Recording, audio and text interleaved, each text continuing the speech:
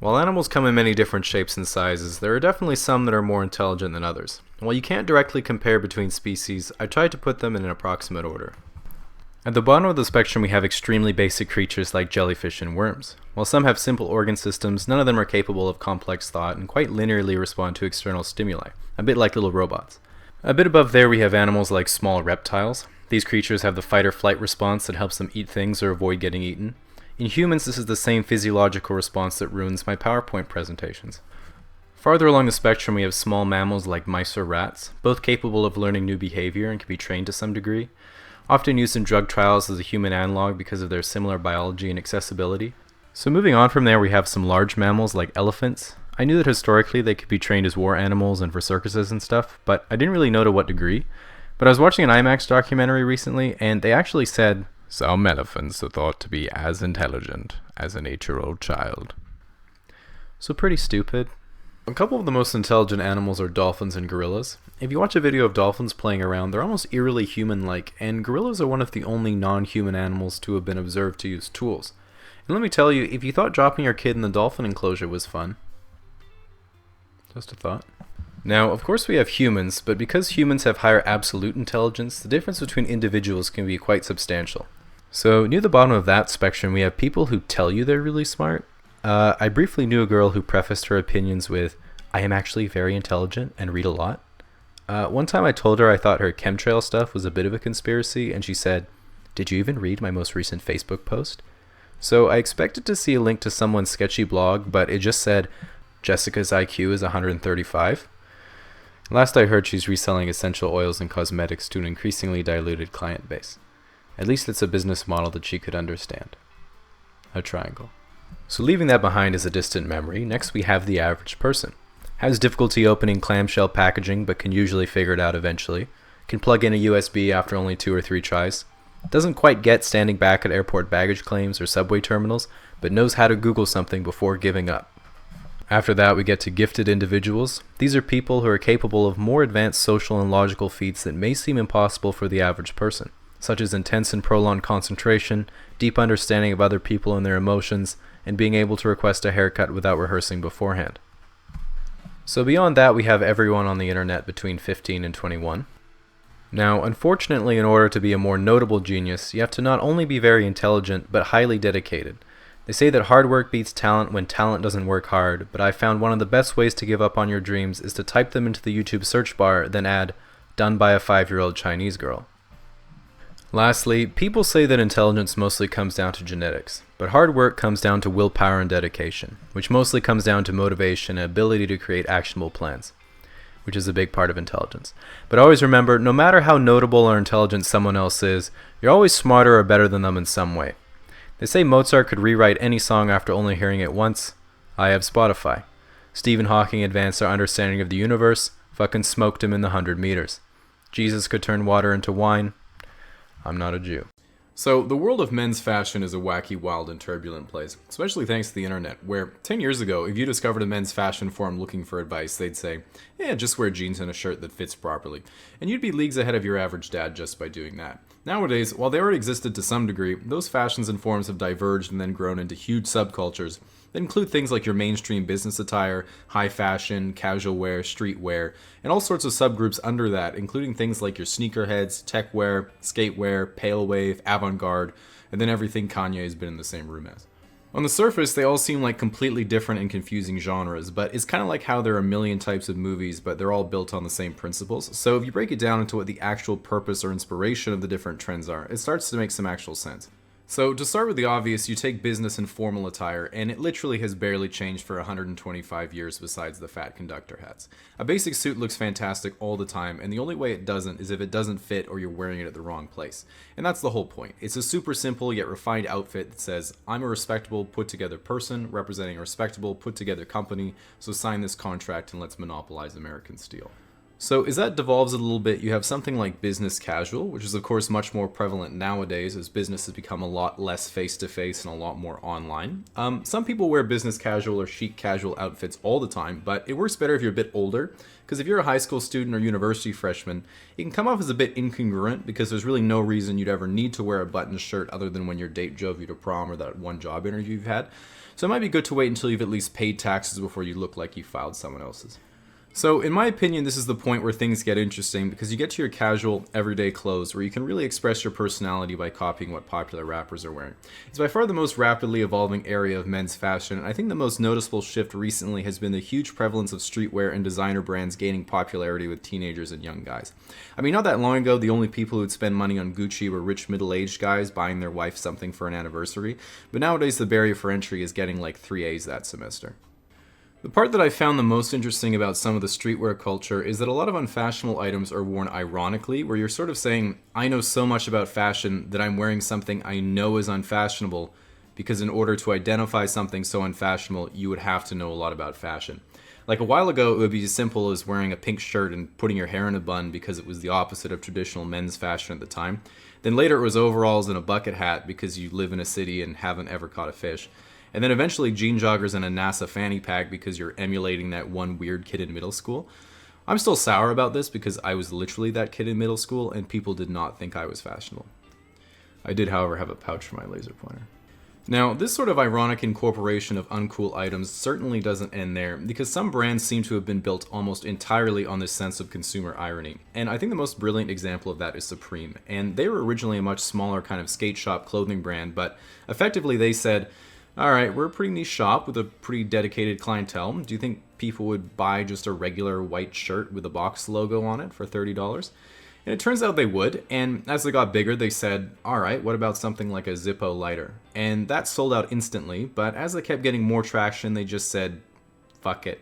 Nunchucks sold out instantly, tennis balls sold out instantly, fire extinguisher sold out instantly, and at one point they must have had a conversation that went, all right, what is literally the least useful standalone item we could possibly sell? And someone said, how about a brick? Yeah, a brick. And look, Supreme was pretty big at the time, and everything was selling out, but would people actually pay $30 for a brick?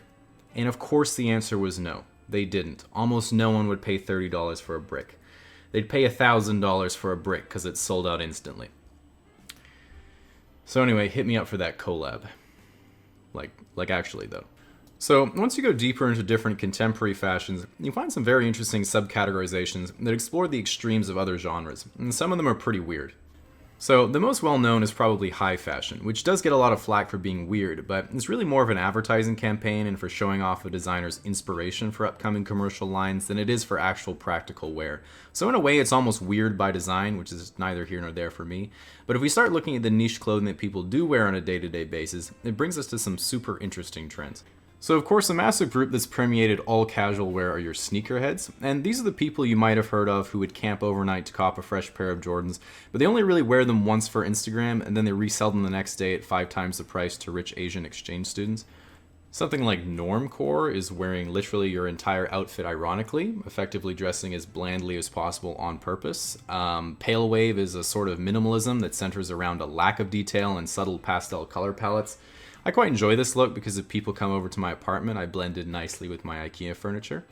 Then there's all black everything, which is also a pretty solid choice if you don't like sorting laundry. I mean, I think it's cool because it makes your washer's spin cycle look like a portal to the 4th dimension. That's pretty neat. And then something like avant-garde, which is sometimes called goth ninja, is way more complicated, but is fundamentally about being able to sneak up on people perfectly camouflaged in the urban environment, and then being able to tap them on the shoulder and they'll drop dead instantly. Lastly, we have techwear, which is the most technically advanced clothing possible. Your jacket weighs about 14 micrograms and is resistant to all 4 seasons simultaneously. Your carbon fiber Gore-Tex underwear is completely waterproof from both directions and has a concealed pocket for up to 2 Magnum condoms. Honestly, the only downside I can find to a techwear outfit is that it costs $4,000 and you only use it to walk to work. Now, at this point, we've barely scratched the surface of all the fashion ideas that are out there, but moving forward, all these areas of fashion will continue to evolve in some very interesting and unpredictable ways. Personally, I've been trying to pioneer comfcore, which focuses on being as comfortable as possible at all times.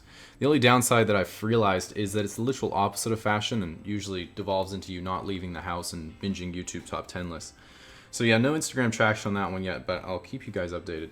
Most people know Elon Musk as the CEO of SpaceX and Tesla Inc., where he stands out from other business leaders for his bold risk-taking, work ethic, vision for the future of humanity, and smoking weed on Joe Rogan's podcast. And being the leader of 2 companies means he has one of the most demanding schedules in the business world, spending at least 40 hours a week at SpaceX and 40 hours a week at Tesla. That means on any given day he spends 16 hours working, 2 hours on his daily routines and meals, and if there's 24 hours in a day, that means he only has 6 hours a night left to shitpost on Twitter.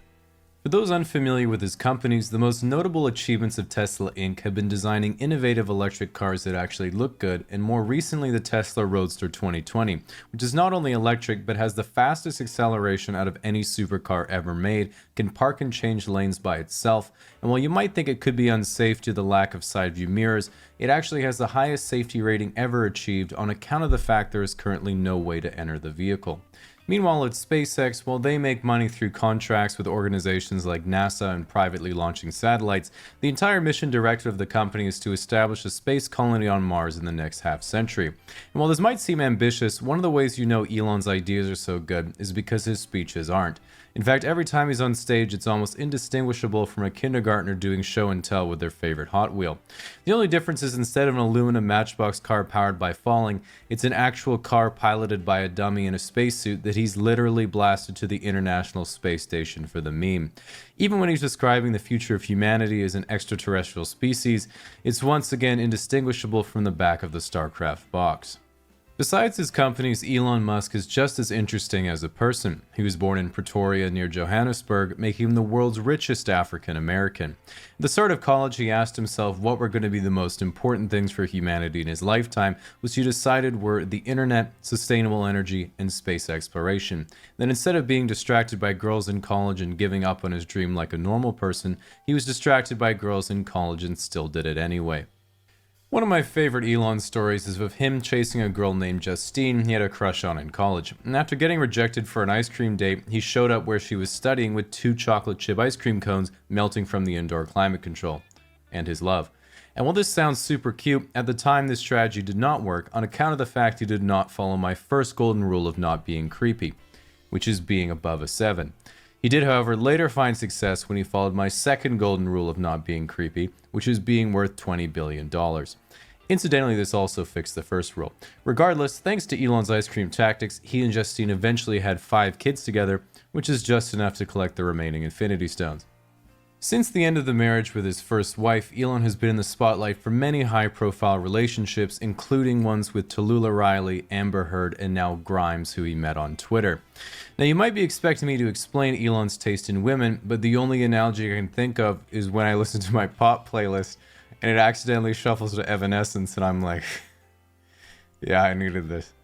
In addition to running his companies and sliding into the DMs of synth-pop Canadians, Elon also works a little bit with OpenAI, SolarCity, and owns what he's called the Boring Company that will soon be drilling enormous tunnels underneath Chicago and Los Angeles for what he says will be high-speed transit. But honestly, at this point, he could just be playing IRL Motherlode, because I think we've all decided to just let him do whatever. But what excites and terrifies me the most is his grand plan to bring everything that he's doing together simultaneously. And unlike companies like Apple, who will eventually have an iPhone implanted in your brain, or Google that will literally be your brain, Elon's going for the monopoly on an entire planet. Because think about it like this.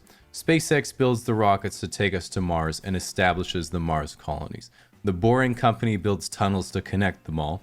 SolarCity powers everything with solar panels. Tesla makes the cars that run on the electricity, the AI keeps law and order, and then when it's all ready, Elon takes 50% of the population to Mars at the snap of his fingers. And while I'm sure some people don't like the idea of one company controlling a whole planet, at least when you visit Earth, you'll be able to tell everyone that you're on a trip to Disney World. Critical thinking is the careful and rational analysis of a situation that results in you making good short and long-term decisions. But as we all know, none of us are always making good decisions, and some of us are almost always making bad decisions. So I think the best way to explain it is by looking at the stages of thinking and the thoughts that would characterize each of those levels. So the first level of thinking is basically no thinking at all. It's a straight line from emotion to action without any further consideration.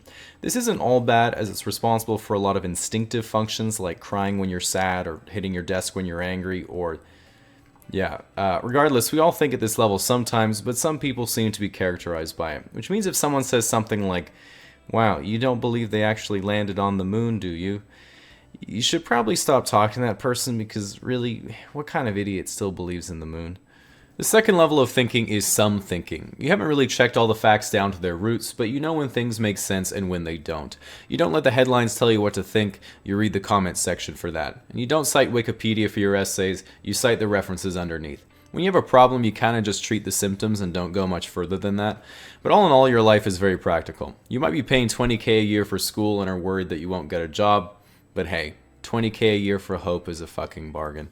The third level of thinking is critical thinking. You think things through to their logical conclusion and you act accordingly, all the while not deliberating over small details. If you feel sick, you go to the doctor. If you feel sad, you ask your friends and family for support. And if you don't like watching ads on YouTube, you get ad block because you know if you're watching a popular YouTube channel that people like, they're probably demonetized anyway. You don't drunk text your ex because you've never had a failed relationship. And when you're at a job interview, it goes, "Hey, what's your biggest weakness?" "Oh, I don't really learn from my mistakes." And why is that? Because I don't make any. Nevertheless, despite your perfect existence, your peers might resent you for being flawless in a way that's blindingly superior and yet somehow still humble. While this might seem like the end-all be-all of critical thought, it certainly isn't, which is why we also have the bonus level of thinking, overthinking. This type of thinking tries to address all your simple problems with disproportionately complex solutions. Your waiter says enjoy your meal, and when you say thanks, you too, he laughs and moves on, and you never go back to that restaurant ever again. If you're on a coffee date and the girl says, "Why don't we get ice cream instead?" you would gently decline because she's deviating from the script. Before you let loose and dance at a party, you have to watch a few hundred tutorials to make sure you're letting loose properly, and if your Instagram post doesn't get enough likes in the first 15 minutes, you delete that shit faster than you delete your history when someone asks to use your phone. Now, while you can't really stop yourself from overthinking, if there's something you're worried about, it usually gets better over time because you learn the bad stuff you are worrying about almost never happens. A really eye-opening moment for me was when I said to my friend, "Man, I can't stop worrying about what other people think of me." And he said, "Don't worry, man. Nobody thinks about you." While the delivery could maybe use some work, it's definitely something worth thinking about. Temperature, generally speaking, is a measurement of a material's average internal kinetic energy at a given moment. Essentially, particles are always jiggling around, and the faster they collectively do so, the higher the temperature. It naturally follows that if these particles were to be completely stationary, we would have a minimum temperature, or what we call absolute zero. While this point can never be achieved, as any substance being cooled will asymptotically approach the temperature of its cooling agent, what would happen if we were to continually add energy instead? At 0.01 degrees, we have the triple point of water, where it can exist as a gas, liquid, or a solid. At 20 to 25, we have typical room temperature, and then at very slightly under 100 degrees, we have the boiling point of water.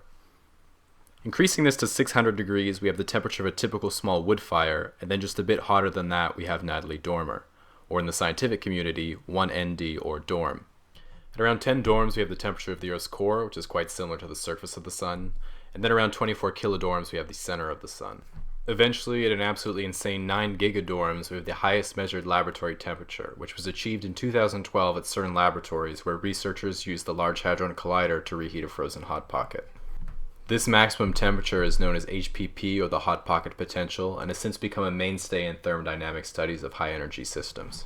At an incredible 180 tera HPP, we have the temperature of the universe when it was 10 to the negative 35 seconds old. Imagine all the matter in the entire universe contained in a nearly infinitesimally small space and the absolutely absurd levels of energy that were present.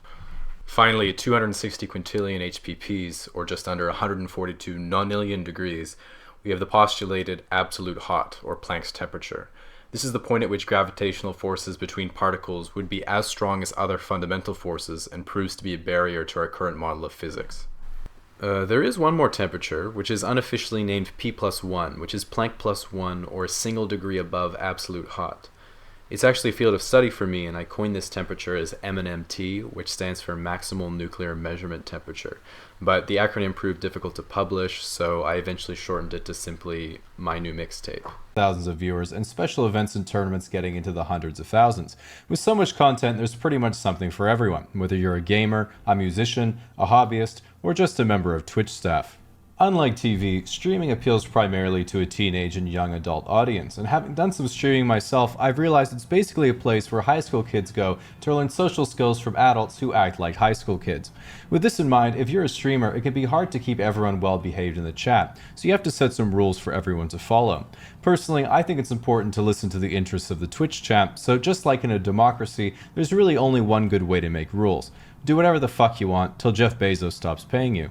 Now, a big problem streamers have to deal with is their audience developing what are called parasocial relationships, which is when someone from their chat knows so much about them that they think they're close friends, even though to the streamer they're just some random viewer. And this is worsened because unlike traditional celebrities, Twitch chat can directly message and donate to the streamer in real time, getting a reaction and making them feel more connected. And while most people think, bro, getting validation that way is kinda sad, just remember it's the same thing your grandparents do for you, so make sure you have some empathy. So I can tell you from the perspective of a streamer, by far both the best and worst part of streaming is the chat, because they make you feel like you're the hottest girl in the club. You know there's a chance that someone cool is going to come up and chat with you, but 95% of your interactions are, "Here's $5. How old are you? How tall are you? Are you single?" Yeah, still single. Oh, poggers, dude. Relatedly, because so many Twitch viewers are young males, a big topic of conversation in the gaming community is always female streamers. And frankly, female streamers have it rough on Twitch. Not financially, of course, but in terms of being treated like a human being. This is because of the well-known fact that if you donate all your pocket money for that month to a female streamer, they are now legally obligated to be your girlfriend. I'm not saying it's fair or just, but I am saying I will also do anything for $25.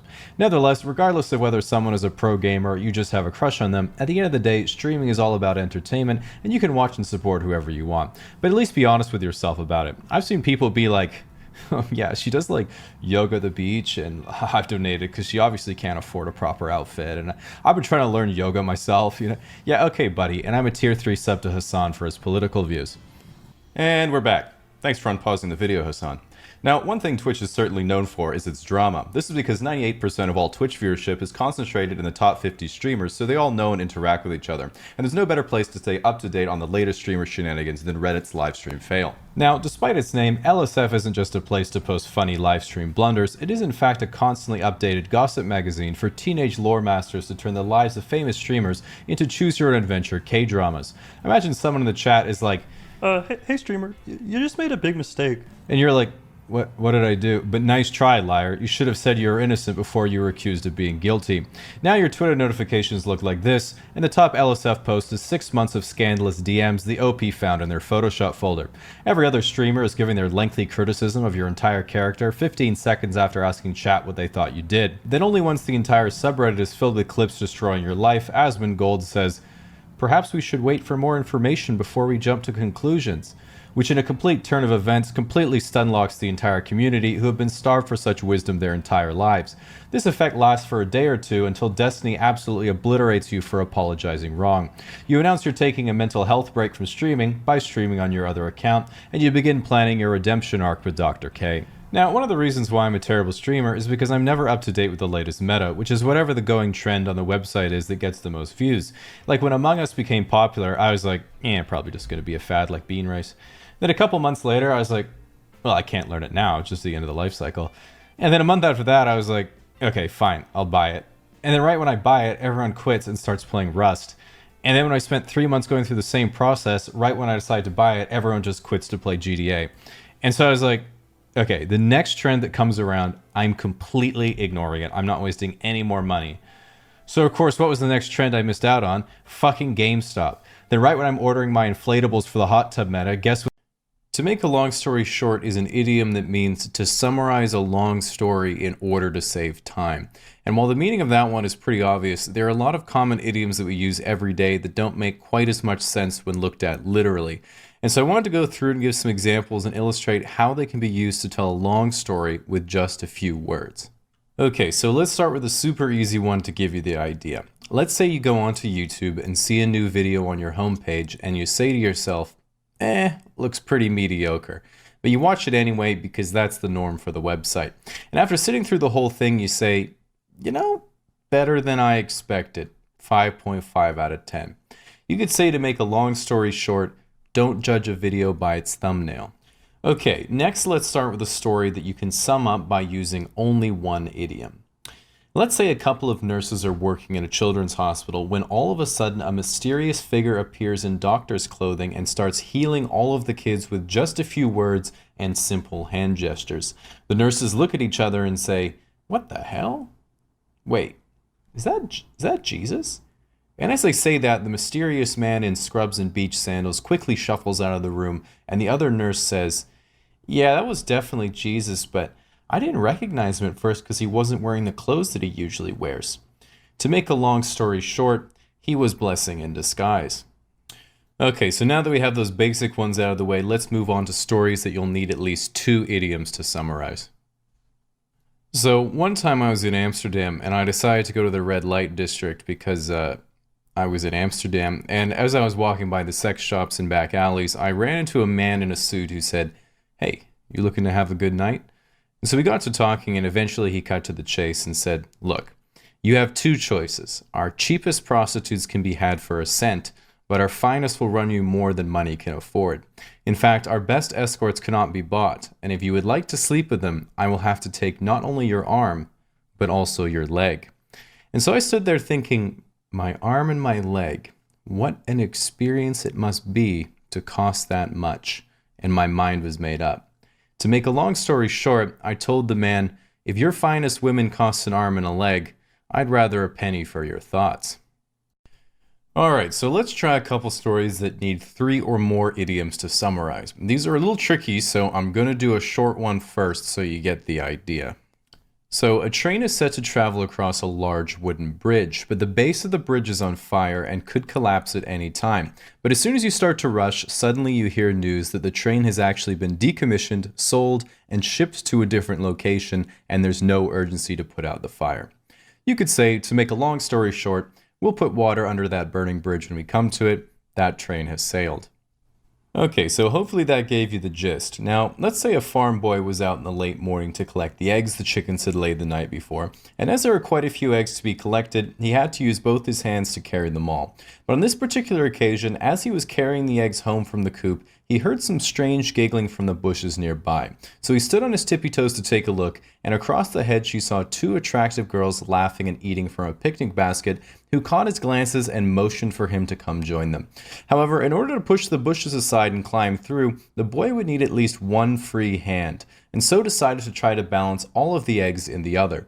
This, of course, ended in disaster, and as he dropped all of the eggs on himself and fell face first into the brush, the 2 girls giggled once again and turned their attention away.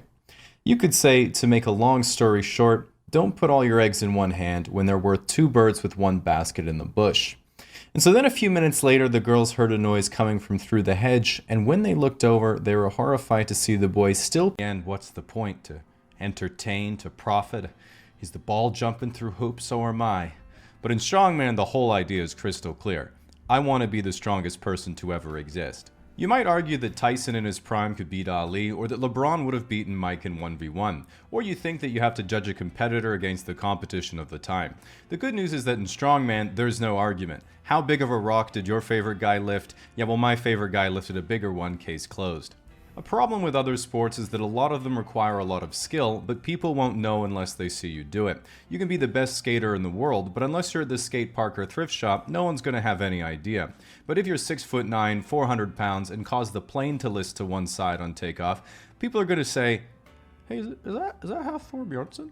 And your lifetime of struggle will have been worth it for that moment of validation. Even the names of the world's strongest men sound powerful. Hafthor Bjornsson, Zydrunas Savickas, Alexei Novikov, Magnus Ver Magnusson, Martins Licis, Mateusz Kielikowski, and of course Brian, which I pronounce perfectly on account of my English language abilities. The great thing about strongman is you don't even need a reference point to understand how good these athletes are. Every guy watching MMA or boxing always thinks they could land a punch or two on Floyd Mayweather, or maybe even knock him out with their lucky haymaker. But when you watch strongman, you have to say, admittedly, I probably couldn't do that one, as you nervously glance at your wife to make sure she's not leaving you.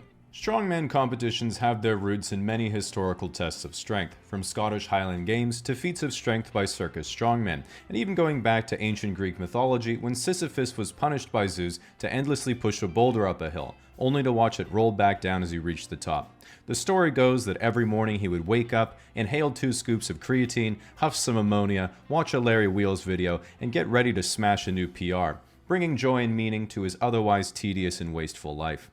Similarly, one of the hallmarks of strongman are the Atlas stones, named after the Greek titan Atlas, who is often depicted holding up the heavens and earth on his shoulders. While we now know it's actually just turtles all the way down, at the time the concept was quite inspirational. The 80s were when strongman first became popular as an actual sport, creating legends like Bill Kazmaier, John Paul Sigmarsson, and a host of iconic strongmen that caused many to consider this the first golden age of the sport. Prior to this, strongman featured a ragtag group of strength sports athletes competing on the side of their main gigs, and the World's Strongest Man organizers still thought it would be a good idea that instead of using weights, they put a couple girls in cages, attach them to a bar, and have an event called the Girl Lift. While culture has moved on since then, it's only with hindsight we're now able to realize how fucked up it was to ask a girl what she weighs. During the 80s, organizers, realizing that women were real people and not physical objects whose only purpose was to be lifted for as many repetitions as possible, tried instead to objectify the men, ensuring everyone had the shortest shorts possible, and for a brief period introduced sumo into strongman, where the legendary strongman Bill Kazmaier basically scared his opponents into giving up. While events like sumo were quickly thrown out because even though it provided the much-needed boost to strongman's sex appeal, it was simultaneously when Mr. Olympia had fully transitioned from posing trunks to posing thongs, canceling the extra viewership potential and creating one of the most popular hobbies for straight men ever since. Bill Kazmaier was the man who dominated strongmen in the early 80s. He won World's Strongest Man in 1980, 81, 82, and then the organizers banned him from participating for essentially being too good. While I'm suspicious of that narrative because it doesn't make any sense, I'm going to run with it because it upholds my fantasy. He was athletic, an elite powerlifter, and all around built for strongman. One of the greats of strongman in the 80s and a rival to Bill Kazmaier was John Paul Sigmarsson, who won World's Strongest Man 4 times and was famous for doing a 1,005-pound axle deadlift and exclaiming, "There's no reason to be alive if you can't do deadlifts." He then died later doing deadlifts. If you think I'm giving you the perfect layup to write a pun in the comments, you will regret it in Valhalla. Nevertheless, despite great competition in the 80s, strongman as a sport in and of itself spent most of this decade and the next lost in an identity crisis, trying to figure out what kind of sport it was and what really made a man strong. Was it his mind? Was it his heart? Or was it being able to lift a 345-pound tree trunk above your head? No one truly knew for some reason, and strongman fell into a competitive lull. Other than having arm wrestling that ended how every popular arm wrestling clip usually does, the 90s were an overall boring time for strongman, as more important things were taking up people's time, attention, and money. I was being born without my permission, the internet was being called a fad by Nobel Prize-winning economists, capital investment was pouring into children's cartoons, cereal advertisements, and anything to sell mass-manufactured products to Western millennials with an exorbitant markup. While all of these pieces of plastic were fucking awesome, it wasn't the time or place to lift heavy things. But the time was soon to come. In the early 2000s, strongman was still somewhat dormant, but re-emerging from hibernation, where the only person winning things because of rules around international competition and lack of anyone really being all that good was Mariusz Pudzianowski, who admittedly was the first strongman ever who wasn't quite as statically strong, but was really fast and had great endurance on account of being jacked out of his goddamn mind. While he is one of the most athletic and decorated strongmen in history, popularized the sport immensely because everyone thought, well, why isn't he really fat? And maybe one of the best strongmen ever, pound for pound, I will reiterate that the spirit of strongman, where our hearts and souls have always been, is who can lift the biggest rock. And he did not usually lift the biggest rock. And so in the eyes of many observers of the sport, we all thought, nah, I wouldn't choose him as the best strongman ever, but this is of course how I would look if I tried strongman. With this new popularization of World's Strongest Man and a shift in marketing due to internet popularity, many event changes occurred, shifting from somewhat heavy things done quickly to extremely heavy things done some of the time. And after 2008, when everyone's leveraged CLOs went tits up, it was obvious to most men that if you couldn't get rich, you might as well get strong. And we had a well-rounded and dynamic international competition where Zydrunas Savickas established himself as arguably the greatest strongman of all time. He was immensely statically strong, known particularly for his overhead press, but more importantly, he ultimately cemented an image in our collective brain cells of what a strongman looks like. A regular tall fat guy, but with a weightlifting belt. As Big Z moved towards retirement in the mid-2010s, he ushered in the peak of what has been called the era of the Giants, where the likes of Brian Shaw and Hafthor Bjornsson, 6'8" and 6'9" respectively, became the focus of the sport, along with Eddie Hall, who is instead about 6'8" in circumference. Most strongmen historically have been about 6'3", barely qualifying them for Tinder, and the challenge of these new height differentials meant that one of the most important factors in any strongman competition would be what the events were going to be, because generally speaking, any event where you needed to move something along the y-axis, like deadlift or overhead press, would favor hydraulic refrigerators like Eddie Hall, while events that required weight, leverage, or grip advantages like the Fingal's fingers, truck pull, or the keg toss would favor the even bigger boys. The Giants era was really a new golden age of hype around if these new human blueprints were going to destroy all previously known limits. And while Brian Shaw dominated for several years through overall well-roundedness, near the end of this era it ultimately became more a pursuit of breaking world records in specific categories. Eddie only won World's Strongest Man once, then said, "Fuck this, I'm going to be the first person ever to deadlift 1,100 pounds." Hafthor also won World's Strongest Man once, then said, "I'm the guy who launched Pedro Pascal's career, I'm going to lift this tree, then I'm going to deadlift exactly 1 kilo more than Eddie." This annoyed Eddie, and they of course settled the dispute the only way that makes sense. Taking the obvious next step, all three of them are now YouTubers. Since the end of their rivalry in the late 2010s, we began the modern era of strongman, which seems to be the age of specialization. While everyone wants the title of World's Strongest Man, especially me, focusing on individual records is much more practical. Guys like Tom Stoltman, who is himself 6'8", has mastered the art of lifting the biggest rock over a bar. Mateusz Kielikowski has mastered the art of lifting the biggest rock onto your shoulder, and Eddie Hall has mastered lifting the biggest rock for the most ad revenue. Guys like Martins Licis seems to just be doing his own thing. Despite there still being healthy competition, the biggest debate in strongman is the direction the sport is going in. While the last World's Strongest Man was won by my fellow Canadian and time traveler Mitchell Hooper, event selection still is the determining factor in most strongman contests. I think that a good way to address biased event selection is create events where the weight and what you're supposed to do with it is standardized, but the shape of the weight is not revealed until the day of the event. This allows athletes to prepare for the event, but not specialize specifically for the task. For example, you could have the small rock, the big rock, medium rock for reps, rock toss, rock pull. Really, the options are endless. Thanks for coming to my TED Talk.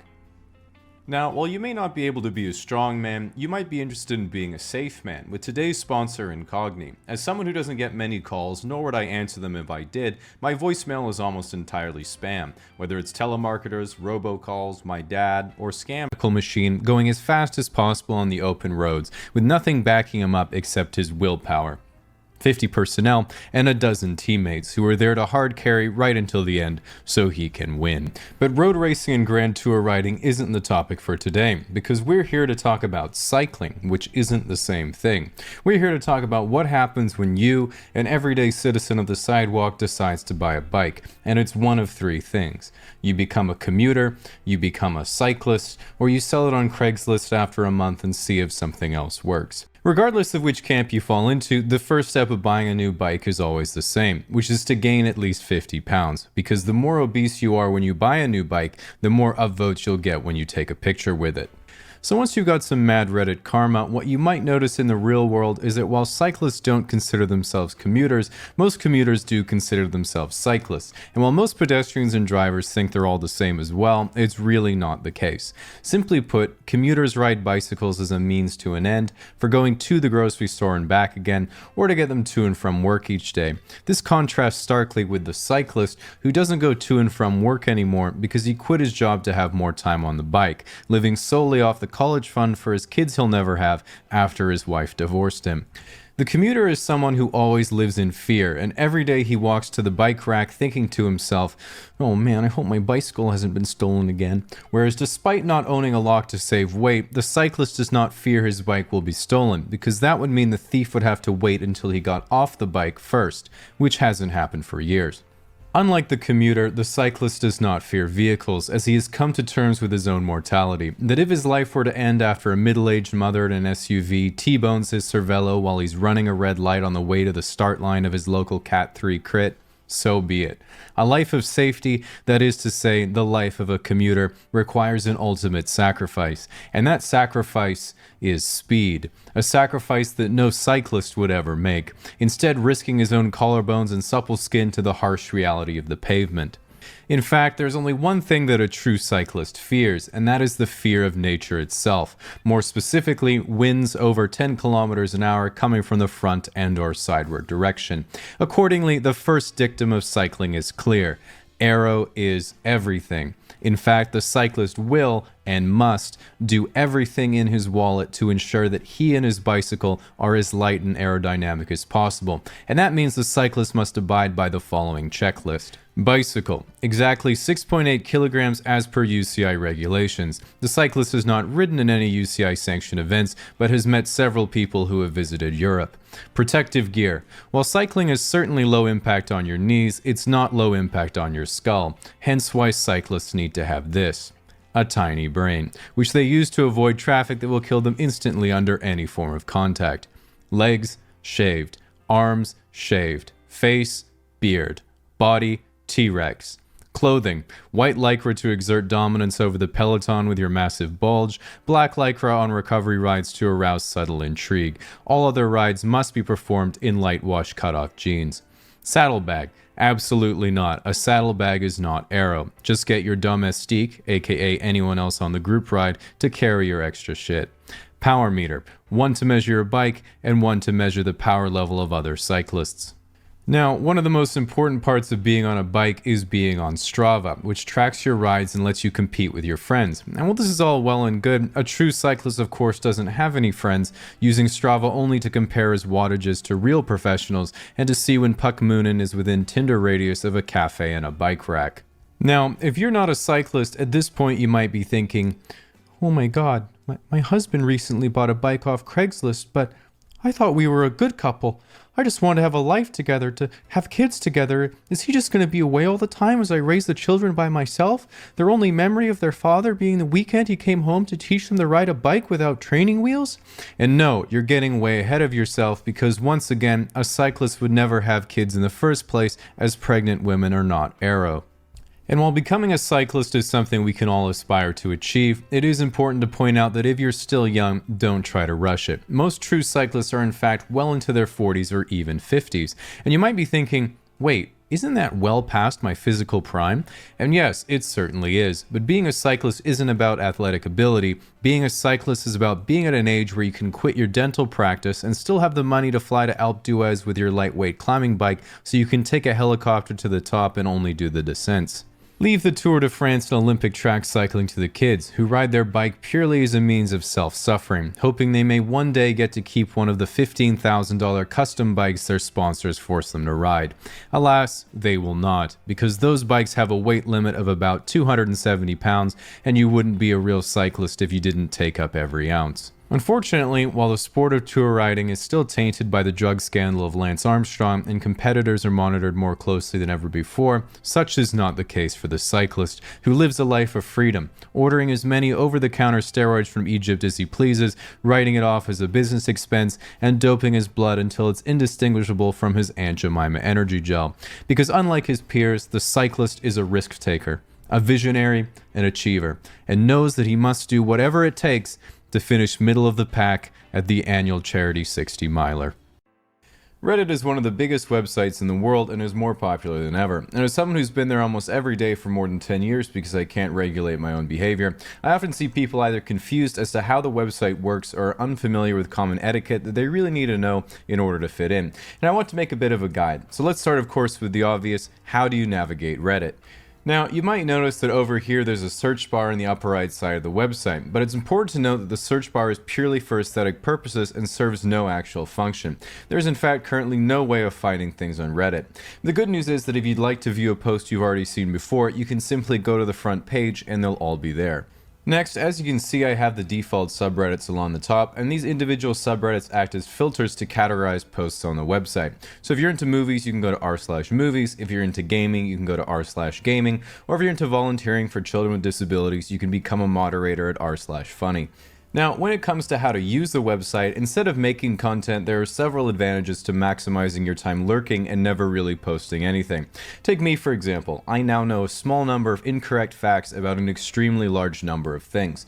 But in contrast, by posting and commenting on Reddit, you're able to accumulate what's called karma, or what's basically a virtual tally of the amount of times people have upvoted your submissions. Now, the first way to get more karma is by commenting on a post, and the good news is that pretty much every thread follows the same formula, so I'll let you know what to expect to get you started. A really witty and clever comment that you thoroughly enjoyed, only to be ruined by an unending rambling of edits as the person mounts their internet soapbox and slowly descends into insanity. This is the online equivalent of going to a Kanye concert. A concise and exhaustive summary of the topic at hand that seems brilliantly researched from someone who knows a lot about the subject. A reply to that comment pointing out how everything they just said was completely wrong. A comment that references a Reddit in-joke or meta post. Common ones you can throw out in any situation to get upvotes are Jolly Ranchers, Doritos, Cumbox, Coconut, Today You, Tomorrow Me, 7 out of 10 with rice, Banana for scale, or I also choose this guy's dead wife.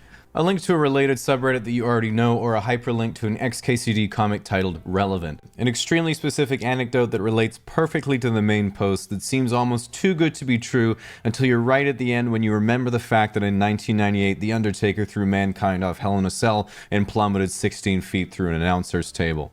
The 69 Gambit, wherein a top comment saying nice is followed by dozens of comments replying to it also saying nice. Every comment will have a few hundred upvotes except for one that will be at -3,000. A novelty account that actually contributes in a meaningful way, and every time they appear you click on their account to see if they've been able to transfer their talents to something else because you know they deserve better than this. And a terrible pun thread where everyone gets pity karma. Okay, so the second way to accrue Reddit karma is by submitting a post to a subreddit of your choosing. And of course, when making a submission, it's important to know your audience. Now, a lot of people criticize Reddit as being predominantly male, but if you go to the front page, it's almost always filled with big titties. With that said, if you're not familiar with an individual subreddit, it can be hard to know the exact demographics. As an example, if you go to r/teenagers, it's mostly memes made by white kids in high school who want to get laid. But if you go to r/blackpeople Twitter, as you might expect, it's exactly the same thing. As for the individual subreddits, you need to know what they're about, and I wrote about 80 of these but then decided to cut them down to the most popular ones because I had a bit of a crisis that I made it that far. r/awe is where you post a picture of the kitten you rescued from the side of the road after you flew to Hong Kong and saved it from the tyranny of Activision Blizzard. r/makeup addiction is for makeup and makeup tutorials. r/relationship advice is for breakups and breakup tutorials. Unpopular opinion is for popular opinions. r/funny links you to your Facebook feed. Bodybuilding is for looking at juicy dudes hit a rear glute spread. Finally, some good content. r/pics is for creative writing. Formula 1 makes you want to buy a Mercedes. Shower thoughts is for copy-pasting something you read in the comments section earlier. 3D printing is literally the opposite of printing money. r/videos is where I go to remember the good old days. r/Tinder is guys who picked karma over the possibility of love. Watch it for the plot is only for the most detail-oriented movie connoisseurs. r/trees is a subreddit dedicated to preventing deforestation. Old school cool is for black and white bikini pictures of your mom. Earth porn, history porn, human porn, and of course animal porn all have cool pictures that you can send to your colleagues. Male living space is where you go to flex your $5,000 memes chair in the 31st floor penthouse you rent furnished in your second year of college. Male fashion advice and r/streetwear is for when you can't afford to move out, but you can afford a $5,000 outfit. Ask Reddit is where people you didn't ask answer a question you didn't come up with. Gone Wild is for safari pictures. Am I the asshole is to get validation for only seeing things from your own perspective. r/politics is the same thing. r/upvoted not because girl, but because it is very cool. However, I do concede that I did initially click because girl is for any activity done by a hot girl. Futurology is for things Elon Musk said he'll do. Today I learned is for things you'll forget tomorrow. r/movies is for Disney, Sony, and Universal's marketing department. Explain Like I'm 5 is for massively underestimating how dumb 5-year-olds are. Ask Science is for left bracket, removed right bracket. r/seduction is if you want to become an omega pussy slayer right before college starts. And r/anime IRL is for people with the same intentions. Life pro tips is for little known real life pro gamer strategies like go to class and drink water. r/music is for posting songs by lesser known artists such as Arctic Monkeys, Daft Punk, Queen, Tame Impala, and Gorillaz. Mildly interesting actually completely delivers. And again, that's just the main subreddits. There's thousands more, but they're pretty much all Instagram memes. So at this point, it's pretty natural to ask, all right, I've been here for years, posting every day and commenting on thousands of pieces of content, just like you said. What can I do with all my Reddit karma? And that's a great question. Now, once you've had your fill on Reddit, you might say to yourself, okay, I'd like to go now, but unfortunately, one of the worst parts of going on Reddit is that you can't get off.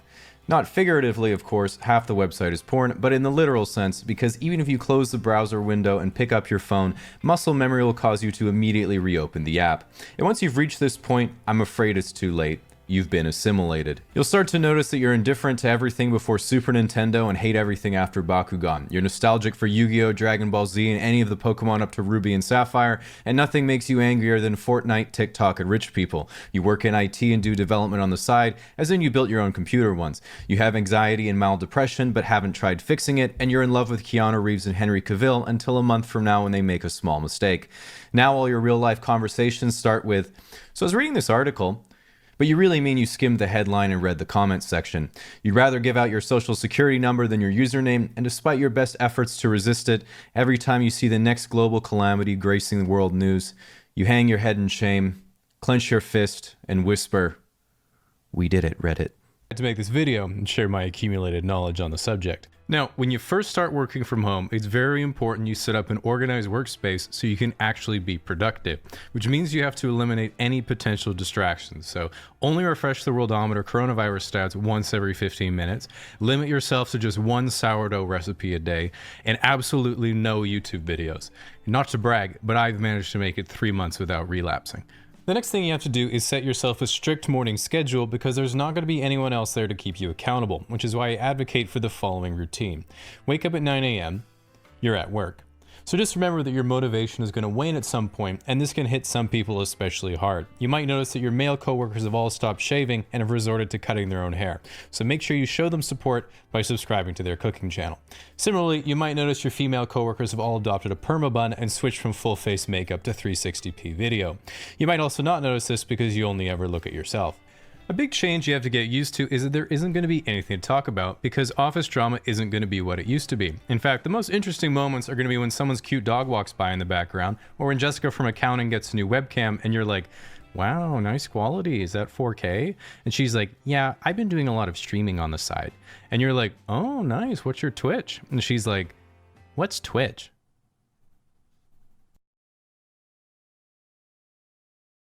Now, with everyone being cooped up at home and with so little going on, it can be easy to lose purpose and fall into a downward spiral. This is why it's important to balance the tedium of working from home with a fulfilling hobby. I remember getting frustrated reading the news the other day and thinking, these lockdown protesters are idiots. They could save tens of thousands of lives if they just stayed inside. But instead of getting angry, I decided to go jogging for the first time. Now, even if you've enjoyed your time working from home, all good things must come to an end. I'm of course talking about your marriage, because never have people been realizing more that the only thing holding their relationship together was their time spent apart. But not to worry, because as we're opening up, so too will we be opening up. As single people emerge from their abodes starved for affection, the homies can finally meet their Animal Crossing GF in real life, Sam gives you my switchback, and dating will flourish with everyone getting drunk off one sip. Just keep in mind that with lonely people lowering their standards worldwide, be sure to wear protection, because this increases the odds further. Meanwhile, employers have to make the hard decision of either bringing everyone back to the office because they weren't doing any work at home, or letting everyone work from home because they realized no one was doing any work at the office either. If you do get to see your coworkers in person again, you'll quickly figure out if they spent their stimulus on an ab roller, on a bread maker, or on options contracts for the S&P 500. Nevertheless, we can all hope things go back to normal sooner rather than later, and the good news is that we're finally starting to outsmart the virus. As you can see by the data, you can't have a second wave if the first one never ends. Thankfully, with the way this year's been shaping up, there's a good chance we'll get distracted by something else in the meantime. As an example, where was this picture taken? Australia? Wuhan? Italy? New York? And to prove my point, I had to go and rewrite this part of the video because now it's just Minnesota. So long story short, if there's anything 2020 has taught us, it's that the best way to get over a small problem is to have a bigger problem. So I'm not going to sweat it. By the way, in case you're wondering, this is just Armageddon from the Book of Revelations. So I think as a guy, it's really easy to see a girl you want to talk to, but you're too scared to actually go and do it. So I want to take a few situations you might find yourself in, and by asking yourself, what's the worst that could happen? I think it could really help make it easier to figure out whether you should make a move or not. Okay, so let's say you finished another unproductive work day and are walking down the street, and all of a sudden you see your favorite celebrity of the moment being escorted by a couple bodyguards. They seem to be in a rush, so before you make an approach, ask yourself, what's the worst that could happen? Yeah, there's a good chance you'll get tackled, and I think she's married, so not really worth the risk. Best be on with your day and keep a lookout for better opportunities. Okay, so let's say you're standing in line at the coffee shop waiting for the caffeine to bring you happiness, and after noticing the cute barista, you've been staring at her for a few minutes, and you're pretty sure she's looked back at you a few times, but it could just be to see if you've stopped. She might have winked just then, but the angle made it so you couldn't really see her other eye very well. Could have just been a regular blink. So ask yourself, what's the worst that could happen? Yeah, it's her job to be nice to customers, so you'll probably embarrass yourself in front of the whole cafe. Times are tough, and she was probably just trying to get that 16% tip. Wouldn't be the end of the world, but best wait for a better opportunity and never go back to that coffee shop again. Alright, so let's say you're sitting in the bar with your friend, wondering if people think you're gay, and all of a sudden a pretty girl runs in and says, "Hey, I saw you from outside. I thought you were really attractive and seem exactly like my type. I just had to come over and give you my number." Ask yourself, what's the worst that could happen? Yeah, some guys might miss the obvious here, but don't be an idiot. There's clearly a hidden camera somewhere. Don't want to make a fool of yourself, so best be on with your day and wait for a better opportunity. So as the day is coming to an end, you're walking home through the park, and all of a sudden you see a little golden retriever puppy playing in the daffodils. And when you look around to see who it belongs to, you see a girl sitting alone on a picnic blanket. She's reading your favorite book, wearing a yellow sundress with glasses that are a bit too big, so she has to keep pushing them back up as she's concentrating. Has those little dimples on her cheek from smiling all the time, and probably has a really subtle Scandinavian accent that you'd only notice with certain words. Then as you walk by, she places her book down to stretch, and after a few seconds she makes eye contact with you, gives you a little wave, and then pats the space on the blanket next to her. So you go sit down, and her dog jumps all over you right away, and she says, "Wow, she's usually nervous to meet new people. It must be a good sign." Ask yourself, what's the worst that could happen? Yeah, you don't want to get your heart broken. Honestly, there would be no rebounding from that one. Always have tomorrow, so best be on with your day and keep waiting for a better opportunity. So, although everyone makes jokes about magnets, how do they work? Most people genuinely don't know, and there aren't that many comprehensive resources to find out, which is kind of surprising considering magnets have been a critical component in modern technology and are directly responsible for many extremely important inventions that you use every day, like VHS tapes. And think about it. If we didn't have VHS tapes, that means we wouldn't have Jurassic Park on VHS. And if we didn't have Jurassic Park on VHS, we wouldn't have dinosaurs. And if we didn't have dinosaurs, booking my trip to Australia next month would have been a complete waste of money. With that said, in order to understand magnets, we have to understand electromagnetism. And the electromagnetic force is one of the four fundamental forces of nature, which is, as the name would imply, the phenomena associated with electric and magnetic fields. In our case, imagine a coil of wire with an electric current running through it. And much like how mass will inherently generate a gravitational field, by nature the electric current produces a perpendicular magnetic moment, which follows the direction of the right-hand rule.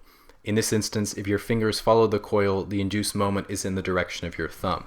The right-hand rule itself is often accredited to André Ampère, who was the first person to use the right-hand rule to selectively domesticate wild magnets.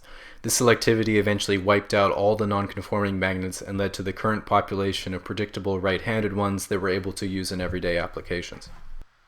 So I just wanted to show you guys a quick experiment that you can do at home if you want to investigate electromagnetism yourself. So all you need is a microwave, which operates of course using electromagnets, and something with a lot of simple carbohydrates or sugar. I'm just using a piece of brownie. And what you can do is just put it in there, and then set your microwave to high and go for 10 seconds and then watch really closely. Hopefully I can get the focus right. You can see it.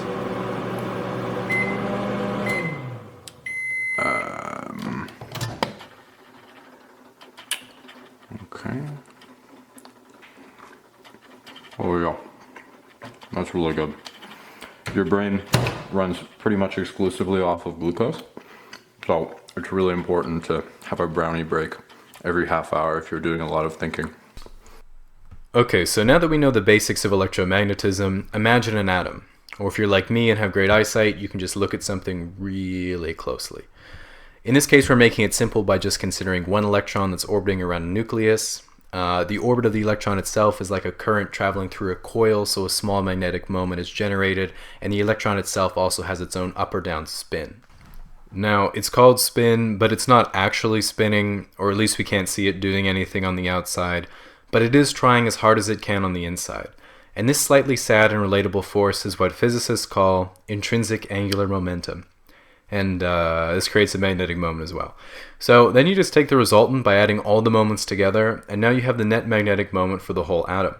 It's important to remember that in reality, orbitals are filled up by pairs of electrons with opposite spins that sort of cancel out.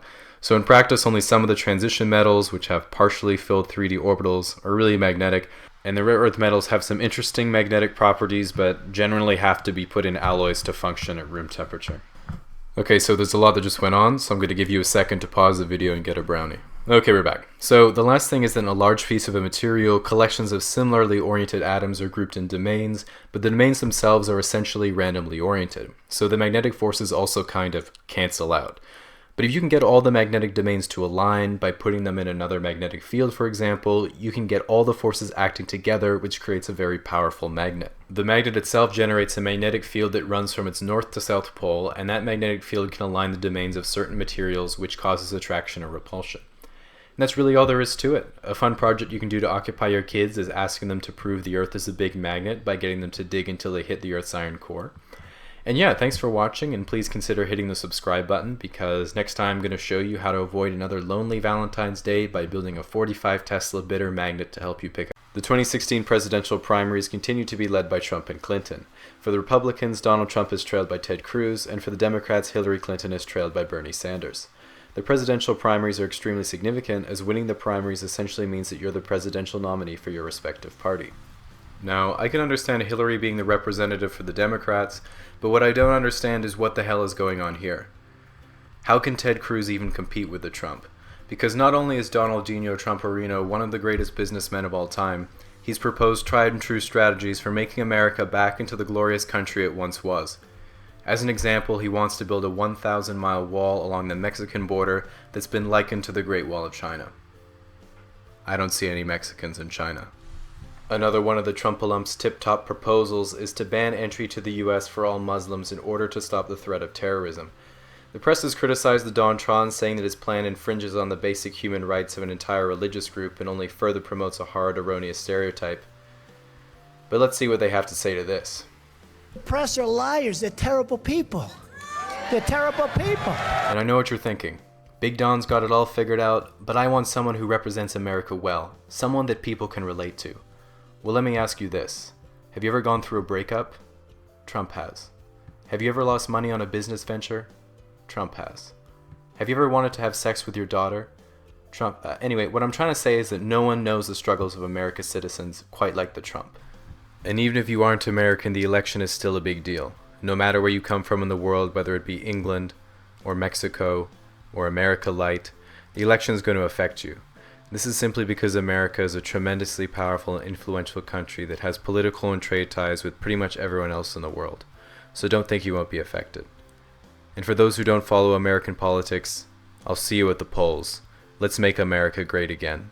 I have $100. Not anymore, you don't. Poof. On November 29, 2011, Drake released the motto, which popularized the word YOLO, the once trademark catchphrase of the now well-known subreddit Wall Street Bets. Little did Drake know he wasn't just popularizing a cringy millennialism and double wristing, truly two sides of the same coin. He was setting humanity down a slippery slope of degeneracy that would replace our idea of a retirement plan with an 11-leg Washington Wizards parlay, which, to be fair, in this day and age are both equally unlikely ever to materialize. Prior to COVID, Wall Street Bets was actually a pretty small community of mostly white-collar, early middle-aged professionals, usually in finance or software, who would write up what was called a due diligence or DD report on a niche stock or commodity they thought was going to experience a massive price move in the next week or two due to an impending and exciting catalyst. Then they'd post the positions they'd taken to capitalize on the idea before following up later with their losses. For non-market people, you need to understand that when people talk about stocks, they're talking about how you can take your hypothetical savings, buy a piece of someone else's business, and then get the rewards from their work by clicking one button on the internet and then not doing anything. When I told people who don't know this, it's a pretty common reaction to think it sounds too good to be true and must be a scam, which is partially true, but it's also the bedrock of the entire global economy, so you better get with the times. If this is even remotely revelatory for anyone, you better forget it, because Wall Street and Wall Street Bets is not about figuring out how to maximize returns on your capital by investing in actually good businesses like Costco or Toyota. It's realizing that there are heavily traded financial derivatives for orange juice futures, and this is going to be a screwdriver summer, my girlies. During this era of the mid to late 2010s, Wall Street Bets, along with the rest of Reddit, gradually started to skew to a younger and larger audience as it became more of a social media app, resulting in a lot more college students who hadn't quite cut their teeth in the derivative markets to join the scene. This culminated in the finale of the OG era of Wall Street Bets in 2019, when user Control the Narrative used a Robinhood exploit to get $48K in margin on a $2,000 account, or as he described, leveraged for my personal risk tolerance. Then he bought $50,000 worth of Apple puts, held through earnings, then live streamed himself reacting to losing it all, uttering the now infamous After asking Wall Street Bets if he's going to go to jail and what he should do, a user assuaged his concerns by saying, just delete the app. This, however, would quickly be forgotten, as literally at the same time, China was welding people into their apartment buildings for catching what was seemingly just a bad case of pangolin fever, which caused many people to say, oh, classic China, as they arrogantly enjoyed their Western freedoms and abundance of toilet paper. The second era of Wall Street Bets coincided with its massive surge in popularity during COVID, because everyone was forced inside indefinitely with thousands in stimulus checks and unemployment payments that they desperately needed to avoid using to pay down their student debt, as that was congressionally deferred and would obviously never be coming back. The COVID era was one of the best Wall Street Bets ever had, because most people getting involved with markets for the first time were just panicked that the entire global economy was going to collapse and we'd all die. Meaning it wasn't so much about making money or coming up with a dumb circle jerk DD, it was about Wall Street Bets becoming a front page subreddit where the best and brightest 20-year-olds could try to educate the masses. Then I could not understand anything they said and just make fun of them with a meme and get 10 times as many upvotes. It really made you feel that if we're all going to die, at least we'd die together. And it wasn't like you were losing money, it felt like we were losing money. Which everyone was, because actual Wall Street was siphoning as many extra stimulus checks as possible from the peasants to the wealthy, which at least brought back a sense of normalcy to the middle class. To me, the absolute peak of this era, other than the memes, was that because everyone in the community was so green, all the trends were just a random internet guy making up a nonsensical but easy to follow narrative, and then everyone would just pile into a trade. This included such classics as, we'll buy liquor stocks because everyone's at home drinking, which was only derailed because the author did not take into account that one of the biggest customers of the alcohol industry was restaurants and bars, which were in fact closed. There was also, we'll buy Activision because Call of Duty Warzone would massively beat revenue estimates because everyone's at home playing it, which was only derailed because Candy Crush, Activision's actual highest grossing game, was only played by Chinese moms at airports and missed on revenue completely. Another iconic moment was the SPAC bubble, which is shell companies that are publicly listed that would acquire private companies in order to backdoor them into public markets for a huge fee without going through a lengthy and legally rigorous IPO. This brought us such stocks as Lordstown Motors, Hyliion, and ChargePoint, which are all now down 99% from their peak. Then there's my personal pet peeve scam stock, Nikola Motors, a company that commissioned a few 3D renders of a hydrogen truck from Fiverr, then filmed themselves rolling another truck down a hill to make it look like it worked. Market cap? $30 billion. A company with a single 3D render was worth more than Ford Motors. I personally hated this company with an Air Canada level of passion because of the brazen intention of the CEO to just make shit up all the time, which is exemplified by the time he pointed at the tablet in the driver's seat and said, "This media console uses a custom operating system we designed that runs on an HTML supercomputer." If you don't know why that's so tilting, that's like me saying, yeah, we recreated DoorDash, but instead of delivering the food to your house, we just cook it for you directly in the app. My single favorite event in the COVID era was one of the many guys who in April of 2020 bought a bunch of futures contracts for West Texas Intermediate crude oil when everyone ran out of space to store it and prices hit negative $32 a barrel. Hours later, he sold every contract except one as the price rose to -4 for a nice profit. He went on Wall Street Bets to brag that just his one remaining contract was worth over $26,000 and the trading for the contract expired, so he'd locked it in at that price. Another user then pointed out that an expired WTI futures contract isn't cash settled and that he didn't lock in a $26,000 profit. He locked in $26,000 worth of crude oil that would be physically delivered to him in Cushing, Oklahoma. At the time, this was the funniest misunderstanding I'd ever read and is up there with the guy who lost it all on ornamental gourds. Do yourself a favor and pause to read this one. I remember seeing this for the first time, actually laughing my ass off and thinking, this is literally the funniest satire I have ever read. And then I looked at the guy's post history and was like, there is no fucking way. There's actually no fucking way. Frankly, homie must be doing fine now because he might be the only person I'm certain could not be replaced by AI. In 2021, as COVID was nearing an end, we began the final chapter of Wall Street Bets that led us into the modern day, which was the GameStop short squeeze. As of right now, the most upvoted post in the entire history of Reddit is about GameStop, which gives you a sense of scale of this whole operation. In brief, user Roaring Kitty posted a good old-fashioned DD on how GameStop might appear to be a failing brick-and-mortar retailer being usurped by online digital video game sales, that because this was such a consensus Wall Street view, the amount of people who were borrowing stock to sell it short was immense, and his idea was it was a classic setup for a short squeeze, which means if the price were to go up a lot in a short period of time, all the people shorting would be forced to buy more stock to close their losing position, resulting in a Volkswagen-style infinite money glitch for buyers. Actual finance people were quick to point out the drastic differences between these circumstances and how the DD didn't really make that much sense, but this is Reddit, and Michael Burry was in on the short squeeze thesis, so as everyone's hero George Soros said, "Show me a bubble and I'm buying." What a little cutie.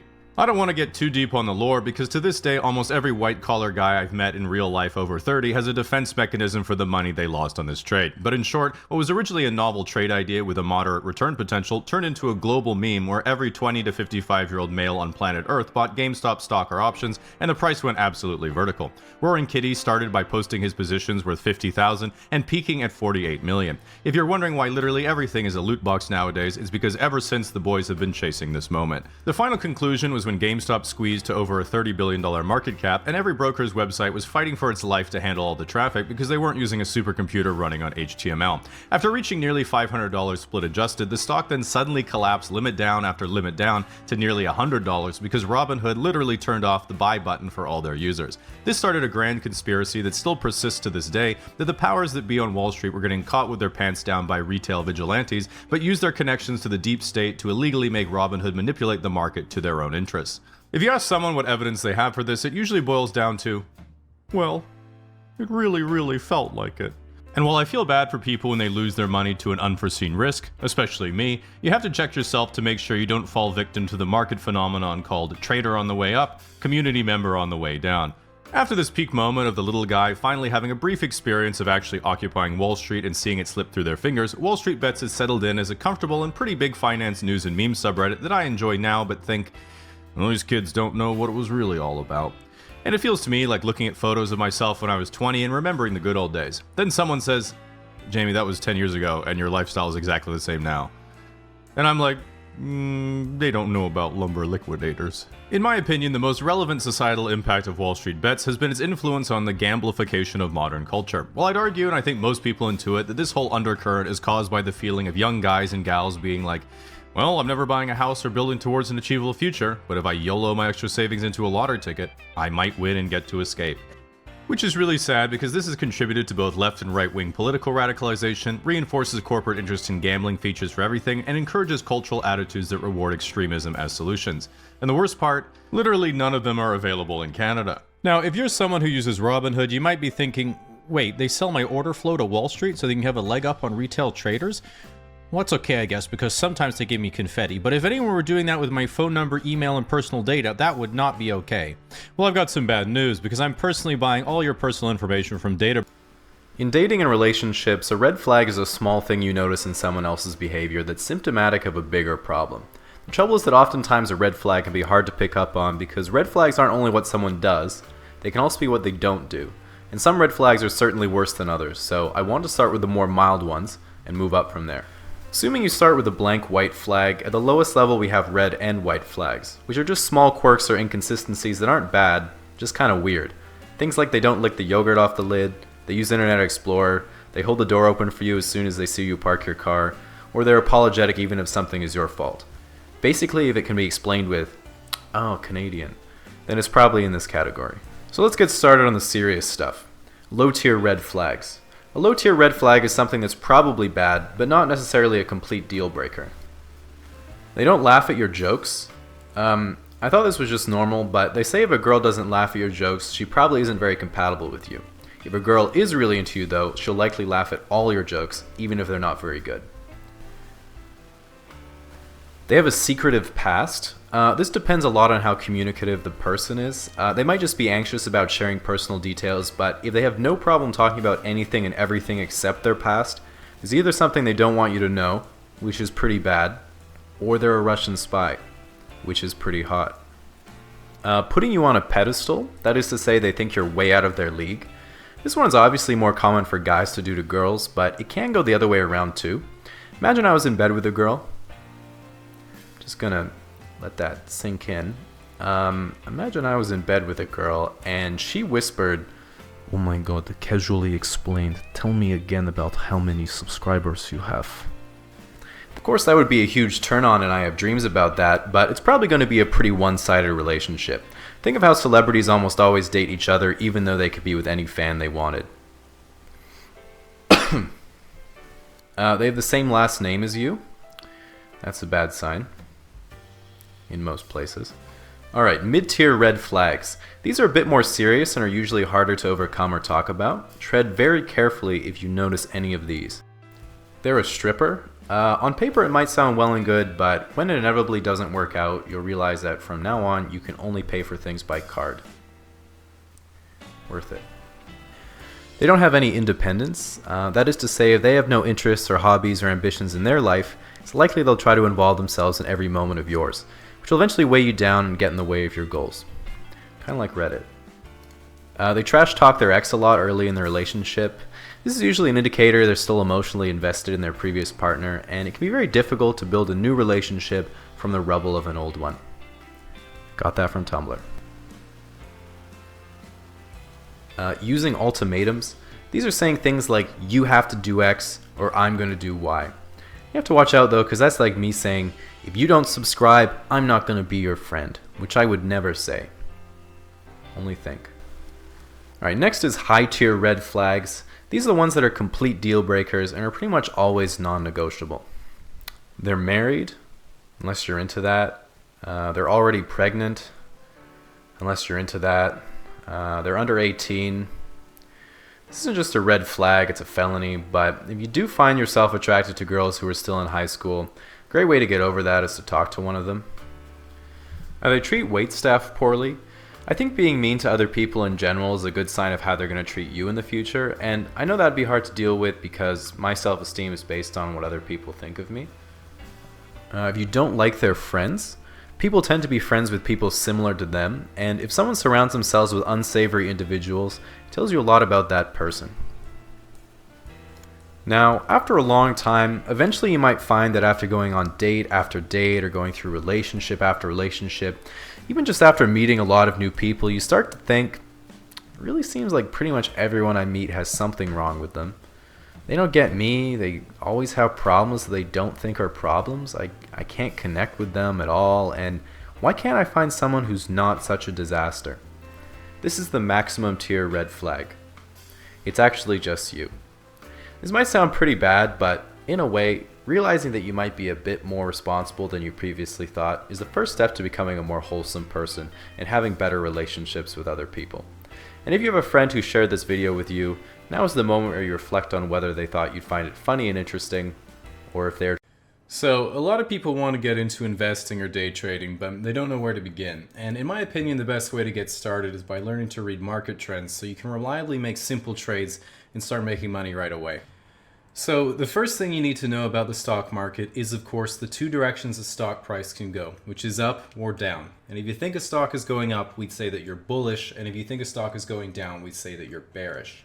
So with that terminology, to start with the easy trading patterns that you probably recognize from your stereotypical stock chart, we have what's called a rising wedge, a bullish pattern where the value steadily climbs as the trading range narrows, which of course means you should invest, and the reverse of that is called a falling wedge, which is a bearish pattern, and of course means you should be selling or shorting the stock.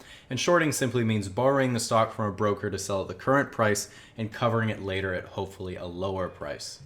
Now, these are the two most fundamental patterns, and by combining them together, you can get pretty much every other pattern. For example, you'll often see a rising and then falling wedge in sequence, which creates a triangular shape, or what traders call the isosceles buffet.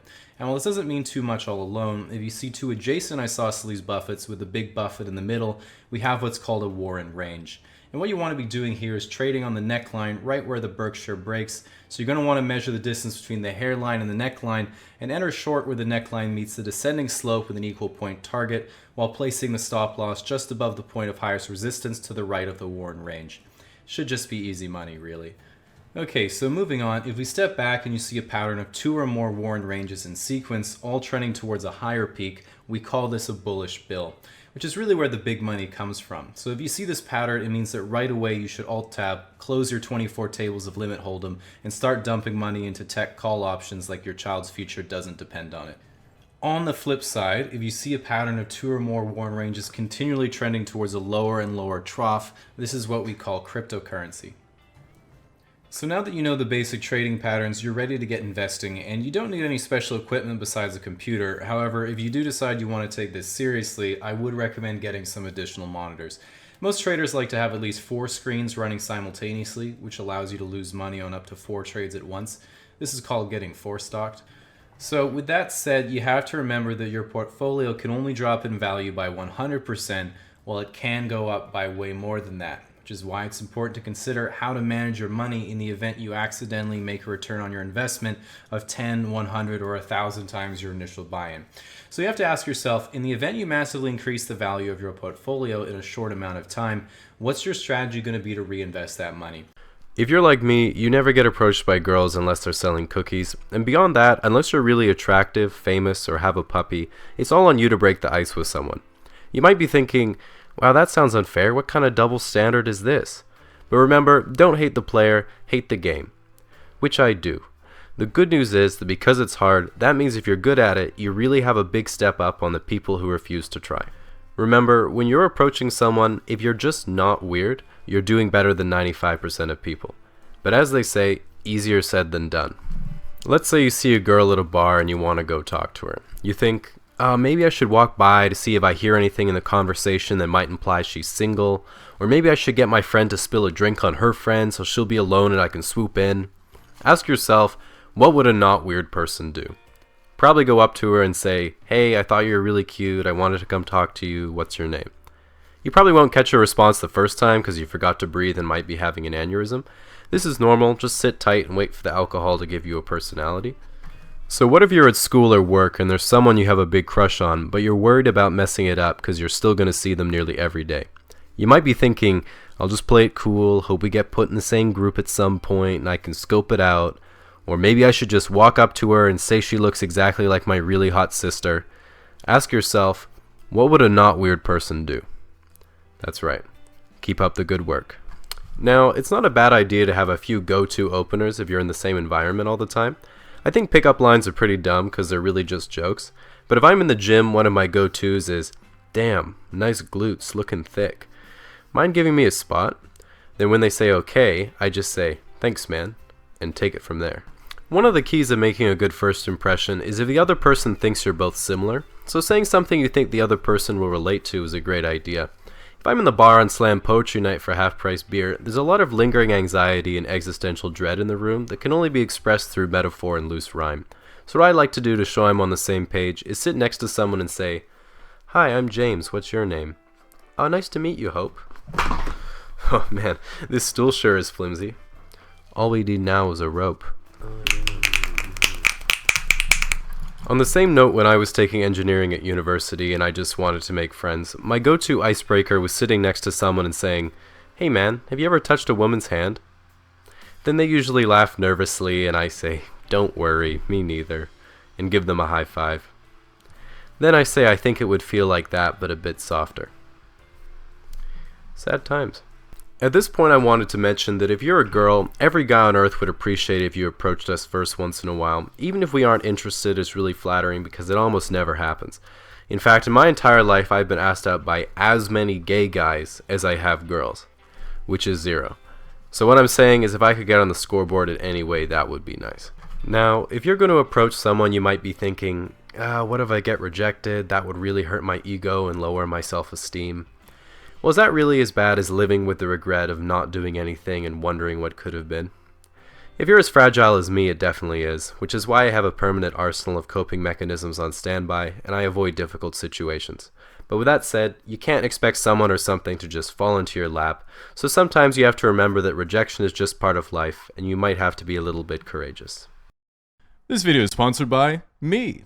One time only, as a crispy new U2's vinyl figure and Chad the Duck plushie. These bad boys are only available for a very limited time, then they're actually gone forever.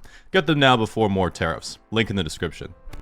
Now, when we're young, one of the first things we care about is what's in our room, because it's the first time you can represent your personality externally where others might see it, making it the perfect practice run before you're forced to wear your personality as clothing in middle school and get bullied into conformity. Much like clothes, the natural preference of everyone is different, especially between guys and girls. And so if you ever date or live with the opposite gender, you'll learn the stark differences in thought process right away.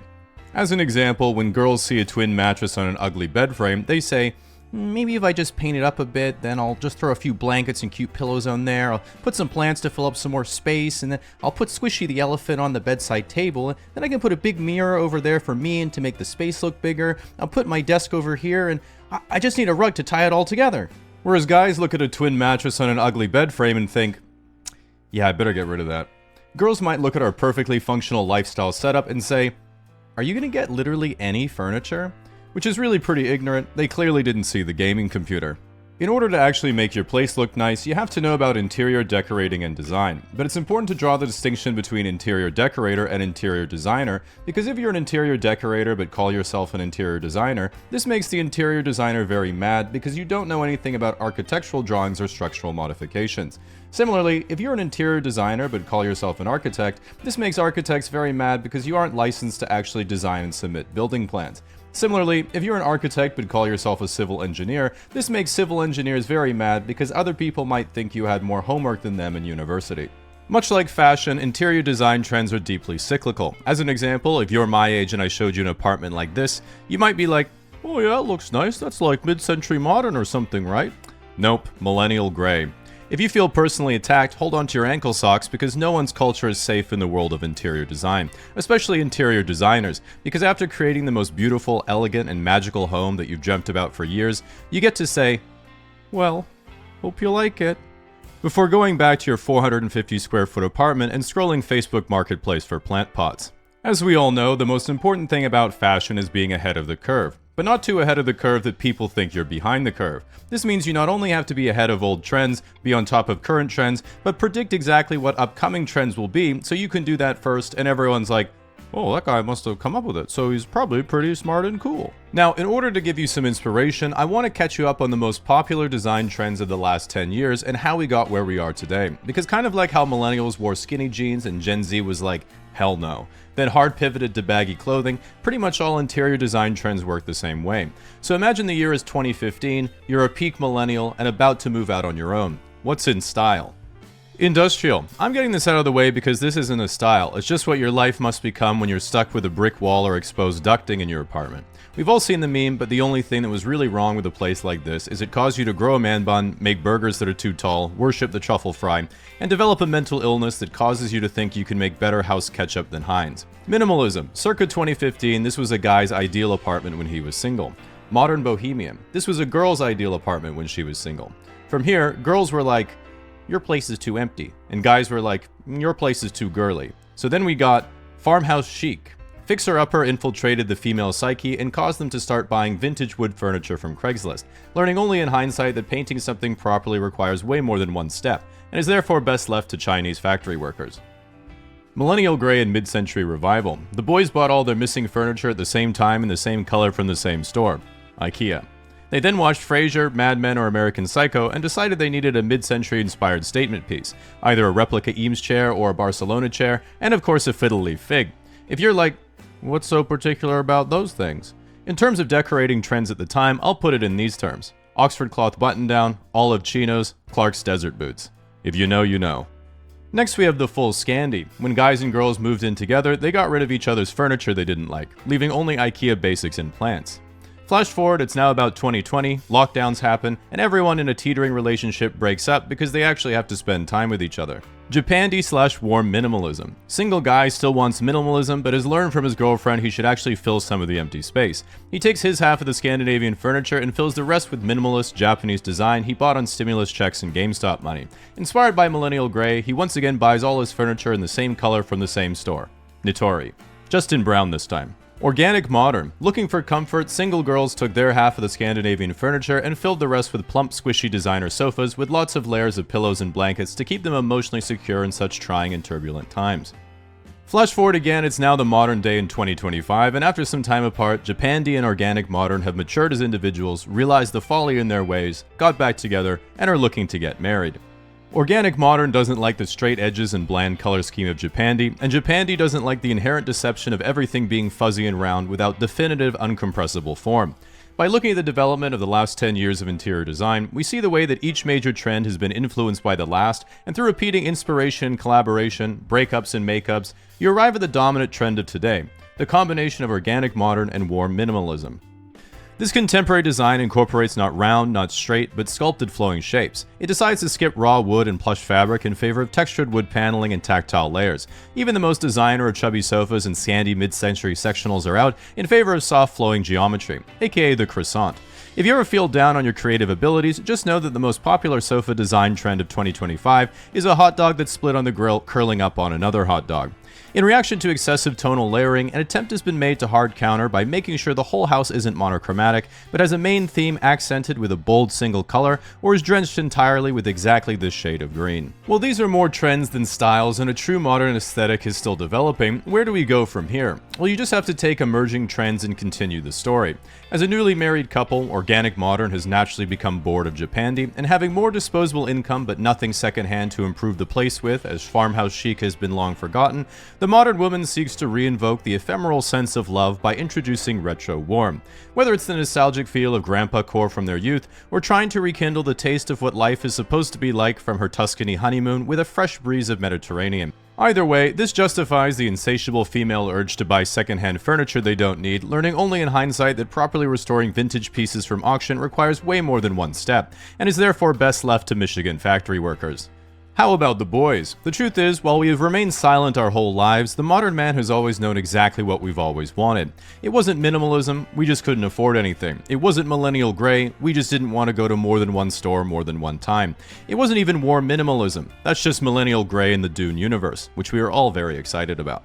What is actually occurring in the modern man's brain is he's trying to formulate and express the thought, "Dear wife, I see your fuzzy curvy furniture and nostalgic chairs you found on Marketplace. You can override my minimalism and straight edges and do what you wish, but I have one request. You must incorporate the one true love of all men, the Chrysler Building."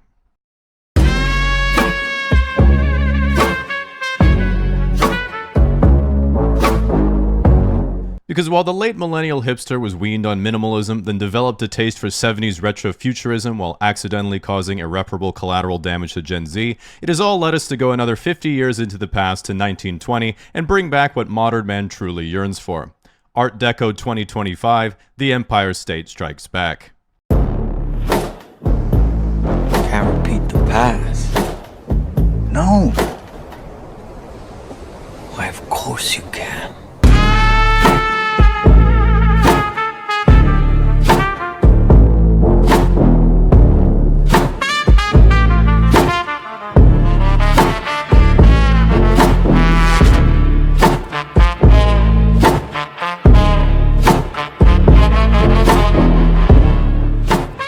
So where are we going from here? First, sculpted furniture is a cope and impractical. Only hotels and rich people want impressive furniture you can't sit on.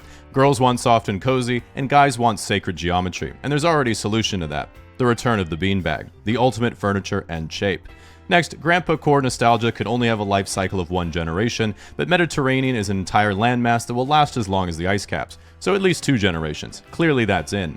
Next, we need a worrying amount of plants. 2 incomes won't be able to afford children or pets by 2035, so we have to have something that depends on us. Next, put in glass block walls separating rooms for obvious reasons. I really like them and want them to make a comeback. Lastly, no one under 65 can afford an actual house in any city, so we're all planning to abscond from society and elope in a rural Hollywood aesthetic hobby farm using the money from when our 14-leg NBA over-under finally hits. Putting it all together, what is the final form of our generation's design philosophy? I present Neo-Deco Cottage Escape. Let's take a look.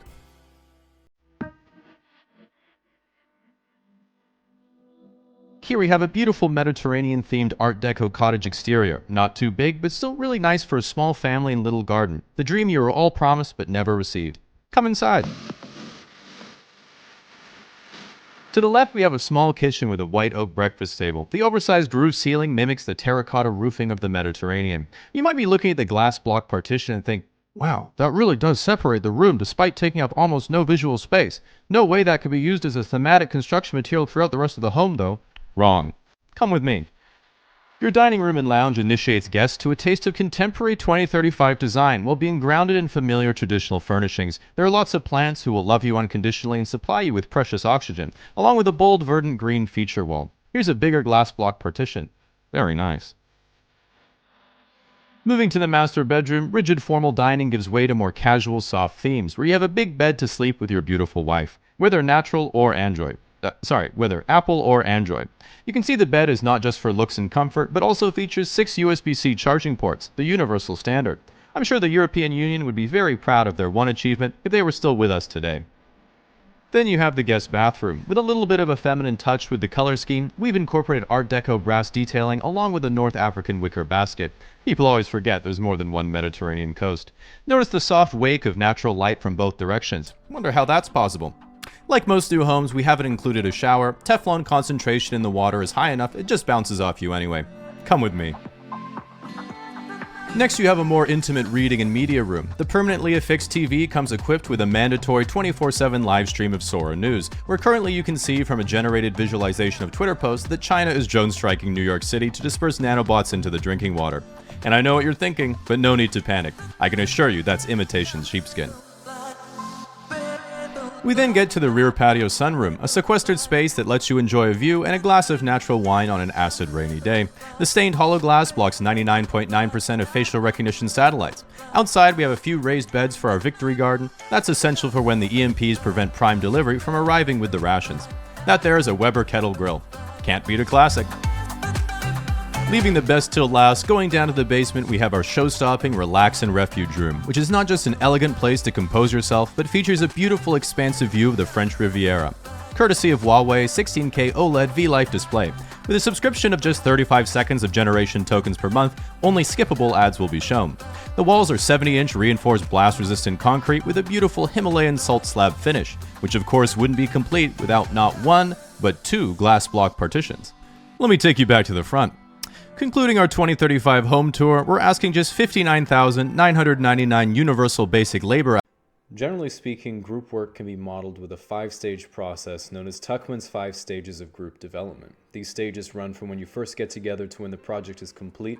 By having knowledge of these 5 stages, you can accurately assess the current state of progression for your group and decide on the best course of action to further the project along. Now, once you've been assigned teams and you're meeting your partners for the first time, you've arrived at the first stage, figuring out how many people speak English. In the literature, this stage is called forming, and after not communicating with each other for a few days, someone is going to create a Facebook group chat, and this person is tentatively the leader until further notice. The second stage is called storming, where people get to know each other, everyone's personalities clash, and individuals try to figure out what their role in the group is. It's important to figure this out quickly and move on, so here's a list of difficult archetypes that you should be aware of. An individual who dominates the rest of the group and expects you to perform exactly in accordance to what they want. While this can be pretty hot, it's not in this context. An individual who passively agrees with other group members in order to avoid conflict until the idea falls through and they finally express their withheld viewpoint in order to sidestep responsibility. And a person who's in the group but you've never actually seen them. The third stage of group development is called norming. Norming is essentially when all members decide on what their role in the group is and the project gets underway.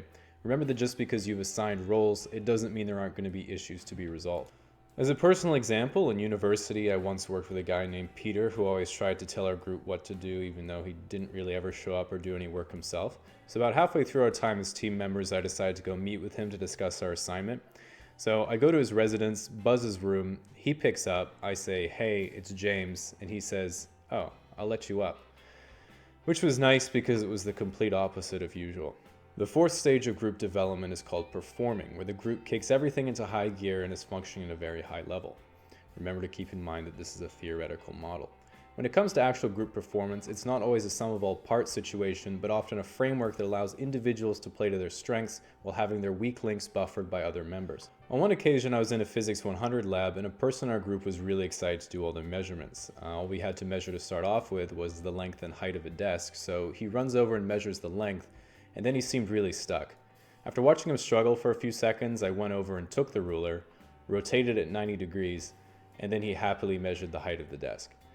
This is a great example of group synergy because he wasn't great at problem solving but was bubbly and enthusiastic, while I was slightly better at problem solving but was filled with contempt and disappointment for all human life. Now, so far we have forming, storming, norming, performing, and now adjourning, which much like the rhyme represents the disappointing conclusion to your project. In this stage, you will unfortunately receive feedback for the work you've done. This feedback will include advice and criticism on how each member could have improved their section of the project, regardless of the fact the entire thing was written by a single person the night before. For professors and supervisors reviewing a project, this person can be identified as the second to last name on the title page, which they place there modestly after concluding that putting it last would be a bit too passive-aggressive. While some experts advocate celebrating the success of your project with your teammates, this is often much more difficult in practice as there's rarely any success to celebrate. Nevertheless, once all is said and done and your group has parted ways, you might find yourself reflecting on the time you spent together, and the more you think about it, the more you start to realize that all in all, it was a pretty good experience and you kind of miss everyone a little bit, but not enough to hang out. Now, America is known as the land of the free and home of the brave, and while land remains very expensive and most millennials and Gen Z are too anxious to answer phone calls, it's still nevertheless a pretty good slogan. One thing that's rarely considered by Americans, however, is that there are other countries in the world besides America. For example, the other day I saw a nice picture on Reddit where someone was like, "Everyone loved my homegrown tomato salad at our wedding reception," and one comment was like, "You shouldn't be having a wedding reception with dozens of people right now. That is completely irresponsible." And it had a bunch of upvotes. Then a couple hours later, the person responded saying, "I live in New Zealand, but I thought you might have liked to see my tomatoes. I'm sorry." And in a time like this, that really made me think, damn, I wish I was married. And while we're all still envious of New Zealand right now, a lot of people particularly criticize America's response to COVID-19 because 500,000 people have died from a half-assed pandemic response. But in my opinion, the number would be much higher than 550,000 if they had not locked down at all. And frankly, given the size of the country, it's remarkable that only 583,000 people have died so far. Now, while many consider America to be the greatest country on Earth, this is mostly only true in terms of nuclear submarines. Nevertheless, America is known for its political democracy. Political democracy, of course, being the belief that if Cyberpunk barely functions on PlayStation, surely it would have worked great on Xbox. It's for this reason one of the most exciting things to absolutely not be a part of is the American political climate. For example, sometimes I go on Twitter to make sure no one has escaped into the real world, and it's always an eye-opening experience, because there are really only two types of people on Twitter. On one side, there are the ones that think Trump is the Lord and Savior of God's flat earth, and on the other side are the people who think that denouncing a bottle of syrup relinquishes them from their original white sin.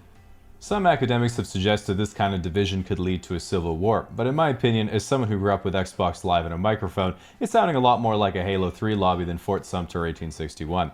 For starters, if there is some type of conflict, it's already a no-brainer who would win. One side collects military-grade firearms as a hobby, and the other side thinks mental illnesses are Poke Badges. Second of all, if you get a kid from California to march to the Deep South, when he sees 3 bedrooms and a yard for $100K, you can be pretty sure he'll be welding trailers, driving a lifted F-150, and banging Joe Exotic real quick. It seems to me if you chop off the two political extremes, basically everyone just wants a good life. But the lives of city-dwelling and rural Americans are so different, of course they're never going to understand each other's perspectives. It's the same story back during the actual Civil War.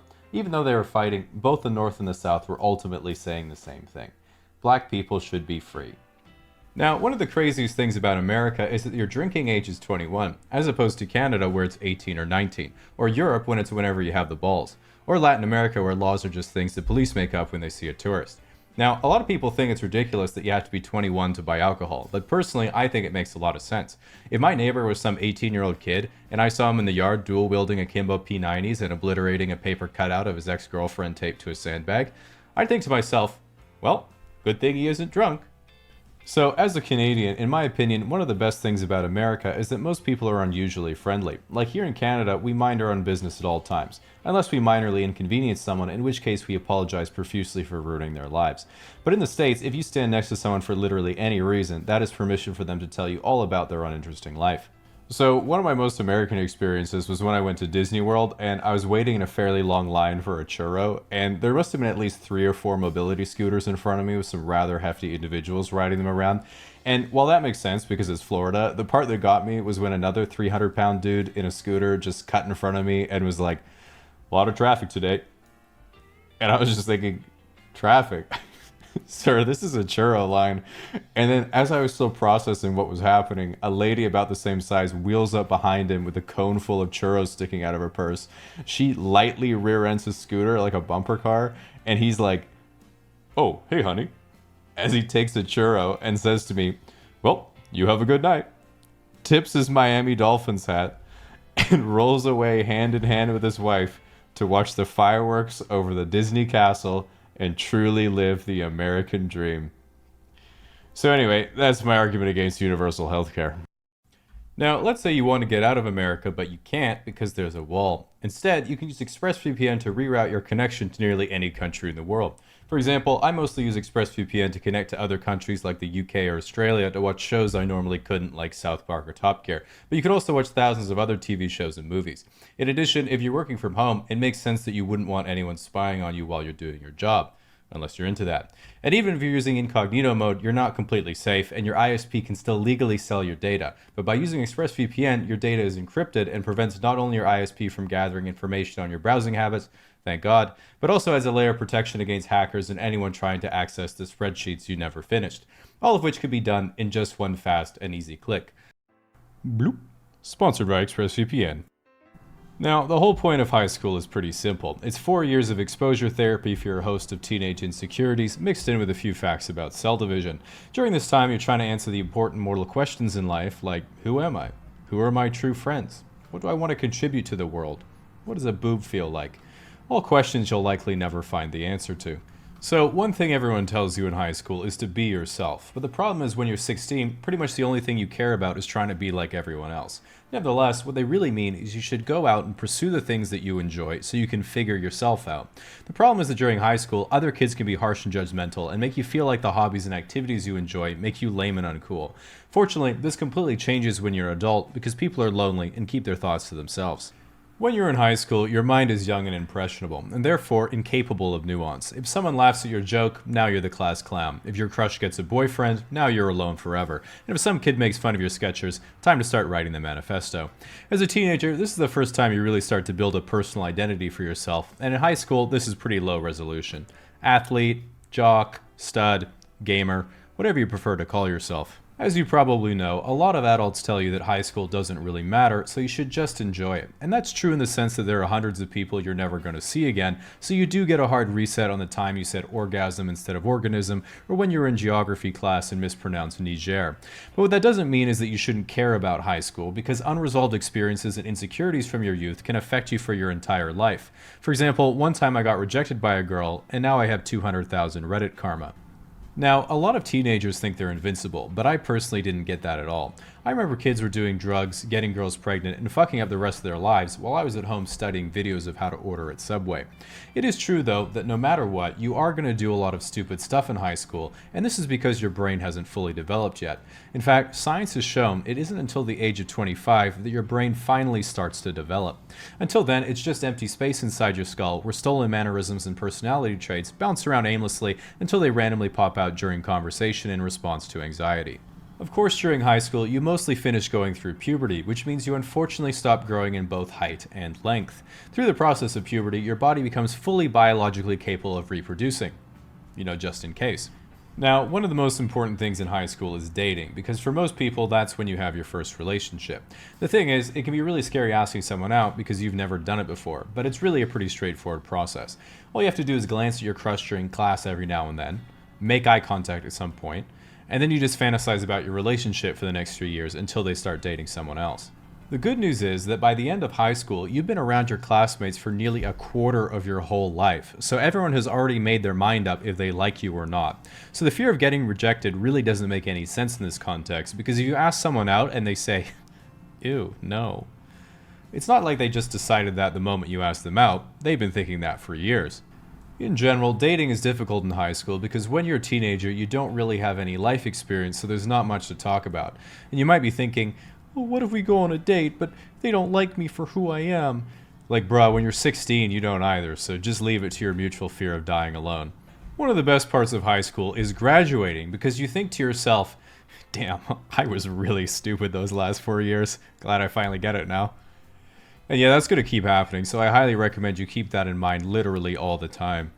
Now, one of the worst experiences you'll get after you graduate is looking back at missed opportunities. You'll run into a girl you had a crush on years later, and she'll be like, honestly, I thought you were so cute in high school.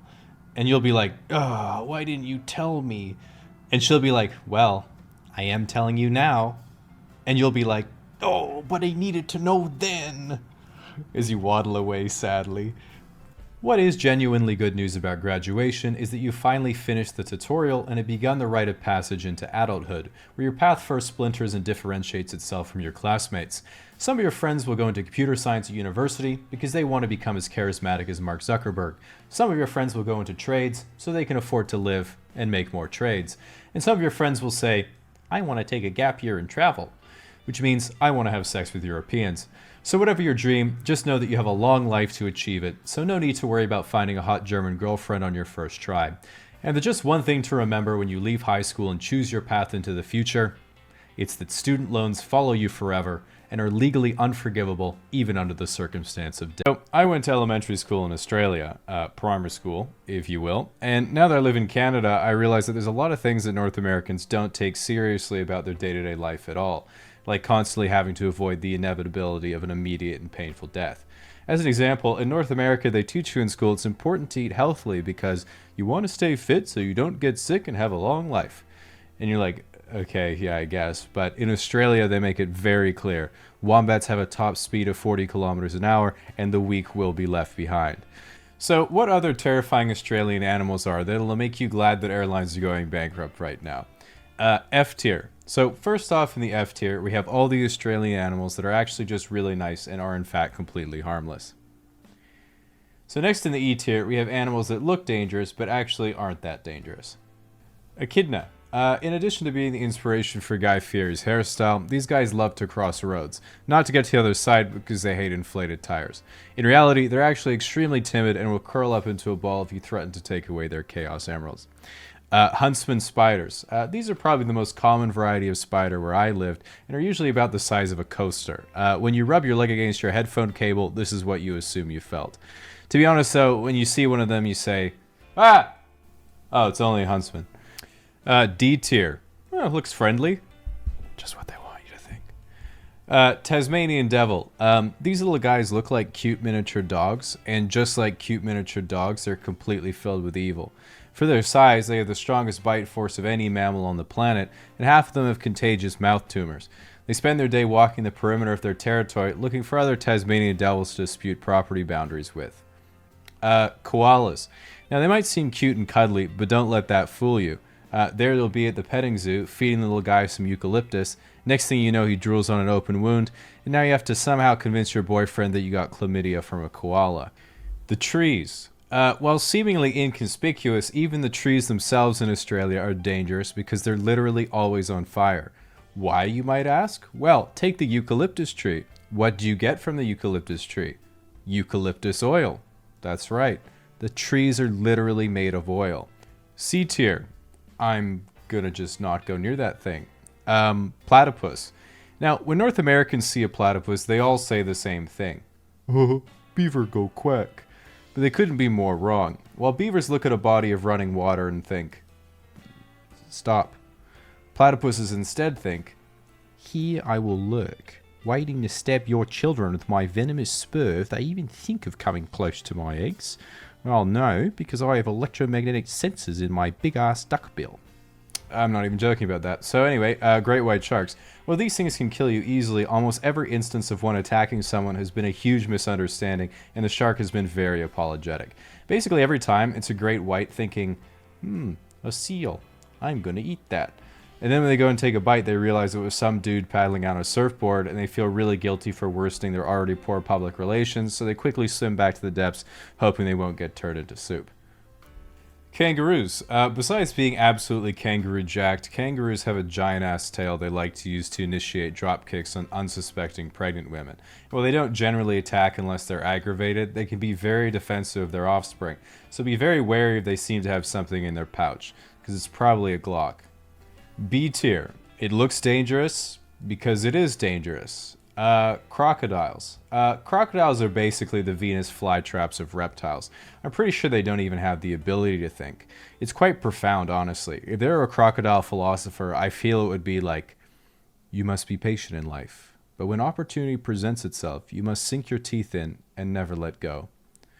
Mr. Crocodile, what do you do if you feel like more and more that opportunity is just slipping away? Then I get him with my spin move. Jack jumpers. Giant ants with huge jaws that can jump like 2 feet high and are always angry. They're basically wasps but can't fly. Except for the ones that can fly. If you get stung by one of these, it hurts a lot for a few hours and then you're mostly fine. 3% of people are allergic though, and they're absolutely not fine. Scorpions. These guys suck because they're somehow immune to crushing damage, but the good news is they're pretty dumb. So you'll walk into your bathroom and there'll be 10 of them chilling in the bathtub because they can't get out. Even though they have 3 attacks, they can only hit things that are coming from the front. So the best way of dealing with them is sneaking up behind when they're not looking and turning the faucet on. Trampolines. Everyone in Australia has had at least one friend with a shitty rectangular trampoline that has had all the protective foam eaten off by wallabies. At some point, you will get your entire leg lodged between the springs or have the whole thing crash through your neighbor's house on a windy day. A tier. Kills you. Snakes. Thankfully, there were no snakes where I lived, because I lived in a house. But if you go outside, there are a ton of these bad boys just waiting to be stepped on, which they typically don't act like they enjoy, but suspiciously seem to encourage. One of the most common venomous snakes in Australia is called the death adder. Yeah, death is literally its first name. Even if you're like, well, everything in Australia is upside down, so maybe it means the opposite. Well, guess what the opposite of death adder is? That's right, life subtractor. You just can't win. They're always 2 steps ahead. Stonefish. Stonefish are a dumb fish with an even dumber design because even though they hate being poked by children, they nevertheless decide to disguise themselves as a rock in shallow coastal areas. Like, bro, everyone's going to want to flip you over. That's like hating the microwave, but you disguise yourself as a cinnamon bun and then hide in the fridge. Funnel web spiders. Loves wearing functional boots. Redback spiders. Loves comfortable seating and a good postcard. Blue ring octopus. Shoots up to 8 electric destructo discs at a time. Drop bear. A carnivorous relative of the koala bear that's often attracted to barbecues and other public cookouts. Has been known to plummet up to 5 meters from eucalyptus trees onto passers-by. Has particularly sensitive hearing and becomes enraged upon hearing non-Australian accents or about American tipping culture. Its favorite food is Woolworth's generic sausages placed diagonally on a slice of plain white bread, but will also settle for hundreds and thousands on a thick coat of margarine. Hates Vegemite. Box jellyfish. Loves the beach but is very predatory and has been known to lure half-naked girls back to their lair by offering them free henna tattoos. A lot of people think that you're supposed to treat a jellyfish sting by peeing on the affected area, but this doesn't actually do anything, and at the end of the day, you're just another weird guy at the beach peeing on their daughter's leg. Irukandji jellyfish. Along with being very painful, if one of these stings you, you can develop such a severe sense of impending doom that people beg their doctor to just end their suffering. Telstra. Similar to the Irukandji jellyfish, they make you want to kill yourself. S tier. It kills everyone, and also happens to start with S. Stingrays. See, I haven't even said anything about them yet, and you're already sad. S tier. For sad. The sun. As a Tasmanian, I spent a lot of time looking at the sun growing up, and I remember getting more and more freckles every year until I moved to Canada, and then it just stopped. Which made me think, oh no, I was dying. The good news is, I've heard that girls think freckles are pretty cute, and I'm sure this is because girls love bad boys, and when they see a guy with freckles, they think, damn, that guy's tougher than the sun. So yeah, S tier for sunscreen. So, seeing as we're all currently quarantining ourselves and are therefore naturally protected from both girls and the well, it's pretty common knowledge that certain foods are healthy and others aren't so much. It's pretty rare that you ever get an explanation as to why. And one thing that bothers me quite a bit is when someone says to eat something because it's good for you or it's a superfood. And almost universally what that really translates to is it grows in nature. Ironically, half the time it only grows in nature because we've selectively bred it over thousands of years to be that way. And when half of our leading sources of nutrition advice are Pinterest recipes, a lot of what we consider common knowledge is actually completely made up. As an example, one of the most common terms you'll see online with regards to healthy food is that something gets rid of toxins in your body, which really doesn't make any sense. If your body is filled with toxins and certain foods remove them, then that means we could have brought back Steve Irwin with a blueberry smoothie. In reality, almost all supplements or foods that get rid of toxins are really just laxatives or diuretics, so it makes you feel like they're somehow flushing something away, when in reality you could have just put 3 shots of vodka in your latte like a regular person. The next thing you'll often run into are online recipes for anything made overnight in a mason jar telling you you're not getting enough antioxidants. And one of the ways you can tell if you're not getting enough antioxidants is by looking at your skin and seeing if it's starting to rust. And while they do play a role in your body, the problem with suggesting that you should consume more is that it's fundamentally like saying the more oil you have in your car, the less likely it is to break down, which is not true, because too much actually makes things worse. The good news is that you do have too much oil in your car, you can add the excess to your overnight oats because motor oil is also high in antioxidants. Another common idea that's recently started to shift is that you should never skip breakfast, which there is absolutely no scientific basis for except that breakfast food is my favorite. I think the funny thing is that when I used to tell people I skipped breakfast, they thought I was crazy, but now I can say, I'm doing intermittent fasting, and they're like, oh, very disciplined, when in reality I just woke up at noon. Relatedly, the next thing that's often incredibly misunderstood is diet, especially with things like paleo, keto, intermittent fasting, and varying degrees of vegetarianism becoming so popular. We've all heard limitless jokes about, how do you know if someone is a vegan? Because they'll tell you, ha ha ha, classic comedy. But that's not even the case anymore. I see way more people on low-carb ketogenic diets post things on the internet like, look at this fool I saw today, eating an apple like an absolute normie, as they show off their Costco haul of pork rinds and butter. The most important thing to know is that generally speaking, weight is regulated by calorie intake, so you have a certain amount of calories you burn in a day, and if you repeatedly intake more than that, you'll gain weight, and if you intake less than that, you'll lose weight. As a quick disclaimer, the exact amount of calories absorbed from food isn't always 100%, which is why some people claim calories in, calories out isn't true, but being more exact, calories metabolized and absorbed minus calories burned always is true. Now, for the average person, the amount of calories burned is around 2,000 to 2,500 calories a day. Then the generally accepted rule is that there is 3,500 calories in a pound of body fat. So say you wanted to get thick because it's 2019, you would have to eat roughly 500 calories above your daily maintenance for 71 days to gain 10 pounds. Then if we look at the composition of food itself, all food is made up of 3 primary macronutrients that serve a different bodily function, and each has a different caloric value. We have fat, which has 9 calories per gram, protein, which has 4 calories per gram, and carbohydrates, which have 4 calories per gram as well. And then there's a 4th bonus macronutrient, alcohol, which has 7 calories per gram. As for their physiological roles, loosely speaking, fat regulates hormones and stops your cells from imploding. Protein is for bodily function and muscular regeneration. Carbohydrates are primarily for aerobic and anaerobic activity. And then alcohol, which sadly just poisons you. The good news is that because too much alcohol is toxic, if your friend is passed out in the club bathroom, you can flush out the alcohol by popping a blueberry under their tongue, just like a sensu bean. Below that, we have fiber and micronutrients, which are all your vitamins and minerals. Just make sure you get enough of these or your teeth will fall out. Now, with these fundamentals in mind, if we start to take a look at all the popular and successful diets out there nowadays, the fact of the matter is that almost all of them have good points, but they also all have bad points. Meaning that you're not an enlightened member of the nutritional Illuminati just because you stopped eating bread. And if we take a look at all the most common diets that cover the full spectrum of plant-based to animal-based, we can see they all have pros and cons. Veganism is sustainable and very nice to the animals, but it's a bit harder to get the right macronutrients, and you constantly have to wonder if your friends don't want you for dinner because of your dietary restrictions or just your personality. Vegetarianism is sustainable and nice to the animals, but limited food choices. Paleo diets are good for weight loss, but again, limited food choice.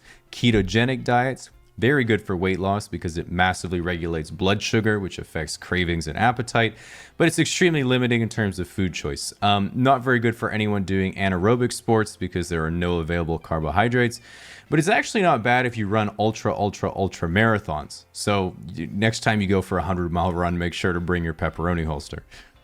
Carnivorous diets, these ones are a bit weird and they're very unsustainable, but very good for weight loss and autoimmune disorders / arthritis / certain types of depression. And while there have been some pretty miraculous anecdotes, the downside is that it has not been well studied long term, and everyone at the restaurant will think you're a serial killer as you peel the breading off your KFC family bucket. For some reason, the community is also really involved with cryptocurrency, so if anyone was actually the nutritional Illuminati, this would be it. And then finally, the classic if it fits your macros, which means eating whatever you want as long as it fits within a designated calorie limit and matches the amount of protein, fat, and carbohydrates you've allotted. This is common for athletes and people who want to be bodybuilders, but in the 7 years they've been going to the gym, they've only made 2 years worth of progress. Speaking of the gym, there are also a few misconceptions when it comes to exercise, and one of the most common jokes you hear in weightlifting communities is making fun of people who say, "I'm just looking to tone." Because the only two variables to your physical appearance is the volume of muscle you have and the volume of fat you have. It's also incredibly difficult to gain muscle, so you'll often hear girls and even guys say, "I'm worried that if I start lifting weights, I'll get too big." And unfortunately, the thing is, no matter how much you believe you're an anime protagonist, it just isn't going to happen. Ultimately, there are two main ways of improving your physical health through exercise, which are strength training and cardiovascular training. In other words, how strong is your bod and how strong is your heart and lungs. And while even 30 minutes to an hour of walking a day is enough to make sure everything keeps working, further training at the gym is not only a good idea, it's a lifestyle where you can lift a heavy thing now so you can be in pain for a while and then lift a slightly heavier thing later, or ski on the elliptical until exhaustion so that once your heart eventually recovers, you'll have more love to give. Now, I think there's a fair bit of misunderstanding around what an introvert or extrovert actually is. And while introverts are most often portrayed as being shy and awkward and extroverts as being charismatic and sociable, it isn't always the case. To give an example, most people think that stand-up comedians are all super extroverted because they go on stage in front of a whole crowd, but in practice, most of their time is spent writing, not performing. Even someone as famous as Louis C.K. has called himself an introvert, despite the fact that he's performed in front of what? A dozen women? So what does being introverted or extroverted actually mean? And the first thing is that you're not entirely one or the other. You're somewhere on a normal distribution or bell curve that runs from total introversion on one side to total extroversion on the other side, which means almost everyone is actually around the middle. You might have heard some people in this category call themselves ambiverted, but they're actually just average. Now, the simplest definition of the two extremes is that extroverts are energized by social interaction, while introverts are exhausted by it and prefer more time alone. Problem here is that it's easy to self-diagnose without comparing yourself to anyone, but it only really makes sense if you give a group of people a few dozen hypothetical situations and then rank order their responses relative to everyone else. So you're not way off at the end of the introvert spectrum just because you only rate your Uber driver 5 stars if he doesn't talk to you. You're probably just on a different sort of spectrum. So without quizzing you on every detail of your life, what are the signs that you're more introverted or extroverted?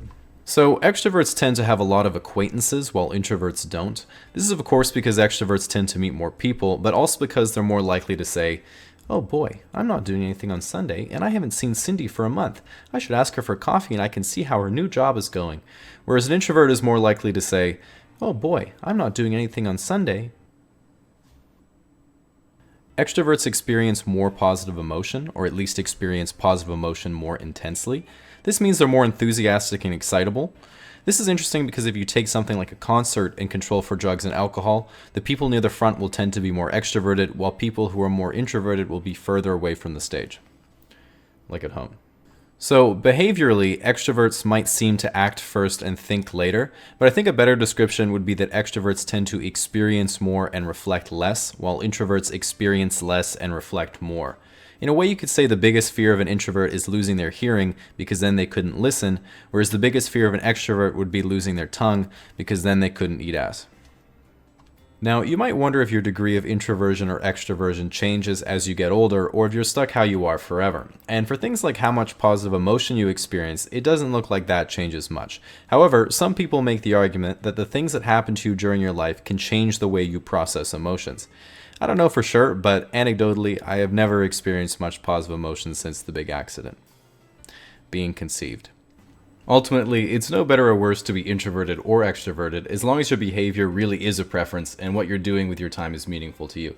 With that said, some extroverts might socialize to avoid personal development, and some introverts might like to have more friends than they do but are anxious or lack social skills. So whatever your disposition, you have to spend time with people and you have to spend time alone. So make sure you're not being avoidant or it can lead to some pretty big blind spots. For me, I remember back when Tinder first came out, my friends decided I had to go on at least one date just for the sake of it, because I didn't usually meet many new people.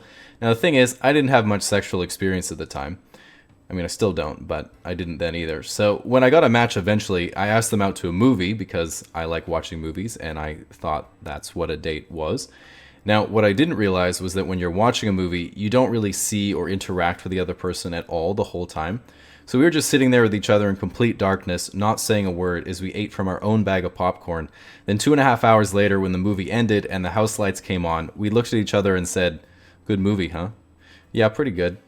And that was the whole date. So yeah, 5 stars. They say that the heart is a muscle, so in order for it to get stronger, you have to train it to failure. And while America is speedrunning that in real time, today we're talking about breakups. Breakups, also known in this economy as finding new roommates, is when you're in a serious romantic relationship with a partner and then say to yourself, "I don't want to be with this person anymore." You then think, maybe a dog will fix this. When that doesn't work, you then think, maybe a kid will fix this. But I digress. I didn't mean to drag you into this. Conventionally, a breakup occurs in 5 stages, so I thought I'd go through each one step by step so you can see where and if you're on that timeline. Stage 1. The first stage of a breakup is always the hardest, which is finding someone to date in the first place. A reason why this stage is important is because the way that you get into a relationship in the first place can really determine your individual attitudes towards each other as it progresses. For example, when a girl gets asked out and she says yes, she's thinking, "Wow, what a cool guy, I'm so happy, my life's going to be so much better." But when a guy asks out a girl and she says yes, he's thinking, "Uh-oh, she must be an idiot." Stage 2. Seeing red flags in the relationship. Now, if you're watching this and think you're in a good relationship right now, it might be a good idea to check for signs that it's heading south before it actually gets there. So I decided to browse r/relationship advice in order to become an expert on the topic so I can share some examples of more subtle red flags you might not pick up on and how you should respond. Let's say you've been dating your girlfriend for 5 years and you live together. One day she's at work and you walk into the living room and see a magazine open on the coffee table to a jewelry ad. You look closer and see a couple engagement rings that are circled and one in particular with love hearts around it. How should you respond? Exactly, she's obviously never mentioned it, but she's clearly cheating on you with her husband, so best to break up and tell her that you're moving on. Let's say you've been on a few dates with a girl and you feel you have great chemistry. While you're creeping her socials as usual, suddenly she texts you, "Hey, I miss you, can we hang out again soon?" Now this is of course a great sign, but you don't want to seem too needy, so set a timer for 1 hour so you can respond at exactly the right time. After that, a few minutes go by and then she sends you a message on Instagram. It's a picture of her in the hospital, kissing a bald guy on the cheek with the caption, "Me with my stepbrother." How should you respond? Exactly, I know Johnny sins when I see him. Best to wait the remaining 56 minutes, break up, and tell her that you're moving on. Let's say you're overseas from your partner and have been in a relationship as long as you can remember, but are currently having a big fight about the joint vision of your future. You want to pursue a more down-to-earth existence on your farm, selling hemp and cotton clothing you've grown yourself, but they're reaching their financial peak and want to experience the luxuries of life. You message them that you want to end the relationship, but they respond, "To do what? To run your stupid little farm? I'm the one making all the money. How do you plan on being able to afford to do that without me subsidizing you?" How should you respond? Exactly, you've already figured out a great way to keep labor costs down. Best to just declare independence and tell them you're moving on. Stage 3. The breakup. While breakups aren't fun for anyone, men in particular don't usually take rejection very well, whether it's from girls, election results, or especially art school. This is because if you're a girl and your female friend goes through a breakup, the game plan is clear. She'll text, "We broke up," to the group chat, then you all get together immediately, have a few bottles of wine, talk some shit about their ex, tell your friend she deserves better, and then have a pillow fight or something. For guys, the game plan is much more simple. He'll text the group chat, "Just a heads up, me and Katie broke up." You then reply, "Damn, that fucking sucks, dude. You good?" He'll then say, "Yeah, I'm alright." And your job is done. What else could you possibly do? Now, regardless of whether you're a guy or a girl, whenever you're about to break up with someone, it's likely you'll start second-guessing your intuition, and it would be worth it if you struggled to replace them. So you have to ask yourself the most important question to see if you should go through with it. Who's going to pay the other half of the rent? While boomers and Gen X often complain that if you live with someone and break up, they get half your net worth. This of course isn't a problem for Gen Z or millennials because half of a negative number is pure profit. The real pain of course is losing custody of the houseplants. Similarly, one of the worst situations to be in when you're going through a breakup is when you have kids. This is the worst case scenario because not only is someone breaking up with you, but you also have kids. At some point you really have to start wondering how you keep fucking up over and over again. Stage 4. Getting over it. Whenever you go through a breakup, the most important thing is to not wallow in your own misery. You should only do that if your ex finds someone new in 2 weeks and they're exactly the same as you but hotter. Now, one of the critical steps of getting over a breakup is thinking about how your own attitudes and behaviors contributed to the relationship falling apart and what you could do better next time. If you ask a girl what would prevent another bad breakup happening to them, they might say, "I should be more attentive and affectionate, maybe communicate my thoughts more openly instead of expecting my partner to know, and make sure I don't make them prioritize my feelings at the expense of theirs." To men, self-reflection is of course way too complicated, as we like to have simple, concrete steps rather than vague hypotheticals, which is why if you ask a guy what would prevent another bad breakup happening to them, the answer is a simple 2-step process. Bench 3 plates, Bugatti Chiron. After stage 4, we of course have stage 4. Now they say that one of the best ways to get over someone is to get under someone else, but when you've just gone through a breakup, it's likely been a while since you've been dating, and you might think, "Well, I think I'm a 7, so that's what I'm looking for." And then someone else will say, "I think you're a 5. Now in the dating market, this is called a bid-ask spread, and is essential to establish right away so you can see approximately what type of person is in your league. This is why when I get back on Tinder after a breakup, the first thing I do is set the radius to maximum, but you can pick any size of girl you want. Now, if you've only recently started dating again, the first thing you'll notice is how the dating meta has completely changed. If you're a girl, the first thing you're going to be thinking is, what the fuck is a Riz? And if you're a guy, you're going to be asking yourself, why does every girl I match with keep sending me links to viruses? The good news is that even though you might still be hurt by your fallen relationship, through the experience you've likely grown a lot as a person, so at least you'll have learned from your mistakes and won't have to do it all again. Stage 5. Do it all again. From this point, you simply repeat the process until you accidentally have a child, or you run out of money, or you try a polyamorous relationship until they go exclusive and you're the third wheel, or you get back with your ex and make it work because you overestimated your other options, or you realize that you can't say you don't like broccoli if you've never tried it, so you add grinder to the rotation. Now, one of the worst feelings I've had going through a breakup was when they said, but are you sure? Do you really want to get rid of everything we've done together? I mean, maybe you could just keep me around and use me when you want to.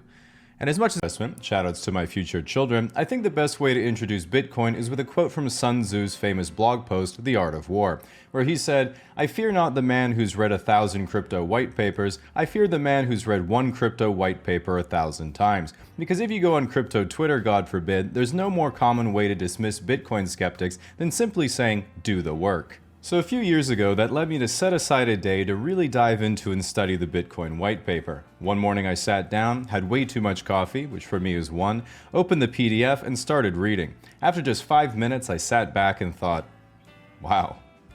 Because there wasn't any more pages. Not knocking the content, but if anyone tells you they did the work, just know what they meant was they read a pamphlet. In brief, the reason the Bitcoin network was innovative was because in 2008, anonymous chess grandmaster Satoshi Nakamoto proposed a solution to a problem that had been plaguing digital currencies for decades, which is if I want to buy 2 large pizzas from Papa John's, but I have no cash to do it, how do I send the money digitally without a financial institution having to verify the transaction between us? 2 years later, this transaction was successfully performed, although at today's Bitcoin price, those 2 pizzas cost about $615 million. About the same as the entirety of Papa John's market cap at the time. While at first glance it seems like a fairly practical problem to solve, it doesn't really explain why the price has gone up over 500 million% while I didn't have any. Bitcoin maximalists say that Bitcoin has gone up so much because one day it'll become the new global reserve currency, replacing all fiat on Earth and be worth tens of millions a coin. But then there's a whole other group of Bitcoin skeptics that say it's a scam and all going to zero. First of all, it's not possible for Bitcoin to go to zero because a guy on Reddit said he'd buy all 21 million for 1 cent each. There's also no way it can go to tens of millions a coin because that would put its evaluation at about $400 trillion. This doesn't make any sense because the Bitcoin network doesn't even sell AI graphics cards. Now that we know the proper price of Bitcoin is somewhere between 1 cent and $10 million, how do we know which direction it's going to go? If you look at what the experts say, legendary investor Charlie Munger called Bitcoin rat poison, which is clearly bearish. But if you take Michael Saylor, chairman of the Bitcoin options trading vehicle MicroStrategy, he'll tell you, Bitcoin is a swarm of cyber hornets serving the goddess of wisdom, feeding on the fire of truth, exponentially growing ever smarter, faster, and stronger behind a wall of encrypted energy. Which I think is bullish, but I might have to ask my shaman. I would also like to add that I didn't edit anything here. This is literally his Twitter profile. The problem I've found is that if you ask anyone who's into crypto why Bitcoin has value, the most common response is, it's digital gold. The obvious follow-up is, why does gold have value? Which then usually devolves into because it's scarce and because people have valued it since the dawn of humanity. And while that's a great explanation for OnlyFans, this is the economic equivalent of saying it's a good store of value because it is. On the other side, people from traditional finance often make the argument that a digital asset isn't real, so you can create an infinite amount of them, and therefore they have no value. This isn't a very good argument because if digital assets have no value, how can the founders of nearly every crypto project rug pull the whole thing to buy yachts? Now, while you shouldn't evaluate the effectiveness of a technology based on the character of people who believe in it, I certainly do anyway. And Bitcoin in particular has a strong bias towards anti-government sentiment and libertarianism. If you're not sure what that means, imagine if the government were to say, because you didn't pay your fair share, 150 people died today from an underfunded government program. This kind of thing would really rattle a libertarian because they know that their taxes would have helped the government to get at least a dozen more. Even looking at the types of people within traditional finance versus crypto, while there are some who really get it, you get the feeling that most of the people in decentralized finance aren't familiar with how the existing financial system currently works, causing them to often reinvent the wheel and run into the same mistakes that have already happened before.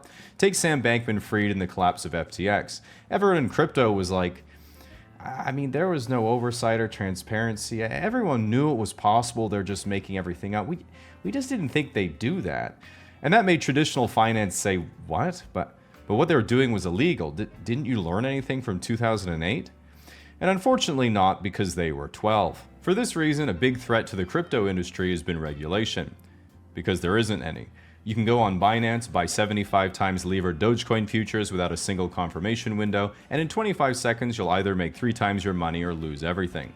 Which, let's be honest, is pretty fucking awesome. While this has begun changing a lot in the last few years after so many people were losing all their money repeatedly, there is a lot of environmental criticism brought towards crypto because the process of mining new Bitcoin is extremely energy intensive, as the process is done by brute forcing math problems with a huge amount of compute. Bitcoin mining was actually banned in China because the government decided the amount of energy being expended to solve arbitrary math problems was excessively wasteful, and it would be much more productive to use those children for something else.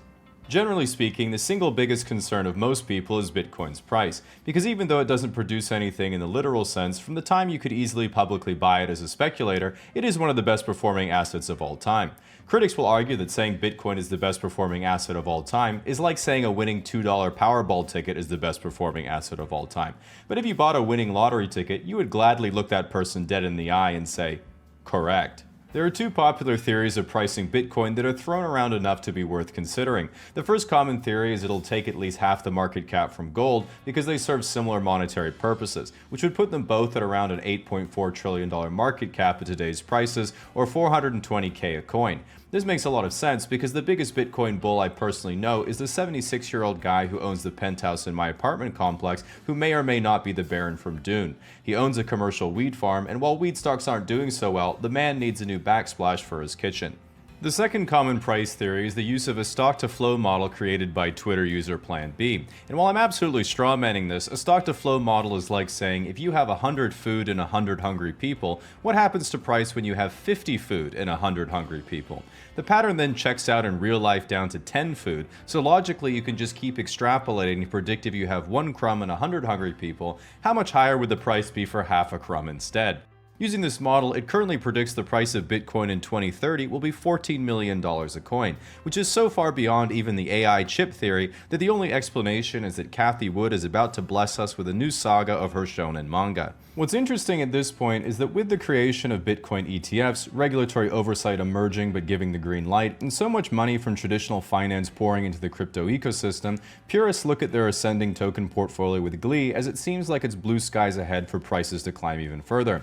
But some people have started to point out that as time has marched on, every day their favorite crypto assets trade more and more in lockstep with traditional financial assets, and ownership has become more and more concentrated on centralized exchanges and mainstream financial products. Even 5 years ago, the whole space was about disrupting traditional finance, but now it's about cheering on any product that lets you get exposure to the network without being part of it, in the hope it drives the price higher. Just like in Oppenheimer, it's caused some people to dim the lights, adorn their trilby, and recite with scorn, "He who fights with monsters should be careful, lest he thereby become a monster." Causing everyone else to say, "Bro, I just want to be able to afford a house one day, can you please chill the fuck out?" In my view so far, despite a lot of people telling me they've done the work, much like the Bitcoin blockchain, I'm still looking for proof. And personally, I haven't been able to find anyone who I think really has a convincing argument for the future of the technology or the price, and it's pretty much hopes, dreams, and speculation all around. That is except for one person, a Bitcoin Talk Forum member from 2013 named GameCube, who during a huge sell-off titled the thread, "I am hodling," where he went on to say, "I type-ed that title twice because I knew it was wrong the first time. Still wrong. Whatever. Girlfriend's out at a lesbian bar. BTC crashing. Why am I holding? I'll tell you why. It's because I'm a bad trader, and I know I'm a bad trader. And you traders, you good traders can spot the highs and the lows, pit-pat, piffy, wing, wong, wang, just like that and make $1,000,000. Sure. No problem, bro. I should have sold moments before every sell and bought moments before every buy, but you know what? Not everybody's as cool as you. The people in between hold. You only sell in a bear market if you're a good day trader or an illusion noob. In a zero-sum game such as this, traders can only take your money if you sell. So I've had some whiskey. Actually, on the bottle, it's spelled whiskey. He then passed out, not realizing the profundity of his own words, because everyone had recognized the hodler in themselves too. To me, GameCube is a man who finally cracked the code on not just Bitcoin, but life in general. You can't make a bad decision if you never decide, you can't have a regret if things could never be different, and of course what I've now adopted as my golden rule, your girlfriend can't leave you for another man if she's cheating on you with a woman. Now, unlike your girlfriend leaving you, one thing you can't solve by just saying no is data brokers getting their hands on your information, who then turn around and sell that data to whoever wants to buy it, potentially getting it into the hands of robocallers, scammers, or God forbid, the government. This is because you're giving them permission to nearly all the time whenever you sign up for things online, but if the inner libertarian in you is getting flustered already, the good news is you could use today's sponsor, Smith & Wesson. Alcohol is one of the most socially widespread drugs and has been part of human culture for thousands of years. And this is for pretty evident reasons. For anyone who's tried it before, you'll notice that alcohol quickly makes you better at many things, including temporarily talking to girls and thinking you can jump down more stairs than you actually can. Now, whether it's at a party or you've responsibly waited until you're of legal age, I think most teenagers and young adults are pretty excited to have their first drink. But if there's anything you'll find out soon enough, it's that your first drunk experience is always one of the least memorable. Also keep in mind that many people have bad formative experiences with a certain alcohol and say things like, "I'm never drinking vodka again." While you think you mean it, this decision is made by your logical brain and has no bearing on the future actions of your drunk brain. Of course, many new drinkers worry that they're drinking too much and don't want to develop bad habits. My friend thought she might have a problem because her family always buys her liquor store gift cards, but you don't need to worry when people buy you gift cards for the liquor store, you need to worry when they stop buying you gift cards for the liquor store. Now, a downside of alcohol is how expensive it is. Another downside is that one of the effects of alcohol is making you not care about what things cost. Fortunately though, one of the upsides is that one of the effects of alcohol is making you forget to pay for things. So you have to take your wins with your losses. So when you're consuming alcohol, you need to be aware of your level of intoxication, which someone might ask you for to gauge where you or the group is at. 3 out of 10 is a small buzz and you can definitely feel something happening. 6 to 7.5 is the Goldilocks zone, where you feel charismatic, energized, and excited to do things. Past 8 out of 10, no one will ask because they can already tell, and you start saying things like, "Why are your eyes so far apart?" to someone's boobs. And 11 out of 10, where everything goes black, time no longer exists, and you teleport to new locations. With that in mind, the effect of alcohol can be different for different individuals, and from my experience, there are fundamentally 3 types of drunk people. People who are their usual selves but better, people who seem exactly the same but can't walk properly, and people who immediately find a reason to say they love you, fight someone, try to have sex with someone, or cry. So one thing you'll have to deal with eventually, whether you drink or not, is your friend passing out. When this happens, you'll notice that everyone else will do one of 2 things: help them, or draw a dick on their forehead. This is a good way to check your social circle for whether or not you have good friends, depending on what they did first and the size of the dick. Now, at the end of the night, remember that alcohol dehydrates you, so it's really important to drink lots of water. A good strategy is to know what you usually weigh in the morning and drink enough water to bring yourself up to that weight at night. In practice, I find I don't always have the clarity of mind to do that, so you can also sit under the shower head with your mouth open, wondering where you went wrong. So the next morning, depending on your age and hydration, you might experience a hangover. A hangover is your body telling you you're an idiot and shouldn't be doing this anymore, and the only thing that can make it go away is hash browns. So with that said, always consume responsibly, and hit up Costco if you don't have any in your freezer. While comedy is essentially anything that makes you laugh, that itself can come in many forms and genres, ranging from stand-up to talk shows to films, all the way to inside jokes you have with your friends. But with all these different mediums where we consume comedy, very few people have ever tried to create something funny themselves, and if you ever do, you realize it's very, very hard. None of your ideas are original, none of your sentences are interesting, and whenever you think you have at least something funny, when you say it out loud, you get flashbacks to Hamlet in high school English. Even if you wake up in the morning and decide you're going to become funny by learning the rules of comedy, that ends up being about as useful as deciding to become good at math by remembering the numbers. In reality, the way that funny people make something funny is not by filtering content through an elaborate rule set and having jokes come out the other end, but by starting with one tiny idea, even just a word, and building on it. They take one boring sentence and turn it into one interesting sentence, then into a funny sentence, then into a punchline, then they add a setup to get there, then they do it again and again, continually regrouping and rehashing material until finally they have something to perform or a show to release. But if you're sitting there with a blank Word document or empty thoughts, wondering how you're going to write anything creative, how do you even come up with even an original boring sentence, let alone an interesting one or a real joke? And that brings us to the first goal of comedy writing, which is going from literally nothing to something, anything that's funny. And that means starting with the simplest possible form of joke, which is a setup to establish a premise and a punchline that breaks the audience's expectations. So let's take the easiest type of setup that you get every day, which are questions. So here's a question. What's the most complex thing you do in your kitchen? So now the problem here is not only do you have to break the audience's expectations, you have to do it in a way that still fulfills the initial premise the setup has established, otherwise the joke isn't funny. And this creates a comedic dilemma. Out of the infinite number of things you could respond with, some are funnier than others, so how do you generate and narrow down the range? And the first thing you need to do is establish what are the audience's expectations, and in this case it's very obvious. It's something you would physically do in a kitchen, but more complex than usual. So let's start generating responses by adding an additional layer each time. What is the most complex thing that you do in your kitchen? Make a big cake. This is literally the most complex thing you've done in a kitchen, and it's not funny. Build a giant rocket ship.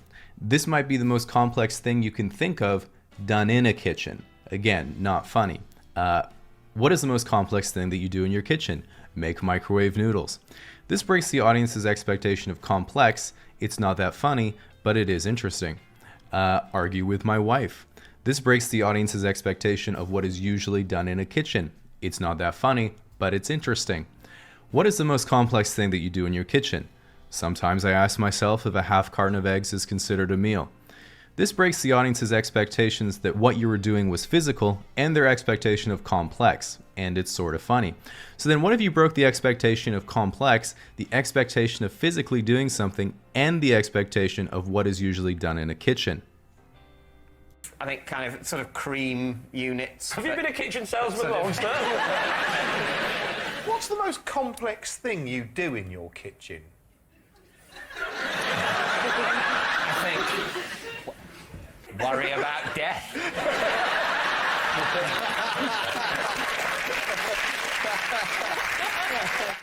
So after generating a joke, the next step in building something comedic is one of the most important, which is delivery, or how you tell the joke. The reason this is so important is because no matter how well a song is written, if you can't sing, the song is going to be complete garbage.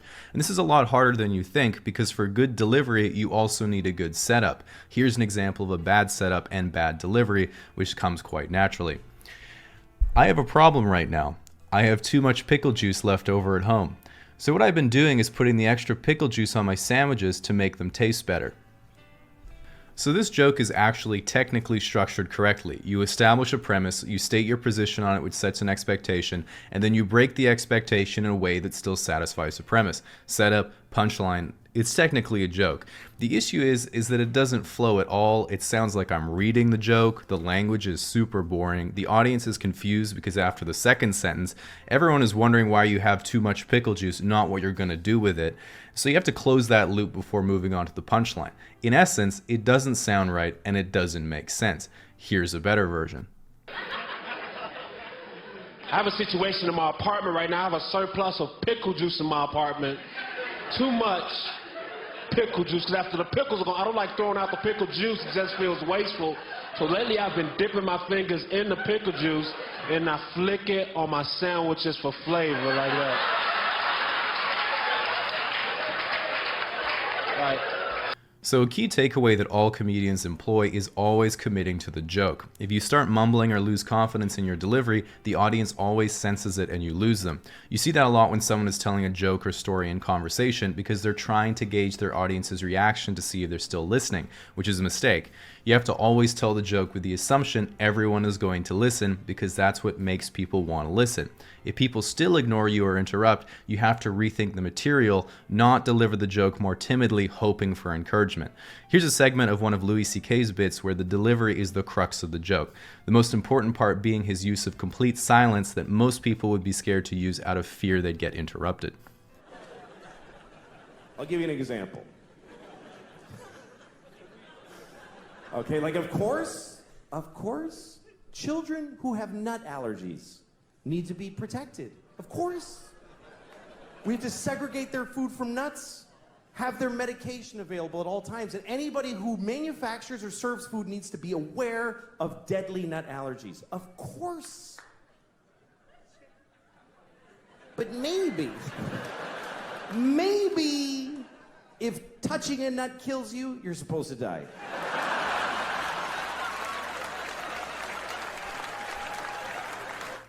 Of all people, you'd think you know the damage you can inflict for a misplaced nut. So one more example of a good delivery is comedian Norm Macdonald, who often has jokes that fall in the category of so bad they're good, but he delivers them with so much confidence you know it's absolutely calculated. Here's an example. There's this 2-hour season finale of Melrose Place. There's this movie coming out. Yes. Title undetermined at this point. Chairman of the board. Oh, all right. Do something with that, you freak. I bet the board is spelled B-O-R-E-D.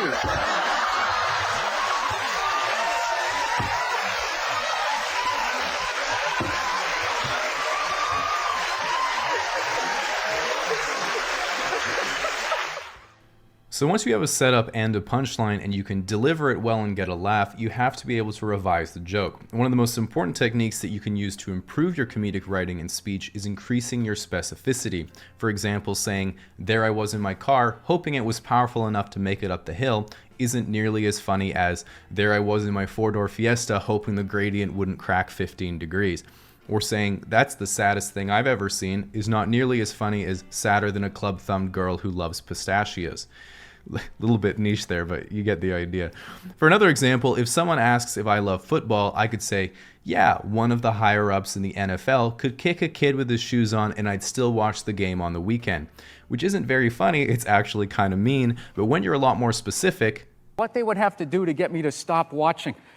You know, like, you love football. You watch football. The commissioner could literally punt a baby across his office with his wingtips on. I'm still going to watch on Sunday.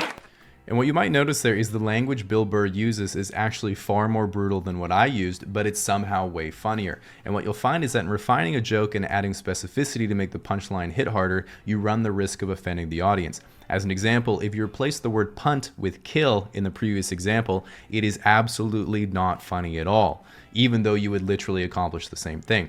Which brings us to one of the most useful rules of thumb in comedy, which is no subject is off limits as long as your joke is funnier than it is offensive and Pepsi doesn't pay your bills. The theme being you can't laugh and be offended at the same time. So in addition to specificity, the next element that is essential to good delivery is the cadence of the joke. This is an area where literary skills are actually useful because to me, cadence is just as much about how you write the words as it is about how you say the words. And there's really no way of teaching this because what you're aiming for is the precision of writing with the fluency of speech. And this is why most stand-up comedians improvise their setups and have their punchlines memorized to the word. Ultimately, you just have to practice a lot, read a lot, listen a lot, and you get better because it's fundamentally a matter of taste. The same way an experienced decorator sees colors and shapes go together, you're trying to do the same thing with words. One of my favorite exercises is taking common feelings that are difficult to express and then shortening them down to be brief and punchy, which is what a lot of the wordier British comedians do. An example is, instead of saying feeling sad in hindsight, you could use debilitating retrospection or sadness when I remember. Instead of not bad, you can use repressing melancholy. These are the techniques that got us internet cliches for always sad, like crippling depression and constant despair, which are now all common parlance in the British and Canadian lifestyle. So I think with that, anyone could get started building something funny. It might only be enough to write one line that's worth a laugh, but that's where you start. Literally, that's where you start. One day you'll find yourself with 4 or 5, and then you can use the same techniques to tie them together into something bigger. Eventually, you might get to the point where you need to learn further skills to realize a bigger goal, like how comedians such as Bo Burnham went from singing funny songs on YouTube to an entire hour-long musical performance, and then to directing his own movie. Or how The Simpsons started as shorts that weren't even that funny, and then went on to be the most celebrated cartoon ever made. And really, for myself, the thing that I love the most about comedy compared to most visual or literary arts is that you can't fake it. You can write bad fiction, make uninteresting paintings, or take cliche photos. Because art is subjective, you can shelter your ego from criticism and even think you're profound because no one could or cares to prove you wrong. But when it comes to comedy, if you're not good, no one laughs. No one has a good time. No one says, well, at least I think you're talented. And you realize it's not the world that doesn't get it, it's you. And what I think the pursuit of being funny does best is show that it isn't about giving up or trying again. So I have a fairly innocent friend who recently became old enough to drink, and I've been trying to take him for a beer, and I felt this would be a great way for him or anyone to familiarize themselves a little bit with the bar scene. Now, the key feature of a bar is the fact that you can get a drink while you're there, but what drink do you get? So, assuming it's going to fit your budget, there's 3 main considerations: alcohol content, how good it tastes, and street cred. Generally, most drinks you get in a bar have similar alcohol content per serving, but of course you're wondering, what drink has the most street cred? And it's pretty simple to figure out. The better something tastes, the less street cred it has. As an example, Cosmopolitan. 2 ounces worth of hard liquor, tastes amazing, 0 street cred. Cider. Usually 4 to 7% alcohol, tastes like juice, comes with a straw. Light beer. Mostly water, tastes like beer, the most popular drink in North America. Now, honestly, light beer gets a bad rap, and it isn't the worst thing ever. In fact, one of the ways you can get more street cred is by seeing which one of your friends can drink the most of it. This is of course kind of dangerous because I found that no matter how fast you can drink, you can't outpace the self-loathing. And if you're wondering about other cocktails and mixed drinks, it's really just a matter of what glass it comes in. Just quickly, I'd like to emphasize how important it is to not make a joke about the bartender's ice hammer. I thought I was being really clever with my jokes about unwanted customers, courtrooms, and Norse gods, but I wasn't. And you can tell your joke isn't very good when after you tell the punchline, your friend says, "Please subscribe." Shit. Okay, so really you can order whatever you want, but if you have friends that are girls, it can be a real advantage, because not only does it mean you can steal a sip of their delicious drinks, it also means you have friends that are girls. And to be frank, if you're at the bar trying to pick someone up, the best wingmen are usually other women because there's no conflict of interest and you have that extra social validation. Now, at this point, you can try one of my favorite strategies. So, if I'm there with a friend and I see a girl I'm into, I get my friend to go to their table and say to the girl, "Hey, do you know him?" while pointing to me, and she's naturally going to turn and look in my direction, which gives me just enough time to imagine our lives together. Alright, one thing that might be pretty intimidating is the bar slang that everyone seems to know. On the rocks, neat, up, with a twist, with a water back, all things that come with experience. The good news is if you don't know the bar terminology, just say what you want or ask the bartender to recommend something. You might think he's judging you for your lack of knowledge, and he is, but he'd better stay in line if he wants that 5% tip. I also dislike when you pay by card and it gives you 3 tip options of 15, 20, and 25%. I just think it's insensitive they put the probability of your card getting declined right on the machine. I still think it's a good idea to pay by credit card though, because it lets you keep track of your habits. As an example, one time I got my credit card stolen, but Visa was able to block it for suspicious activity when the guy tried going to the same bar I go to and only bought 1 drink. This video is sponsored by BetterHelp. Socrates apparently once said, "It's a shame for a man to grow old without seeing the beauty and strength of which his body is capable," which is why it's such a shame he died 2,300 years before Greece was ruled by Kyriakos Grizzly. As you guys probably know by now, I am somewhat of a connoisseur of anything involving jacked men with big egos trying to do something better than some other guy. And while hosting a podcast is a topic for another day, today we're talking about bodybuilding. Now, the vast majority of people who are into bodybuilding just like the idea of getting jacked rather than trying to actually compete, which is a much better objective because you probably won't ever accomplish either. One of the most common reasons guys get into bodybuilding is because they want to get girls, and while you get over that phase quickly, a big reason for this is because many wannabe bodybuilders started their gym journey from the humble and insecure teenage Google search, "What body type do girls like in a guy?" Now, this is an eye-opener because the answer is rarely C-Bum, Ronnie Coleman, or even Arnold, which makes no sense to the average guy who always pushes the character creation slider all the way to the right. For example, for any girls watching right now, I say rhetorically, which do you think is more attractive? A. Brad Pitt in Fight Club, or B. Christian Bale in The Machinist? Now that you've locked in your answer, the bodybuilders will reveal how they compare the two, which is of course C. They're the same picture, it's just lighting and a pump. Similarly, one of the notorious psychological side effects of bodybuilding is that right now there are currently teenagers who see a Hollywood star like Tom Holland and think, "I want to be that ripped one day." But 5 years later you'll look at Chris Hemsworth as Thor and think, small chest, no traps, lats are okay. Still has a neck? Pathetic. 5.5 out of 10. This phenomenon where other people look at you and think, "Damn, looking huge, bro," but you look at yourself and think, "I'm so small, I need to get bigger," is a common side effect of bodybuilding called being correct. Now, in order to cancel out any benefit of the BetterHelp sponsorship, I wanted to give you the definitive guide to every possible male body type and whether you can actually look like that naturally or not. Let me just open up my shirtless men folder I've been collecting for exactly this purpose. We all have this one, don't we, boys? Now, the primary determinant in what your body looks like is the volume of muscle on your body and the amount of body fat you have as a percentage of your overall weight. So assuming you're about 5'9", the chart looks roughly like this. If you have a body fat percentage about 10 or below, but also basically no muscle, you'll weigh about 115 to 130 pounds and look roughly like this. By the way, he put himself on Adobe stock images, not my responsibility.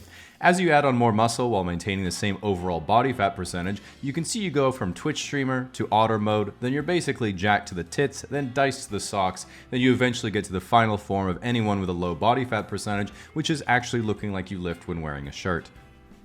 So the second row is exactly the same progression, except with a body fat percentage of 15 to 20%. Notable physiques in this category include skinny fat, the dad bod, the daddy bod. Then of course you have the power builder, which is either an off-season bodybuilder or a power lifter trying to cut. Then of course the notorious bear mode. I swear I'm not making these up, these are actually established taxonomical classifications. So then at 25% body fat and higher, we have white collar dad bod, the median American, blue collar dad bod, the true powerlifter, and of course transcendence. Now, the good news is that first of all, everything in the first column is achievable naturally. All you have to do is as little as possible. Believe it or not, everything I've colored in green is likely achievable natty by nearly anyone. After that, yellow is achievable if you have good genetics or are short, which by the transitive property of bodybuilding means that being short is good genetics. Checkmate male models. Everything in orange is basically always going to require you being on the juice, and everything in red speaks for itself. Roughly speaking, if you're 5'9", natural, have extremely good genetics, have been lifting 10 plus years properly, the biggest you can be is about 175 to 195 pounds at 10% body fat, depending on the size of your bones, muscle insertions, and whether you're built like Adam Anja or Mike Israetel. As a comparison, Mr. Olympia bodybuilders at the same height frequently get on stage at half the body fat and weigh 240 pounds. Being a fan of actual competitive bodybuilding, there are always a plethora of non-bodybuilding fans who say things to me like, so you enjoy watching nearly naked muscly guys lathered up in spray tan flex next to each other? Yes. Thing is, if you find yourself spending a questionable amount of time judging the physiques of jack dudes in microthongs, you might say to yourself, wait, I thought I was straight, but maybe I am sexually confused. If this happens, just spend the $10 for Vladislava Galigan's OnlyFans and you'll immediately realize, nope, now that I'm aware of what actual sexual confusion is, I can say in hindsight I definitely wasn't experiencing it before. It's important to know that if you are considering taking steroids or testosterone, it doesn't just enhance your ability to build muscle, it comes with a lot of side effects. These are often considered bad by regular people when they are clearly just small and jealous. These include your muscles growing faster than your tendons and ligaments, resulting in debilitating injury. This is also known in bodybuilding as suffering from success. Going bald. This is obviously not a problem because you're balding already. Testicular atrophy. Now, when anyone thinks of testicles, they all think the same thing. Guaranteed crit. Finally, this is the opportunity to eliminate that weak spot. Plus, girls will think your dick is bigger because your balls will appear further away. Heightened tendency for aggravation. Would you rather get in one fight and lose it, or get in 10 fights and win them? Exactly. Suppressed fluid intelligence. You literally won't be able to tell. If anyone calls you stupid, just fight them. Most people don't consider bodybuilding an extreme sport, but when you bring up skydiving, rock climbing, or heli skiing, most people ask, why do they do it if it's so risky? And the athletes always say something like, I love it so much I'd die for my sport. In contrast, in contest bodybuilding, dying is the sport. It's worth it though, because if you're 265 pounds, severely dehydrated, and have 3% body fat, what's the worst that can happen? Yeah, in this case it is total organ failure, but that's a small price to pay in the grand scheme of things. For now, get that trophy, go to a sushi buffet, gain 50 pounds in a work week, and then live to die another day. Now, if you're looking to get into bodybuilding, here's some advice from someone who's been going to the gym for 10 years, as in physically arriving there, not in terms of progress obviously. First of all, going to the gym and rapidly progressing for the first few months is like having sex for the first time. You say to yourself, holy shit, this is amazing. I'm sure this is going to continue at the same rate forever. But no, all progress will be halted when you go too hard and get your back blown out. Secondly, there are some immutable facts of bodybuilding that defy conventional logic. For example, nearly all bodybuilders struggle to grow their calves despite doing the optimal training routine, which is 5 sets of seated calf raises at the end of leg day. Frankly, there is nothing else you can possibly do, you just have bad genetics, should have been Asian or previously obese. Third, in order to bodybuild effectively, you have to go on phases where you gain weight and muscle, and then phases where you cut body fat and maintain as much muscle as possible, then repeat the process for optimal results. Don't be afraid to take your time on this, because if you go too quickly, you'll gain too much fat or lose too much muscle. Personally, I like to do a 3 or 4 month bulk, then a 4 to 5 year period of telling people I'm cutting. Lastly, the most important thing about bodybuilding is that it's not about winning a trophy or getting the honeys. It's about putting on a dress shirt, rolling up your sleeves, and receiving a compliment on your forearms once every few months. It's not about being the most jacked guy at the pool party, it's about achieving negative buoyancy. Ultimately, at the end of the day, like all sports, bodybuilding isn't about the destination. It's all about burning more calories per day so you can eat more. Now, if you ever find yourself looking at a picture of Kyriakos Grizzly and thinking, what if I never become this, as a single tear rolls down your cheek? So, I recently had a conversation with someone who said, I've never really played video games, I don't get why people like them. And while I feel that she kind of answered her own statement, I felt compelled to talk about it because they've always been a big part of my life, and since I was a kid, I thought there was no better way to make friends than inviting someone over to watch me play video games. Now, if we go way back, one of my first gaming experiences was when I was about 4 years old, and my dad gave me a Nintendo 64. And what made me really fall in love with Nintendo was how they made me feel like I was something I could never be in real life. An Italian man.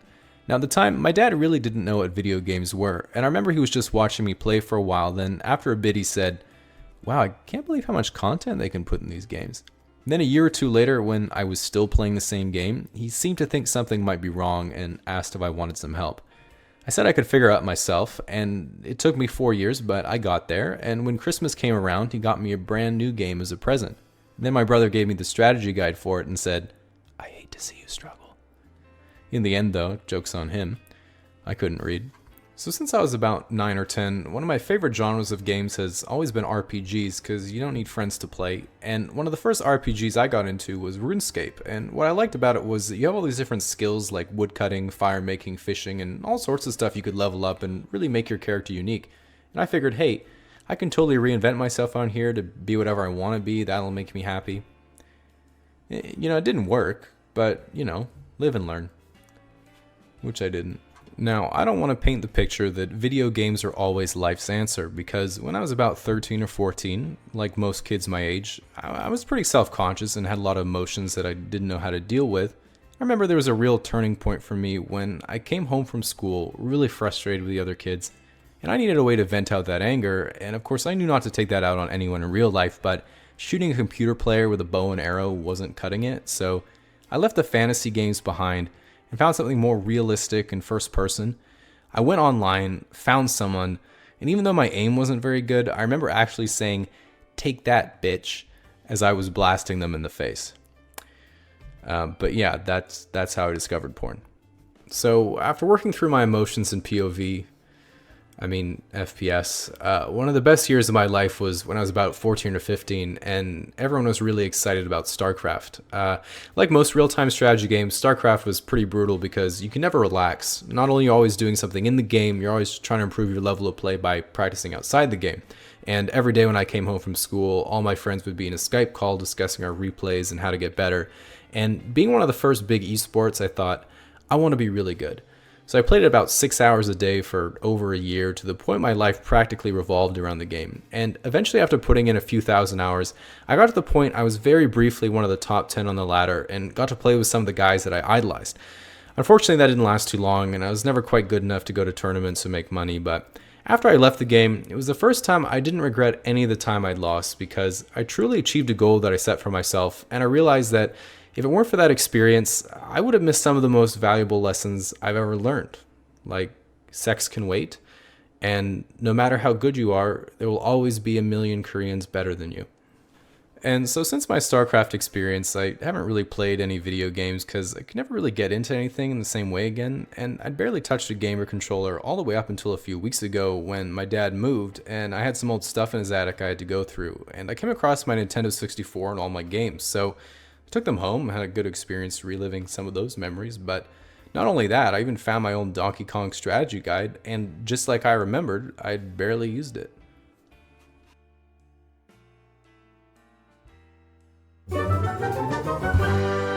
So before I go reminisce on better times, recently I've been building the website casuallyexplained.com with Squarespace, and it would make me very happy if you go check it out and let me know what you'd like to see there besides videos and merch. I was thinking of having an MS Paint competition.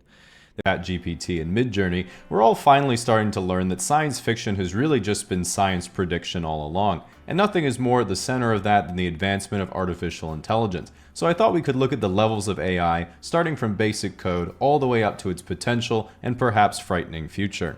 Level 1. Clippy. At the lowest level of artificial intelligence, we have Clippy. This little guy is a rules-based system, or what we're familiar with as basic computer script. Scripts are essentially commands that say, if this happens, do that. If that happens, do this. If you're not familiar with Clippy, good for you, because don't let his cute little magic carpet fool you, he's actually deranged. If Clippy were a person, he'd walk up to you unannounced and say, "You look like you're trying to be pretty. You'd be prettier if you smiled more." Then regardless of your response, his next line in the script was always, "You're welcome. Would you like more tips?" This level of artificial intelligence is of course not scary at all. It in fact makes you stupider for having interacted with it. Level 2. A bit smarter than Clippy, but still at a low level of artificial intelligence, we have Reddit top comments. While Reddit top comments are made by humans, comments that get upvoted are not upvoted because they're correct, but because they sound correct. If you don't know about a certain subject, you'll be reading top comments all day thinking you're learning a lot, until you click their profile and realize you're taking legal advice from a 17-year-old Minecraft streamer. This phenomenon is caused by how Reddit highlights posts and articles, which is based on the second stage of artificial intelligence, algorithms. While algorithms are still forms of rules-based systems, many are very powerful, and long before man feared artificial intelligence, he blamed algorithms for his failures. If you lost money on Bitcoin, algorithms. No YouTube views, algorithms. Can't solve a Rubik's Cube, algorithms. Trash teammates in Counter-Strike, also algorithms. While most women would look at a guy and say, "You weren't defeated by an algorithm, you're just not very good at your hobby." The reality is, if a guy's been defeated by an algorithm, a woman wouldn't be looking at him in the first place. Level 3. Whatever they're doing at Boston Dynamics. While we all used to laugh at the goofy robots Boston Dynamics was making, suddenly in the last few years everyone went from laughing to fundamentally being on the side of the machines. While Boston Dynamics still uses a lot of regular algorithms, one reason for this massive amount of progress in such a short amount of time was from advancements in Level 3 artificial intelligence, which is machine learning. This means that instead of always getting the same output from a given input, the output is remembered, integrated into the software, and a new, more efficient outcome occurs next time. Level 4. Generative AI. Here we are at the present day, where we're all familiar with applications like ChatGPT and Midjourney, and this is where AI begins to finally mimic human intelligence, and in many cases exceeds it as well. For example, using an image generator, here I used the prompt futuristic affordable city housing, and it looks exactly how I imagined it. Here I asked it loser of the 2024 federal election, and it knew right away. I even asked it for average casually explained subscriber, and I'm sure most of us thought we were looking into a mirror. Many people fear that this generation of AI is going to take everyone's jobs in the next 10 years, but AI has taken tens of thousands of jobs already, you just haven't noticed. For example, it's now impossible to tell whether the supermodel you're talking to on Tinder is an artificial intelligence or an actual Indian man.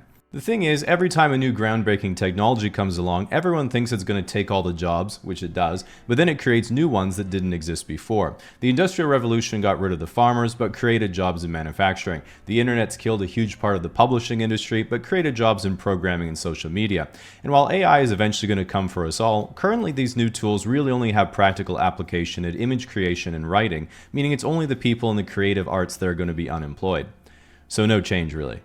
Level 5. Ana de Armas and Blade Runner. This is the level where artificial intelligence reaches a point where it's essentially analogous to our own intelligence. It can collect and remember sensory data, and if it has the right hardware, it's able to interact with and manipulate the environment just like a human.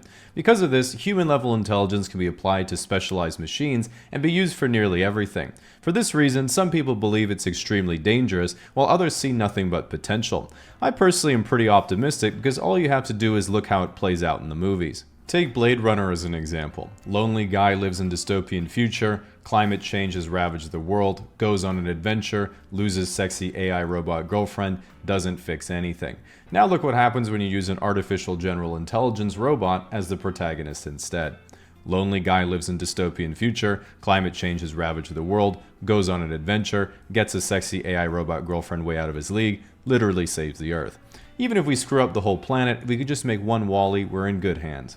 Level 6. Artificial superintelligence and cybernetic enhancement. One of my biggest disappointments when I was a teenager was when I first read the term trans person, because I thought, finally, I don't have to be a person anymore.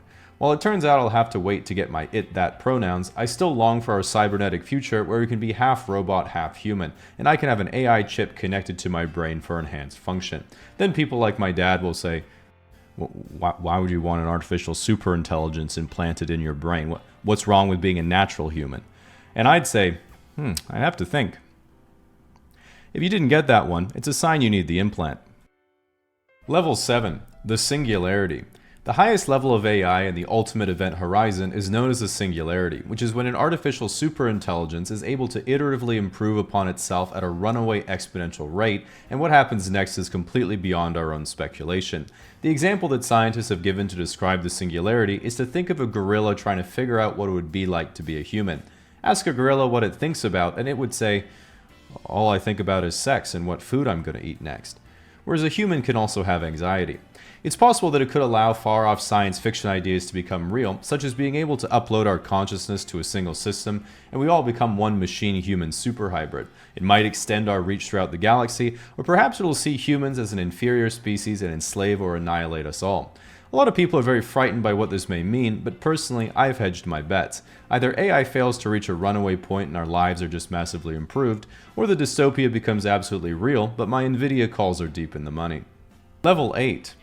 There is one final step to the whole picture, which is the theory that what the singularity becomes was set in motion from the beginning of time, like a seed growing into a tree, because that's what the universe itself is. And what we're experiencing is analogous to some sort of video game or synthetic dream. And at its core, the whole universe is a single superstructure or intelligence acting itself out, and our little lives are a piece of that. While some call that greater concept God, Others call it a simulation, and the rest of us just call it about 7.4 on IMDb. And while there isn't any great evidence for or against such a theory, if you look around you, you can tell from their behavior that you are in fact surrounded by NPCs. Now, while you might be sitting there thinking, wait, am I just a simulation? You don't need to worry, because you're the only real one. It's the rest of us who are part of the hologram and want you to reveal your secrets, which is why you should consider today's sponsor Incogni, which acts on your behalf to request your personal data, including things like your address and phone number, be removed from data brokers who've acquired your personal information through your internet and subscription use, but will remove it upon request. The problem is this will likely take dozens, if not hundreds of hours for you to do manually, and since the last time I talked about Incogni on this channel, it's performed the equivalent of 21 hours of work requesting the removal of my data, despite the fact that I'm Canadian. So sadly, no one really wants to track me in the first place, even though that hurts my feelings. While this means that sadly there won't be any little cyborg Jamie clones running around in the near future, it does mean I far more rarely get spam callers, scammers, and risk. So I had a great opportunity to spend around 5 months in Lyon doing a French language course, and when I went I knew absolutely zero French. And let me tell you, French is extremely unforgiving for beginners. Not because it's super hard, but because it's a minefield of inevitable social disasters. So French has a ton of similar words to English, so you start freestyling when you're not sure what the right word is, and that is a terrible, terrible mistake. Okay, so decided is décider, integrated, intégré, concentrated, concentré. So how do you think you would say excited? Excité. Pretty straightforward guess. So how would you say I'm excited to meet you? Here's the template. Je suis blank de faire votre connaissance. So let's say you're meeting the mother of your host family and you say Je suis excité de faire votre connaissance. But wait, why is she looking at you funny? Because you just said I'm horny to meet you. Basically, once I got that one behind me, I thought I was in the clear, but I was only just getting started. So baisser means to lower, but baiser means to fuck. J'aime le chocolat means I like chocolate. J'aime le secrétaire means I love the secretary. Je chaud means I'm hot. Je suis chaud means I'm horny. If you're talking about an apple, elle est bonne means it is good. If you're talking about a girl, elle est bonne means she's good for sex. And une amie m'a introduit doesn't mean a friend introduced to me, it means a friend inserted into me. Okay, but let's say you're just heading to Paris for vacation and you think you're safe. You're not. Let's say you're trying to be health conscious at a restaurant and you want to express to the waiter you don't like preservatives in your food. So you say, Je n'aime pas les préservatifs. And then he gives you a wink and walks away. You should be a little bit concerned because you just said, I don't like condoms. So my French accent isn't great, but a common misstep people make when trying to speak French is basically saying the French words as if they were English words. Now, we're all really used to foreigners with thick accents, but most French people outside of Paris aren't and don't like you screwing up their language. So the usual mistake is going to a bakery and saying, Bonjour, je voudrais une... Honey, what's the French word for baguette? And the guy will look at you like you killed his family. But it gets worse, because the moment you decide to try to actually learn the pronunciation, it's a whole new world of hurt. So OU is pronounced OU, and U is pronounced U. And so there you are on a French plane, and the flight attendant says, De l'eau? Which basically means, do you want some water? And you're really thirsty, so you want to say, Oui, beaucoup, which means yes, a lot. But instead you say, Oui, beaucoup, which means yes, nice ass. So at this point you're probably thinking, is there anything that doesn't have a sexual connotation in French? Well, let me give you an example. Let's say you've got some game, you're trying to make some moves in France. Maybe you're just looking for a one-night stand and things are going well with a girl. You've had some drinks, you're getting pretty intimate, and things move to your bedroom. Everything's starting to heat up and clothes are coming off, so you whip out this phrase, Tu m'apportes un vrai bonheur. Now guess what that means? Okay, I'll help you out. You bring me a real... But nope, wrong again. It actually means you bring me true happiness. Not to brag, but I've been eating food my whole life, and I thought I'd make a video going over all the types of food in the world I can think of with a brief description. If your country isn't mentioned, don't feel bad. You just should have invented sushi or pizza. French. Interestingly, while highly acclaimed for their restaurants, it's a well-known fact that French people themselves don't actually eat anything, surviving solely on tiny cups of espresso and the feeling of superiority. You can identify if you're eating French food when you literally can't enjoy the meal because your brain is always doing the calculus of whether it was worth the money. Japanese. I love Japanese, and admittedly, I think sushi in particular is the perfect date food. Light, delicious, and I can demonstrate my high-quality hunter-gatherer genes through adroit chopstick handling and being able to swallow a whole nigiri with zero gag reflex. Another excellent Japanese food is ramen, which is the ultimate min-max dish. It's either 2 days of cooking chicken, pork, and fish in perfect balance and temperature, 3 days making a cured egg, a lifetime of mastering the oils and toppings ratio, and then pairing it with the ideal noodle texture. Or it's opening the package and eating the spicy brick. Mexican food, as it's known by us pigmentally challenged folk, is when you fry anything and serve it with chipotle mayo on a flour tortilla. I also know the word salsa, which is the Mexican word for homemade ketchup. Italian. There are currently 3 known Italian foods: pasta, pizza, and gelato. We hope that one day science may discover more. Spanish. Spanish food is basically the circus version of other food. Chorizo is a spicy hot dog, churro is a deconstructed chocolate donut, sangria is party wine, paella is fried rice jumbo shrimp edition, and gazpacho is what the try-hard kid in your home ec class comes up with when you ask for Mexican ketchup. Greek. When I think of Greek food, I think of small amounts of tasty things being baked in thin pastry and then cut into geometric shapes. Spanakopita, bugatsa, a bunch of things I can't pronounce, and baklava, which are tasty honey nut diamonds. And you might be thinking, excuse me, baklava is actually Turkish, but that doesn't fit the thin pastry narrative, so here we are. American. American food is often known in the United States as food, and it's characterized by extremely large portion sizes, both in the food you're being served and in the guy barbecuing it. All American food is designed to be eaten with 2 hands, but real patriots do it with 1.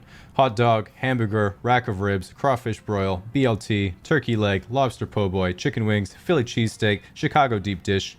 If a nice black lady calls you sweetie and you're suddenly wearing Crocs and a bowling shirt, it's definitely American food. Canadian. You've heard of potatoes and gravy, you've heard of cheesy potatoes, but here comes the remix. And that's what we've contributed in the last 150 years. You're welcome, ladies and gentlemen. British. British cuisine is modeled after the food your 8-year-old nephew comes up with when he asks if he can cook you dinner.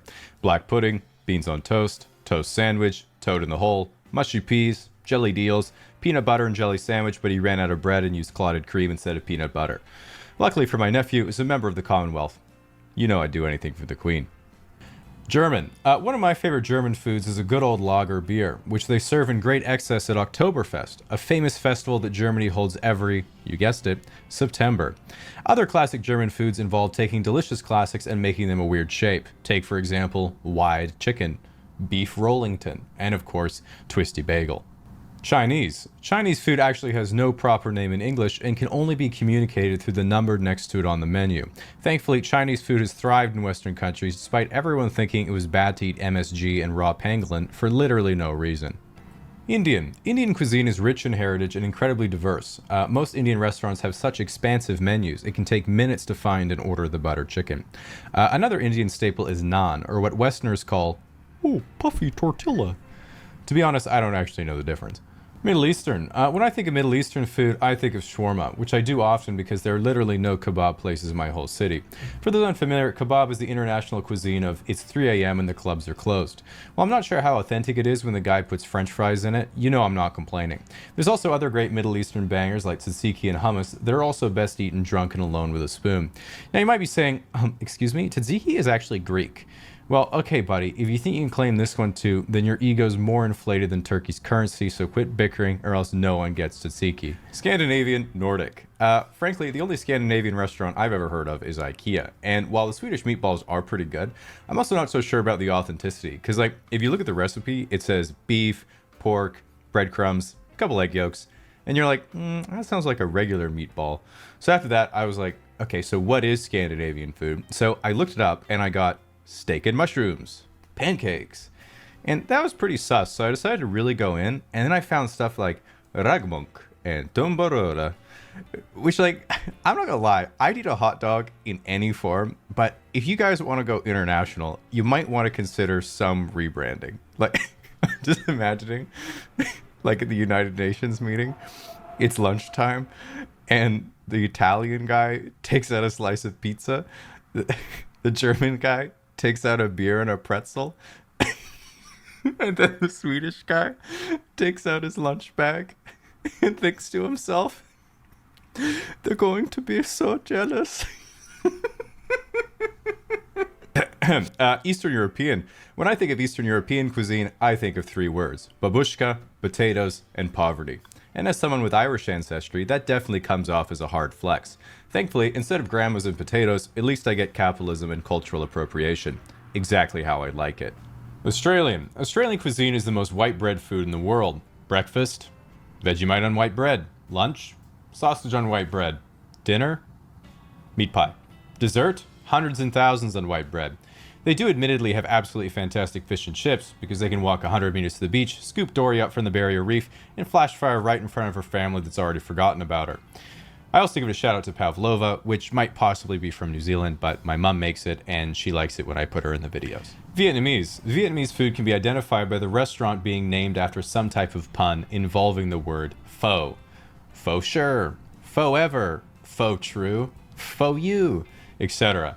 But in reality, the word is actually pronounced pho, as in farted. Guys, I waited 4 years for that one. Sorry. Latin American. Latin American food is great because so much of it is fried. Empanada, fried hot pocket. Plantains? No, you fool, it's not a banana, it's a potato in disguise, and you fry this bad boy twice. Regular banana, also fried. Besides that, the only other Latin American food I know is ayahuasca. I know about ayahuasca for 2 reasons. A, I live on the West Coast, and B, I've listened to Joe Rogan, and my name is Jamie. African food. Korean food. The most well-known Korean foods are kimchi and Korean barbecue. Korean barbecue is usually a buffet-style restaurant where you get to cook everything yourself on a little tabletop barbecue, while kimchi is the name I call the chairman of North Korea when I pinch his fat little cheeks. Now, at this point, you're probably saying, "Oh no, there's 30 seconds of the video left and he hasn't said my country." But unfortunately, this isn't the local weather report birthday shout-out, so I can't get everyone. If it makes you feel any better, you can scroll down and read all the comments that are like, that video was funny and accurate, except for that one part you said about my country was completely wrong and now I'm angry. And to them I say, quit bickering. So I'm going to walk you through the steps that I would use to sketch a graph of a polynomial function. These might seem daunting at first because it's not always intuitive what the graph's going to look like, but what we can actually do is take each term and type them into Wolfram Alpha. So, since the first playable characters came out, the devs have been working on the human player type for what seems like 3 billion years, and I'll admit that I haven't even gotten through all the levels yet, but I've been pretty impressed so far, so I wanted to give a critical review of the current content. Now, if this is your first time playing, I definitely recommend picking one of the starting regions with lower difficulty, which I put in green here. All the servers are getting pretty overpopulated right now, so you can pick one of the yellow regions if the recommended ones are full, but really try not to go for the areas in red unless you really know what you're doing or are just trying to speedrun the game. Pretty much all areas are player versus environment zones, but there are a few player versus player areas around here, and if you really want to play on a private server, you can do that over here, but the admins aren't so great, and it sucks if you change your mind because after you're there, you can't leave, so I'd probably give it a miss. Okay, at the start you have to choose a race, and in the past Caucasian male was definitely the most OP, but they've all become a lot more balanced in more recent patches, at least in the easier starting regions, but if you look at the race perks tab, still some nice privileges with this choice, so that's what I went with. Okay, so once you've chosen your starting region and race, you have to go through a 9-month loading screen while your character spawns, and that already sounds bad, but what's even worse is that once you've actually spawned, you have to go through 18 levels of tutorial. The first few of which are just interactive cutscenes. Even when you get to start moving around and interacting with the environment, what kinda sucks is that the only other users you really get to interact with are the 2 parent players that take you through the start of the tutorial, and the trouble is if they haven't advanced their parenting skill tree, you end up with really screwed up stats for the rest of the game. That's really just down to the RNG of who you get paired up with. So the first few levels of tutorial really aren't so memorable, but once you've made it to level 5 or 6, you've usually unlocked the friendship and knowledge trees, but you do have to spend around 6 hours a day at a learning academy to keep leveling that up. Okay, so as we get to about level 17 or 18, you basically finish the tutorial, and it turns out that the first thing you actually realize once you're done is that it had nothing to do with the rest of the game. And it turns out the whole tutorial is pretty much designed to sell you the college or university DLC, which is kind of overpriced for what you get, but if you decide to go for it, it can help you get a step up on free-to-play players in the mid-game. So the mid-game itself generally takes place between around level 18 and 65, where the 2 biggest focuses are on sustaining the newly unlocked relationship meter and generating in-game currency, which is usually denoted in dollars. So first of all, the relationship meter. This is the built-in drive to find a sexual companion, spend time with them, and reproduce. There are some factions where your parent players choose a companion for you, but in most of the Western factions you get to choose yourself. You might think that this is a way better idea, but the problem is they also have to choose you, so it might sound better on paper, but make sure you think out the gameplay. Now, when it comes to generating in-game currency, the most common strategy is to trade your playtime for dollars. If you see most users during this process, while they're technically still actual players, the majority of them are running scripts, so they're typically AFK and are pretty much indistinguishable from NPCs. So because it's an MMO, there aren't really any distinct objectives, and generally sometime during the mid-game you have to figure out what it is that you want to do. Some players focus on their relationship meter, some on getting more dollars, some on really maxing out certain skill trees, and some struggle to figure it out at all. There's no right answer really, just like any other MMO. I think your goal is to just enjoy the time you spend playing without ruining it for other people, and hopefully when you're a higher level you can get to the point where you enjoy helping players who might be struggling. So when you do get to around level 65, they say you should be at the end game content, but in practice this is getting later and later all the time, despite the level cap remaining pretty much the same. But nevertheless, what's good here is that you generally have a pretty fulfilled relationship meter, your important skill trees are maxed out, you can generally spend the rest of your time exploring the map and doing the things you want to do. Trouble is that at this point it can be hard to actually do those things because you start to experience a lot of bugs with your character. This is just because with the amount of variation in each user's programming, you can't expect it to function perfectly after so many iterations. Around level 80 is when you'll really start to encounter a lot of errors, until eventually the screen just goes black and your playtime is over. This video is sponsored by ExpressVPN. Now, there are plenty of ways you can get inspired to cook, whether it be you're looking to impress a girl, you're looking to impress a guy, or your mom's out, and this was the first search result. Nevertheless, the first step of your cooking journey is always the same, watching Gordon Ramsay make a beef Wellington, and then going online and finding a recipe well beyond your skill level. Now, after you've learned your lesson the hard way, it's time to pick something more manageable. A lot of people get stressed out trying to read a recipe, but it should be pretty easy if you take it one step at a time. In general, I find the only part of a recipe that's hard to follow is the part where it says serves two. Nevertheless, whenever you're cooking something, the first thing you have to do is buy your ingredients, bring them home, set them on the countertop, and organize them before you start cooking. This step is called mise en place, which is French for forgetting half the shit you need. In this situation, I like to make an adaptation to the recipe by taking a look at all the ingredients I don't have, seeing exactly where the author uses them in the recipe, and then I cross them out. Now, when you're cutting your ingredients, having a sharp knife is very important because it lets you cut things faster and more easily, thus creating the illusion of competence. To keep your knife sharp, make sure you run the knife up and down a honing rod every time before you cook. This won't do anything on account of your poor technique, but it does make a cool sound. Furthermore, if you do have a date, nothing turns a woman on more than being alone in a room with a man sharpening a 10-inch kitchen knife. So now that all your ingredients are chopped and neatly placed in bowls around your cutting board, make sure you take a quick picture for Instagram so your friends think your life is going better than it actually is. Now, every dish is cooked differently, so make sure you cover the smoke detector with saran wrap and follow the recipe closely. While I'm waiting for thermal radiation to do its work, I like to reward my hard work by ignoring the mess I've made and having a glass of wine. In the restaurant industry, this is called a coping mechanism, and all professional chefs do this after their shift. The final part of cooking your meal is plating, which is how your dish will be presented. And this is pretty straightforward. Amateurs put each ingredient beside each other with the sauce on top, but professionals put each ingredient on top of each other with the sauce on the side. So once you put your chicken tenders on top of the fries, it's time to reflect on everything you did wrong. Maybe you substituted flour for cornstarch, got Celsius and Fahrenheit confused on your oven, eyeballed every measurement, literally only had half the ingredients, or maybe your meat was dry because you got hungry and ate the butter instead of putting it in the pan. Whatever you did wrong, don't feel bad about it, just write it down, click 1 star, and hit submit review. Once you finish your meal and prolong starvation for another day, what are the next steps, you might ask? Well, if you're really looking to become a cooking enthusiast and take things to the next level, it's pretty straightforward. Learn the proper way to dice an onion with both horizontal and vertical cuts. This won't improve the taste of your food, but it will allow you to tell everyone else they're wrong. Purchase a $300 Japanese knife. These knives are designed specifically for cutting soft-boiled eggs and green onions to spice up your microwave ramen, but are also the perfect tool for cutting root vegetables on your glass cutting board. Purchase a cast iron skillet. While many think that this is just an 8-pound frying pan made of solid iron, that would be absolute sacrilege, as a true enthusiast knows that cast iron is not a raw industrial, but a misunderstood relic of the past to be worshipped and sensually oiled, only reaching a climax when your wife gives you the ultimatum that it's her or the pan gets the dishwasher cycle. Purchase an immersion circulator that you call a sous vide and then use it exactly 1 time. Run out of money. That's pretty much it. Now it's recipe books for Christmas and forearm tattoos until the day you die. At this point, there's probably only one question on your mind. Should I go pro? And while there's not a lot of competition right now, keep in mind that professional chefs have the challenge of working with some of the most insufferable people on the planet, customers. In addition, you might think, well, if I'm a professional chef, all the food I make for myself would be delicious. Nope, frozen pizza and Jack Daniels. Nevertheless, I don't want to discourage anyone, and it all depends on what you really want from life. For example, if you want to be a pro athlete, your goal is to win a gold medal at the Olympics. If you want to be a pro artist, you hope one day your work hangs in the Louvre.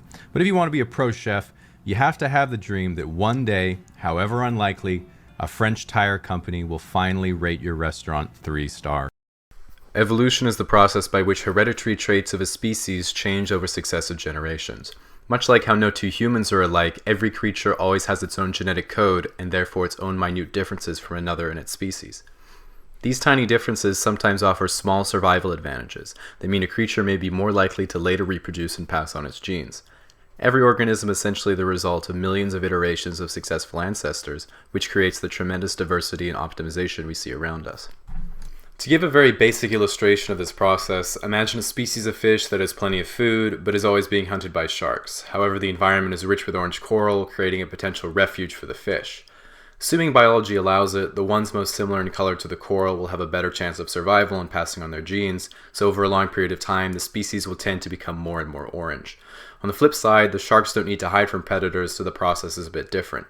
A shark's survival depends on hunting, so naturally the sharks who are better equipped to find prey will complete quests faster and gain more experience points. Once a certain threshold of XP is reached, the creature evolves to the next level and is given a few points that can be invested in different skill trees.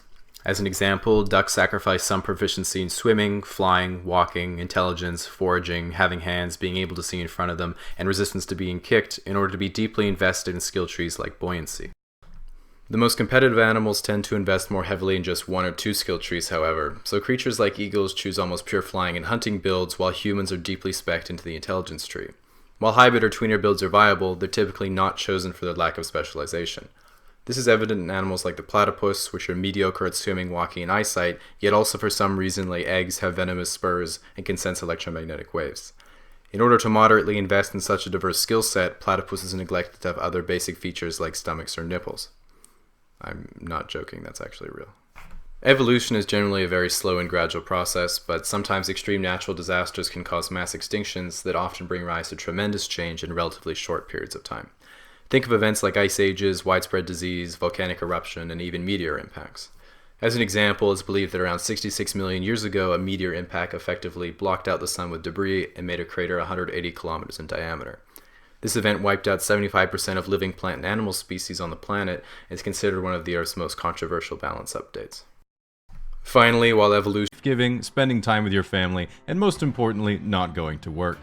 They say that Christmas is the most wonderful time of the year, and we all have fond memories of unwrapping the new video game or toy we wanted as a kid on Christmas morning. But Christmas is completely different as an adult. You don't care so much about games or toys anymore because when you get a present from your mom, you're just praying it's money, socks, and underwear. Furthermore, as an adult, one of the most difficult parts of Christmas is gift giving, because you just don't know what other people will like no matter how hard you tried or how wise you are. Back in the day, even Jesus was thinking, yo, thanks for the gold, my man. What's this other shit? Even though most children around the world look forward each year to St. Nicholas coming down their ducting to give them presents, it's actually the case that despite what people tell you, Santa Claus is a notorious asshole. Not only does he put coal in the stockings of children who misbehave, he also refuses to give poor kids a PS5. As we're all aware, the most traumatic time of year as an everyday consumer citizen is every department store's 24-hour transition from Halloween to Christmas on November 1st. You might think that going from scary and gloomy to frosty and joyous might seem like a great improvement, but if it were a person doing it, you'd be thinking they're about to release the best album ever and then overdose. Nevertheless, once November comes around, there are a lot of people who are critical of how it's spooky, scary skeletons one day, then Frosty the Snowman the next, and inevitably someone will be standing next to me at the grocery store deli and say, "They just keep putting the decorations out earlier and earlier every year, don't they? That's consumerism for you." Which annoys me way more than the decoration, so I usually respond by saying, "Then tell me, why have you come?" Like, imagine being a 19-year-old who's paid $15 an hour to try to decorate an entire warehouse, and then some middle-aged guy comes in and says, "Oh, I can't believe Big Grocery is trying to scam me into buying Ferrero Rocher." Like, homie, we get it. Your life's a void and the joy of others deepens the whole. This is why you only get to see the kids every second weekend.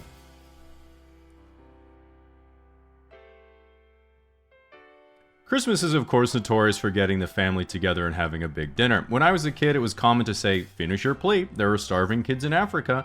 While we all managed to put a stop to that by saying name 3, nowadays the idea that one person puts on a Christmas spread single-handedly for a whole extended family is as unrealistic as Homer Simpson owning a 4-bedroom detached home in his 30s. Frankly, I watch The Simpsons now and I think if Homer's got that kind of money, why hasn't he flown to Turkey yet?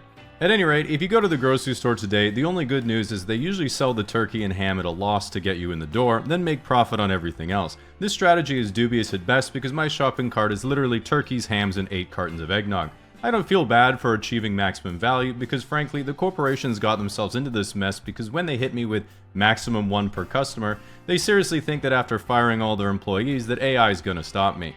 Now, if you're struggling at your family's Christmas dinner because your grandpa believes in Jesus but doesn't believe in trans people, and your cousin's making excuses again about why their late-stage polycule couldn't make it, just know that if you're in that stage of your Shakespearean tragedy, it's important to remember that thinking your grandpa is out of touch is a lot more enjoyable than having to tell him, "The bathroom's over here, Grandpa, remember?"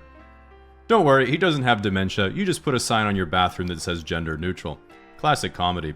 One thing I do to get through family gatherings is set a stopwatch when I walk in the door to see how long it takes for someone to complain about Trump. While I'm usually clocking in the 4 to 5 minute range, it has been trending upwards, meaning I think nature is finally starting to heal, unlike America's global reputation. With that said, I might be the only person I've ever met who actually enjoys American politics because I view it the same way I see Game of Thrones. It started out great in the beginning, but leading up to the end it was like watching a slow motion train wreck in real time. While the experience was still enjoyable, I'd always thought, yeah, that was pretty cool, but what if I could be in the train?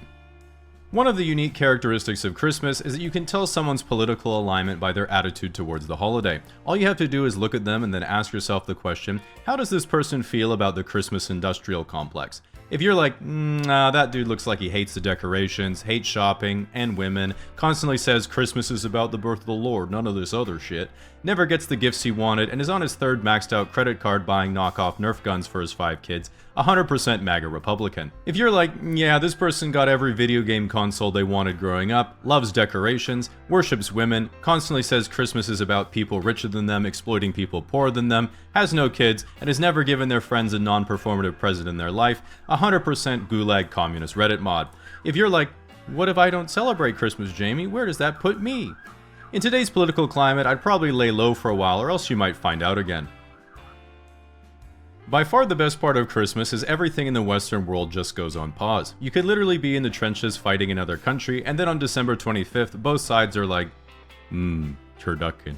It really gives you a glimpse into the notion that despite common belief, 20-year-olds actually don't want to kill each other for geopolitically advantageous territorial expansion, and civilization is really only at war with each other because we haven't figured out anything better to do every day. So with that said, it's important to remember the true meaning of Christmas isn't about getting presents from Santa, and at some point you have to learn the truth. A lot of new parents have trouble with this because they don't want to tell their kids that Santa isn't real, so if you're under 8 years old and they left you unattended on an iPad, you're welcome. Make sure you subscribe and smash that like button. Nevertheless, a lot of adults do struggle with this because they have to ask themselves the question, how long should you go before you stop believing in stories of a bearded man who performs miracles? While this is personal to you, I don't think there's anything wrong with continuing to believe as long as you want, as long as your beliefs don't cause you to be cruel to other people. So yeah, most people should grow out of it as soon as possible. Now, you might be wondering, how does Santa travel all around the world without incurring roaming charges? Simple. Santa can create anything in his workshop, including nuclear warheads, which he can deliver straight down anyone's chimney within 24 hours, so it's in the geopolitical interest. Hey, do you mind watering the garden? Dad, it's literally raining. Oh, my bad. Easy mistake for me to make, because, back in my day we didn't have rain. You definitely did have rain, what are you talking about? Nope, only hail the size of my fist. And you walked uphill both ways to get to school, right? Sure did, 20 miles. I remember it like a warm summer day, which we didn't have either. Only nuclear winter. Dad, I feel like you're exaggerating a bit. I definitely am not. One time I was with my pal Bob Tucker and Dad, why is everything black and white? 'Cause color hadn't been invented yet. Are you kidding me? I'm trying to reminisce. Do not diminish my childhood, please. Okay, sorry. So anyway, I was with my pal Bob Tucker on our way to school, and we were about to make the last turn of our usual route, and I'll be damned if there wasn't a 10-ton Tyrannosaur staring us right in the face. Dad, there was not a 10-ton Tyrannosaurus staring you right in the face. Are you trying to say that my story might not have happened exactly as I am recollecting it? Yes, that is what I'm saying. Well, I'm gonna go tell someone else who will appreciate my story. Hey Ruby, wanna hear a story? So back in my day, I was with my pal Bob Tucker on our way to school when we were about to make the last turn of our usual route, and I'll be damned if there wasn't 10,000 Mongolian... Ruby? Dagnabbit. How'd it go, Dad? Shut up. I'm gonna tell your brother. He'll appreciate my story. Hey Sean, wanna hear a story? Yeah, sure, Dad.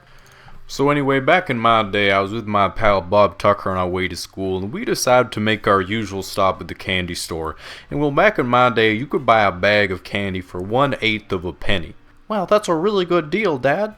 Yeah, it sure was. Also, the government was less corrupt and beer tasted better. So we're about to make the last turn of our usual route, and I'll be damned if the earth didn't split in half right in front of our very eyes. Oh no, what'd you do, Dad? Well, it wasn't easy, seeing as gravity was about 10 times what it is now and there was far less oxygen in the atmosphere, but we were mighty tough back then, and let me tell you, we weren't about to give up. Were there dinosaurs, Dad? Not just dinosaurs. With that abyss opening up, there was a whole swarm of lava sharks out to stop us from getting our education. Did you wrangle them up, Dad? You're darn right I did, son. I jumped in there and fought them on their own turf until they swam back down to the core and sealed up that big hole. Is that why you can take the bread out of the toaster without hurting yourself? You're goddamn right, and after that whole thing was over, I never got a word of thank you. What do you think of that story? Sounds like you're full of shit, Dad. So I wanted to make this video for my dad because he doesn't really know that much about computers. But I mean, don't get me wrong, he's a really bright guy and knows way more than me about other stuff like,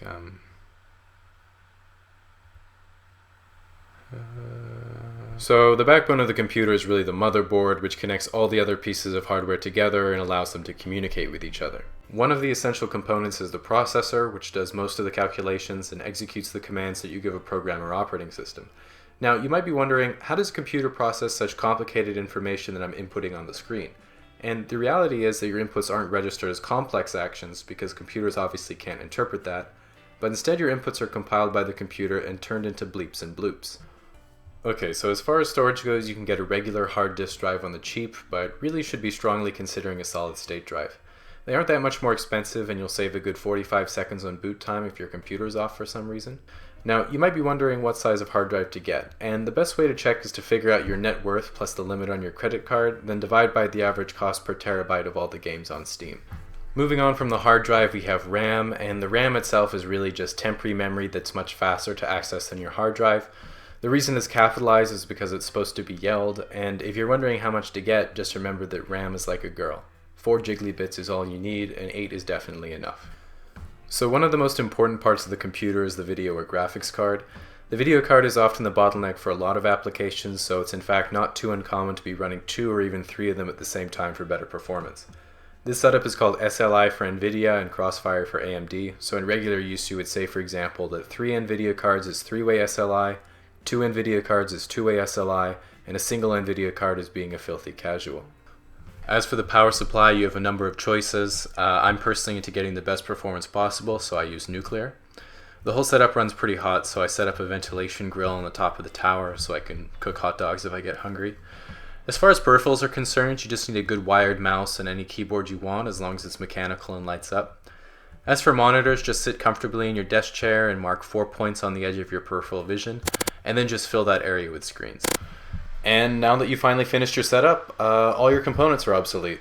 Is able to generate and develop their ideas from the moment of inspiration to a working draft and then finally to an original and hopefully creative end product.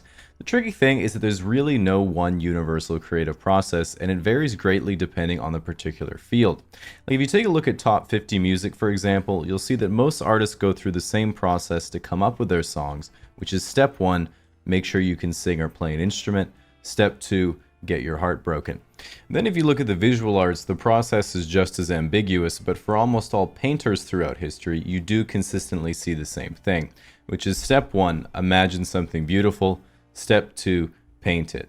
Step 3, get a job so you can afford more paint. Even with the comedians I've researched, they all say they kind of just think of something funny and write about it, hoping something good comes out the other end.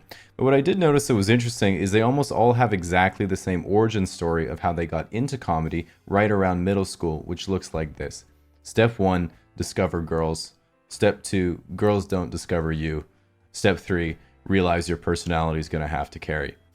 So one thing I was taught is that you can't judge how creative something is because creativity is subjective. And while that's wrong because I've been to slam poetry, after looking at the creative processes in different fields, it made me realize that it's much more about the person doing the creating than the creating itself. Which brings about the conversation of what kind of characteristics do truly creative people have. And one of the most obvious is a clear tendency towards introversion due to most creative endeavors being done alone. But that time alone is of course not without its consequences. And if we look at someone like Edgar Allan Poe, one of America's earliest and most influential white rappers, we can see that he actually described his own experience by saying, "I became insane with long intervals of horrible sanity."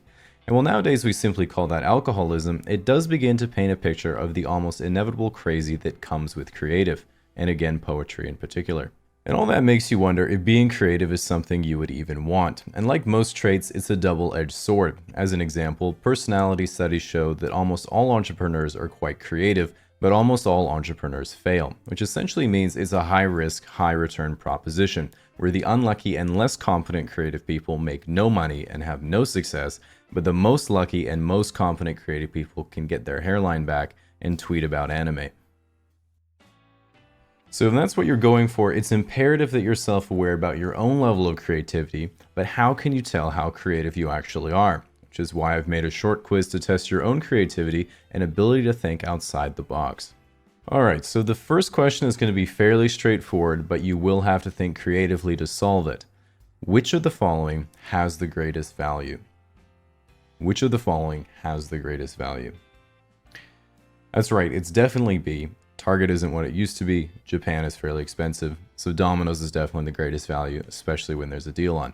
Alright, so hopefully you're warmed up. Now we'll do a bit of a harder one. Okay, so draw these 9 dots on a piece of paper, and without taking your pencil off the page, connect the dots using exactly 4 lines, and each line has to start where the previous line ended. Alright, so I'll give you a sec to give it a go. Make sure you think outside the box. Think outside the box. Now, if you've managed to come up with this solution, that's correct. But the more creative answer I was looking for was actually this, because instead of trying to make the dots connect with each other, you've given the little guy a personality, so now he can connect with you. Wow. Alright, final question. This is a surprisingly simple one, but one that not a single person I've ever shown it to was able to figure out. Hey guys, just remembered the answer to my password recovery question. Sorry I haven't posted in a while. I've been working on a bit of a longer project that should be done in a couple months. But in the meantime, I have lots more content that's coming out soon. While rock climbing might seem like a pretty self-explanatory concept, like a lot of sports, if you've never rock climbed before, it can be intimidating going to a gym for the first time and not being able to even hold the first jug on the easiest climb. This is why it's important to know the what's what and the do's and don'ts of how climbing is supposed to be done, so you can check yourself and avoid feeling attacked by onlookers giving you unsolicited yet polite encouragement. Now, to start with the most famous type of rock climbing, we of course have free soloing, which is climbing outdoor rock faces with no gear at all except your shoes, pants, no shirt obviously, and maybe your chalk bag if you happen to remember it that day. When anyone talks about free soloing, they all talk about Alex Honnold, who climbed this bad boy without a rope.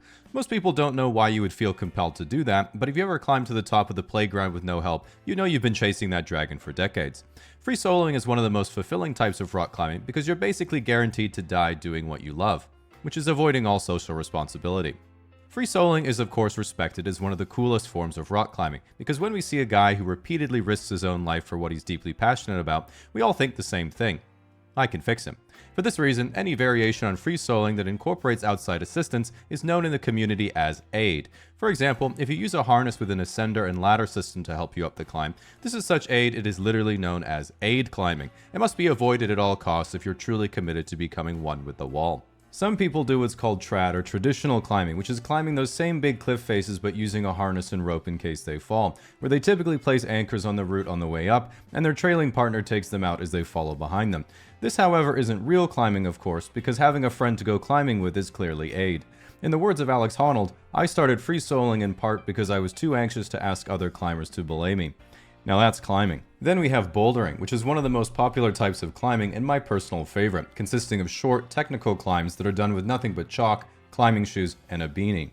Bouldering, along with free soloing, is the only type of outdoor climbing where climbers don't usually wear helmets, because a helmet obviously isn't going to help much if you're falling off El Capitan, but if a boulderer falls, they only fall a few feet, meaning when you bonk your head without a helmet onto the forest floor, your memory will be completely erased, so every attempt can be considered an on-site.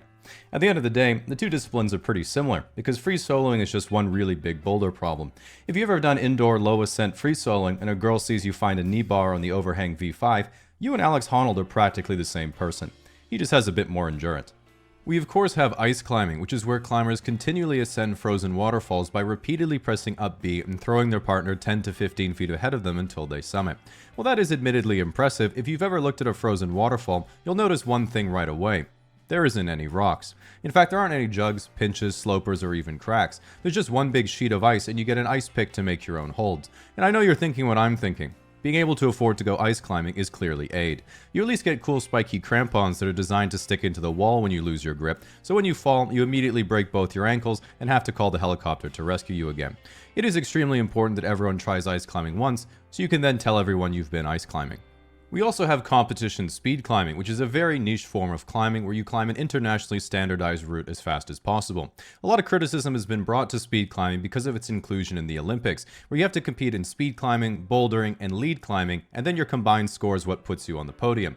Because almost no climbers actually train speed climbing normally, it's a bit like if javelin included a cheeky pint and a leg of darts, or if the Olympics didn't just count how many gold medals each country won, but also showed the body count each country's athletes racked up in the Olympic Village.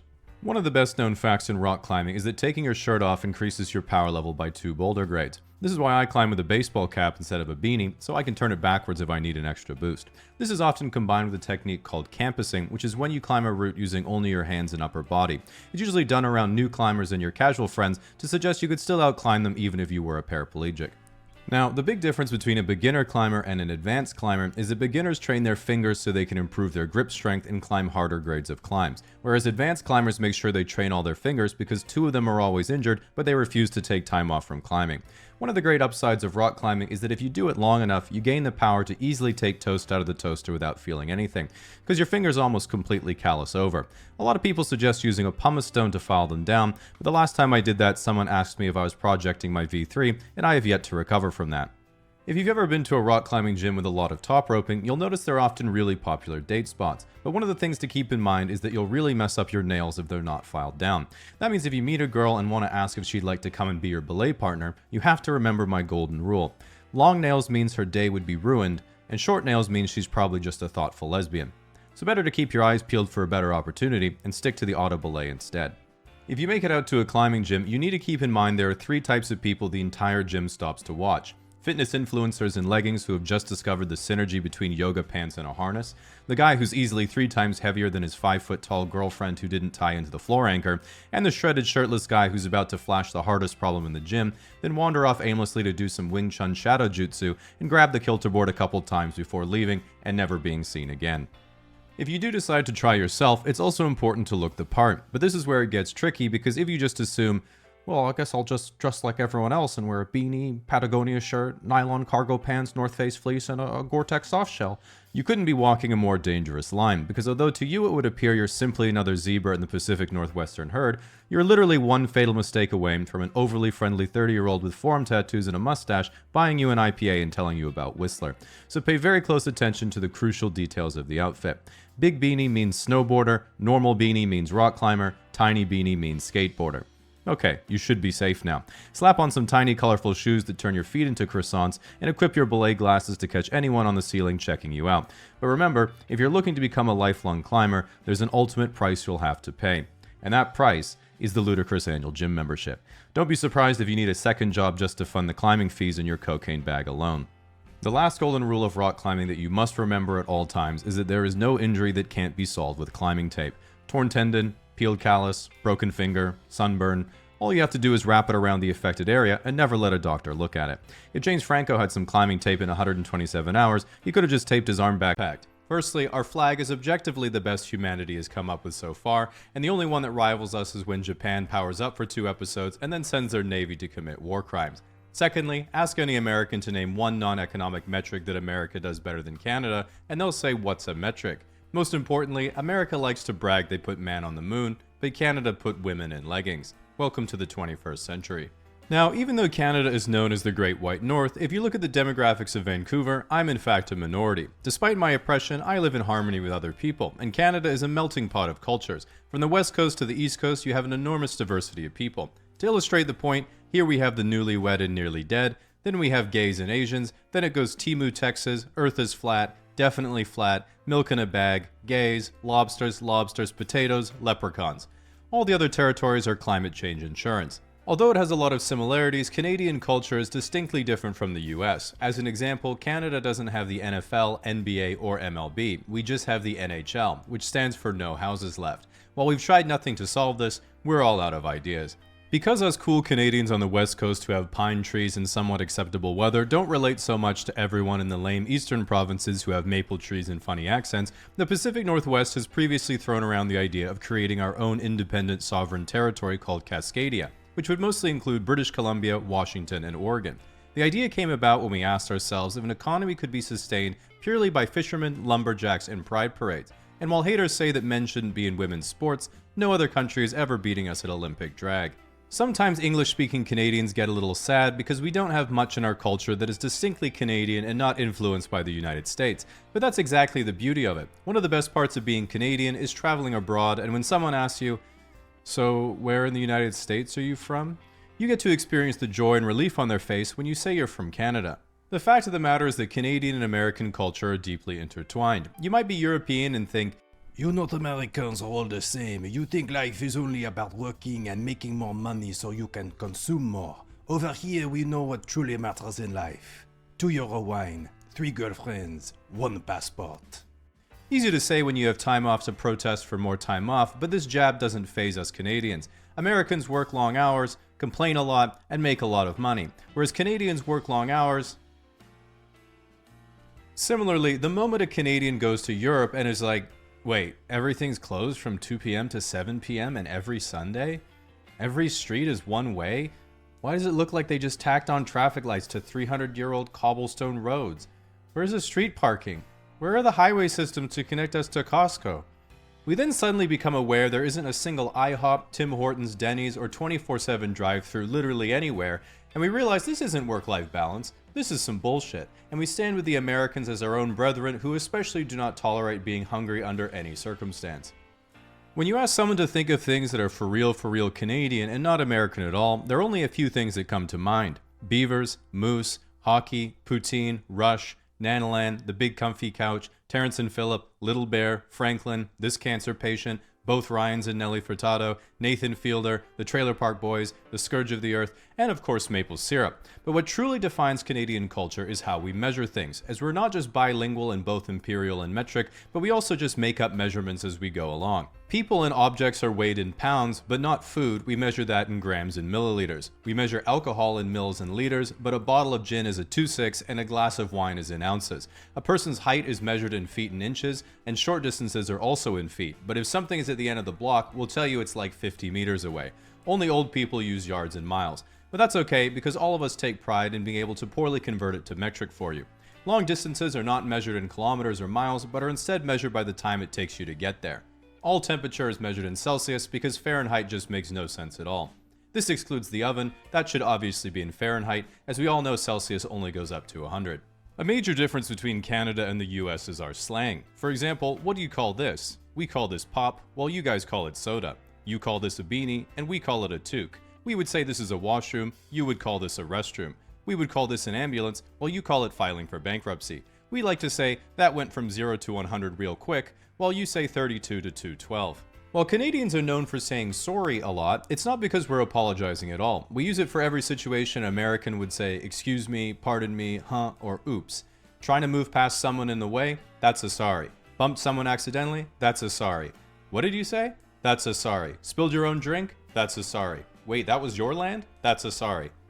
For some reason, Americans find our words for things cute and endearing, while we're annoyed because that's just how we talk. I thought Americans were just giving us the big brother treatment until one time an American came into the souvenir store I worked at when I was 18 and was like, "Help me out with your Monopoly money, I can't make sense of it." And while people still say that all the time about our fabulous and indestructible bills, he instead dropped a handful of coins onto the table and then was like, "Okay, this one's a nickel, this one's a dime, and this one's a quarter. We have the same sort of thing back home, but what on earth are these things?" Okay, so that one's a loony? A what? Oh my gosh, wow, what's that worth? A dollar? It's got a loon on it. It's like a duck sort of thing. That's why we call it a loon. Oh, I haven't seen that before. You Canadians really are something, aren't you? Okay, then what's this one worth? $2? What do you call this one? A double loony? And I was like, I don't want to tell you anymore. Anyway, before you ask, yes, we do throw them at strippers, and yes, they do die sometimes. If you've ever wondered why your girlfriend always has random bruises on her legs and she says she doesn't know how they got there, now you know. At the end of the day, there's really only one way for Canada to be better than it is, which is if Air Canada were replaced by literally any other airline. Besides that, only a few suggestions have been worth considering, like when Trump threw around the idea of the United States becoming part of Canada. While this would increase the amount of provinces we have to 60, it would require some sacrifices. First of all, the force field we built on the southern border would have been for nothing. Secondly, guns would be everywhere, particularly in my possession, causing a threat to general safety. While Americans would finally get universal healthcare, that would bankrupt us all. And while the little morsel of British education we still have in us would be cancelled out by the American education system, I'd finally be able to get a good brisket. All in all, not a bad trade-off for America to be run by Canadians from here on out.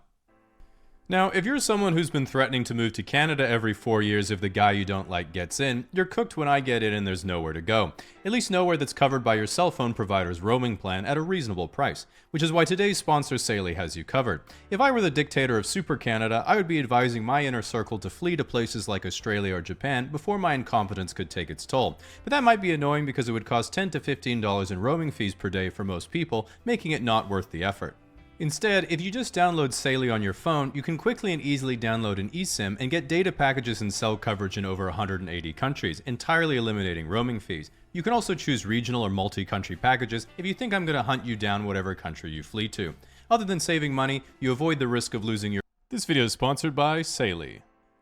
While we all know there's nothing we can do to improve our own lives and it's best left to whoever's in the White House, it's also the case that the people at the top of our institutional hierarchies have more than just the clamoring citizens to answer to, as they have real issues on the global stage they have to make worse. Meaning in order to actually understand the larger scale objectives of a nation, we have to zoom out and view every country like we're playing Civilization, and we're in charge of large-scale decision-making for the country's resources and political interests, rather than viewing the world as a citizen from that country.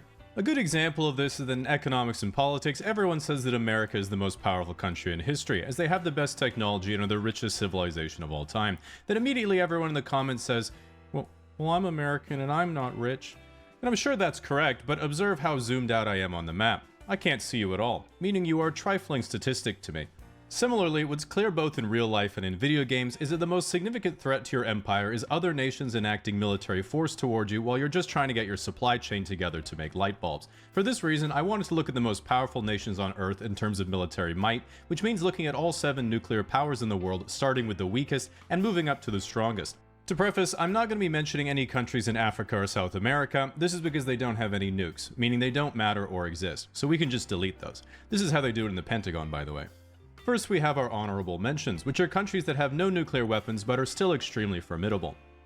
Iran. Iran currently does not possess any nuclear weapons, but recently was enriching uranium to levels above 60% in a facility 90 meters under a mountain. This was a bit suspicious and of course alarming to America's Department of Defense, because as the name implies, what America is defending itself from is another country possessing an object that its current arsenal couldn't destroy.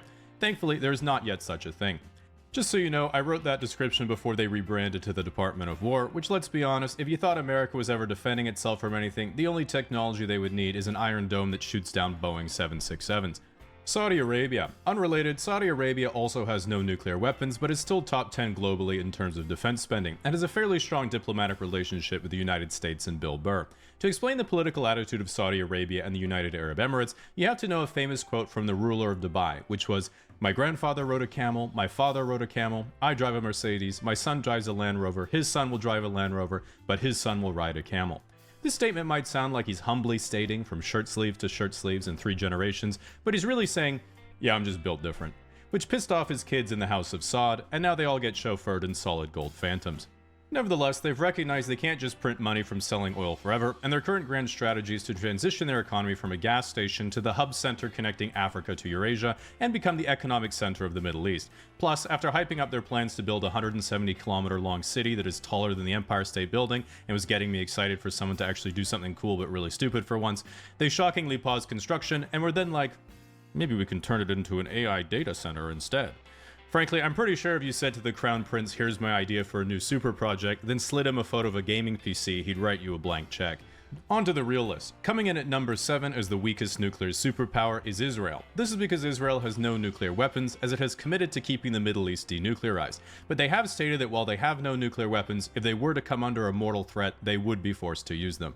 After turning the Gaza Strip into the Gaza Strip of all previous civilization, their current geopolitical objectives are to deal with international social outrage over their use of brutal force over a weaker territory by using their enormous political and media influence to convince radicalized Americans that they don't have enormous political and media influence, which is going about as well as you could expect. Number 6. North Korea. North Korea is estimated to have about 50 nuclear warheads, although they're far more powerful and effective than any other nation's nuclear warheads because Kim Jong-un personally guides each of their targets, always knows where they'll land, and never makes a strategic mistake. Their current geopolitical objectives at home are to continue launching ballistic missile tests over South Korea in order to further refine their capacity for strategic inaccuracy.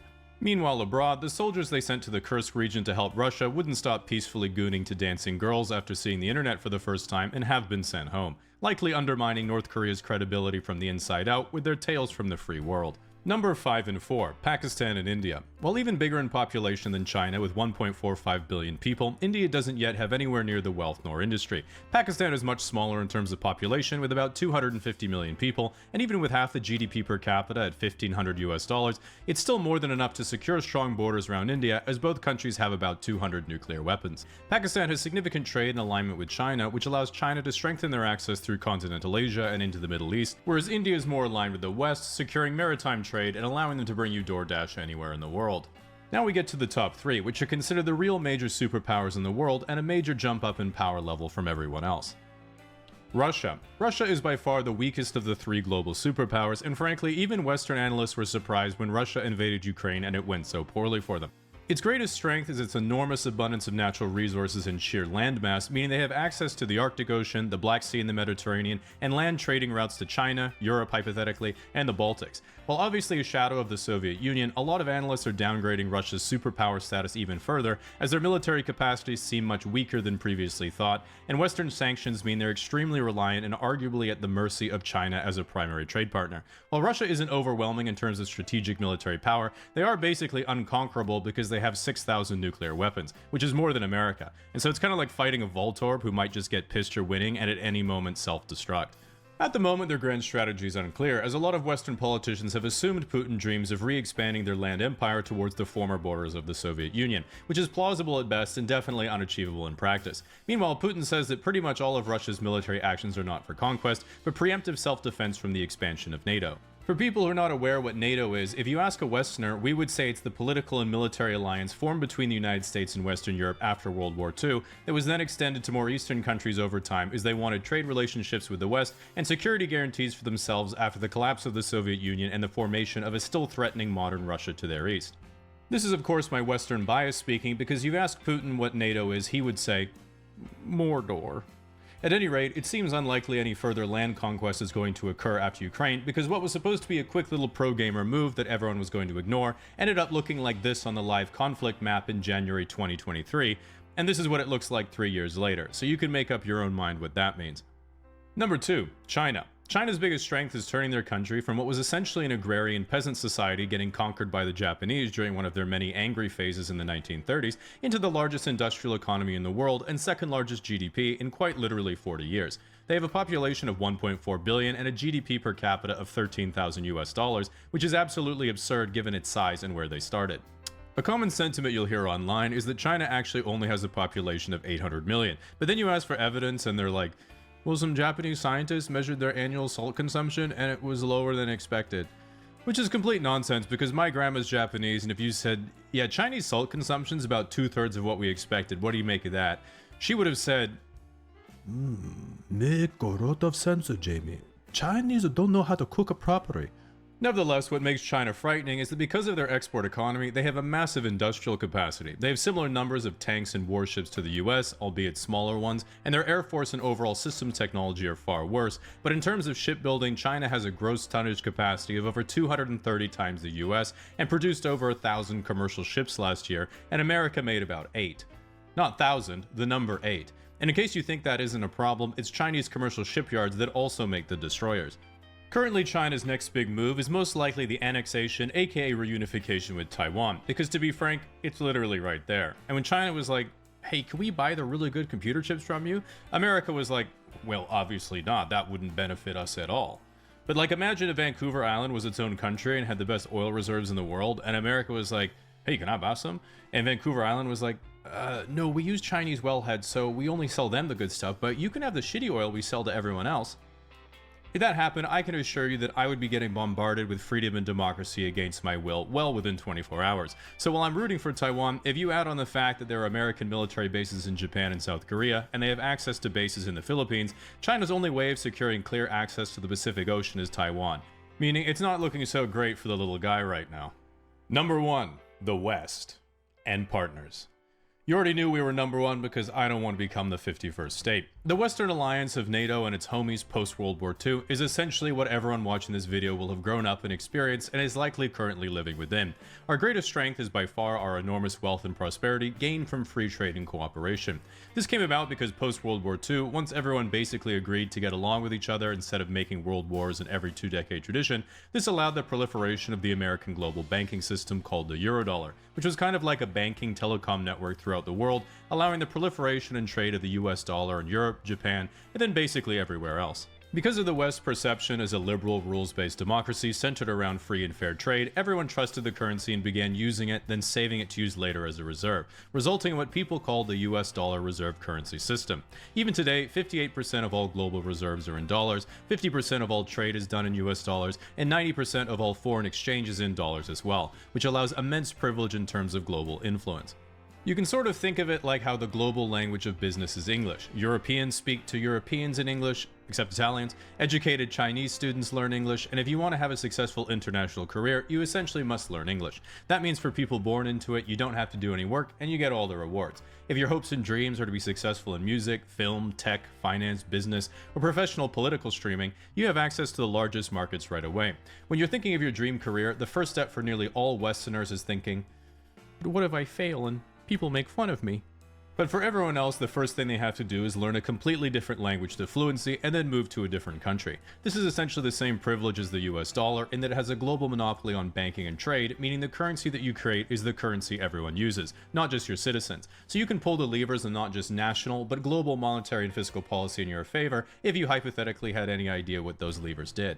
With that said, currently the geopolitical grand strategy of the West is in complete disarray, because prior to Trump 2.0, both the Democrat and Republican plan was essentially to maintain the pre-existing Western rules-based order in conjunction with its allies in Europe and Asia, with only pocketed military intervention as fires needed putting out, or some perhaps slightly imaginary threats emerged. Even now, it's still not clear what the new hard-right grand vision is, or if there even is one, but if you read some of the partially human thinkers that seem to be whispering in Trump's ear, and you really interpret it generously, it would seem the basic premise is, We have to stop languishing and twiddling our thumbs as China becomes a threat to our position as global superpower. We need domestic industrial capacity to come back because we have no way to build our critical industry technology and volume if they decouple their economy from us. America shouldn't use our resources to be the protectorate militarily of Europe. They have the resources now to do it themselves. And America will establish political security over Central America, locking down a soft border for the entire northern continent, while using bases on Greenland to secure the Arctic shipping lanes, which are now open nearly year-round since polar ice has retreated in the last 50 years. Not because of climate change, though, that doesn't exist. On paper, it's not like there's anything that unusual about the plan, it just represents a particular form of extremely hawkish foreign policy. The problem really is the not on paper part, which is using forceful executive powers to manipulate your allies while demolishing any pre-existing trust and goodwill, then circumventing all democratic political channels to achieve it as fast as humanly possible, causing massive social upheaval in your own country and the world, and all of this is while defying the entire fundamental basis of the Western Alliance in the first place, which is ironically destroying the social cohesion and resulting trade and finance empire that made America great post-World War II. From everything I've looked at, pretty much everyone seems to either think that America is trying to intentionally disconnect and isolate itself from Europe and its allies in an act of ultra-nationalist self-suicide combined with an economic Cold War with China, or that they're finally using strong-arm tactics to concentrate executive power and accelerate decision-making, allowing them to bring back real military strength, security, national identity, and industrial power to a stagnating Western empire. Frankly, I don't think anyone has any idea because everyone I read on the topic just keeps getting every prediction wrong, and if I were playing your boy Donald in a grand strategy game, I'd be very confused, and all I do is keep a very wide berth to protect my light bulbs. But the good news is that at the very least, if you can get past the lying, the corruption, and Rape Island, the characters this season have been the best written I've ever seen. Unlike politics of back in my day, which was mostly about either having elite level charisma, or just being born into the ruling class, winning on being relatable or hot, and then having absolutely no idea what you're doing. Some people are like, yeah, but Jamie, this isn't Game of Thrones. This is the real world. It could end with you dying in a nuclear war. Which always makes me think, nah, I'm down. Now, unlike NATO, what shouldn't be collapsing is your access to an allied network of telecom towers giving you affordable access to cell phone coverage wherever you So I know that most people going to college or university are pretty concerned about what it's going to be like, so I want to make a guide to help you out. One of the first things you need to know is that they're pretty expensive, and you can't have the same attitude as you did in high school because if you fail something, you just have to take it again at your own expense. So before you go, you need to ask yourself the question, are you really there to drink and meet girls, or are you there to get a degree that will help direct your career for the rest of your life? And once you figure that out, then you can ask yourself, am I dedicated enough to commit my whole day to this for the next 4+ years, or am I going to set some time aside to get my degree? Personally, I really decided to take everything one step at a time, and the first thing you have to do is register for courses. And you might have heard that the schoolwork is going to be a lot harder than high school, and I think most of us have had thoughts like, what if I'm just not smart enough for this? And the truth is, if you can navigate their website, you're smart enough. Now, you might be wondering what's the best program to take, and truth be told, there's not really a best program. The most important thing is choosing something that will help you find a sustainable job that you'll enjoy. Now, you might be thinking, wait a minute, how do I try to get the job I'll enjoy if I don't know what I'll enjoy because I've never had the job? And that's a good question that I'll avoid by suggesting you use the following rule of thumb. So when you're picking a program, imagine a slider that goes from fun to how much money you'll make. And that's the spectrum you're sort of dealing with. So one thing that most people are really excited about is making new friends, and don't worry, you'll get over that pretty quickly. But if you're talking to someone, one thing I think is really important is to avoid certain trigger phrases when you're talking to people from different departments. As an example, don't talk about the job market with fine arts students, don't talk to pre-med or med students about student loans or how long until they graduate, and never ever tell an engineering student you had a lot of homework last night, even if you're another engineering student. And if you're wondering what type of engineering has the most homework, it's the one they're taking. On a similar note, as for how much work you should expect to do, when I started classes they told everyone, you should be studying for 2 to 3 hours at home for each hour of lectures you attend. And I remember thinking, wow, no homework. Unfortunately, that eventually backfired when we had an in-class midterm and I couldn't find the room. So along with that loophole that doesn't work, there's some common myths I want to dispel right away so you don't have the wrong idea about college or university. You'll still be one of the smart kids. Myth. People are a lot more mature. Myth. You'll have a lot more sex. True. I'll have a lot more sex. Myth. Now, completely unrelated but something that can really have an effect on your experience is the male to female ratio in a program. As an example, looking at the stats from our local schools, computer science and software engineering is 90% male, while the health and nursing programs are 90% female. And you might be thinking, oh no, I'm a guy taking computer science, but I still want to meet girls. What does that mean? It means you fucked up. I took one Java programming course, and now I get an erection every time I see a gender-neutral name on an attendance sheet. Now, of course, when people think of college, they think of college parties, and so I'd always wondered what it would be like to be invited to one.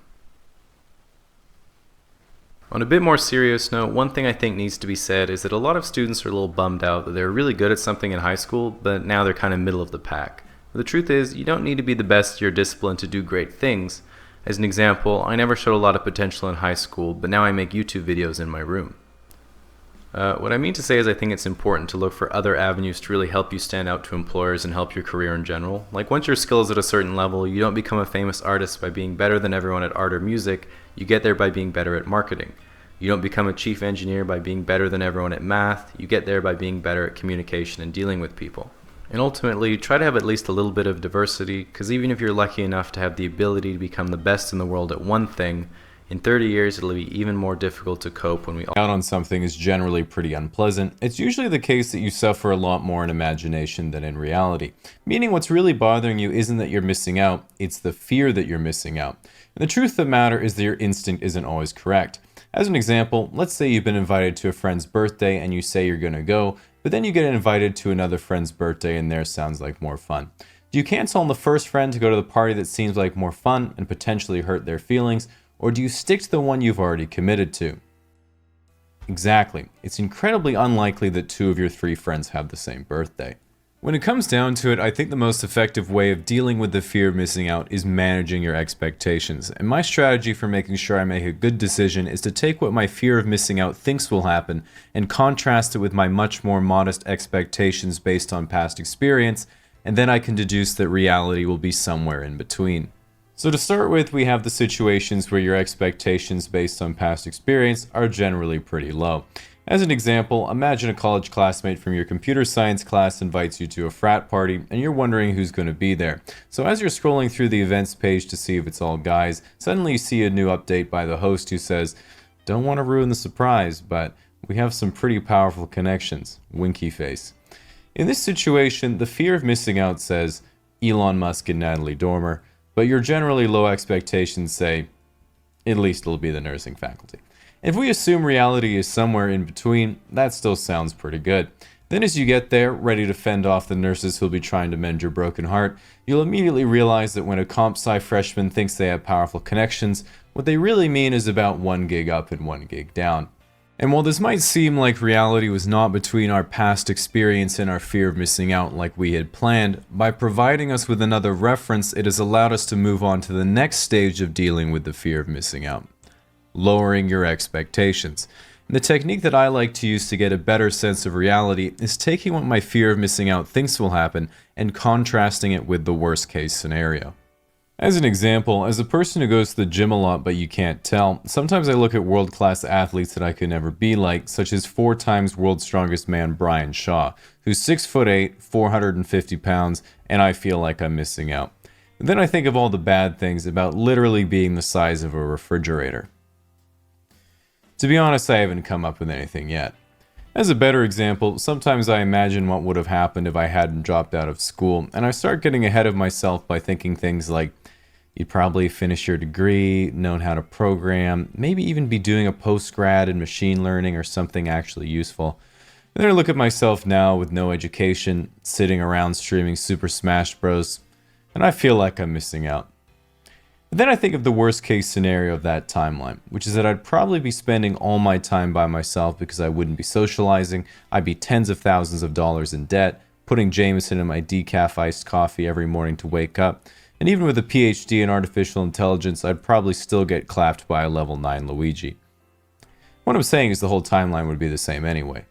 Now, after repeatedly being disappointed by reality, you might start to think, hey, if I keep lowering my expectations, then not only would I never be disappointed, I would actually always be pleasantly surprised. Unfortunately, I found the blunder there is assuming your expectations still have room to further descend. Regardless, the only move we can make at this point is not to lower our expectations, but to lower our fear of missing out. And the way to do that is to think not of how to expect less, but of how what you're doing now is actually a better way to spend your time than what you're worried about. As an example, one of the most common times I feel like I'm missing out is when people make a reference to a popular TV show or movie and I just haven't seen it. But then I think about how much of a waste it would be to actually catch up, and I realize that in reality, it might be better that I haven't seen them. Breaking Bad? Already have my own recipes. Friends? 3's enough for me. Black Mirror? I'm already confused most of the time. Game of Thrones? My favorite character would probably just die. House of Cards? I dislike Kevin Spacey before I had a reason to. The Office? I've been compared to so many characters on there, I don't want to find out what they're like. Star Wars? That shit's just gonna happen if we wait long enough. Avengers Endgame? Well, last month the memes were about 50% of people turning to dust. But now they're all about Ant-Man entering Thanos' asshole with Miss Frizzle on the magic school bus. So yeah, I'll probably see that one. Now, by using this technique to lower your fear of missing out, at this point things should start feeling pretty good. Your fear of missing out should be approaching zero as you realize there's more important ways to spend your time. You have no expectations of yourself or others, so the world is looking brighter than ever. You feel a social burden being lifted from your shoulders, and at this point, right when your mind and body are becoming whole, something unbelievable happens. But not to you, because you're not there. Your friends run into Drake in a Toronto nightclub, you're not there. All the drinks at your local bar are free because Mr. Beast needs new content, you're not there. The hot German exchange student from high school is visiting and comes to your friend's party, she's out of your league. Which finally brings us to the paradox of missing out. You're not missing out on anything if you go, but you miss out on everything if you don't. And after telling my friend my profound realization, they said to me, so in other words, you're able to stop cool things from happening by being there. I still like my version better, but if they have the nerve to invite me to any...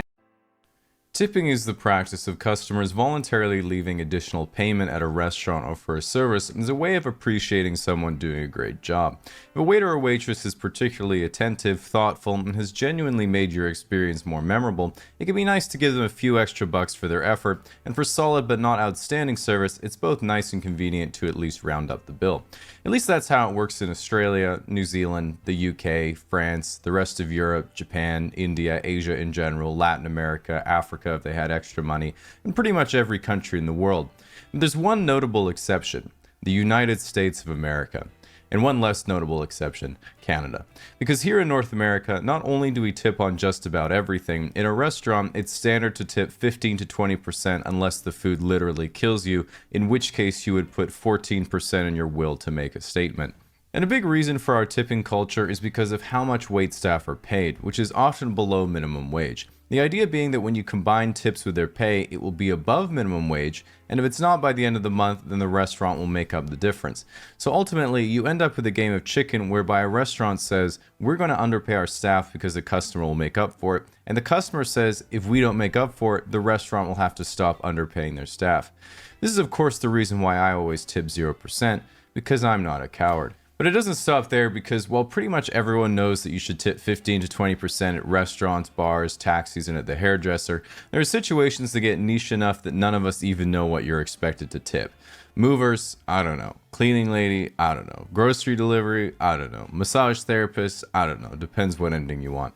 Even the other day I was getting some furniture delivered, and so I googled if you're supposed to tip the delivery guys, and one person said, they assemble it, I'll tip them, but if they just drop it all off at my place, then I'll just give them a 6-pack of beer or something. So now not only do we have to worry about how much to tip people, we've actually completely regressed to the barter system. One of the strange things I find about tipping is that it's almost always done as a percentage, meaning that oftentimes you're not even paying for better service, you're paying more as a function of how expensive your food is. If you come in and buy a $100 bottle of wine and leave a $5 tip, that would be considered being a bit cheap. But if me and my friends go into the same restaurant, order 2 happy hour house wines minutes before happy hour's over, and sip on them until late night happy hour starts again, when we tip $5, that's like twice as much as our entire bill. So to the untrained eye, we seem generous, even though we're actually bankrupting Cactus Club from the inside out. Now, given the fact that tipping is so prevalent in North America, there must be some logic behind it. And while one reason in restaurants is that it leads to lower menu prices, giving the illusion of a better deal, the argument for tips being a big part of servers' income is that by having a large percentage of their wage coming from tips, it incentivizes them to do a better job.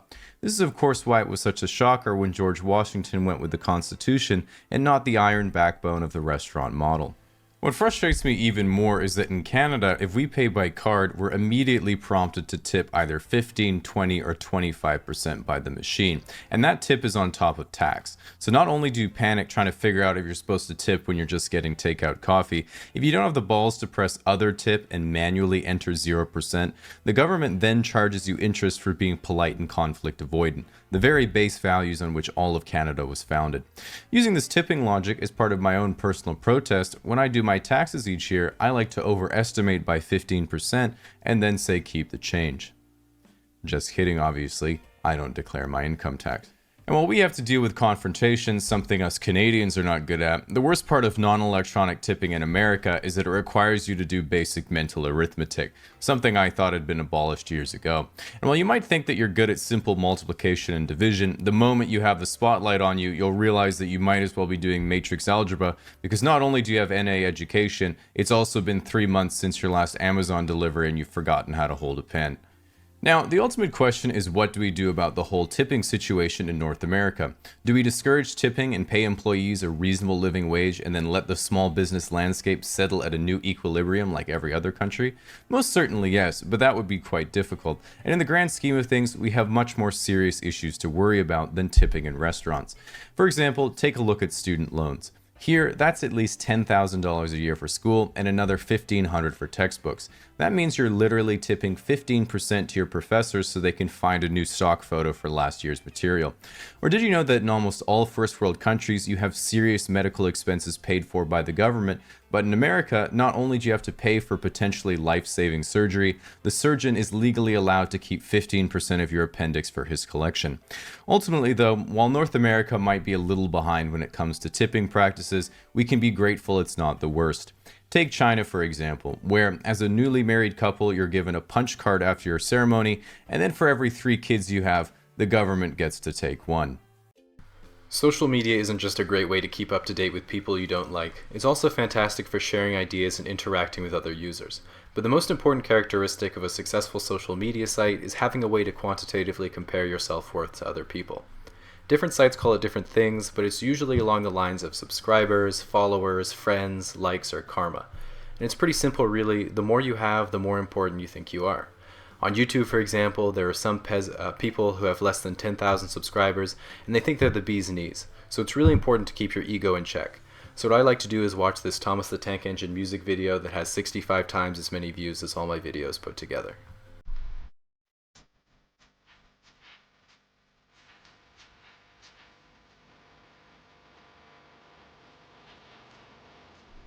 Okay, so Facebook is of course the biggest online social network in the whole world, and once you add all the people you've seen once to your friends list, an algorithm analyzes everyone's posts and selectively displays the ones from people who have more interesting lives than you.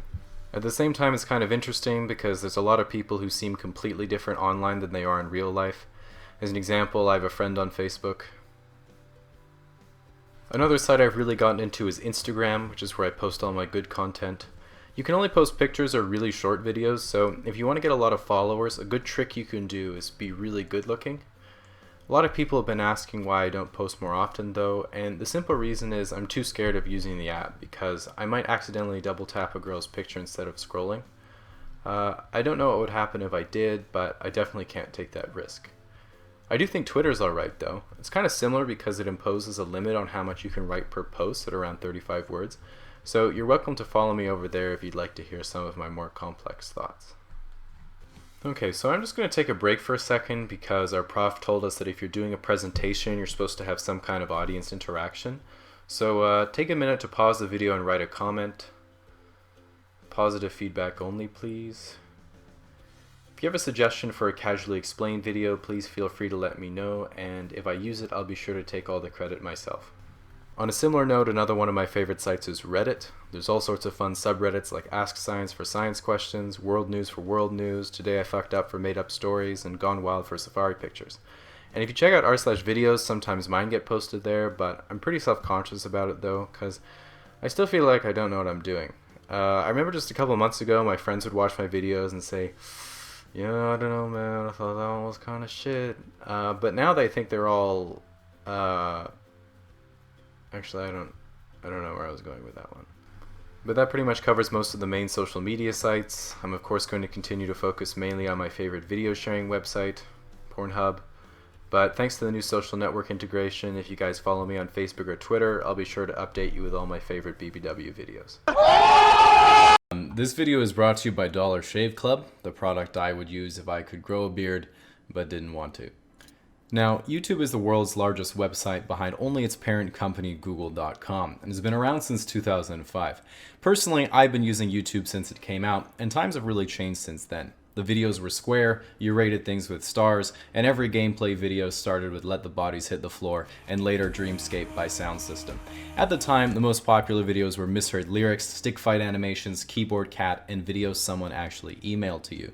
One of my favorite parts was that it was still the wild, wild west of internet video, so no one really understood the rules. People would take songs right off LimeWire, upload them to YouTube with a few anime clips, and then when the bands would tell their lawyers someone stole their song, those lawyers would be like, okay, check the description, do they get permission? And when they saw no copyright infringement intended lol, they'd be like, ah shit. And back then, I was pretty young, and when people thought of making YouTube videos, it was never for the money because there wasn't any. It was for the shot at recognition for making something popular, and while nowadays you have to eat laundry detergent or light yourself on fire for a quick view, back then you could inhale a tablespoon of cinnamon and get the same 5 seconds of fame. And even for the people making real content, it wasn't that much more complicated. One of the most popular formats was just a 4 or 5 minute vlog where you're just talking to the camera. I remember one of the first videos I made was when I was about 11, and I lived in Australia at the time, but was about to move to Canada. And so I had this bit right. This is the first joke that I actually made myself, and it went like this. Don't get your hopes up. So you might have heard they have milk in a bag in Canada, and I was really excited when I first heard that. So last time I was there, I went to the grocery store to get some milk. I go to the counter and say, hi, can I have some milk? And they said, okay, would you like that in a bag? And I said, well, yeah, sure. And then they took the carton, put it in a bag, and that was it. That's not what I fucking asked for. So that was it. That was my first joke. And my favorite part about that bit is that I've never actually bought my own groceries, so I thought you had to order the milk from the guy working the cash register. Like I said to myself, I wonder where you find the milk. Oh yeah, I know, next to the cigarettes. Anyway, long story short, that's why I don't make videos in front of the camera anymore. Or yet. So as time marched on, something happened that would change YouTube forever, and that thing was HD. Suddenly, production shifted from whimsical home videos and goofy moments caught on film to capitalizing on the emerging novelty of production value and being hot. We saw people start vlogging seriously, making short films, let's plays, and then as time went on and those genres became saturated, we saw the emergence of complete novelty channels, and while artistic animation died off a bit, it was replaced with vlog animation, or in the case of those less talented, an artisanal PowerPoint. And so here we are, in today's YouTube, and while there's more people, channels, and content than ever before, I find myself with mixed feelings as both a creator and as a consumer of content. On the creator front, and as a relatively new YouTube channel, I have to say it's only been good things for me. Like back in the day, you couldn't make money on YouTube, but nowadays the hope is there. I also got sent a nice 100k subscriber plaque. It was for the wrong person, but the thought was nice. And as someone who loves looking at data, YouTube's analytics are right up there with Cambridge, so no complaints from me. But with that said, I do know some YouTubers who are hit hard when in order to get advertisers back to their site after a few scandals, YouTube deployed an automated algorithm to demonetize videos that were potentially not advertiser friendly.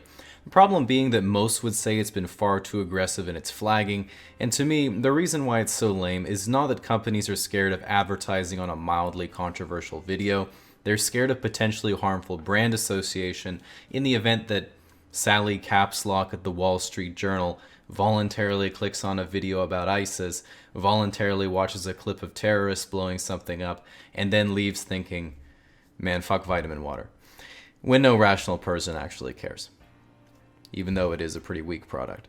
On the consumer end, besides YouTube being a bit out of touch with its fellow kids, I think the amount of good content being made is higher than ever before.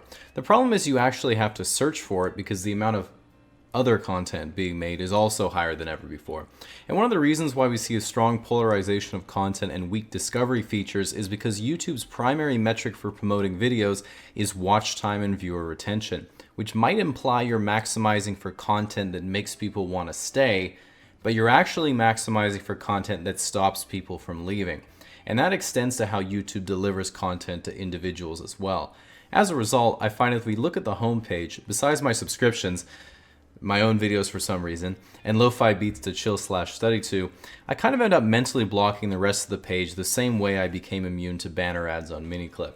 So I think it sucks because I know YouTube has the capability for better targeting because Google delivers the ads to the platform, and those things know you better than you do. Like if I watch a Logan Paul video, YouTube's like, here's 100 more Logan Paul videos. But Google's like, here's an ad for condoms. Now, what I am actually excited for that I think will happen in the next few years is a bit of competition from other companies. And at the moment, the most likely competitor seems to be Facebook. They're currently testing out video ads with the same revenue share as YouTube, and they're one hypothetical move away from telling their biggest Instagram celebrities, Facebook owns Instagram, that they can get paid to post on Facebook video and all their followers will be notified. And that means YouTube will have to really reconsider filling your feed with 200 episodes of Hell's Kitchen when the freshest content is on Facebook, which is something no one has ever said before. And for us YouTube channels, I'm excited because YouTube will have to treat me like I'm important. But until they send me the right play button to make amends for my hurt feelings, I would like to thank and explain today's sponsor, Dollar Shave Club, where for a limited time, new members can get their shit shower shave starter set for only $5. And you might be thinking, wow, I've done all those things because I'm a human. And that's right. So I'm not gonna lie to you, the other day I was doing my usual thing on the computer, minding my own business, when suddenly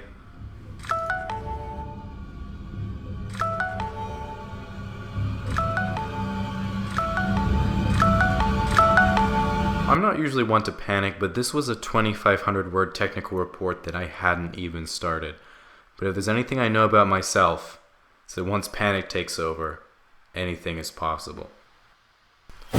In the first 15 minutes, tabs are flying open. I'm looking at 6 sources at once, 200 words per minute with one hand, no problem. I've done this before, and there's not a doubt in my mind that this time will be any different. 30 minutes in, I'm about halfway through. My senses have evolved to absorb everything in my surroundings, every pixel on the screen, every sign of life, and every creak of the door. But I don't know if I can keep it up. I'm getting tired. My hands begin to cramp. I start slowing down, but I keep pace by making each stroke more deliberate than the last. A bead of sweat runs down my forehead and my eyes start to glaze over, but I know I'm getting close. But after 45 minutes, I start to feel weak. My hands are almost completely numb, and I realize I haven't blinked once. Looking at what's in front of me, I can't help but wonder how I let myself get here in the first place. I close my eyes. What's wrong with me? How could I ever amount to anything if I keep doing this? I get a grip on myself, but my legs are still shaking. I reopen my eyes, and suddenly, I'm overcome with an incredible feeling. I've made it. I had the final touch. I finished. I look at the clock and I still have 5 minutes. I take a breath.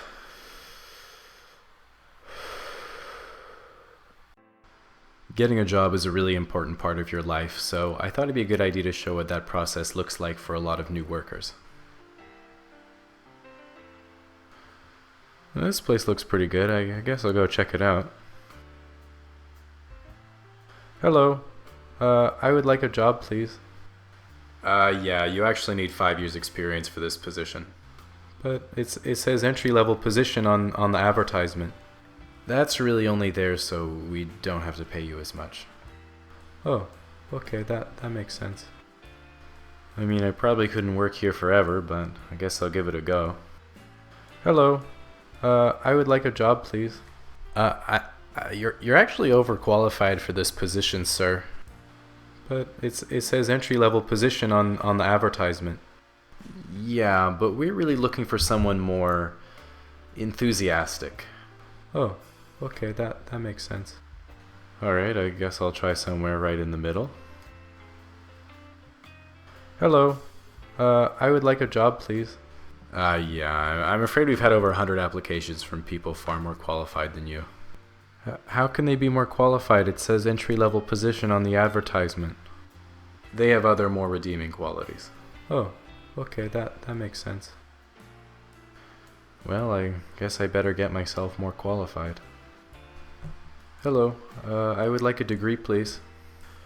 Alright, for sure. I'll sign you up for the next 4 or 5 years, and just so you know, each year is going to be around $10,000 plus your textbooks.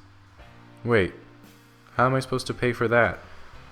I don't know, get a job?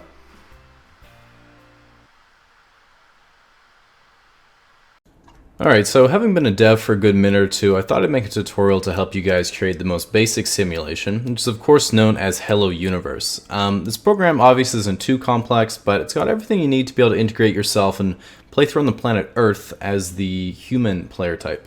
Okay, so I'm going to be using Google's online development simulator for most of the project because it has a user interface and Google pretty much owns me, but feel free to use your simulator of choice. Okay, so go to new file and we'll name it Hello Universe, and it'll ask us for the game speed. It's just how quickly players experience the passage of time in your simulation. I'm going to base this on the speed of light. Doesn't really matter what you choose, I just usually prefer to code in C. So the first thing we have to do is import all our planets, stars, galaxies, and all the characters, so make sure you've downloaded the asset library. Most of the universe is going to be empty, so storage won't be a problem. That's why we call it space. So most things in the universe are procedurally generated by the computer over millions of years, but when someone integrates into your simulation, you have to designate who they're going to play as. Some devs like to make the playable characters in their own image, but if you saw what most developers look like, you know how bad of an idea that is. Instead, I like to design a joke character that players might like, but nature would of course never allow. Yeah, just import that. Now, when you do more complex simulations, you can enable life for as many planets as you want, but for Hello Universe, Earth is the only planet with life on it. The players will probably never find out, so don't worry about that. There are also some other settings you can change for Earth individually. Number of players. For Hello Universe, the only real player is you. All the other players are simulated. Difficulty. This is just how hard it is for you to get through the day. Yeah. Okay, now keep in mind that simulations tend to run pretty processor heavy. You might have heard the programming quip, you need more than one thread to make the fabric of space and time. Like most niche interest jokes, I don't find it funny, but I at least understand it. Simulations use fewer resources the longer they go on for, but if you have a lot of them running simultaneously, you can free up some resources by deleting some of the older players. Okay, so next are the universe settings, and we have map size. It's how big you want the observable simulation to be when players go in. The bigger you make this, the harder it will be for them to find your mistakes. Number of perceivable dimensions, just leave this at 4. Not much point in doing a tutorial on 5-dimensional simulations because you'd already know what that looks like. And bitrate 300,000 kilometers a second. Okay, so that's the primary programming done, so go ahead and compile that. Alright, no errors. That's unusual. At any rate, we're good to launch, but before we do, it's critical that you scrub through the timeline, check for bugs before publishing. A lot of new devs have a hard time telling the difference between a bug and poor design, so I thought I'd go through a few of the most frequently asked questions I get.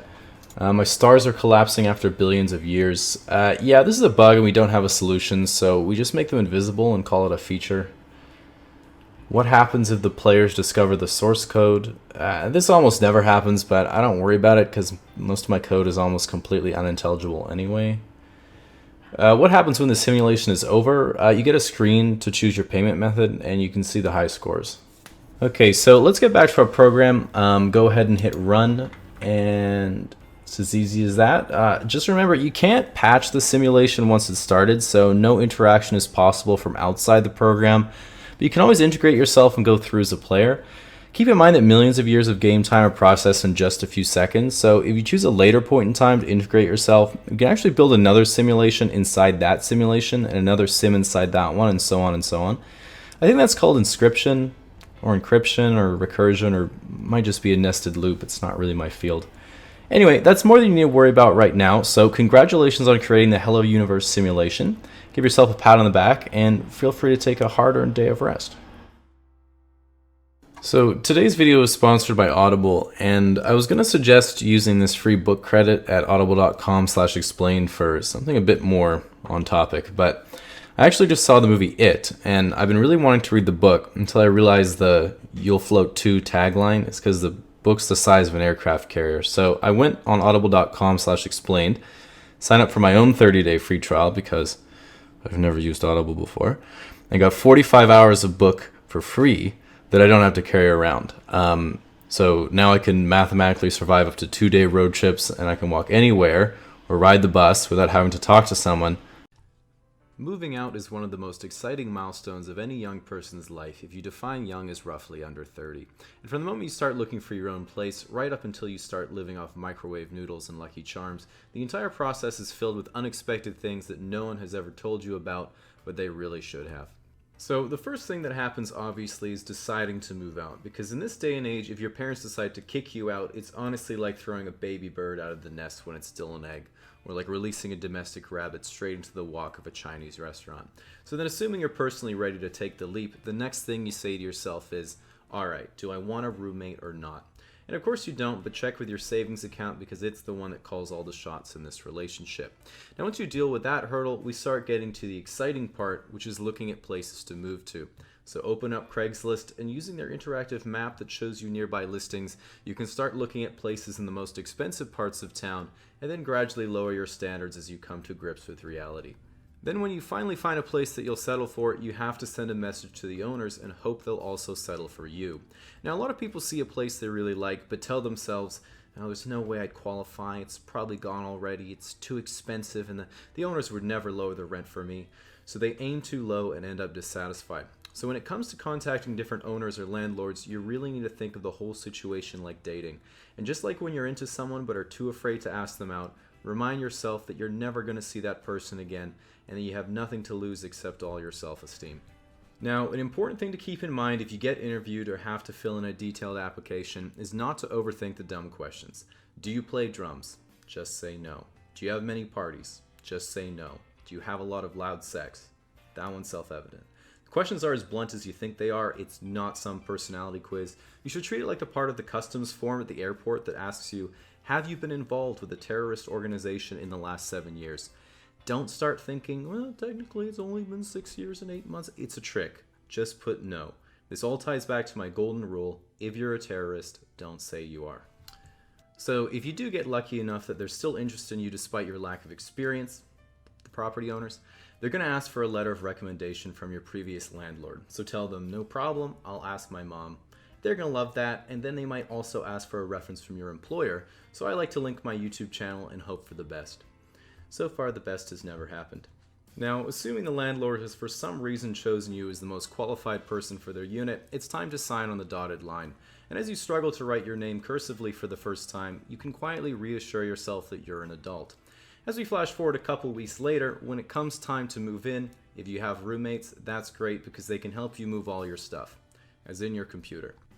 So once you stock up on the essentials and it's actually livable, after only a few days you'll notice there are a million things that are going to happen that you didn't expect, like getting calls from your parents where they sound suspiciously happy.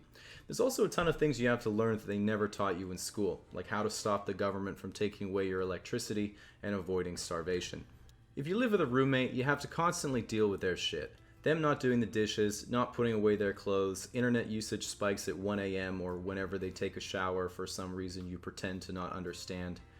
And of course having to deal with neighbors who get way more sex than you. But on the other hand, if you live by yourself, you have to constantly deal with your own self-sabotage because no one can hold you accountable for anything. Like when you first move in, you're thinking, oh man, I'm going to keep this place spick and span, have my friends over every weekend, host a cocktail night for my family, learn to cook, take an hour every evening before bed to read and relax. But 3 months later, you'll be lying on an uncovered mattress at 3 a.m., listening to your neighbors try to save their marriage, and wondering how long it would take for someone to notice if you didn't wake up. Finally, a month or two later, you'll get hit with your first bills. Water, heat, electricity, internet, phone, Netflix, and more rent. This is the price you pay for growing up, but don't worry, we all regret it. The good news is you only have to deal with it for around 60 more years, and by then, maybe you'll even have your own kids who will still live. When someone says they were born in the year 2002, I automatically think, damn, this is the oldest looking 6-year-old I've ever seen. Well, I won't be using that one when they ask me about the island. I was born in 1996, making me just barely a millennial, meaning I'm somewhat of an expert on my older cohort who thinks doggo, pupper, adulting, and having an actual wedding to a real person they love is still a thing, while also being able to tell Gen Z that making fun of us for skinny jeans doesn't do anything. We inherited housing prices and 3 financial crises from the baby boomers. You will not even remotely psychologically affect us. You will not even remotely psychologically affect most of us. The first thing we have to do is obviously define the generations, which in the textbook is 1981 to 1996 for millennials and 1997 to 2012 for Gen Z. Problem is it can be hard to tell when you're kinda in the middle, because to the outside observer, Gen Z might look a lot older than they are on account of all the Botox and filler, whereas millennials look a lot younger than they are on account of all the Botox and filler, meaning you have to look at behavioral cues to tell the difference. Because us millennials are trying so hard to cling on to our youth, we're in fact only differentiable from Gen Z by 3 things: ankle socks, hairlines, and when a DJ says, "Put your hands up," we do it with an open palm, whereas Gen Z does it with a closed palm. Gen Z does this because you automatically close your hand when you associate with dropping down to the floor, whereas millennials raise an open palm because we don't think Black Lives Matter. While it might sound like I'm here representing my fellow millennials, I did only squeak in there by 1 year, and there are some millennialisms that are too ancient even for me. Take for example answering the phone. Why? Similarly, Gen X still texts like they have an old school brick phone, meaning all of their messages are like, "Yo, bring drinks, see you at 5, sunglasses emoji," which is at least chill and straight to the point. Millennials, in contrast, have all evolved the 2-thumb texting technique, meaning they're able to send you a single paragraph long text like it's an email that you avoid opening at all costs until you really have to respond. Gen Z, on the other hand, sends multiple messages to indicate punctuation or a different thought, usually ending it with a skull emoji to tell you they've died and will no longer be texting you back. If you're a smug elder millennial who's like, "Why does my younger sibling send 4 messages back to back when they could have just typed it in 1 message? That shit is so annoying." First of all, if you're annoyed because you have your phone on vibrate when I'm texting you, you can stick it up your ass. Second, if you looked at literacy statistics recently, Gen Z doesn't know how to read, so they don't know how to punctuate in the first place. And lastly, multiple messages is clearly the superior form of texting, anyone except your boss, because it allows you to better punctuate your rap battles with the homies. If you think about it, line breaks are literally poetry. When it comes to socializing and how you like to have a good time, millennials and Gen X are notorious alcoholics, but Gen X also does cocaine and millennials instead do weed. Gen X are alcoholics on cocaine because it was the rock and roll culture of the time, whereas millennials are alcoholics and smoke weed because they all have anxiety and need to self-medicate in order to socialize. Gen Z, on the other hand, was very gently parented, don't even pretend they'll ever own a home, and never socialize publicly, so they just take Tren, Zins, and Goon for dopamine.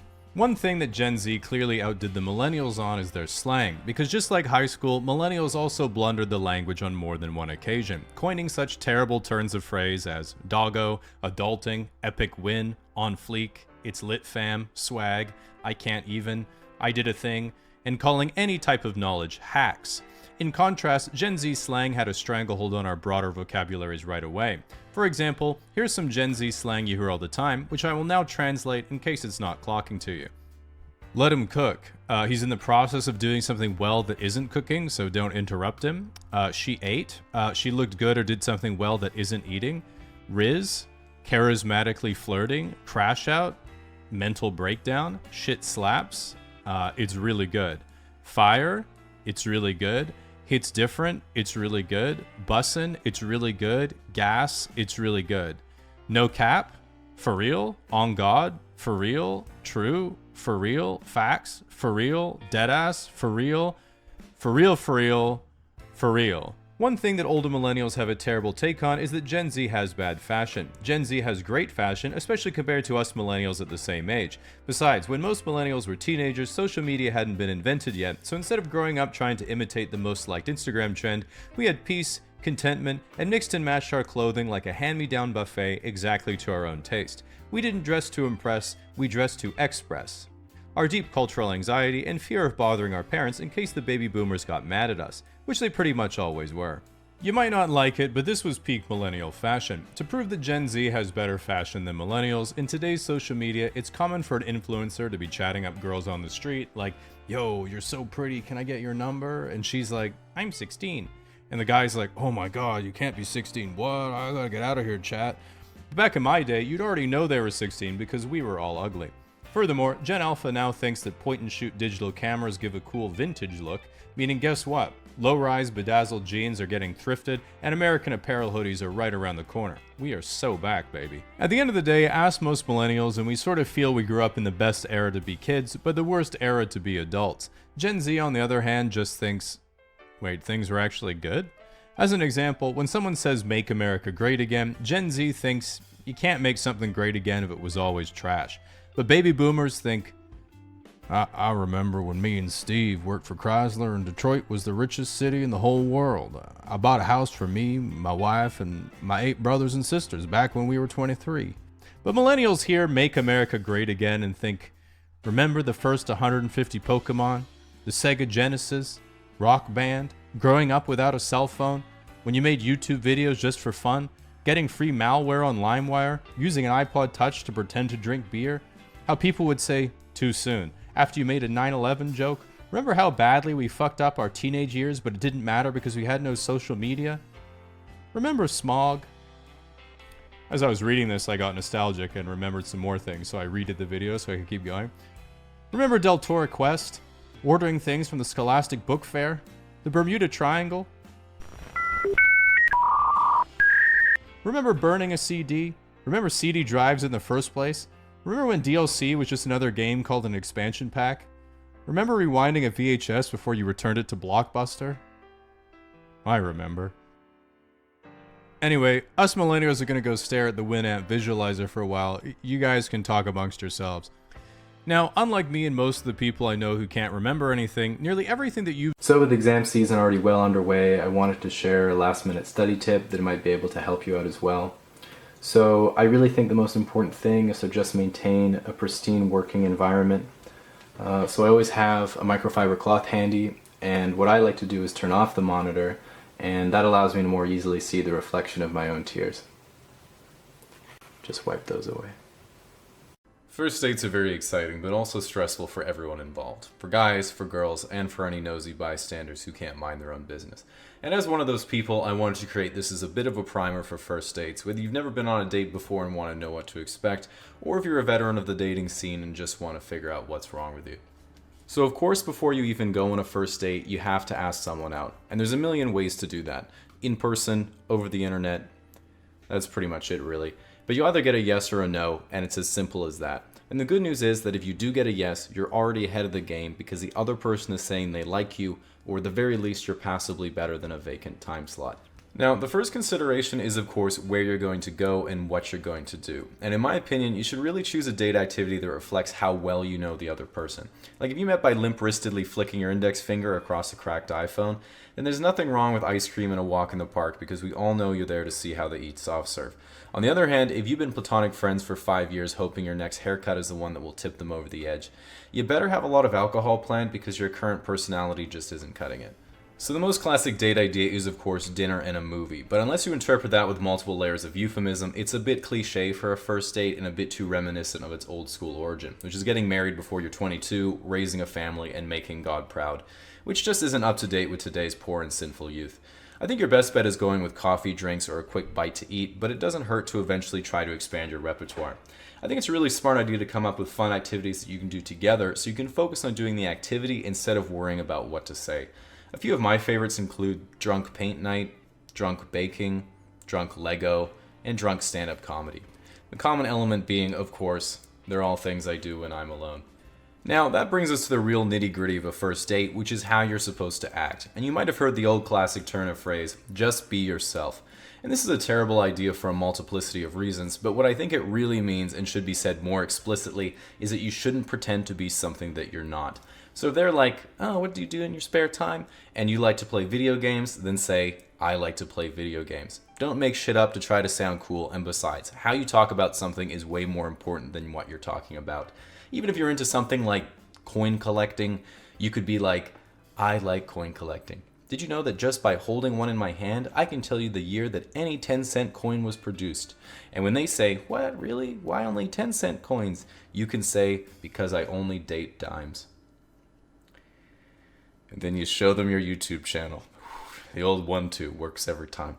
Now, unrelated, at a certain point you reach a difficult moment, which is figuring out if the date is going well, and girls and guys have their own distinct problems in this department. And from asking girls about their experiences on dates, the most common thing that seems to happen is thinking either, wow, why isn't he making a move? Or, oh shit, he thinks this is a date.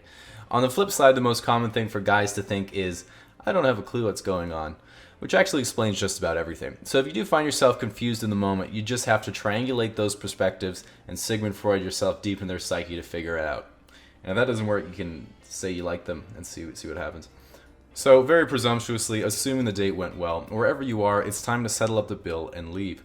Now in today's day and age, guys are often confused as to whether or not they should be paying or splitting the bill or what. And really, the only person I know who said, well, he was great, but didn't pay for dinner, so that's a no, is my mum. So don't make a joke about that unless you pay for her meal. Sorry, Jen, you asked for this. But don't worry too much about it. If you're the one who asks them out, offer to pay. They might offer to split, and then it'll be awkward for a few sentences, but you guys will figure it out. Now, this is really the part where it gets interesting, because after you walk to the most proximal waypoint between both of your houses, you're going to stand there for about 5 seconds, glance down at your feet for a second, and say, yeah, so, and then you have to talk about your feelings. So what do you do? Do you set up a second date? Do you go for a kiss? Do you invite them to your place? Do you walk them home? Or do you kind of sit on the curb, talk for 2 hours, and then go home because you're both too scared to be emotionally vulnerable? I think at the very least you should leave saying you had fun and want to get together again, or get out of there and let them down softly with a text pretending it's you when it's really them. Now, I know what you're all thinking, casually explained. What do you think of people hooking up on a first date? And as long as you're not my neighbor and are both down with it, I couldn't care less. Nowadays it seems like everyone is having sex before holding hands anyway. But with that said, while I'm not judging you for busting out the strap-on from day one, God certainly is. So, light a candle. Don't call them daddy. Call them father. Don't finish with hallelujah, finish with a condom. Just the obvious, really. You'll be fine. So I'm not the biggest fan of clubs, and if someone invited me to one, I'd usually be pretty hesitant. But there's been a number of times where someone says, hey, having a few people over to my place for a chill birthday. And that sounds good, then later someone says, we should go to a bar downtown. And I guess that sounds alright, so you go along with it, but then you get downtown and you see the name of the bar and it checks all the warning boxes. One word, misspelled. But now it's too late. You've been swindled again. So after waiting in line for the next couple of years, you'll almost be at the front, and inevitably one of your friends forgets their ID. So of course there's a good chance the 6'8", 300-pound bouncer might give them a hard time. Now if I'm in this situation and my pal reaches out to me for help, I feel obligated to live by my golden rule of friendship. Fight your own fights. So the big question is, what's the first thing you do when you get inside? And if you have a jacket, just hide that in a dark corner where you'll definitely remember later. After that, the first thing that I do every time I go to the club is take a note of how loud the music seems, and once you've been enough times, you can actually graph your hearing loss in Excel. Now, although it's easy to get distracted by all the flashing lights, loud music, and people more attractive than you, the club is really all about dancing, so your blood alcohol level should reflect that. That means when you're getting a drink, always try to remember, too much and you'll make a fool of yourself, not enough and you'll remember it. In my opinion, the best approach is moderation, so I always try to pace myself by not having enough money. Sooner or later though, you'll probably have to do some dancing, and I had no idea what I was doing at first, so I asked one of my more experienced friends and he gave me this advice. Hey Jamie, how do you dance like that? Oh, you just listen for the beat and then you sync your moves up with it. I don't even have moves to sync up. Well, you're in a club to have fun, don't worry about your dancing, just look happy. On the outside. So after you've mastered the two-step and are starting to get the hang of everything, you might have noticed that all your friends have disappeared. This is called club entropy and increases with alcohol consumption. Don't worry about it, this gives you a chance to do your own thing and maybe find someone to dance with. Now if you're at the club with the intention of meeting your future wife, it's probably not going to happen because you're going to be single forever. But the fact of the matter is there are a lot of guys who stand on the periphery and sip on a Corona hoping someone will talk to them. But you can't expect that someone will walk over and add value to your night if you don't try to add something to theirs. And in a club, it's pretty much impossible to communicate verbally, so you need to adapt to the environment. I bring an Etch-a-Sketch. Not only does it keep me occupied, but I can also use it as a tray if there's a big line at the bar and I can't carry all my Coronas. Now, after a few more drinks, whether you like it or not, you'll start to notice that significant periods of time seem to pass instantaneously without you remembering any of it whatsoever. 1 second you're absent-mindedly doodling in the corner, the next you're calling the DJ fam and demanding he play more Drake. 1 second you're questioning your own existence, the next you bought Hennessy for the entire venue. 1 second you're about to pack it up and go home, the next you're doing lines with Elon Musk and inhaling body shots off a Model S. Or at least you think you did, because your camera roll on the club's social media will tell a different story tomorrow. Nevertheless, right at the peak of your night, when you truly believe you are the unstoppable force of nature you've always dreamt of becoming, is when the house lights come on and you have to leave. You'll try to look at Google Maps with your phone, but your battery's dying and so are you. Thankfully, drunk navigation has never let me down. When you get home and try to go to sleep, you might notice that your ears are in significant pain and you're experiencing a relentless ringing sound that seems to be right inside your head. This is called regret. The initial experience will fade quickly, but it always leaves lasting damage that accumulates over time. One of the best coping mechanisms is telling yourself that you'll never go to the club again, and if you say it with enough conviction, this will actually dull the pain by tricking yourself into thinking. Flirting is really important because it's about expressing your interest in someone you like in a non-threatening and fun way. I think it's easy to think that flirting is how you interact with someone in a conversation, but it really starts from the very first impression that you make on the other person. Trouble is that for a lot of people, flirting isn't something that comes naturally. If I go to a bar and see a person I really like and want to introduce myself to them, my brain says, alright, good handshake, remember their name, remember your name, pick two.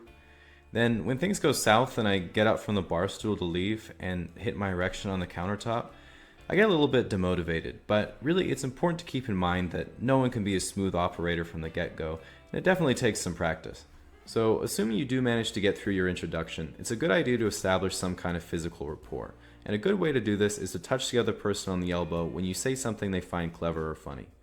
In other words, you don't need to worry about it. Now, it's pretty easy to think, I really like this girl, but I don't know what I should do.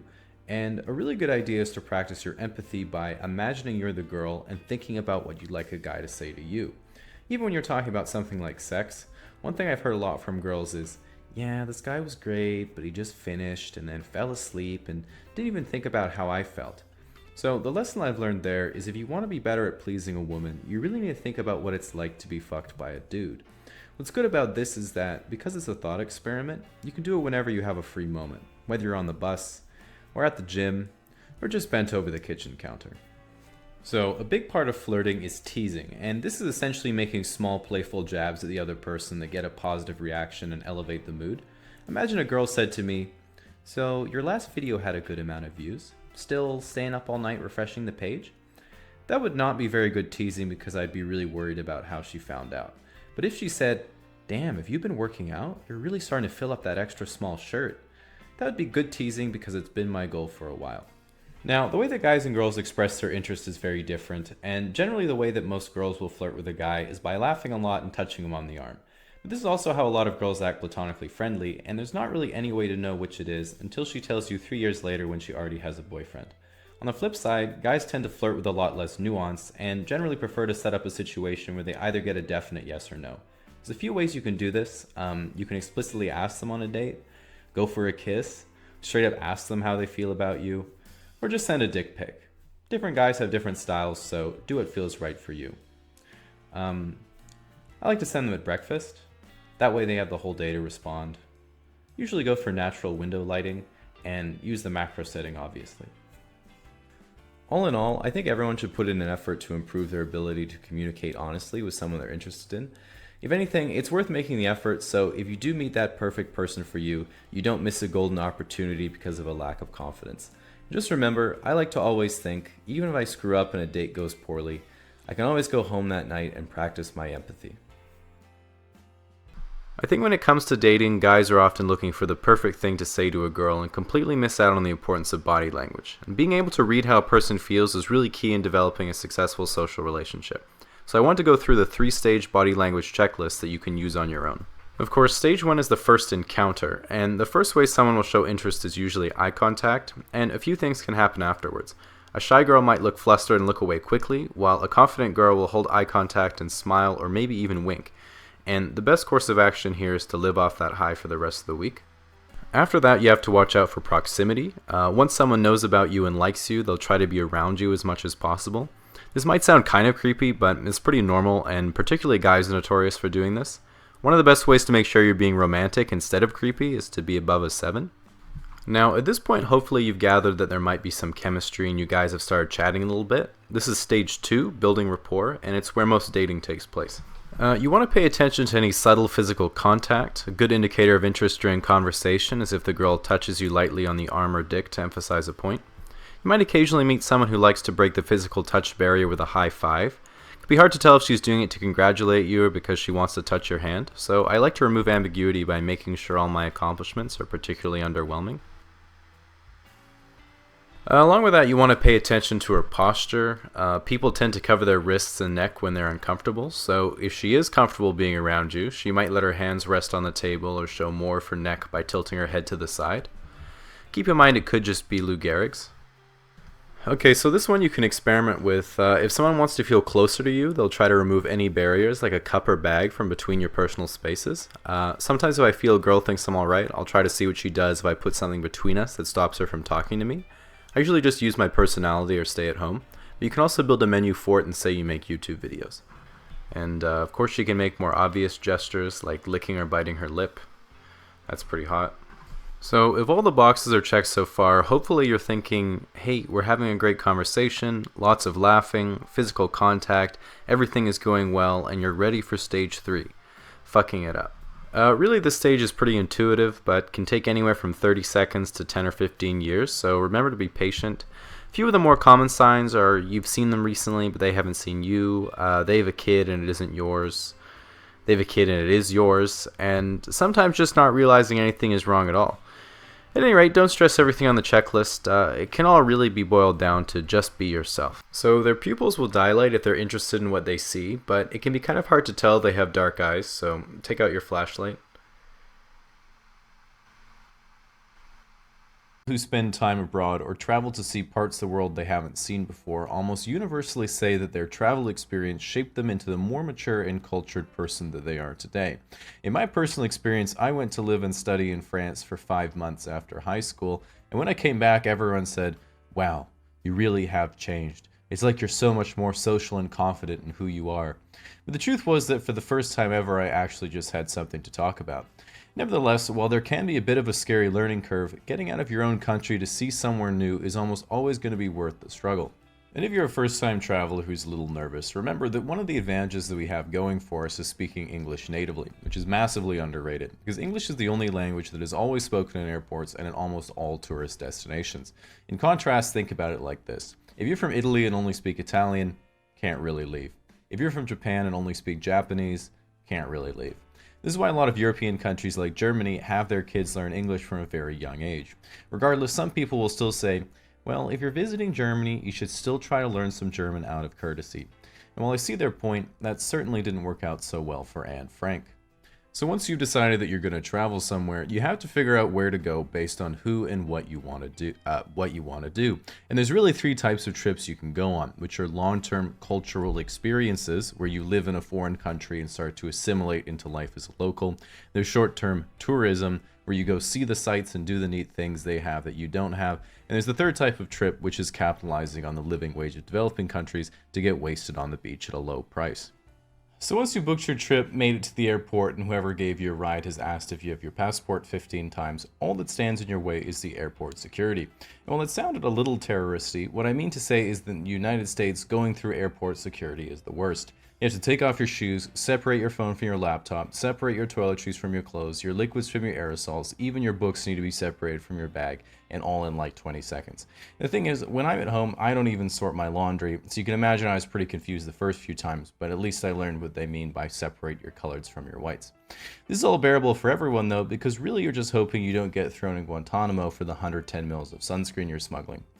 Meanwhile, if you go through Europe, there's a 60-second line for a handsome Dutchman who will stamp your passport with his ex-girlfriend's phone number, then offer you a stroopwafel as he compliments your Barrett 50 cal and asks how the wall is coming along.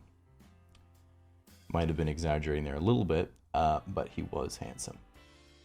One of the biggest fears of new travelers is missing their flight, and while that's nearly impossible because they're always delayed, even if you do miss your flight, most airlines are happy to put you on the next flight available. And you might be saying, wait, what if the next flight is already overbooked and has no space? And not to worry because they all already are. And that might make you think, Wait, if that's the case, how can I be assured that the airline won't forcefully kick me off a flight that I rightfully bought a ticket for if there's not enough seats? So once you've made it onto the plane and are about to zoom away into the sky, if you're anything like me, one of the first things you'll notice is the women in uniform. I'm not exactly sure why I'm into that. I think because I'm really turned on by employability. Like they say, you want what you can't have. And so every time I'm on a flight and an attractive flight attendant asks if I'd like anything from the menu, I say, "Oh no, I'm fine, thanks." And then I imagine us traveling the world together. And while I don't expect to ever join the Mile High Club or how that would even happen, let's just say I do always sit in the aisle.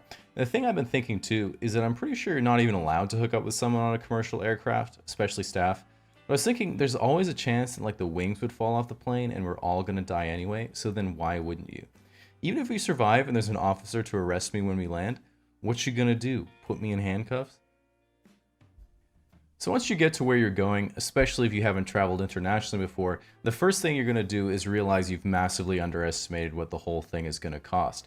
Even if you thought you were going to get a cheap Airbnb and live like a local, suavely haggling the local markets with level 5 Duolingo, the truth is the moment you walk into the streets and hear a foreign language, fight or flight will kick in and take you straight to the McDonald's touchscreens. Even if you're going somewhere cheap like Mexico, you're going to get overcharged at local markets and not know where to shop, to the point that by the time you're ready to leave, you'll be as poor as the people who live there. And in my opinion, at the end of the day, what you'll really bring back from any trip is a perspective on how other people live throughout the world. I actually had an eye-opening experience when I stopped in Northern Africa for a day, where you can meet people whose entire family of 15 sleeps in the same room as them, they eat porridge out of fired mud bowls, and they have no clean water or electricity. I had the chance to talk to one lady who said that she made $1.75 a day spinning textiles, and her husband made $2 a day farming. And as a person coming from a much more privileged place, this obviously made me feel incredibly guilty for what I had. So of course I reached into my wallet, took out 25 cents, and handed it to the lady in order to close the wage gap. So as a little personal story I thought you guys might like, my most recent travel experience was going to VidCon in Anaheim, California a few months ago, and right from the start when I got on my first flight, the pilot announced, "I'm very sorry ladies and gentlemen, but a piece of the aircraft has fallen off. We're gonna have to call our technician to see if we can reattach the piece for liftoff." And I was sitting there thinking, alright, well, it's Air Canada, that makes sense. But the most unsettling part of the whole experience was that the pilot was also so nonchalant about it, as if every second flight a piece of the aircraft is falling off and he doesn't even care because he's just waiting to die. And you know, can't blame him really, but at any rate, the pilot said the technician lived 15 minutes away, so he'll be a bit. So an hour later when the guy gets there, the pilot goes over the intercom again and says, "Ladies and gentlemen, the technician is currently working on the aircraft. I'll be sure to keep you updated, and we do apologize for the delay." But the part that weirded me out was he was kind of laughing to himself the whole time, and I was getting nervous because it was kind of like a Sideshow Bob, you're all going down with me type of thing. It turned out, in fact, he was laughing because the mechanic forgot to bring any tools, so he was trying to reattach a 20,000 horsepower turbine with fucking Scotch double-sided. In the end, it all worked out though, because we got put on a flight 5 hours later, and I received not only an expired granola bar, but a $5 Tim Hortons voucher that I could use on any purchase $10 and over. But at the very least, I'm happy to say the next plane didn't fall apart and crash us into the fiery pits of hell. We actually landed there quite smoothly. Human beings are all members of the great ape family, and while they're closely related to bonobos, chimps, gorillas, and orangutans, they remain one of the most distinct, being the only to exhibit permanent upright bipedal movement and little to no body hair or fur. But one of their most unique characteristics is possessing one of the highest brain to body mass ratios of not just the great apes, but nearly all large mammals. Included with this is their expanded cerebral cortex, which has led humans to be considered not only the most intelligent of all mammals, but generally of all animals on Earth. Although it is important to keep in mind that this is a statistical average, and certainly not the case in most individuals. In addition to their heightened intelligence, which has brought about their complex use of communication through language, humans also possess one of the most precise capabilities for fine motor skills due to having opposable thumbs and an adapted muscular and nervous system more attuned to small movements. This does come at a cost, however, where if we look at other great apes, we see they don't have the same fine motor control, but in exchange they're all jacked out of their goddamn minds while only eating leaves, which in my opinion is one of humanity's worst evolutionary blunders. Regardless, humans still remain at the top of their respective food chains, a result not of their own physical formidability, but of their cunning and intellect that has allowed them to defeat other species through exploiting their weaknesses. As an example, while human tribes were ravaged by wolves tens of thousands of years ago, they eventually figured out that the heat and light of a fire would keep them at bay. Then as time moved on, they eventually used their superior intellect to tame the wolves until they could fit their quivering offspring into Gucci handbags and truly establish the dominance of humanity. But not only that, humans were able to fend off threats of other apex predators through similar means. They defeated large spiders by creating enclosed housing and protective footwear, they defeated sharks by just living on the land, and they defeated polar bears by driving fuel-inefficient cars. Humans are a diurnal species, which is the opposite of nocturnal. This means that during hours where there is no daylight, they go to sleep, and during hours where there is daylight, they stay inside. During these waking hours, humans typically go to work in a hierarchically structured organization in return for currency that they can give to other humans in exchange for goods and services. Using this method, humans are able to quickly and efficiently meet their needs of day-to-day survival, freeing up enough time for them to do work in the first place. And by using their superior group intelligence and ability to compound the knowledge of successive generations, humans have adapted to live in nearly any environment by adapting the environment to themselves. So much so that they have collectively spent thousands of years building systems that have almost completely negated the struggles of tribal lifestyle. All their food can be found in one location, typically within a few kilometers of their home. They live in individually climatized dwellings. They move from place to place using high-speed mechanical transport, and even communication has been rendered immediate through technological advancements. And by eliminating struggle and tribulation from their day-to-day survival, this has led human beings to be the first and only species on the planet to have truly run out of things to do. And in an effort to cope with their lack of responsibilities that regard group survival, humans enjoy voluntarily going to the outside environment with other humans so they can pretend to do something, or also spend their time by watching screens that display someone else who is also pretending to do something. With that said, one area that modern humans still commit a great deal of time and attention to is the pursuit and maintenance of sexual relationships, although mostly the pursuit. And one of the most interesting characteristics that separates human mating from other primates is an increased importance of female intersexual selection, meaning that while in most species of primate, males compete with other males primarily to stop them from mating with females they like, in humans, males will compete with other males not to stop the other person from mating with a female they like, but instead to get females in general to like them. This typically doesn't work, but they do end up impressing other dudes. An interesting and not entirely unrelated fact is that human males have one of the largest genital size to body mass ratio of all primates. Again, keep in mind that this is a statistical average and not the case in most individuals. Humans are typically monogamous in nature, which is largely due to their lifelong social structures and the extended maturation period of their offspring requiring additional parental support. In fact, unlike most mammals that reach maturity in a few years, most children are unable to fend for themselves until they are quite old, and typically can't function independently for anywhere between 12 and 80 years. And with such a long lifespan, the unique difficulty for humans comes not at the time of their ultimate death, but at the point they realize that while they still have several years to live, they aren't adding value to their society, but are a burden on it instead. For most people, this realization typically occurs around the age of 18. Human societies themselves are generally segregated into large territories of land under singular leadership or government, then further broken down into smaller geographic regions or states, and then again into towns and cities in which all variety of the nation's individuals live. Humans themselves are to some effect territorial, and like chimps, will not hesitate to tear another human limb from limb if they oppose upon their tribe and are perceived as an enemy. And while that makes you think, thankfully they have evolved to live not in tribes, but in modern civilizations where that type of behavior is frowned upon and has been mostly relegated to the comment section and incompetent drivers.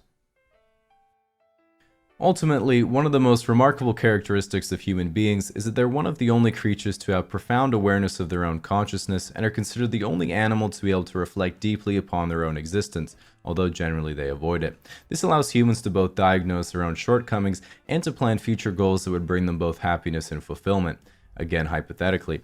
And with this, one of the ever-gnawing questions unique to human existence is the ponderance of the meaning of their life in general, to which some of humanity's greatest thinkers have spent their whole life trying to decipher, ironically, reaching conclusions such as the existence of a theoretical afterlife, whether they exist solely to serve biological reproduction, or that the pursuit of meaning in life is its own goal.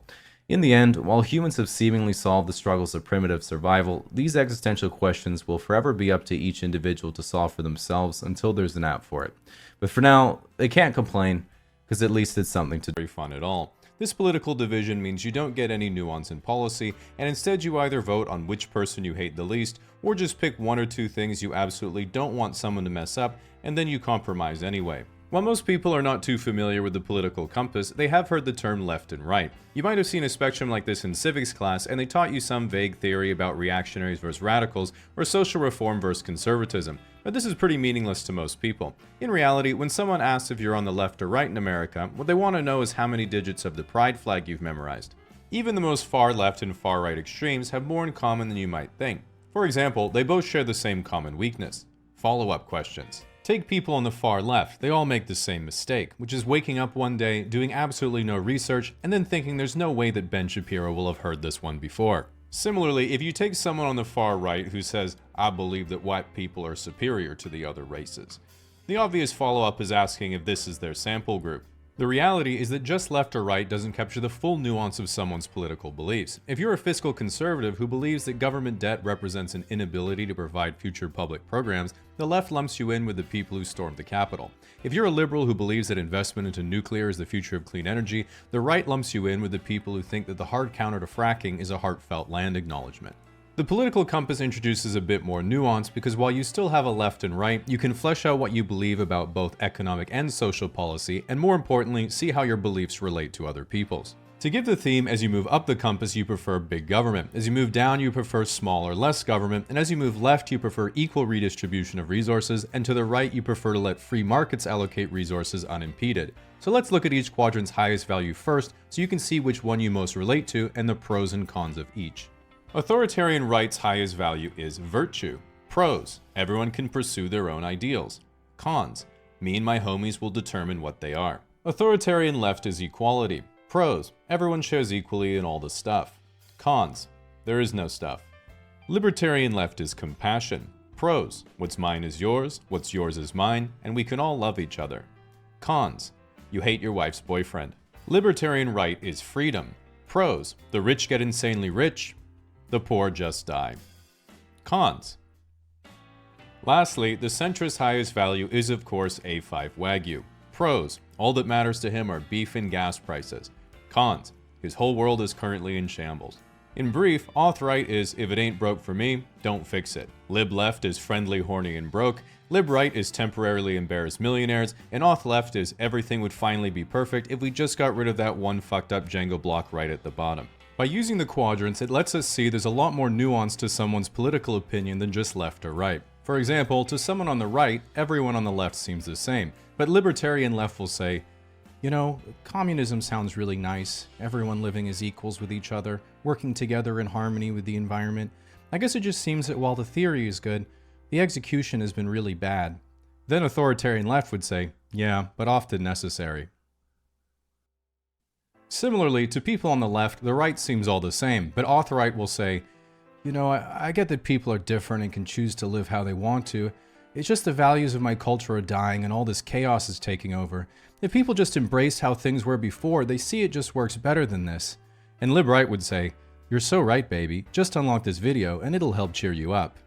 The authoritarian side of the compass also gets the libertarian side confused all the time, mistaking both quadrants as woke. But see if you can catch the subtle difference. Lib-left says, I treat people nicely because they're human just like me with their own personality and preferences.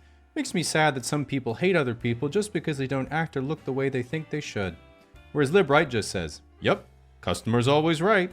The libertarian side also confuses the authoritarian side. Both want to have top-down control of how things are run and how people behave, but auth-right is much more straightforward. If they don't like what you're doing, they're going to hit you with a stick. If auth-left doesn't like what you're doing, they're going to convince everyone else that you have a stick. In contrast, if lib-left's life isn't going so well, they just adapt, complain, download Hinge, and wait for an inheritance. Whereas if lib-right's life isn't going so well, they say, no, there is a way to fight the system.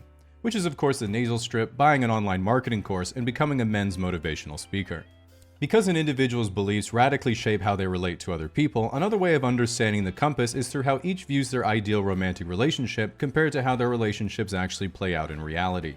Auth-right's ideal relationship is the classic nuclear family. Nice house just outside of town, stay-at-home wife, good job, couple of kids, and a dog. The relationship Auth-right actually gets is their third failing marriage and fourth pair of tack glasses. Or they're a virgin in their early 20s with an anime girl as their ex-profile, and their main hobby is using AI to generate anthropomorphic female fighter jets. In either case, they plan to fix their life with a one-way plane ticket to Thailand and become each other's customer. Auth-left's ideal relationship is with Hassan Piker. The relationship Auth-left actually gets is with Hassan Piker's chair. Lib-left's ideal relationship is an open marriage in a humble off-grid cottage near a scenic mountainside where they grow their own food and make their own clothes for a small, like-minded community.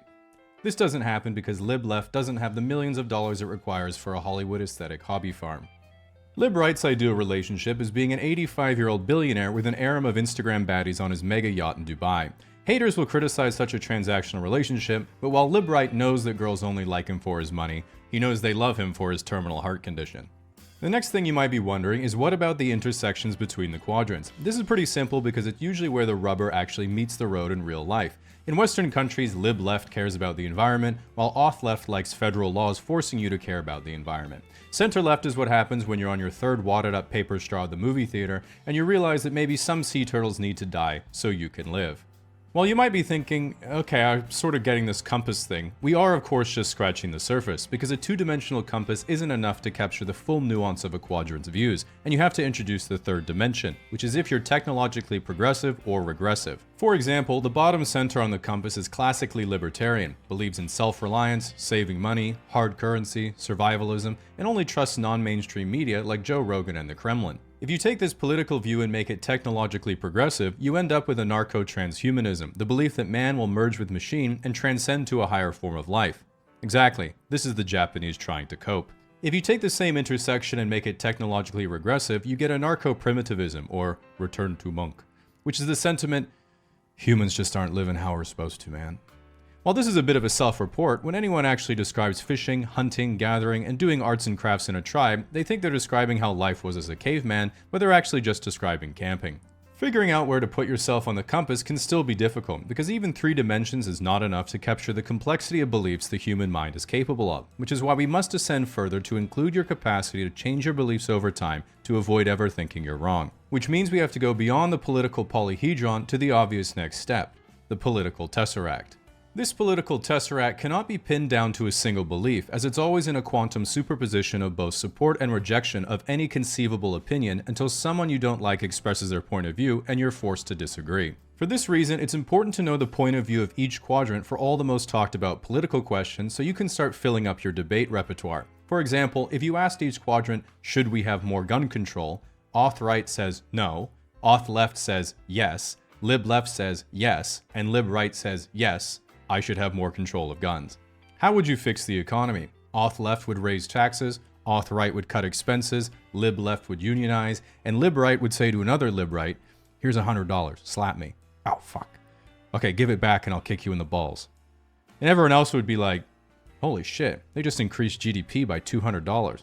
Pro-choice or pro-life? Auth-right says pro-life, Lib-left says pro-choice, Lib-right says on-site, and Auth-left is checking their quotas. When should someone be able to do hormone replacement therapy? Auth-left. Anyone with approval from a medical authority can go on hormone replacement therapy at any time. Auth-right. Kids shouldn't be allowed to do HRT. Lib-left. I just don't want kids going through puberty knowing they wanted the body of a different gender. Lib-right. I just don't want kids going through puberty.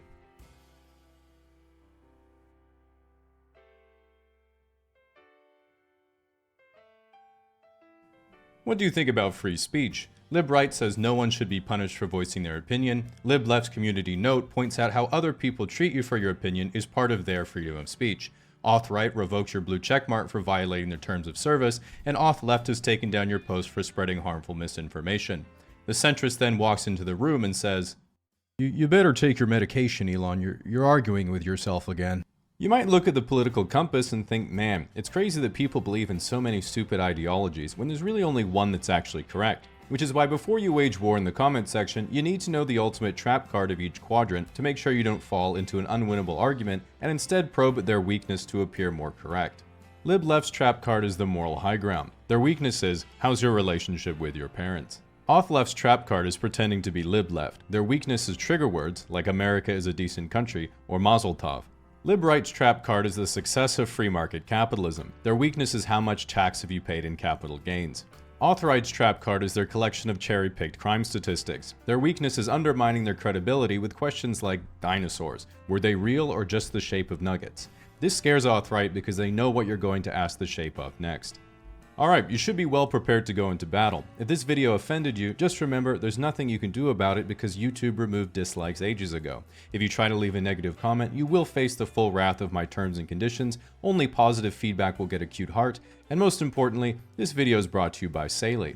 As an American, you might be thinking, with what's going on in my country, I really want to move to Canada. But being unable to read Celsius or the metric system, communication would of course be impossible, and there'd be no way for you to get a local SIM card for your phone. This video is brought to you by Honey, the free browser extension that saves you money. Also a good spread. So there's been a lot of discussion around possible balance issues on the Western servers recently, and the two groups at the center of debate, the baby boomers and the millennials, are quick to blame the other side for the problems they're experiencing.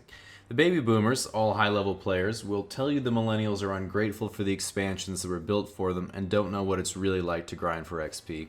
While the millennials, who are all high enough level to watch porn without getting banned, but new school enough to be able to text with their thumbs, will tell you the baby boomers were playing with lower difficulty and purposely patched the game in their favor to the detriment of new players.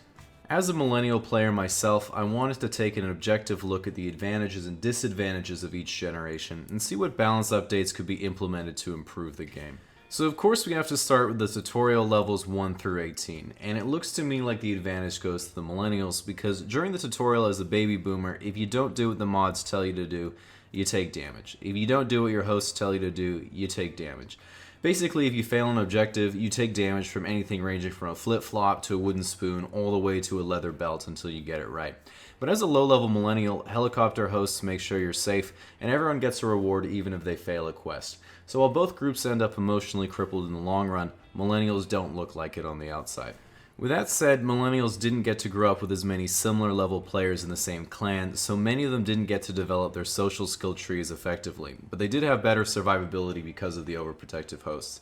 As an example, in my playthrough, my host would always panic and mass text me if I was home late or wasn't back from school yet, but back in earlier expansions, if a host took their 6 players to the park and only 5 showed up when it was time to leave, that's just one less subscription to pay for.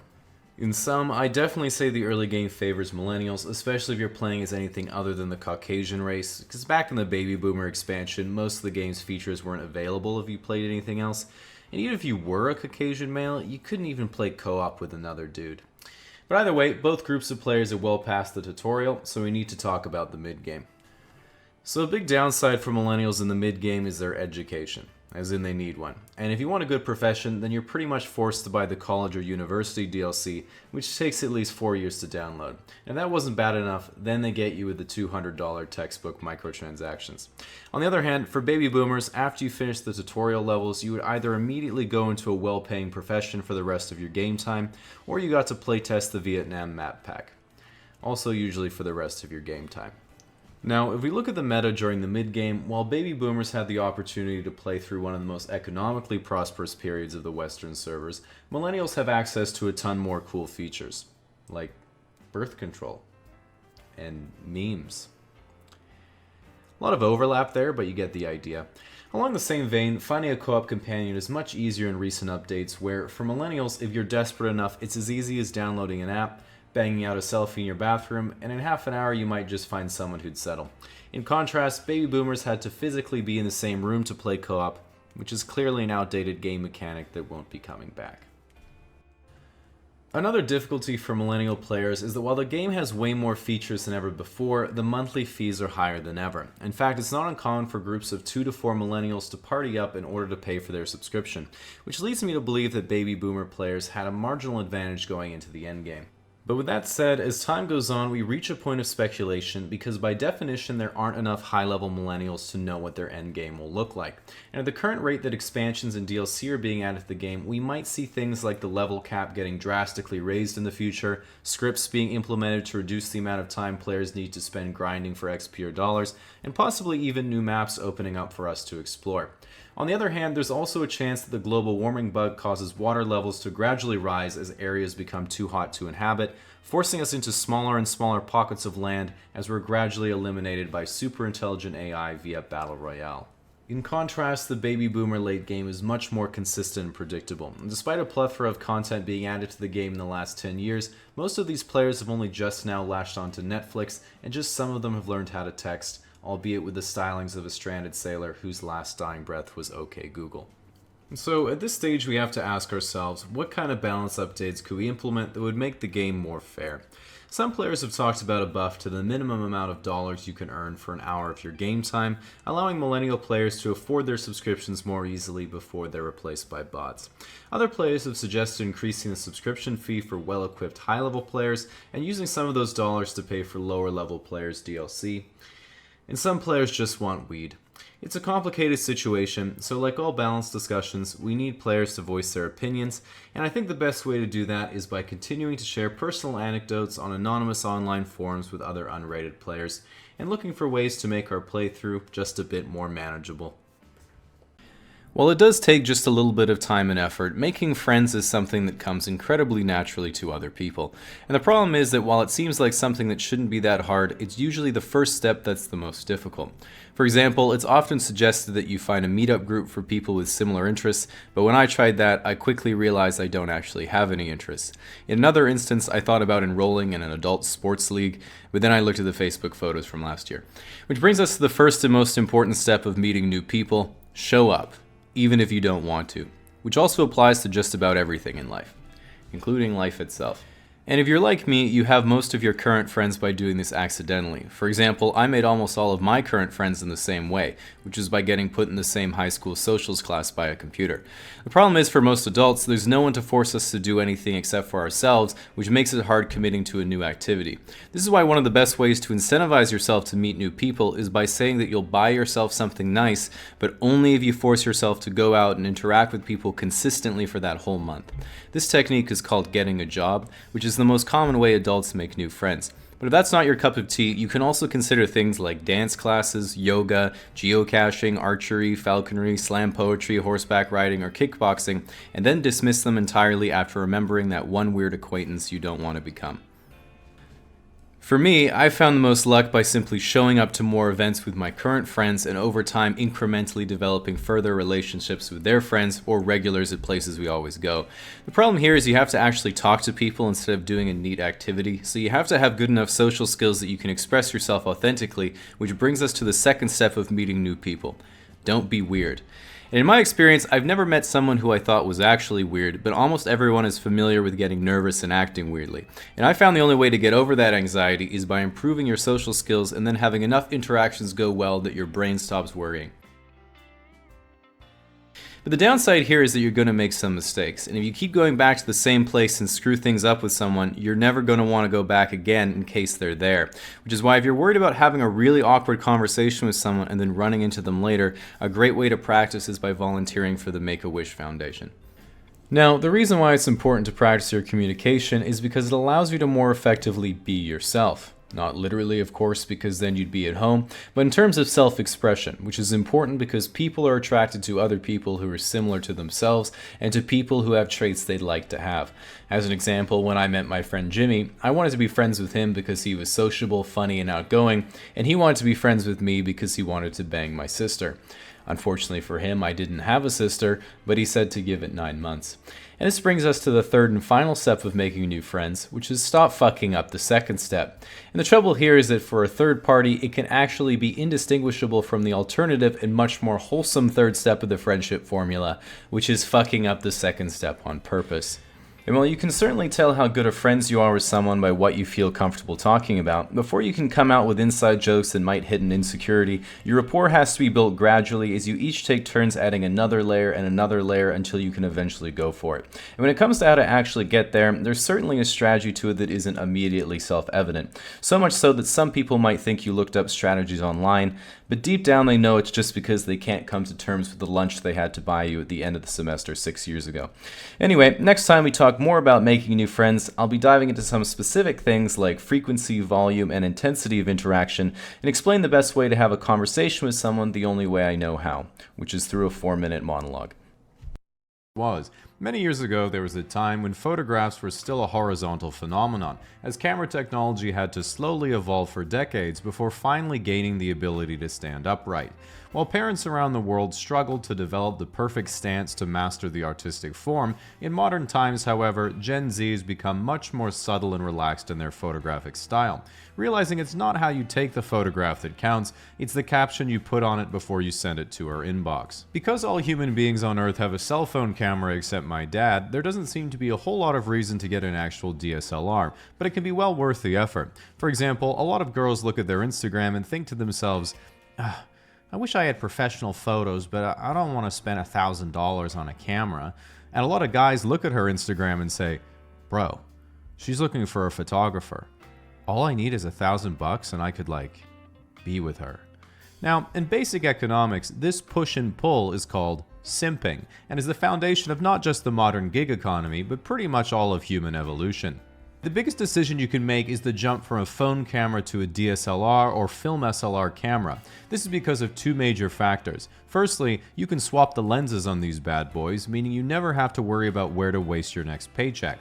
And just as importantly, they have a much bigger sensor. An entry-level DSLR has a sensor about 5 times bigger by area than most flagship cell phones, and professional full-frame DSLRs have a sensor about 12 times bigger. The reason the sensor is so important is because a big sensor makes your photos look more professional. This is the industry term for a photo of anything with a blurry background, or the kids in 10 years will think was made with Midjourney. Now, newcomers to the field who are getting the hang of their camera inevitably ask the question of, what's the best way to make money as a photographer? And as most veterans in the industry know, the best way to make money in photography is by selling your equipment. With that out of the way, when you get into photography, the most important thing you're going to be doing is figuring out what you enjoy taking pictures of. So let's go through some of your options. Macro photography. Unintuitively, macro photography is for taking pictures of things that are really small, like insects, flowers, or someone's eyeball. Micro photography, on the other hand, is for taking pictures of things that are really small, like plant cells, amoeba, and other microorganisms. While you might have expected me to make a joke about dick pics, I'm not using a macro lens for that. I'm of course using a wide angle. Wide angle photography. Wide angle photography makes things look way bigger than they are. Tilt shift photography. Tilt shifts is when the lens angle is altered from parallel and you get this neat miniaturizing effect. If you want to know what the experience is like, it reminds me of those videos where people try a $500 Japanese strawberry and are like, oh my god, this is amazing. Then 5 seconds later they're like, well, I guess that was it. Wildlife photography. Wildlife photographers are some of the real OG photographers. I wanted to be a National Geographic photographer when I was a kid, so I studied all the equipment and all the creative ideas that won all the photo competitions. And while the judges of the Nat Geo photo competitions clearly never do that, I did discover that every pro wildlife photographer definitely did. And what made them stand out wasn't technical ability, it was that they were willing to camp in a 5 square foot acrylic cage in the Arctic for a week to take a photo of a polar bear trying to eat them. And that seemed like a lot of work for a photo, but every wildlife photographer I looked up said, your best photo is the one you take tomorrow. The joy is the never-ending search. And that really struck a chord with me, so thus began my first search, which was Nat Geo photographer average salary. And so I said, fuck that, I'm playing StarCraft. High dynamic range photography. HDR photography is taking multiple photos at different exposures and then stacking them together to get more of the scene at the desired brightness. For example, our eyes have a pretty high dynamic range, meaning if you made a campfire at nighttime, you could stand back and see both the campfire and the stars in the sky. But a camera has a much smaller dynamic range, so if you took a picture of the campfire, the stars would be pitch black, and if you took a picture of the stars, the fire would look way too bright. This is the reason why if you watch the moon landing, you can see the astronauts and the moon clearly, but the sky is pitch black. This is because the camera that they were using simply didn't have enough dynamic range to see the LEDs in the studio. Disposable camera photography. Even though the very hipster color palette is caused by the horrendous lens, flash, and camera quality, film is nevertheless a full-size 35mm sensor, meaning you're technically using pro-level equipment. One of the downsides of a disposable camera is that it's fun, which is in strict contrast to real professional photography, which must always be stressful or else you go to photography jail. Infrared photography. Infrared photography is a very niche type of photography that produces photos that look like this. The reason you'd want to take photos like this is because when you show someone, they're going to say, "Wow, those colors are so cool, how did you edit it like that?" Allowing you to tell them that it's not edited, that's just how your new camera works. And as you continue to explain your new hobby to this uninterested bystander, this actually tricks your brain into thinking you've made a friend. Landscape photography. Landscape photography requires two things: going to New Zealand or Norway and then climbing a mountain. This is way too much work for so little clout, so just use AI for the picture and then avoid your friends for a month and they won't be able to tell the difference. Paparazzi photography. A lot of people criticize paparazzi because they recognize that celebrities have emotions just like everyone else, and anyone can be devastated by an embarrassing photo. When an insecure teenage girl doesn't get as many likes on her Instagram post in the first 10 minutes as she usually does, she gets upset, deletes the app, and wishes she could punch whoever's in charge of Instagram in the first place. Even if you're a billionaire on a super yacht and paparazzi posts a picture of you looking fat, then everyone on Twitter makes fun of you. It's the exact same thought process. First I'll delete the app, then I'll punch Mark Zuckerberg in the face. Sports photography. Sports photography is like the opposite of paparazzi photography. You're just trying to take a photo of a ball, but celebrities keep getting in the way. Portraiture. Now, when it comes to portraits, there's so much diversity for photo shoots that there's really something for everyone, and so it really depends on what you want to do. For example, glamour. I want to shoot models for the covers of magazines. Pet. I want to shoot cute animals frolicking with their owners. Wedding. I want to shoot couples to remember their special day. Yearbook. I want to shoot high school kids. So now that I'm demonetized, if you ever decide to become a professional photographer and get your first paid photo shoot, you might panic that the client might not like your photos. But don't worry, there's no way that the client can dislike your photos because you left your SD card at home on your laptop. Now this is going to suck for the first wedding you ruined, but once you've moved cities to avoid those people, from now on you'll make sure to always have 16 memory cards from years past that you've never thrown away, even though most of them could barely hold a Mario Party save file. This compulsive hoarding also applies to batteries, second and third cameras, tripods, flashes, laptops, and literally yourself, which is why almost all pro photographers have an assistant photographer, just in case they themselves have a heart attack during the shoot and disappoint the client. This level of paranoia might seem excessive, but it's nothing compared to when you have to fly somewhere with your equipment and the check-in lady says, "Okay, your bag is checked through to Los Angeles." "Oh, my mistake, I meant Las Vegas." And you're just there thinking this is not going to be a good trip to Vancouver. The joke, of course, being that you're flying Air Canada, so you were never leaving the airport anyway. If you're new to gig work, the unfortunate reality is that much like being a Reddit moderator, you'll very quickly realize that your income doesn't relate to how much you think you deserve, it's based on how much other people think you deserve. Meaning the hardest part of trying to be a professional photographer isn't taking the photos, it's dealing with the clients. Because you have to remember the freelance paradox. The lower the budget, the higher the expectations. If you're offered $500 to shoot a wedding by someone on Marketplace or Craigslist, you're going to get a CVS receipt of instructions, 20 unannounced edit requests, and then they're going to ask for a discount because they didn't look like Ana de Armas and James Bond like they asked for. In contrast, if a corporation pays you $5,000 and flies you out to shoot an industry mixer, you'll send them a couple of sample edits to see what type of photos they were looking for in the final package, and in 25 seconds you'll get a message back saying, "Money sent. Thank." While this might seem like the opposite of what you expected, this phenomenon is easily explained by my golden rule of bureaucracy. Give me a problem, and I'm willing to spend any amount of someone else's money to solve it. Ultimately, photography has become more difficult than ever to make a living, and almost all professional photographers have now transitioned to video and content creation because many of the skills of composition, lighting, framing, and emotional storytelling carry over to video and can make a lot more money, whether it's ManyVids, clips for sale, or just vanilla OnlyFans. And while ex-wedding photographers are now following the money instead of God, ultimately, that's just basic economics. In telling jokes on stage, there are a ton of misunderstandings and lack of knowledge around what the profession actually entails. As an example, a little known upside to stand-up comedy is that the earnings you make are entirely tax-free. This is because there aren't any. So if you want to do stand-up comedy, the first thing you have to do is write your material, which is the bits you'll be doing and the jokes you have in each bit. Now, your material really is your bread and butter, and this is why 80% of your time as a comic is spent alone at home in front of a blank Word document trying to figure out what to say so people will like you. It's basically middle school but with extra steps. Keep in mind you have to really watch out for when a really good joke comes too easily, because then you've probably stolen it. This is what comedians call the Schumer effect, and it happens to even the best comics. If this happens to you, the only real solution is to ask yourself, is it wrong to steal other people's work? And then you change the words a little bit. So next you have to work on your delivery, or how you're going to say the jokes. This is one of the most important parts of comedy, and I like to think of it like dominoes. Even if what you have to offer is objectively mediocre, with good delivery you can still satisfy a room full of drunk people. At its core, having good delivery is all about doing your set with complete confidence that everyone's going to laugh, even if all your friends and family have told you they won't. A good trick is thinking of it as theater, and you're just acting out a character with complete commitment. As a personal example, one character that I've developed is what I'm doing now. A very dry, monotone, slightly sarcastic voice that makes it sound like I don't want to live another day on this planet. The way I came up with this character was by recording myself saying the jokes in a bunch of different ways, playing them back, and then deciding I'd just be myself. So, the final component of stand-up is by far the most difficult, actually doing it. Apparently, some surveys have shown that the number one most common fear is public speaking, and the number two is the fear of death. And to those people I say, why not both? Nevertheless, it's extremely normal to get anxious before going on stage and worrying that your nerves are going to ruin your performance. If this happens, just remind yourself that your material isn't very good, so you'll probably bomb anyway.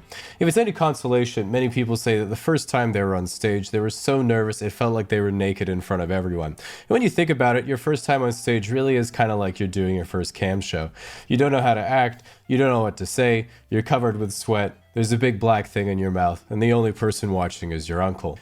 Now, one of the biggest fears of new comedians is getting heckled, which is when someone from the audience yells something to interrupt the performance. And one of the worst things you can do when you get heckled is apologize. Like, I've seen a lot of new comics make a handicap joke or something a little distasteful, and someone says, "Hey, I'm in a wheelchair." And the comic is like, "Oh my god, I'm so sorry, I didn't mean..." This is a mistake, because then you lose your comedic license for the rest of the set. A better response would have been, "Wow, I didn't realize, man. Why don't you come up on stage and we'll talk about it?" And then everyone will think you're really compassionate until they get to the stairs. Now, when you finish your routine and the audience member is done clapping, hopefully the manager will say, "Here's enough money to get drunk with the service industry guys." In stand-up, this is called the honeymoon phase because, well, that's as good as it's going to get, but also because you end up with a distorted view of reality. The next day you'll go and tell someone about how you got wasted after your first real stand-up gig, and they'll say, "Oh, I'm sorry to hear that." And you'll be thinking, "Wait, what? I thought that was cool." But then you can't quit. You become addicted to the rush of performing, the high of getting an audience to laugh. Stand-up permeates the rest of your life whether you want it to or not. Every school or office presentation suddenly becomes your stage. You prepare material for every date in order to hone your craft. You study the work of your most successful contemporaries, all until one day you finally get the call and it's all paid off. You're rewarded with respect from your peers, and your legacy lives on forever in the world of comedy. But until then, smash that like button, leave a comment, hit subscribe, and ring the bell to get the latest notifications. I'll be at the bar. Advice: if you're the hottest person in the room, you should go outside. The problem is nowadays that guys have realized that women don't really like you coming up and talking to them in public unless you're above an 8, so if you want to get rejected by a girl, it's way easier to use an app.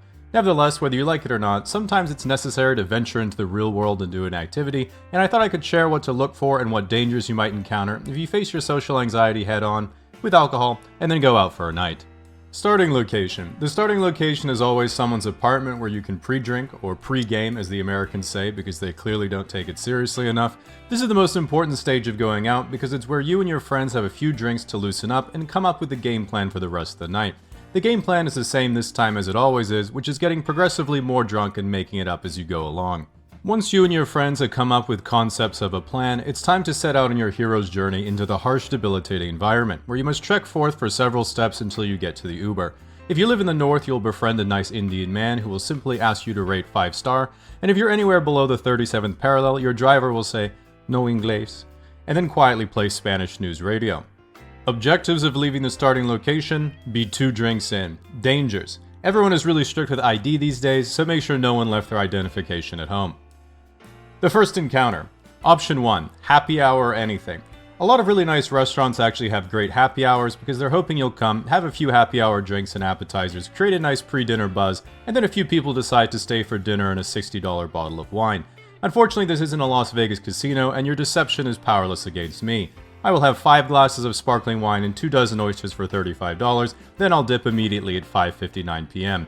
Even the Jerry Springer of finance would be begging me to spend more money. So prepare to tank the losses on your corporate taxes because I've won before, I've won today, and I will be back to win again. Objectives: have some food and more drinks to prepare you for the arduous journey ahead. Dangers: many of these restaurants employ attractive waitresses who try to manipulate you for more money with lustful incantations like, "How was your day?" or "Is everything tasting okay?"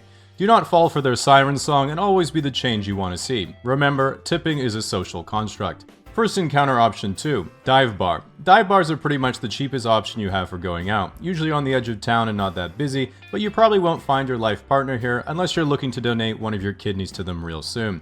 Objectives: cheap drinks and guaranteed free seats. Dangers: you get a glimpse into your future for when your life completely falls apart. Also, if you lose a bar fight and are allergic to peanuts, you will die. The second location. The second location is the last moment you can still turn back and abandon the plan, which is seeing if it's going to be an actual night out or if someone says something cowardly like, "I have work tomorrow," or "I have a wife and kids and need to spend time with them." This is why the second location has to be where you spend the most on drinks and potentially meet random strangers that will join your party and reinvigorate lost morale into the group. Craft brew pub. Now, as someone who's been drinking IPAs for 10 years, you might say, "Jamie, I just tried my first IPA and it was terrible. How long until they start tasting good?" In my experience, at least 11 years. Type of party member you might recruit: 30-year-old mustachioed indoor rock climber. He likes music festivals and planning summer road trips in his Kia Sedona, a chill addition to your party but no special party buff. Chance of success: high.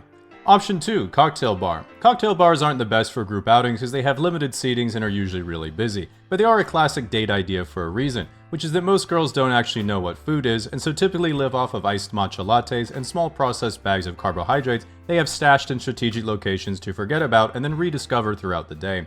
Cocktails and bar snacks are basically just an upscale version of this, tricking them into thinking you are capable of providing a better version of their current lifestyle. You unfortunately cannot, as you're paying for the check by letting your car loan go to collection. Type of party member you might recruit: wife. Chance of success: low. Option 3, natural wine bar. This is what the modern hipster has adopted after moving on from craft beer. We can't afford houses or children, but we can afford houseplants, tattoos, and overpriced dining experiences. If you've ever had the luxury of visiting Europe, you know you can go to any supermarket and buy drinkable wine for €3, or go full top shelf of the supermarket for $5. If you go to Korea or Japan, you can buy a bottle of soju or sake for $1.50, but in North America, you can go to a natural wine bar and spend $90 on fortified kombucha that has a living organism growing inside of it. You might think this is a scam until you see the bottle has a quirky label on it you can post on Instagram for clout, and then you also realize the bar is filled with hot millennials. Type of party member you might recruit: someone else's wife. Chance of success: medium. The last stop. Deep in your psyche, this is where you knew you were going all along, back when you said, "Yeah, we'll see how it goes, I guess." This is the most dangerous part of your journey, and each location option has a drunk boss fight you and your friends have to overcome. In order to conquer the last stop, you and your party has to strategically time your arrival with when your blood alcohol level is reaching a crescendo, as all of these locations require you to be as stupid as possible while still being conscious in order to take on the boss fight. House party. A house party is the prime location for bad late-night decision-making because there'll be lots of drunk people you don't know, one extremely stressed sober person trying to manage the $20,000 in damage being done to their parents' property, and a bunch of frat guys who are probably going to be in the news tomorrow. Boss fight. Not ending up in an ambulance. Option 2, nightclub. While most people find that it's easier to dance the later the night goes on because you're more and more drunk, it also gets a lot harder because the floor gets more and more sticky. It's better to not ask questions on the subject. Boss fight. The 6 double cheeseburgers, 20 nuggets, and Oreo McFlurry you're about to order at McDonald's. Option 3, gay bar. As someone who lives on the West Coast, here we just call them bars, but have you ever been to a gay bar and accidentally made eye contact with someone who was clearly staring directly at you? You're immediately part of the culture, because no matter how quickly you look away, he will be trying to shake your hand in 10 seconds. Instead of saying, "Oh, hey man, I'm not gay, I'm just here for a friend's party," in the most masculine straight guy way possible, your brain, having never been in this situation before, will try to be polite and say, "Oh no, I already have a drink, but thank you." When he then brings you another drink anyway, and you say, "Oh my god, I really can't. No, really give it to someone else." I mean, okay, if we just have it really fast, but then I have to go back to my friends. This goes about as well as you'd expect because every server at a gay bar learned to make drinks watching Janae from Mahalo.com. Boss fight? Making sure 50 Cent doesn't get the footage. The final boss. The return home. The final challenge once you have survived another boss fight is to use all of your remaining brain cell to find your bed. The problem is that you're likely extremely dehydrated, can't see anything, and all of your friends have seemingly perished. This is where you need to invoke the one superpower all main characters possess. Plot armor. Like in Lord of the Rings, just take one more shot, black out completely, and you will then immediately teleport to some sort of bed.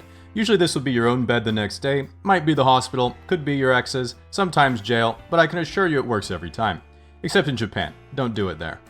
At the end of the day, going out was a sacrifice, and you might say that while we managed to lose our money, dignity, wedding rings, and then there was whatever happened at Diddy's, the lesson learned was that just like life, going out wasn't about the journey, it was about how hot the people we met were, and if we'll ever see them again. Waiting in line for brunch since the dawn of time, you finally sat down at a table. But then you realize who you're actually eating with. The brunch alpha. It's been 45 seconds and the food isn't here yet. Waiter! I don't know, this seat seems pretty close to the door. Waiter! Your water is over 55 degrees. Wait. Okay, they're not even on our table. Of course there's the social media guru. I don't know how she knows that the food is good before she tries it, but it's nice she lets everyone know on Instagram, Twitter, Facebook, Snapchat, Pinterest, Flickr, Tumblr, Vine, Reddit, Google+, LinkedIn, DeviantArt, and Yahoo Answers before she gives it a taste. The die-hard vegan. You'll know. The guy who spends too much on mimosas after passing up bottomless drinks. $35 for bottomless drinks? What a ripoff. Who would get more than one or two anyway?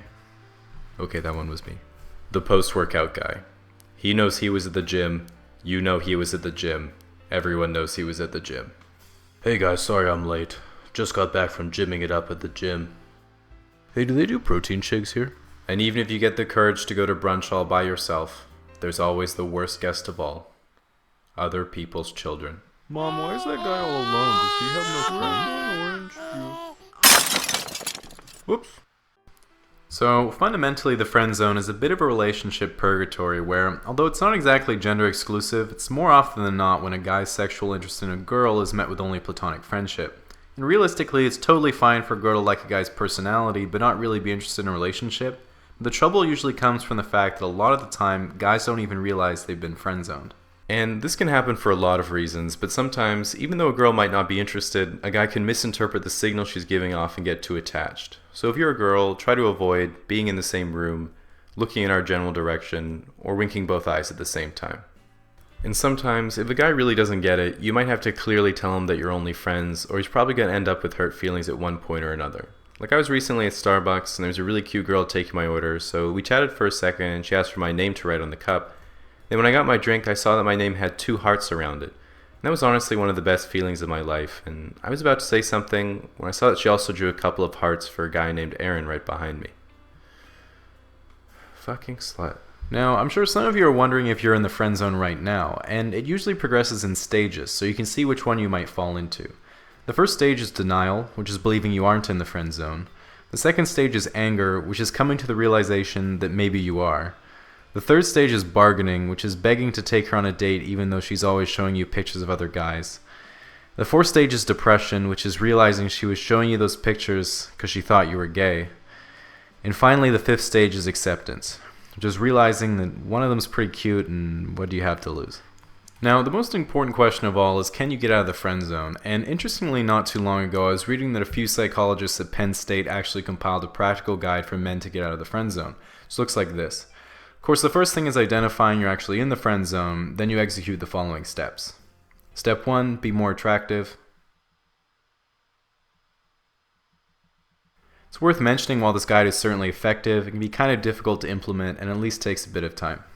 So one last piece of advice I was given a while ago was if you're ever in doubt, ask the girl out. The logic being that she either says yes and that's great, or she says no and you have your answer.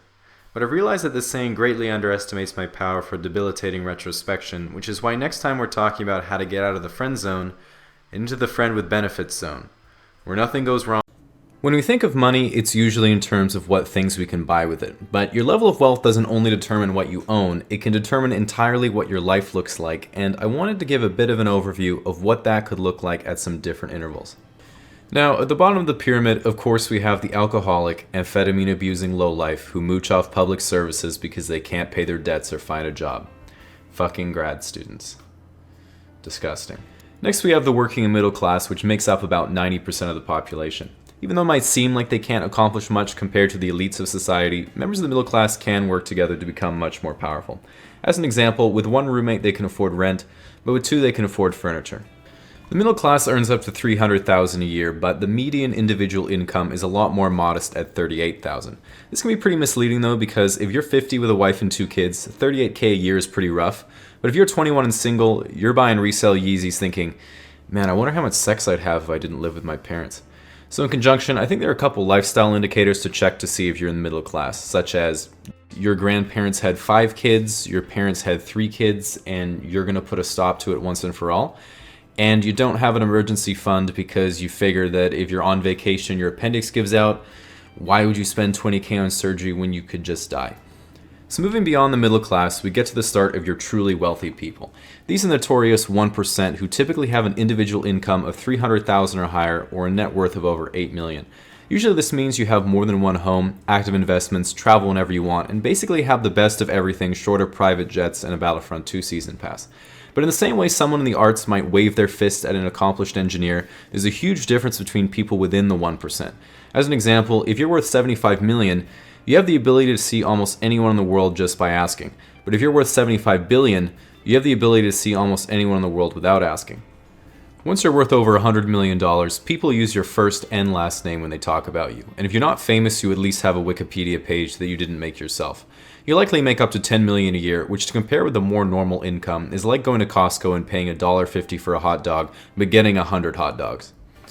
I don't know why I left that in. At this point, your wealth is almost magnetic to more wealth, and ironically, things start costing less. I could pay $5,000 for a Gucci suit, and people might think I'm cool, but if I were actually cool, Gucci would have paid me to wear it. While it sounds pretty great, you might start to wonder if people like you for you, or only like you because you're rich and famous. Fortunately though, you are rich and famous. So finally, at the very top of the pyramid, we have the people worth over $1 billion, the 0.001%. Guys like Elon, Jeff, Branson, and Bill. These people have so much money they can literally change the world. Save the kids? Done. Create your own space program? Done. Dinner with the president? You are the president. You don't fly business, you buy the business. When you get pet supplies from Amazon, you mean the rainforest. And when you say, hey babe, how about I drive this time? You're talking to the car. If you look at the absolute top, Jeff Bezos recently overtook Bill Gates, and to be as rich as the two of them, you would have to earn about $5,000 every minute you were alive. They even said themselves, I don't think I could even spend the money if I tried. Fucking amateurs. Now with the pyramid capped off, if we step back, it does seem like the implication here is that your life gets better the more money you have, which brings about the age-old question of, does money buy you happiness? And from what I've looked at, I think the best explanation is that money won't buy you happiness, but it can make problems go away that make you unhappy. Like when you go to take money out of your bank account and get charged a fee because there's no money in your bank account. When you buy tickets online, you have to pay extra for doing all the work yourself. With that said, I wanted to end it at that point, but I showed my friend and she said, is that it? Is it just first world countries? What about the rest of the world? And you know, like they say, you can't make your sneakers and wear them too. The good news is that my demographics show that there aren't many people in third world countries watching my videos. They don't have internet. So we'll worry about that another time. Now, after I did my last video on evolution, there was a lot of controversy. And some people were saying things like, if humans evolved from monkeys, why are there still monkeys?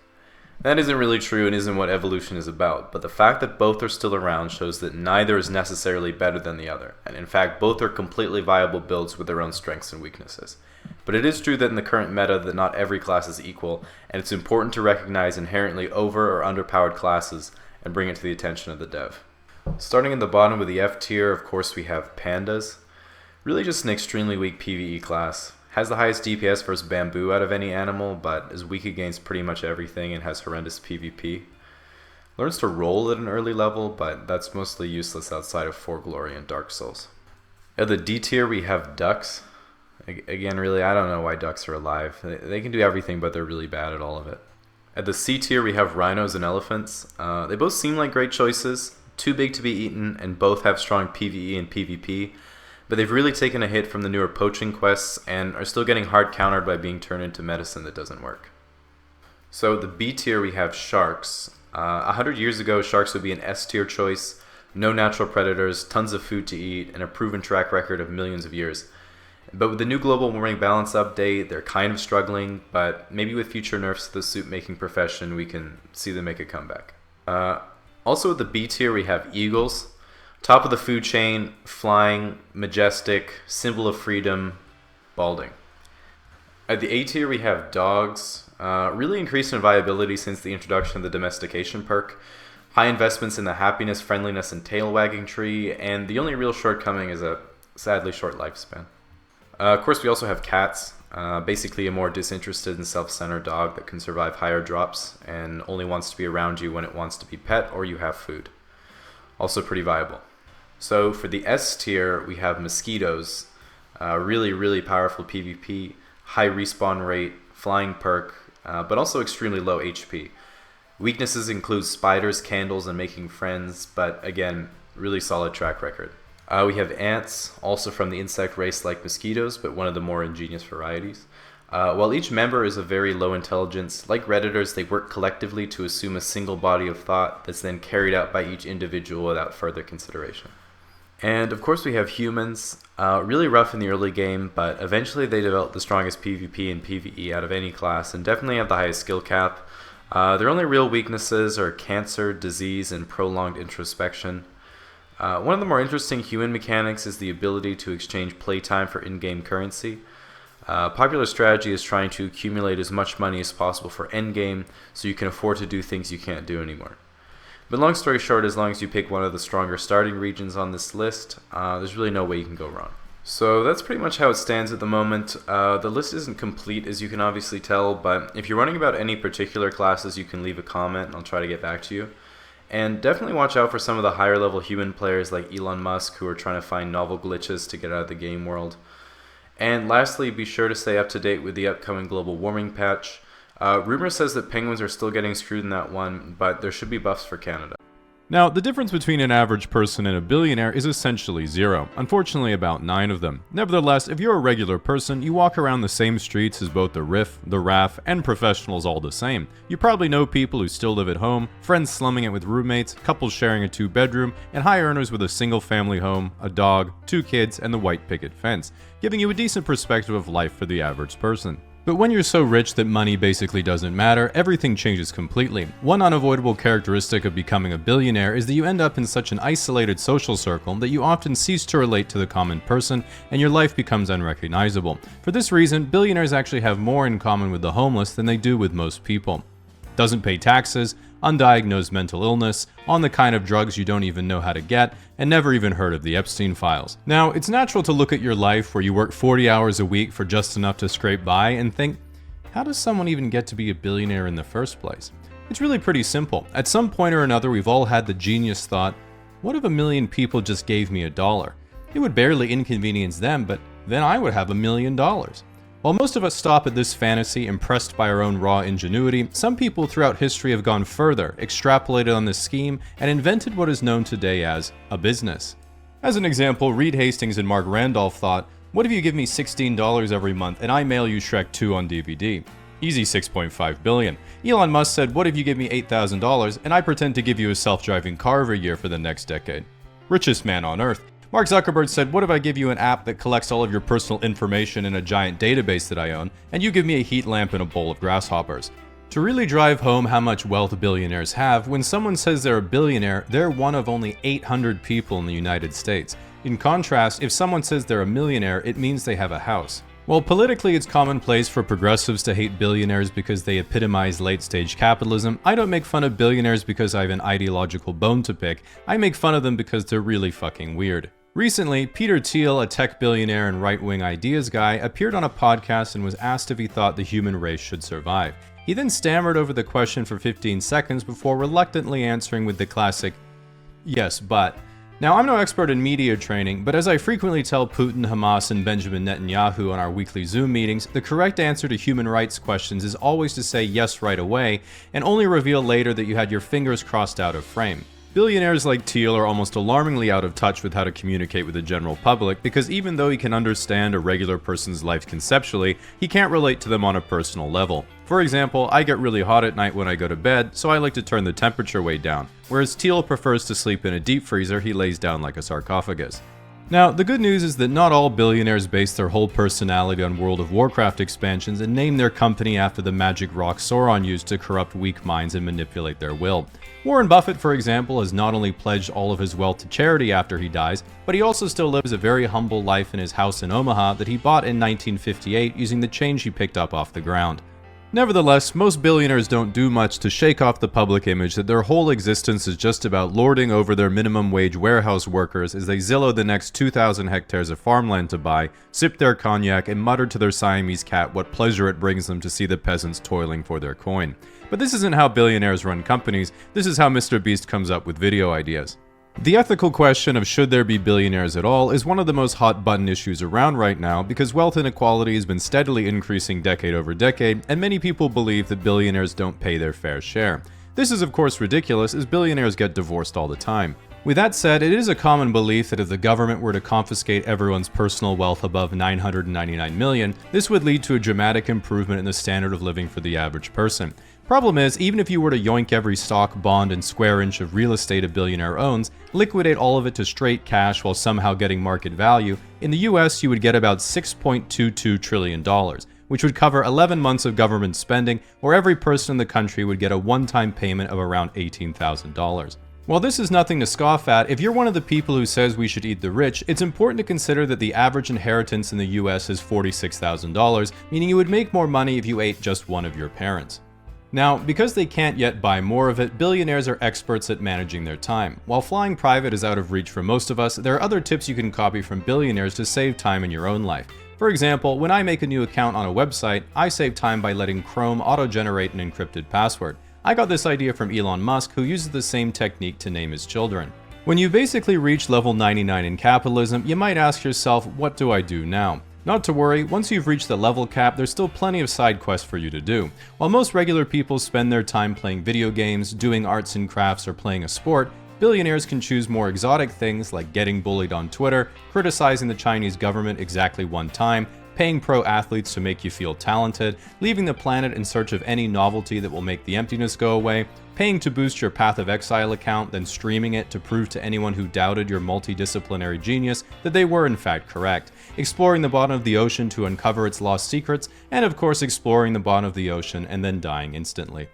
In reality, when you're worth even hundreds of millions of dollars, an ultimately rookie amount, you can pretty much have anything you want. Penthouses, luxury cars, private chef, private plane, giant house, and another giant house in a poor country that kinda sucks but has good weather, and you're not sure if purchasing power parity means the gardeners are getting paid well by their standards, or if you just own slaves.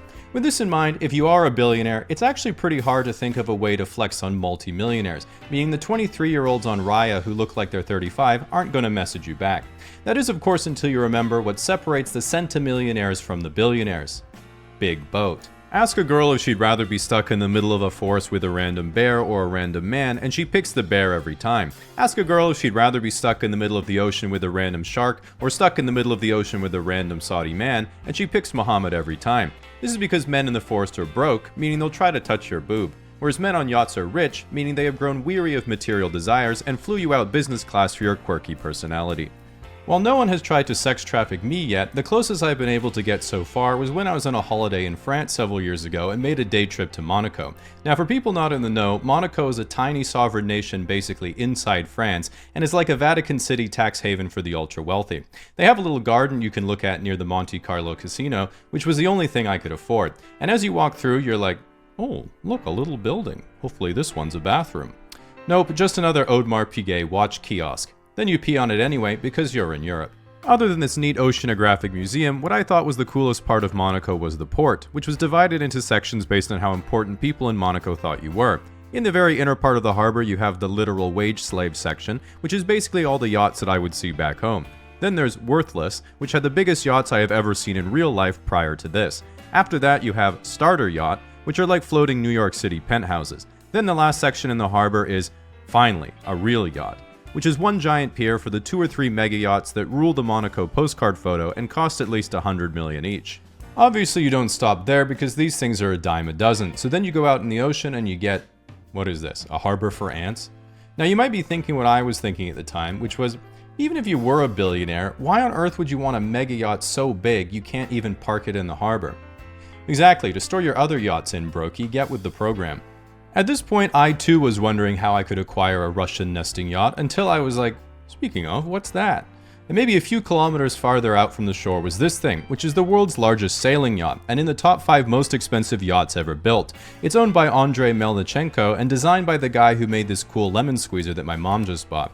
Even though I had forgotten the oligarch-class yacht existed, this guy claims he doesn't even have ties to the Russian state, making him just a regular, unimportant billionaire. This argument, of course, didn't work on the Italian government after Russia invaded Ukraine, because they saw the yacht parked outside their shoreline and said, yoink. Which brings us to the true top of the hierarchy, which isn't who owns the biggest yacht, it's who owns the biggest ocean. And you know what that means. So whenever it comes to first dates, the obvious question is, how do I get one?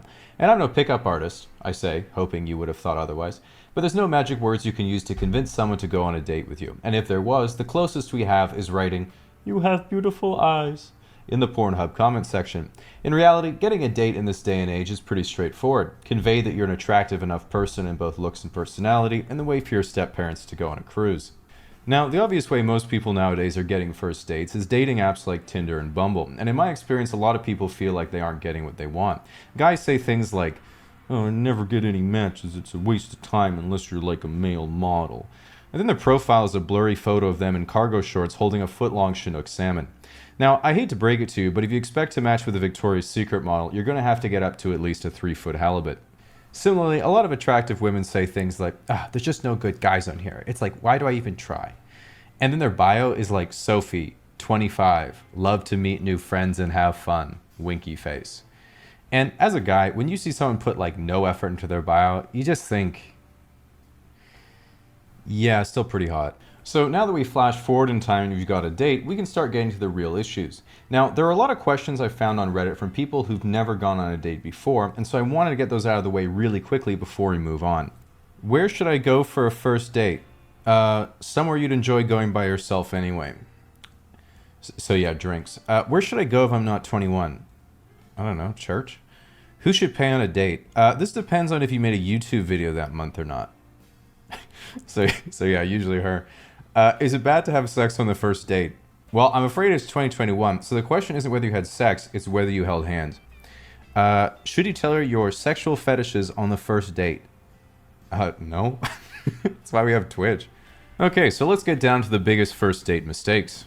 Making the fact that you're on a date ambiguous. One of the most common feels bad man scenarios is going on a date with someone to somewhere fairly platonic like a cafe, and halfway through your coffee they start talking about their boyfriend, and you're like, oh no, hey, I don't know what you thought this was, and I probably didn't communicate this properly, but like, I'm down to experiment, dude. Leading with money. A lot of guys think that girls like men with a lot of money. This is false. Girls like cool men with a lot of money. So unfortunately, she's not going to be impressed that you bought GameStop and AMC at the top, even though you're sure it's going to squeeze any time now. Slow texting. A lot of new daters feel they have to artificially stagger their texting to seem busy or unavailable. This is stupid because you are available. Instead, you should artificially stagger your texting because you're overthinking every word of your response. Bragging. Bragging is probably one of the worst things you can do on a date because you convey to the other person that you're insecure about your social value unless you leverage your one unrelated source of measurable significance. Worrying about what to say. Most people get really nervous on dates, filter themselves too much, and awkwardly run out of things to say. The common advice that you'll find is that it's not what you say that matters, it's how you say it, which is mostly true, but that's like saying, don't be nervous and just be cool, you idiot. If you actually want the solution to being so nervous, in my experience, it's A, it's fine not to say anything, and B, have a storyline.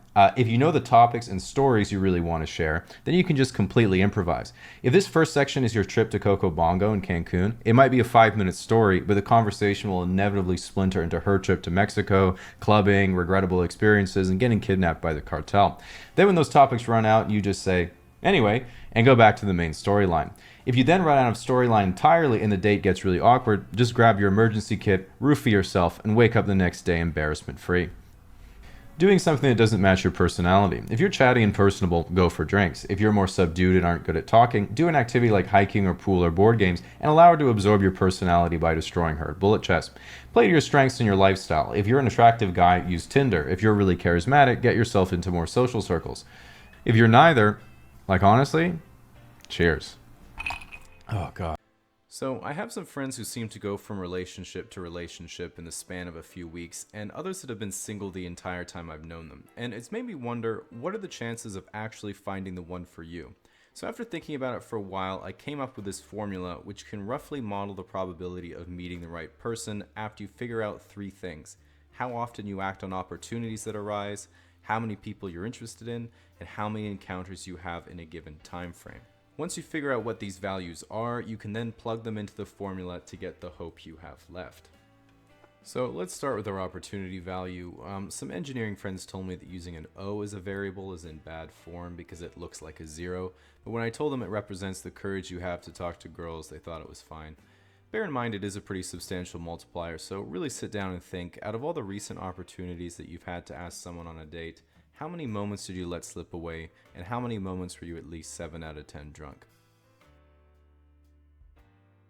Now, next we have P, which is the fraction of people that you would be interested in, and figuring this out takes a bit of work. So if you're thinking, I can't be bothered, I'm down with anyone, then the P can be removed from the equation and you can use the new formula. Okay, so assuming that's not you, we have to be able to figure out how many people in the world that you would be interested in.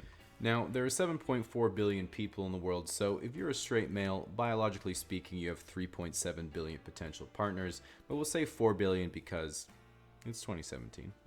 Now, obviously you don't want to date someone underage, so we'll say they're at least 18, and you don't want to date someone too much older because then you're less likely to have much in common.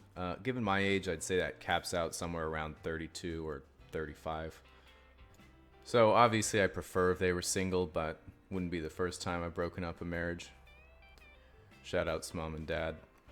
So let's focus in on the English-speaking countries, and this is personal preference, but I think a sense of humor is really important for both parties, so I'd really like to date someone who's at least as funny as me. How is that possible? Now, I'm pretty vain, so I want any accidental kids to be as good looking as possible. I'm not going to say I'm only going to date 8s and higher because people tend to end up with other people who they perceive to be in the same league. So we'll say 8s and higher with low self-esteem.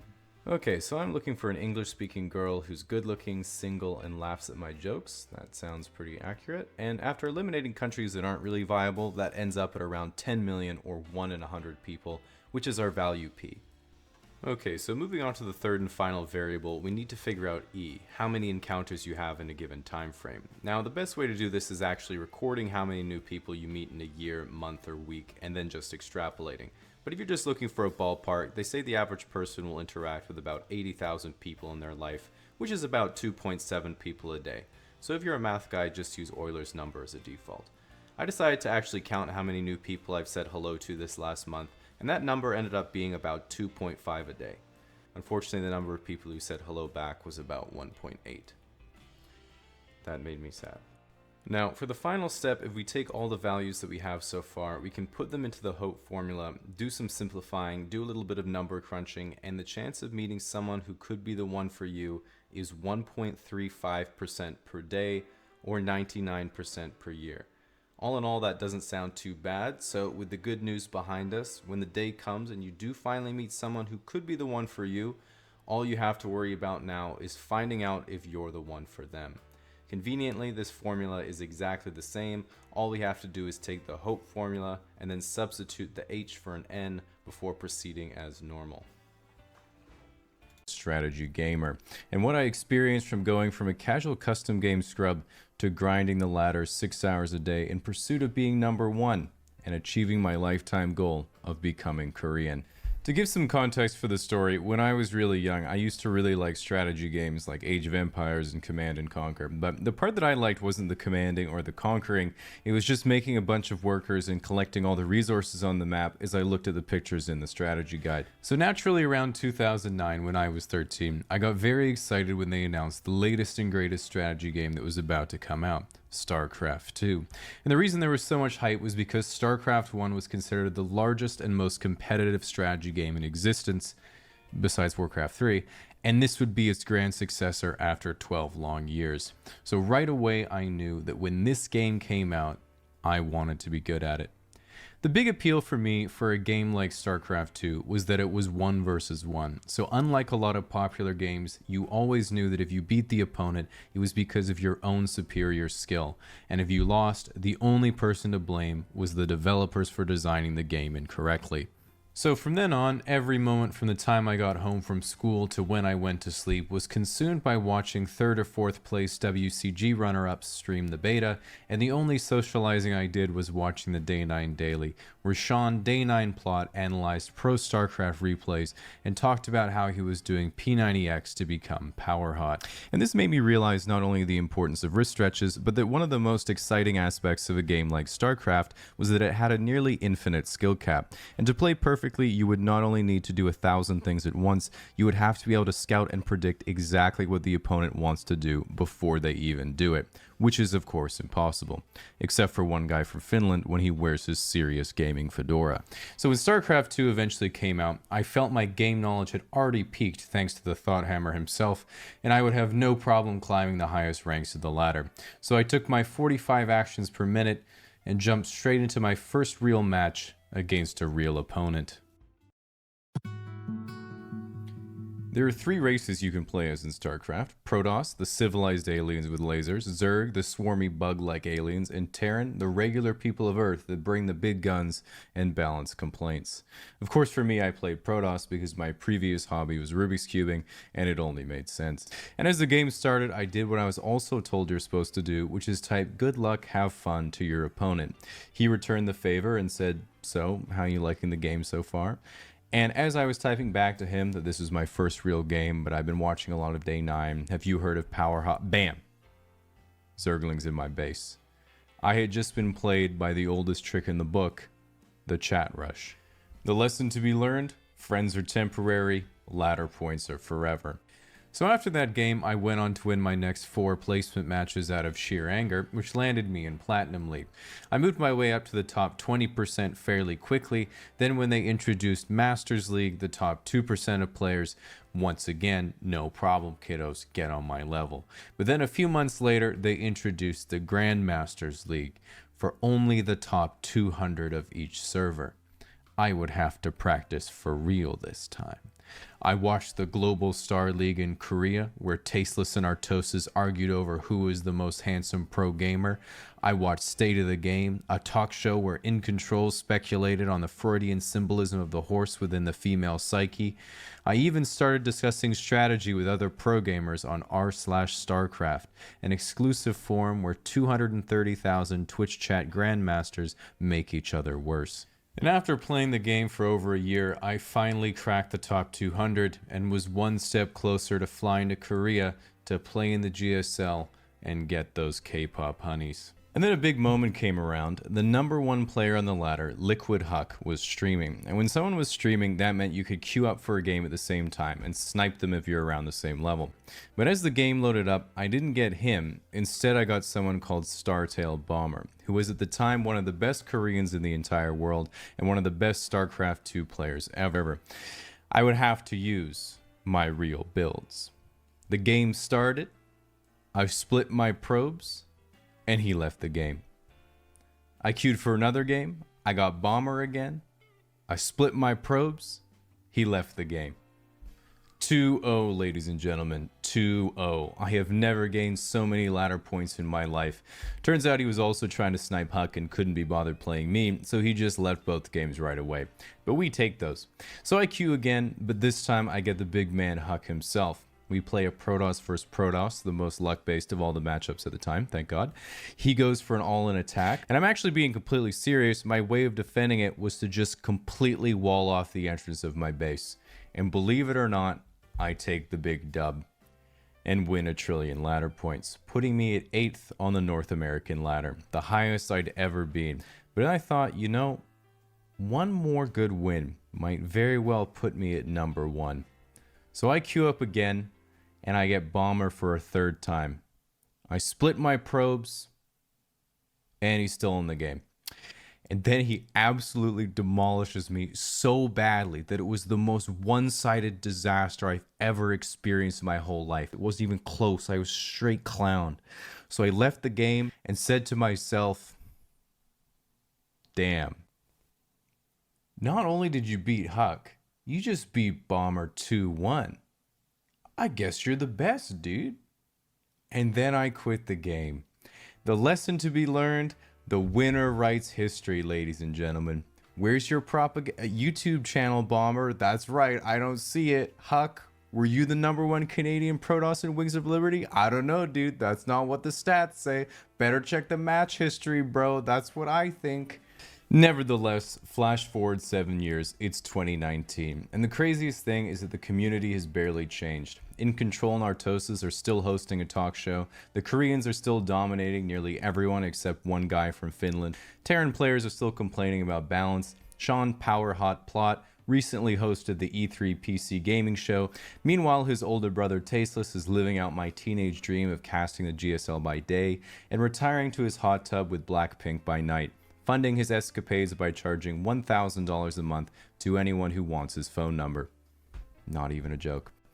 And then there's Huck, whose current job title is literally President of Gaming, meaning StarCraft wasn't good enough for him, so now he also has the #1 spot on the corporate ladder as well. As for me, I've been streaming a bit recently and decided to play a game for old time's sake because my viewer demanded it. And let me tell you, rookie mistake, dude. I've been playing non-stop for the last 3 months as part of my Grandmaster in 30. While most people in the world are forced to learn English if they ever want to leave their country for an international career, English speakers routinely visit other countries for leisure, not learn the language, and then get mad when no one understands them. English is such an influential language, in fact, that most people from English-speaking countries never even consider learning a second language to fluency.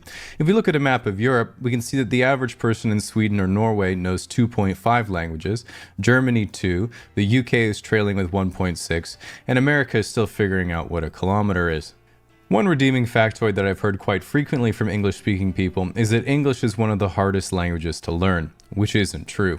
While I know that they just want to feel good about themselves, they should know by now that no one is allowed to feel good about themselves on my watch, especially myself. In reality, how hard a language is to learn is actually only really related to how similar it is to the language you already know. So for an English speaker, it usually takes about 600 hours of dedicated study and practice to reach conversational fluency in any of the Romance or Scandinavian languages, then around twice as long for Greek, Hebrew, or Slavic languages, then around twice as long as that again for Arabic, Japanese, Korean, Assembly, or Mandarin. So if you're learning English and speak any of those languages, then pretty much the reverse applies. What is true though is that English has quite a few quirks that make it easier to learn than other languages in some ways, and quirks that make it way harder as well. One of the best features of English is that we don't have masculine, feminine, or neutral. We just have the definite article the table, the refrigerator, and there are no regular nouns with gender, making English the ultimate safe space language. The downside, however, is that while I was trying to learn French, I would say j'aime le chocolat, and people would say le chocolat, le. The North Americans are so stupid. And that would hurt my feelings because I was trying my best. But when anyone is learning English as a second language and they say the chocolate, and then I say the chocolate, and they're like the chocolate. And I always think, not so easy now, is it, baguette boy? This is why you haven't been a world superpower for 300 years. What I'm trying to say is that while English nouns have no gender, the definite article the is a nightmare for most trying to learn it because one of the most difficult sounds to pronounce in English is the th sound, th.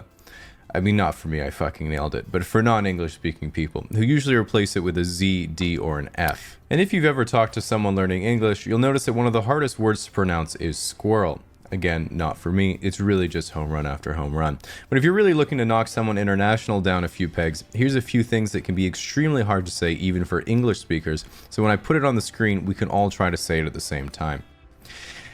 Anemone. 3,000ths. Rural brewery. Thanks, guys. I needed that. Additionally, in comparison to Romance languages, pronunciation in English isn't always consistent phonetically. As an example, in French you have bon, son, pon, fon.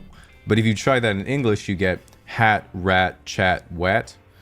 See, it just doesn't work. I mean, if you come across a word you haven't seen in English before, it's sometimes impossible to know how it's pronounced. Take these for example. Though, through, thought, tough, cough, plow, and sometimes you even have hiccups. Not me though, obviously, I never choke. Within English, there are also many dialects of the same language. For example, while American English is mostly removing redundancies in spelling and saying eggplant instead of aubergine or niche instead of niche, again, basically anything that takes more power away from the French, British English removes a lot of redundancies from entire words. As an example, in American English you would say, I have to go down the elevator and get a ride so I can go and work out. But in British English you just say, I have to take the lift so I can get a lift so I can go and lift. And then in Australian English, they just completely change entire sentences in the most internationally destructive way possible. As an example, in Australian English you would say, Oi, don't you love it when a good cunt's wearing a hot pair of thongs? And while most North Americans would say, oh my goodness gracious, Rachel, get the Bible, what that actually translates to in American English is, hey, don't you love it when your friend is wearing a cool pair of flip-flops? Ultimately, though, every English accent has its advantages and disadvantages. Jamaicans sound cool, but I can't understand them. South Africans sound cool, but I can't understand them. People from Scotland and Wales sound cool, but I'm pretty sure they aren't speaking English. And then people from America sound less cool the higher their neighborhood GDP. Even for me, I have possibly the most generic Pacific Northwest accent imaginable, meaning that I am never allowed to rap. And while that means I am unable to live up to my true potential, the upside is I can do this. Hey Siri, okay Google. Subscribe to Casually Explained. If that didn't work, you're lucky you're wearing headphones, because next time you have them out for 20 seconds, I'm texting your mom. I get quite a few questions about how to make a YouTube channel, so I want to give a bit of a walkthrough of what that whole process looks like, right from struggling to get your first subscriber, all the way up to when you start leveraging your fame for tax-deductible vacations. So first of all, you obviously need to be motivated to make a channel in the first place. And I found that the best way to generate that motivation is to start by watching a lot of YouTube videos. Once I'd done that for around 8 years, there's a distinct moment in my mind when I said to myself, wait a second, I think I could do what this successful person does. Why aren't I just as successful? It was because I never commit to any of my long-term goals for more than a few hours. But nevertheless, in that moment, I said, no, I'm actually gonna do it this time. So I scrolled up to the Create a Channel button, wherever it was at the time, and I started the first step, which is giving Google all of your personal information. Now, before you make the channel, YouTube gives you a tip that is very important to first define your target demographic in order to engage your audience properly. So, my target demographic was females between 18 and 25. But important lesson there, you can't always predict the market. Now, the first real step is choosing a name, and if you're like me, whenever a website asks you to choose a username, you don't just throw out the first thing you think of haphazardly. You need to treat it like you're naming your favorite child. A good rule of thumb is to spend as much time on your channel name as you would on a Tinder bio. And this is because they're both supposed to be congruent to your personality and act as a means of better signaling the people that you want into your direction. Alright, of course you need to figure out what kind of videos you're actually going to make, and I think the most important thing here is to play to your strengths. There's a quote among stand-up comedians where they say, you don't get to be a comedian because you like writing jokes, you get to be a comedian because you're funny. Which is why I like YouTube, because people can't make me stop. But the point remains that you have to find the intersection between what you're good at and what you're going to also enjoy doing. It's also very important to keep in mind that what you enjoy creating doesn't entirely overlap with what an audience will enjoy watching. It's like you're making a sex tape. Even now when I'm making videos, I try to be as authentic as possible, but I know not everyone is going to be interested in really niche things that I might really like, so I try to choose more relatable themes that I think are fun, or at least make my more specific videos something palatable to a general audience. So even if I might not enjoy it as much, I keep the chains in latex for my other channel. So once you've made up your mind and get all the groundwork out of the way, it's time to make some content. And your first video is the most important because it's the first time that your expectations and self-esteem collide with reality. And when you upload a video and then wake up the next morning and see 12 views and 1 dislike, you really have to look deep down inside and ask yourself, am I going to fight through this and try to improve my craft, or am I going to be a wiener and cry about it? I like to think that I'm living proof that you can do both. So now we get to where most of the struggle is, which is getting those viewers. The most common question I get is from people sending me their first few videos and saying, I don't get it. How do I get more subscribers? and I usually give them a simple 2-step formula to increase their audience. Step 1 is make good content, and step 2 is marketing. And they're always like, okay, how do I do marketing? And my response is usually, I don't think you need to worry about that yet. So, truth be told, I think the best way to grow an audience is to post on social media sites, content aggregators like Reddit, or to get your content featured by big blogs, websites, and other channels. At first, you're going to have to contact them, but if it goes well, hopefully they'll be waiting for your next video. Once your channel gets going, it's just a matter of making good content on a consistent-ish basis, but keep in mind that there is sometimes a discovery period where channels experience a huge surge of growth for a few months, and it's easy to get overexcited and think it's going to last forever. So you might be tempted to blow all your ad money on a big trip to Vegas, but what you really need to do is spend that extra bit of time and effort to record the whole thing so you can publish it and then write it off as a business expense. Now, shortly after this discovery period, after people are pretty familiar with who you are and what you do, the boom is over, the snowball effect slows down, and you start to plateau a little bit. At this point, it's time to panic and do one or more of the following. Sell out, make vlogs, or do a face and or boob reveal. This will be a brief shot of adrenaline into your now questionable YouTube career, but if you play your cards right, you can probably ride that wave for another 6 months to a year. This is about when you run out of ideas and start losing your audience. Your subscriber count might keep going up, but at a rate that matches the amount of people abandoning their accounts. So this is a critical point in the life of your channel, and from studying some of the really big ones, I've learned you have 2 options. Improve your skills and make some fresh new content with the same style and personality that earned you your audience in the first place, or get exposed for being a huge tool and lose everything you had. Now, if things go south, you have a hard decision of whether or not you try to salvage what little audience you have left, or abandon ship completely and get an actual job. I'm planning on narrating audiobooks and working on my other channel. But if you can keep it together, there's a good chance you can be the next big thing and branch out into TV, film, business, or just hang out with the household celebrities that got famous on YouTube, like...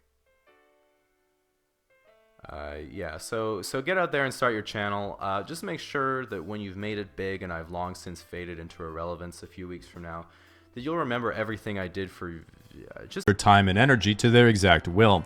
This is why when you see Messi, Tiger, or Michael Jordan do something crazy with a ball, you think, could it be? What makes the popularity of sports so interesting is that it's an incredible insight into the human psyche, which is that deep down, almost no one actually cares about getting human life to Mars or curing cancer. We only really care about doing pointless fun activities with our friends. The activity, of course, being the defeat of other people who we think are not our friends, and the imaginary devastation we experience when we are instead defeated. So let's take a look at the most popular sports to see exactly what makes them so successful. Ice hockey. Hockey is a fantastic sport because there's tons of action, lots of Canadians, and it incorporates the best part of good video game design, which is slidey ice levels. Apparently this is a hot take after looking it up, but once again as a Canadian, it sounds more like a skill issue. The only critical error in hockey is that the puck is way too fucking small to see if you're in an arena, so really you're just watching a bunch of guys skating one direction really fast, then all of a sudden turning around and skating the other direction really fast. This does, however, keep you entertained sufficiently as you wait for them to finally start punching each other. Rock climbing. Rock climbing is one of the most visceral human activities, which is not just our ape-like instinct to climb trees, but an evolved human instinct to just see what the most extreme pointless shit we can accomplish without dying. If you think about it, the moon landing was really just extreme rock climbing. If you never rock climbed before, it's easy to think it's a pretty stupid and pointless activity, but once you do it a few times, you'll realize there's a reason that the #1 most sold item in grocery stores is the humble banana. Golf. Golf is an absolute heater of a sport, and its only downside is being way too expensive and far away from where you live. A lot of people who've never played golf assume it's really just mini golf but bigger and more difficult. This is completely wrong. Hitting a ball into a hole is the meaningless part of golf. The sport is actually being able to drink and drive, and you only have to try to hit the ball into the hole so you can gamble on it. When you realize that golf isn't an upper crust gentleman's game, but just peak debauchery with the boys, then you understand why people want to get rich in the first place. Tennis. Being a 1v1 sport, I'm of course a big tennis fan, but the popularity of tennis has unfortunately been cannibalized recently by the bane of all tennis players' existence, recreational pickleball. The best way of summarizing the feud between pickleball and tennis is that pickleball players think, well, just because you have to run around all the time and hit the ball really hard doesn't mean you're better than us. And tennis players think, yes it does. The pickleball players then convert every public tennis court into pickleball courts by demanding the city council, aka themselves, do what the people want. If you know a tennis player, just be aware that they are societally down very bad and can't find a public court to play on. So make sure you reassure them that their two-handed backhand is actually very sexy, and then buy them some pen tennis balls for Christmas to cheer them up. Gymnastics. I think gymnastics is dope because it's not only a solo strength sport in the Olympics, my two favorite things, but it's one of the only sports where guys and girls compete in different activities and everyone agrees each sex is actually better at their respective events, making it the first and only sport in the world where the average male and female internet commenter is almost tricked into admitting they actually like each other. Boxing. When I watch boxing, the only thing I think is, how in the fuck is each person getting paid like $300 million for one fight? This coincidentally is what every professional fighter in the UFC is also thinking. MMA. MMA in the UFC was a great experiment because it made everyone realize what was mostly just acrobatics or performative art and what was really made for messing people up. At this point, it turns out that no one martial art does it all, and if you want to build the perfect fighter, you kind of just have to be an elite wrestler so you're built and conditioned like a Cold War lab experiment, then do jiu-jitsu, Muay Thai, and boxing. Then send them 2-3 years Dagestan and forget. Nevertheless, it's pretty common for both men and women to say, well, that sounds like way too much work. What should I train if I only care about self-defense? That's actually a much easier question to answer. 100-meter sprint, Glock 19. Ping pong. I think everyone can agree that table tennis is the Rubik's cubing and cup stacking of sports. It might be one of the only sports that you can watch at a high level and without any further context you say, yeah, to be perfectly frank, I have not been diagnosed with the potential to do that. Just to be clear, I'm not making fun of anyone. This was in fact my entire childhood repertoire. Basketball. I admittedly don't know anything about basketball. I just get highlights of Jokic in my feed making crazy plays while looking incredibly unathletic and bored, then watch a related video of him with his racehorse looking really happy. That made me think that for every kid that wants to grow up to be an astronaut only to find out they're too dumb, there's also a 6'11" 100-millionaire basketball player that always wanted to be a jockey. Skiing and snowboarding. The problem with skiing and snowboarding is if you go as a kid and make a day trip, then you have to get up stupidly early and drive for 4 hours, making it a completely terrible day. Or you stay for a weekend, but there is no point in doing that because after one day you're so sore from using muscles you've never used before, you're bed-bound anyway. This admittedly does change when you're an adult, because you can go to Whistler for a weekend, fall off the T-bar and break your tailbone a few times, be way too sore the next day, but now you're thankfully old enough to go to the clubs, get drunk, then get chlamydia from an Australian before coming home and filing for bankruptcy. Skateboarding. Skateboarding culture has always been cool and rebellious, and it hasn't just shaped other areas of society like fashion and street culture, but it also gives you deep psychological insights you might have not had otherwise. For example, I get annoyed when retired baby boomers with 4 properties can't figure out why they don't have grandchildren yet, until my friend Jimmy is meeting up with me so we can bankrupt Cactus Club during happy hour, and on the way over he thinks banging his skateboard into a fire hydrant is a trick. This causes me to immediately want to move my tax residence to Dubai, accept Western democracy as a failed state, and firmly lecture everyone on exactly what will and what will not be tolerated in my backyard if they want me to give them even a single penny. Baseball. To me, baseball is the EVE Online of sports, because the main highlight of baseball is whenever someone is up to bat, they announce the player's auto-generated Midwestern name, then show their stat card, which is what every baseball enthusiast and EVE Online player is waiting for so they can cross-check they have it right in their Excel spreadsheet. Cricket. While not very popular in most places, it's actually the second most popular sport in the world. This is because, like being a MAGA Republican, most of its base is in India and Bangladesh.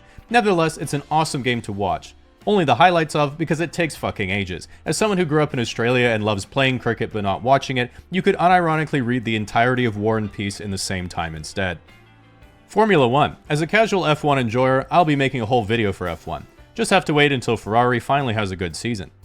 NASCAR. A lot of people make fun of NASCAR for basically just being a bunch of fast cars turning left for 4 hours. This is another bad take. Imagine it was a regular Saturday and I said, yo dude, you want a day drink and have a barbecue? You might say, yeah, that sounds fucking awesome, but is there some way to add even more stimulation to this fun weekend activity? Suddenly NASCAR makes complete sense.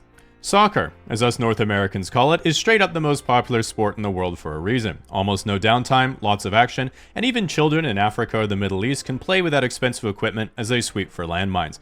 Even from a fan perspective, the constant criticism of players diving for penalties never matters that much because it's overridden by everyone's hatred of FIFA, the Call of Duty of sports games, which is only overridden by everyone's hatred of FIFA, the Venezuela of sporting organizations. American football. While American football and the Super Bowl is probably the sport most of us associate with American identity, very unlike the American identity, football is really an intellectual turn-based strategy game, where ChatGPT tells a team of data analysts who tell the coach, who tells the quarterback, who tells the team what build order to do. Then they make the play for 3 seconds, then take a break. Anyone who isn't American or Canadian might watch American football and say, wait, so it's called football, but the objective of the game is to hold the ball with your hands and run with it to the other side of the field? And that's completely wrong. The objective of American football isn't to run the ball to the other side of the field. The objective of American football is to show the audience as many ads as possible. Believe it or not, in the usual broadcast time of 3 hours, there's only 11 minutes of live action and 75 minutes of commercials in a game of American football. If you're from literally any other continent besides North America, you might say, I don't get it. Why do you tolerate so many ads? But this is a very European take, because in our continent we know that commercials are the best part of the Super Bowl. As they say, you really have to experience a culture in order to understand it. While most people are not aware of it, whenever you sign up for random websites, newsletters, or accept unbaked cookies on the internet, it is the case that all of your information is going straight into the hands of people who watch baseball, and they're surreptitiously storing it in their Excel spreadsheets whether you like it or not. Many of his videos are presented in a deadpan style with little change in expression or tone, and while not considered to be terribly intellectual, he dryly reminded us the only test he ever failed was the Turing. While seemingly introverted, he models a personality that isn't hesitant to keep trying without giving up, no matter how much he probably should. A sentiment reinforced by his few close friends who have stated, one time he almost choked on cotton candy, and pretty sure he shits facing the tank and wipes back to front. Furthermore, he loves cats but is allergic to them, and as a child he suffered a traumatic experience at a birthday party when he was the one who let the balloon touch the floor. He was later found in the bathroom practicing. When an interviewer asked him if he's ever gotten laid off YouTube, he nervously replied, "Not yet," while asynchronously blinking. Chronologically, YouTube was not his first pursuit. As a teenager, he initially found success as a StarCraft player before briefly transitioning into online poker. After playing 2 million hands and having every morsel of empathy drained from his being, he started his own short-lived line of apparel. When asked to comment on its rapid failure, he bluntly replied, "My clothing company's going so poorly that we're making shirts for the Chinese kids." When asked if he's ever been recognized in public, he recounted a time when he was purchasing a toaster at Home Depot, and to his delight, the cashier told him that she recognized his voice, and that bath plugs were on sale. His most popular uploads are all on the topic of relationships, with 91% of his viewership being male, much like in real life. While we know for sure that his character is single, we don't know his relationship status in person, although we can easily speculate he was most certainly a method comedian. When asked about his thoughts going forward, he says that his only wish is that Elon Musk would reply to his tweets so he could feel like he's part of the future. In closing, we asked if he had anything to say to his audience, to which he hesitantly stammered, "Please subscribe," followed by a suppressed giggle that he quickly silenced after realizing his self-amusement went unreciprocated. This video is sponsored by Bill and Melinda Gates. So in the past year, I've really decided I want to start caring for the environment. So far, I'm up to about 25 reusable bags above my closet. I don't know exactly what type of cardboard is recyclable, but I put it all in the blue bin anyway. And I always cut the 6-pack rings before I gently release them into my local wildlife reserve. And while everyone wants to fulfill their personal doing good quota, I often hear conversations that go, "Oh man, these paper straws suck compared to plastic ones." And the other person says, "Yeah, but they're better for the environment." And when I did some research, it turns out that, yeah, a paper straw is way more effective if you're looking to prevent people from weaponizing their cold brew. And no joke, plastic waste is a serious issue. But in terms of climate change and strictly carbon footprint, having an iced coffee with either a paper or plastic straw actually has less impact than driving your car from one end of the drive-thru to the other. And today, in the context of climate change and Bill and Melinda Gates' annual letter, I want to look at the actual scale of things you might do or use every day and how much it matters with regard to global carbon emission, which is around 36 billion metric tons every year. So first up, let's look at common consumables. So we'll start with the paper straw, which takes about 1.38 grams of CO2 to produce, slightly less than a plastic straw, which takes about 1.46 grams of CO2. For quick context, a metal straw takes about 217 grams, meaning you have to eliminate at least 150 sea turtles for it to be worth it. Going back for a second, ahead of plastic straws, we have plastic bags coming in at around 20 grams of CO2. We have paper bags at around 80 grams, reusable polypropylene bags at 300 grams, and then cotton totes at around 3,500 grams or 3.5 kilos. For quick context, this means you'd have to use a cotton bag about 150 times to be the CO2 equivalent to plastic bags, and about 40 times to be the equivalent to paper bags. Honestly, the part that I'm looking forward to is being on my deathbed, and in general, but also the only thing in my will is going to be, finish what I couldn't. And then each of my children gets a tote bag, and how many more trips do they need to make to Safeway to complete my legacy? Real joke is my children aren't inheriting anything. Next, we have electrical devices, which start to get more significant. Leaving one 100-watt light bulb on for 24 hours, 1 kilogram of CO2. Leaving a fridge running for 24 hours, 2 kilograms of CO2. Using a work computer and monitor for 8 hours, 2 kilograms of CO2. Using a real computer with at least 2 graphics cards, 3 1440p 144Hz monitors, and an RGB backlit keyboard to play Minecraft for 16 hours, 10 kilograms of CO2. Using an oven for 2 hours, 20 kilograms. Once again, another reason to have 2 graphics cards with a clear case so you can check on your roast. Operating a heat pump is needed for 24 hours in a 1-bedroom apartment. About 20 kilograms of CO2 as well, but again, I'm just repeating myself. In this ballpark, we also have driving your car each day at about 10 to 20 kilograms of CO2, assuming you're the average American living the dream.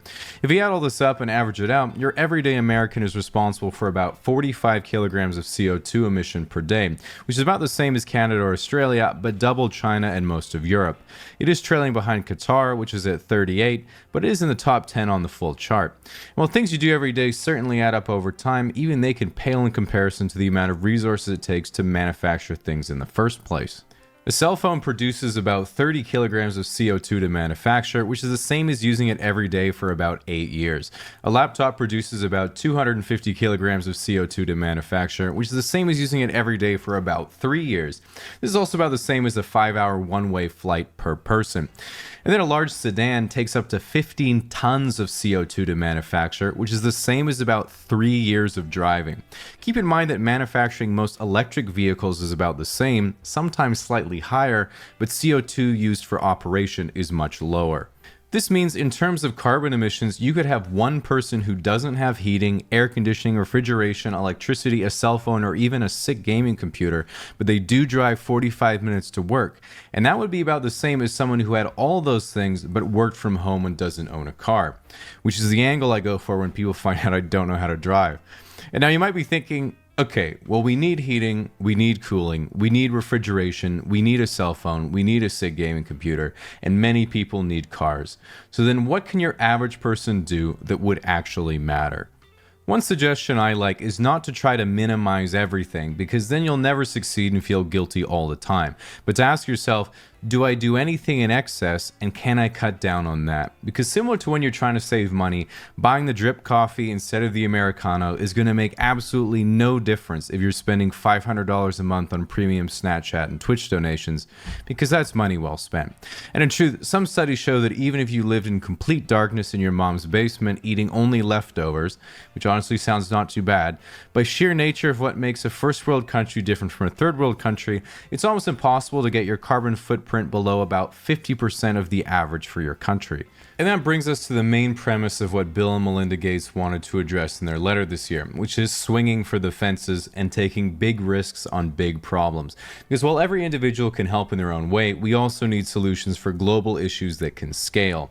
As an example, the previously mentioned CO2 calculations for electrical devices is based on 65% of electricity coming from fossil fuels like in the US. But if your country gets all of its electricity from renewables, then the CO2 emissions from your electronics is almost zero. If you choose to have an electric car, then that too will also almost be zero. And as more energy comes from low emission sources, electric vehicles and devices become more and more efficient, making it not just an individual's responsibility to limit consumption and choose efficient products, but an international commitment to sustainable energy, CO2 mitigation, and providing aid to those afflicted or displaced by the negative outcomes of climate change. And while I wanted to focus on climate specifically, in Bill and Melinda's letter, they go into more detail about not only climate change, but other global problems of equal scale that require big risks and massive action for us to address. And I encourage you to take a look at the letter by clicking the link in the description, where they discuss what they believe to be some of the most important global issues and how to approach them. And personally, for the 10 or 15 minutes it takes to read people both contemporary and historical that do art for a living, or at least are self-employed and can dictate their own schedules. Painters, musicians, writers, comedians, prostitutes, etc. Because I remember not that long ago, I used to struggle to figure out what to do during summer break without my parents' help. And when I look at myself now, my daily routine, if I had to write it down, would look like this. 7 a.m., wake up. And I've usually fucked it up by then.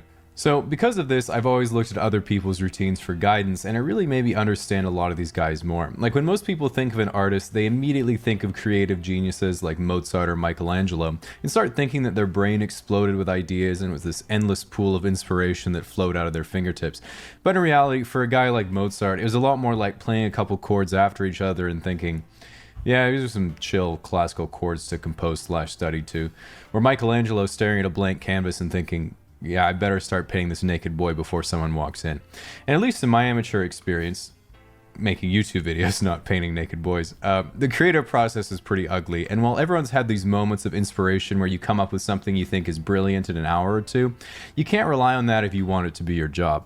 One of the best quotes that describes the process is from a guy named William Faulkner, who apparently said, "I only write when inspiration strikes. Fortunately, it strikes at 9 every morning." With that said, I honestly had no idea who he was before I read that, so it shows how good his process was. But I do relate to the idea. I think in my entire YouTube experience, I've only been inspired to make a whole video once, and every other time it was only when I sat down with the premium box wine did it start coming to me. While researching creative people, what I've learned is, besides doing a lot of drugs obviously, is that almost all of them eventually fell into some type of daily routine that was surprisingly consistent and well-rounded.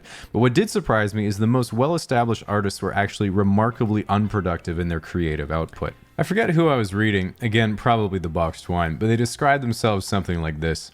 "And then, from 9 a.m. to 6 p.m. I would work in a flurry, barely taking a second off the typewriter except for a brief reprise at 1 p.m. sharp for tea and toast. But then, enraptured by the call of my imagination, I would return promptly to the task, working uninterruptedly until exhaustion. On some days I would finish 2 or even 3,000 words before slipping into a 2-day slumber." And I remember thinking, wait a second, 2 or 3,000 words in 9 hours? This guy made it sound like he had a typewriter for each hand in his massive writer's dong, but homie was out here barely hitting 5 words per minute on a good day. And while I've forgotten who that guy was, probably George R.R. Martin's more productive cousin, the irony is that 2,000 words in a day was actually way on the high end of professional writers that I researched, which for context is a bit under 3 pages on a Word document. In fact, most novelists would average 500 to 1,000 words, about 1 page, and those that did more tended to work fewer days or take breaks after a book was done. Painters might get half a painting done unless it was Bob Ross, and SoundCloud rappers would only record 2 or 3 albums. As another example, the most prolific stand-up comedians will do about an hour's worth of material every year. Many take about 5 years to completely refresh a set, which is the equivalent of writing 2 seconds worth of jokes a day, and then most amateurs or hobbyists never even write more than 15 minutes of material, period. Of course, performing is a big part of stand-up, but the huge takeaway for me was that accomplishing anything worthwhile creatively was about consistency, and not at all about speed or even motivation. In specific, the most productive writers and painters who shut themselves in and could bang out 10,000 words a day, or did 10 original paintings a day, did not outperform those who did 1/10 of that because the quality of their output ended up being way lower. And side note, they also seem to be way more single and kind of weird. So what is the sweet spot? If you could make your own schedule, what should it look like and how much time should go towards serious productive output? Well, it depends on what works for you. Just kidding, I hate when people say that shit. So here's the bare bones template for a daily schedule that I came up with when looking at the average of your Benjamin Franklins, Winston Churchills, Friedrich Nietzsche's, and also the average of your whole group of notable and accomplished creative people. Wake up slightly before the sun comes up, usually 5 to 7 a.m. Don't worry, as they say, it's the thought that counts. After waking up, do a crossword, shower, or menial task for about an hour as your body wakes up and your wife makes you breakfast. Again, I know expecting your wife to make you breakfast might be a bit archaic, but remember, most of these guys lived in the past when it was still very normal to have a wife. 9 a.m., have some coffee, tea, or smoke your cigar as you go to your art cottage and start writing, painting, or whatever is your most important work. Now, what I noticed in my research was that pretty much every creative person had a separate location that they would work in rather than their house. And this led me to the number one insight I had regarding successful artists, which is already be rich when you start. Around 12 p.m., finish your main work for the day and have lunch. Around 1 p.m., exercise or go for a walk.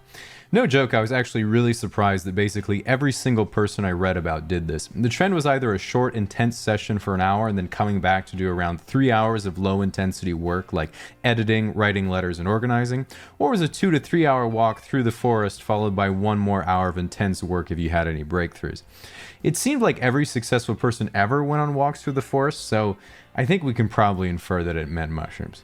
Around 5 p.m., go home and have dinner. 6:30 p.m., everyone married either did recreational activities or light socializing, and everyone single hit the clubs of Old England, and then they all went to sleep by 11 or 12. Now, if you're like me, after hearing that daily schedule, you might be thinking, well, yeah, all that stuff is pretty obvious, as you casually glance at the related videos to see if you'll be getting out of bed anytime soon.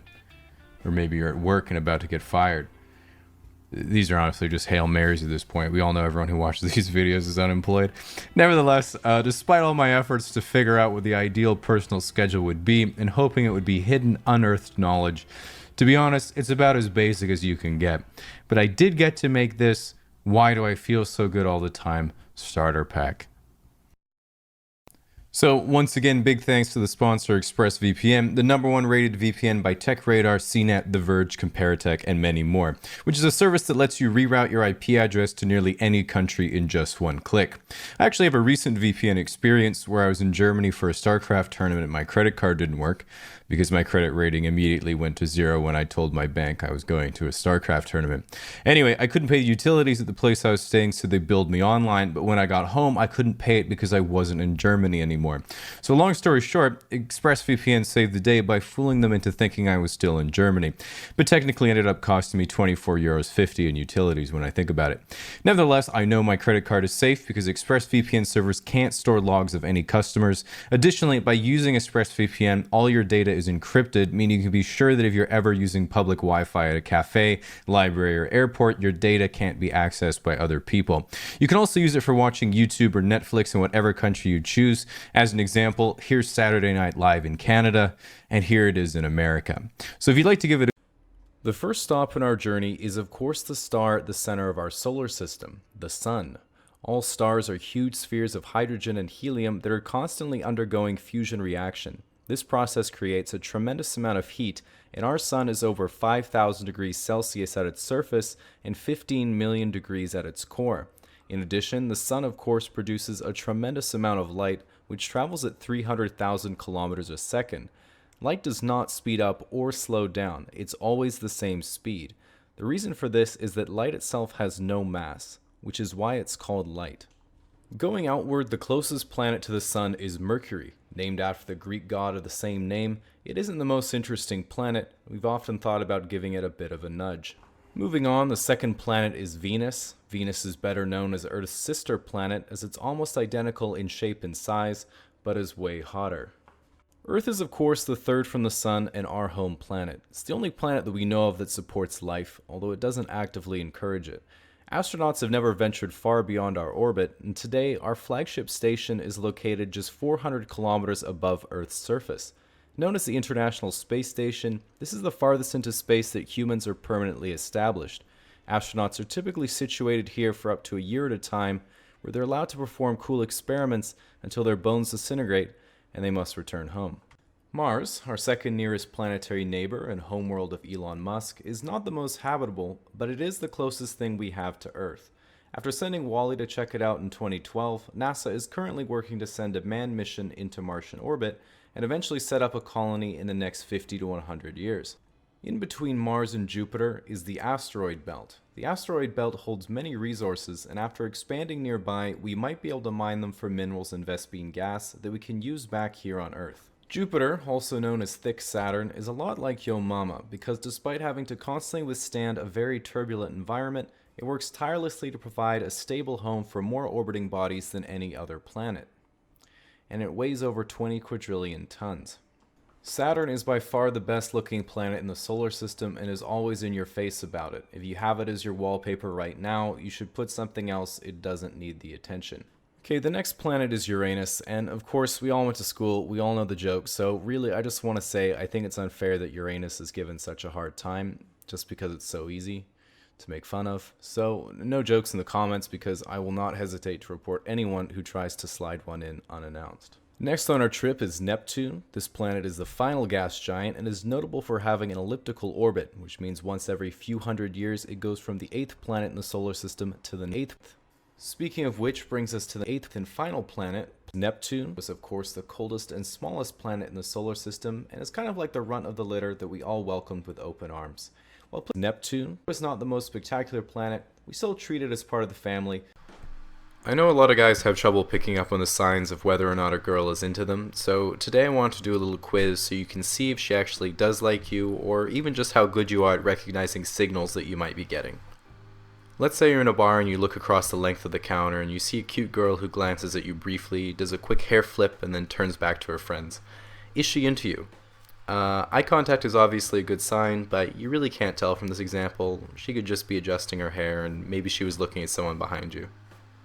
So let's say you're at the office and your cute coworker is waiting behind you to make some copies of whatever people make copies of, and she says, "Wow, do you think you could go any slower?" and then playfully punches your arm. Is she into you? Again, you can't really tell from this example either. She might like you, but she might just be giggling and punching your arm as a sarcastic middle school throwback, so really no way to tell. Okay, so let's say you're at the gym on the elliptical for some reason, and Cutie McBooty comes in and gets on the exercise bike in front of you. And then after 5 minutes, she looks back and says, "Wow, I'm so sweaty already. If only there were a way to get the same workout at home riding something else." And then gives you a wink. She into you? Yeah, I still can't tell with that one. Exercise equipment is pretty expensive, and maybe she lives in a small apartment and just doesn't have space. So maybe you find a good deal on rowing machines somewhere, you can show her the flyer. Okay, so let's say you meet up with a friend that you've had coffee and drinks with a couple times, and she says, "I had a lot of fun on the last few dates we went on." That's a good sign because she thought those hangouts were actually dates, so suppose then she says, "How'd you like to come back to my place and watch Netflix tonight?" That's another good sign. It's usually a pretty good indicator when a girl invites you to do something, especially at her place. So then let's say later at her house you guys are watching Wall-E or something like that, and she says, "I'm getting pretty bored, why don't you come upstairs with me?" That's another great sign. She probably has something pretty interesting to do upstairs if it's better than watching Wall-E. So then after you go up there, all of a sudden she pushes you onto her bed, dims the lights, rips off her clothes, and you start having sex. Is she into you? Yeah, again, you really can't be too sure. It's pretty dark in the room, so she can't really see you properly. Maybe she's from Canada and was just being polite. Anyway, best bet is to just keep your wits about you and continue to look. So, one-night stands are essentially when you hook up with someone and never see them again, or at least never sleep with them again. And at one point I remember thinking, wow, that sounds so shallow and meaningless. It's just two people giving into raw sexual attraction with no chemistry or romance whatsoever. And then someone said, "Have you tried it?" That hurt my feelings, but they had a point, and I think that if two people want to hook up and are responsible about it, it could be a good experience for both of them. So, first things first, you should be prepared at all times, but if you're like me and all your condoms are expired, it can be hard to decide if it's worth preemptively investing. In my opinion, you should always have at least a couple on your bedside table to keep the hope alive, and on the flip side, if you're a guy who gets around, don't try to save money or cut corners.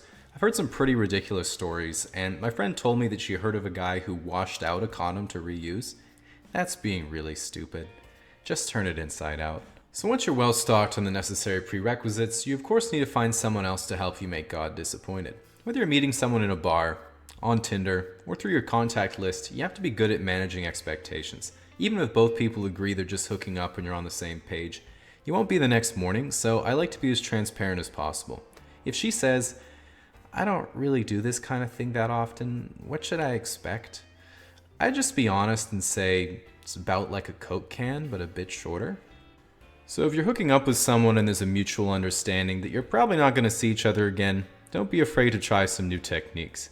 As an example, the other day a girl was telling me about her sexual escapades and said I should try using coconut oil if I get the opportunity. I haven't had the opportunity. One of my hands is now incredibly soft.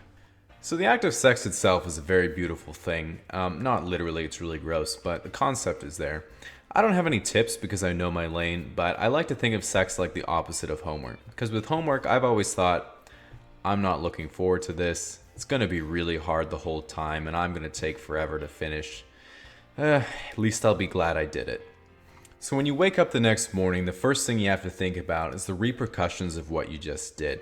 Your friends find out about it, you have to be ready for what they might say. So if you're a girl, you'll probably be hearing a lot of, "Amanda, what were you thinking?" And if you're a guy, you'll probably be hearing a lot of, "Dude, nice." In addition, you might wake up thinking, "Oh my god, I thought we were just hooking up, but what's this weird feeling I have? Maybe I've caught feelings." It's probably just chlamydia, so play it cool. After mentally processing that, it's time to check on the other person in your bed. And this is a major turning point because if either of you had a good time, it's easy to get attached. So when you roll over and look, you'll see one of three scenarios. They're there, they're not there, or they were never there. So plan ahead for each situation, whether you'll be trying to avoid their calls, trying to call them, or just doing laundry and repainting the ceiling. Dating is the human courtship ritual whereby individuals in the species try to adequately determine a sexual partner. Although a natural process, it's something that's been pondered by the brightest minds since the beginning of time. Isaac Newton, one of the greatest mathematicians of the 17th century, yet a virgin until the day he died, once proclaimed, "Seducing a woman is like the cotangent function. No matter how close I get, I can never quite touch the pie." And it wouldn't be until the early 20th century that the mystery was finally solved when German theoretical physicist Werner Headturner Heisenberger suggested that while success itself cannot be predicted, the optimal time of approach can be modeled with his equation known as the male attractiveness net uncertainty principle, which is shown here. As for the corresponding variables, A is how attractive you are on a scale of 1 to 10, B is how drunk you are on a scale of 1 to 10, C is obviously just the speed of light, and then the D is just in inches. So lastly, you want to multiply by H2O when L goes to S, which is just the freezing point of water, and you get how long you should wait before talking to the girl you like. In modern times, dating hasn't changed much. It's still two people in a neutral, inoffensive location, doing something neither person wants to do while trying to mask their own degenerating self-doubts. And for first impressions, it really doesn't matter how much the other person has right, it's how much they have wrong. You can go on a date with someone who has the perfect face, great sense of humor, plays sports, awesome personality, apple-bottom jeans, boots with a fur, but there are no perfect 10s. They're a Scientologist. And based on the Bernoulli Booty principle, as the number of positive qualities in a person increases, the possibility of that person being a Scientologist or hairdresser exponentially approaches infinity. With all that said, you still might be looking for the fastest way to get to a girl's heart, and nobody knows more about dating than YouTube's 2015 Sexiest Hands Alive, You Suck at Cooking. When I think of dating, I think of romance, and when I think of romance, I think of strawberries. It's been said that they teach us about vulnerability because they carry their seeds on the outside, which is just like me, because on a first date, I bring a complete list of my insecurities, so that way we can start by having zero secrets. This allows us to get as close as possible, as quickly as possible, as forever as possible. And much like the strawberry, I also wear my sunflower seed headband, which not only shows my ability to be vulnerable, but also keeps the enormous amount of nervous first date sweat from drenching my face, body, and mustache. So those were some really good tips, but let's say you aren't a sex god and you want to know some practical advice. And I don't mean to brag, but one time I went on a date. So I would say the worst thing to do is be straightforward and honest about how you feel towards the other person. Like, if you're going to ask them out, don't say, "Hey, I think you're really cute. Do you want to get a drink with me sometime?" I think a much better approach is to sort of do them small favors and slowly befriend them over the course of the next few years. And then when she develops feelings for someone else, just hope that it doesn't work out, and then she'll see that you're the one she actually liked the whole time. So yeah, just common sense, really. One of the reasons I love the stock market is because it really gets down to the core of what I think life is all about. Making as much money as humanly possible with complete disregard to everything else. Now, while I'm sure philosophers might eventually be able to come up with a reason why this could be bad, one reason why it's good is because it rewards business models that work, punishes ones that fail, and encourages competition within an industry, which often leads itself to innovation and getting customers better products. As an example, take a look at the craft beverage industry. It used to just be big companies like Nestle selling tap water at a huge markup, but now we have Belle Delphine. So, while the stock market either goes up or it goes down, the ways you can lose money on it are nearly endless. So you notice that different types of people like to trade in different ways depending on how they are in real life. First of all, we of course have the investor. This is your classic older guy who knows a thing or two about the stock market. Like literally one or two things. And those two things are time in the market beats timing the market and dollar cost averaging. If they had to get a tattoo, it would say buy the dip, but they would never do that because tattoos are a sin. Next, we have the boys of Wall Street bets. These are your Zoomer and Millennial degens looking to get rich or take physical delivery of 50,000 barrels of crude oil trying. They trade almost exclusively options, which typically results in them making several times their original buy-in in a matter of days, or straight up losing it all. They figure that they're only gambling with their future, so nothing to lose anyway. Their trading strategy consists of don't fuck with the mouse, and get into a stock after it's already gone up 20% in the last 3 days. Another subset of options traders is Theta Gang, a community based around selling the contracts to the previous group. Their profits are consistent, but low enough that no one really cares. Their primary gains being the feeling of intellectual superiority when using terms like Iron Condor, Calendar Spread, IV Crush, and Gamma Hedging. Next we have your silver bugs and gold bugs. These are the guys looking to keep their money safe. So safe that once some guy in Africa digs it out of the earth and sends it over, they dig a hole in their backyard and put it right back in. This investor is most often associated with the prepper community, who are anticipating the coming apocalypse and have their shotgun shells and seed collections ready to go in their underground bunker. Not all gold bugs are this extreme, however, as my dad would simply describe himself as waiting for the great undoing of the world financial system and the collapse of American empire.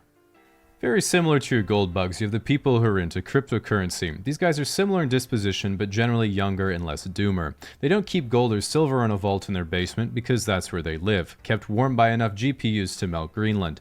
They're absolutely loaded, but never buy anything because if they sold Bitcoin for US dollars, that would imply Bitcoin isn't a real currency. Penny stock speculators. If options trading is the casino, then penny stocks are the scratch-offs. If there's the wolves of Wall Street, these are the sheep. And you might be thinking, what? No, I'm not a sheep. But like, bro, it's in the movie. Like, literally that's what the movie's about. If someone posted a thread on Aerotine with a few rocket emojis, you know you'd put down 3K in an instant.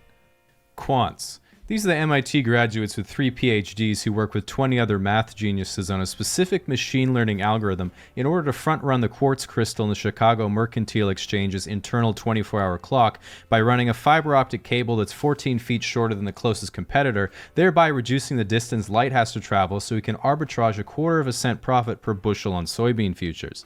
He makes $500K a year, but secretly dreams of owning an acreage and holding a soybean in the flesh. The security analysts. These guys are the very detail-oriented investors who are always out to find a good deal on an undervalued stock. Their biggest weakness is not being able to bring themselves to buy Apple, even though it's outperformed their entire portfolio for the past 10 years.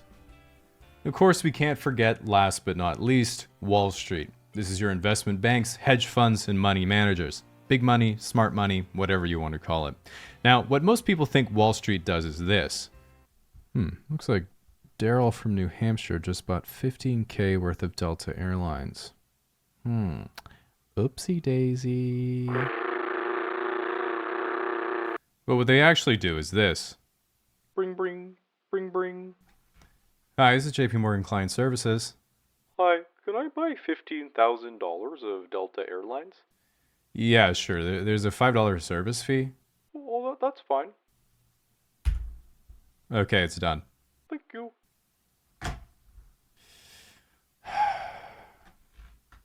Beep boop. Hello? Hey, Lehman. Yeah? Want to write one too many zeros on a piece of paper? Sounds fucking lit, bro. Lifting isn't just a hobby, it's a journey. And that journey often begins with feelings of inadequacy and ends with feelings of inadequacy, but now you can't wear jeans and you sink in pools.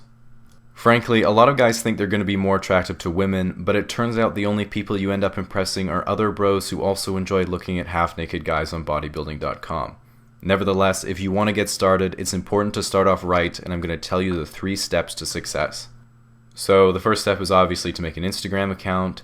Now, the second step is your actual routine, but before you make one, you need to be aware of the standard rep range guidelines for different goals.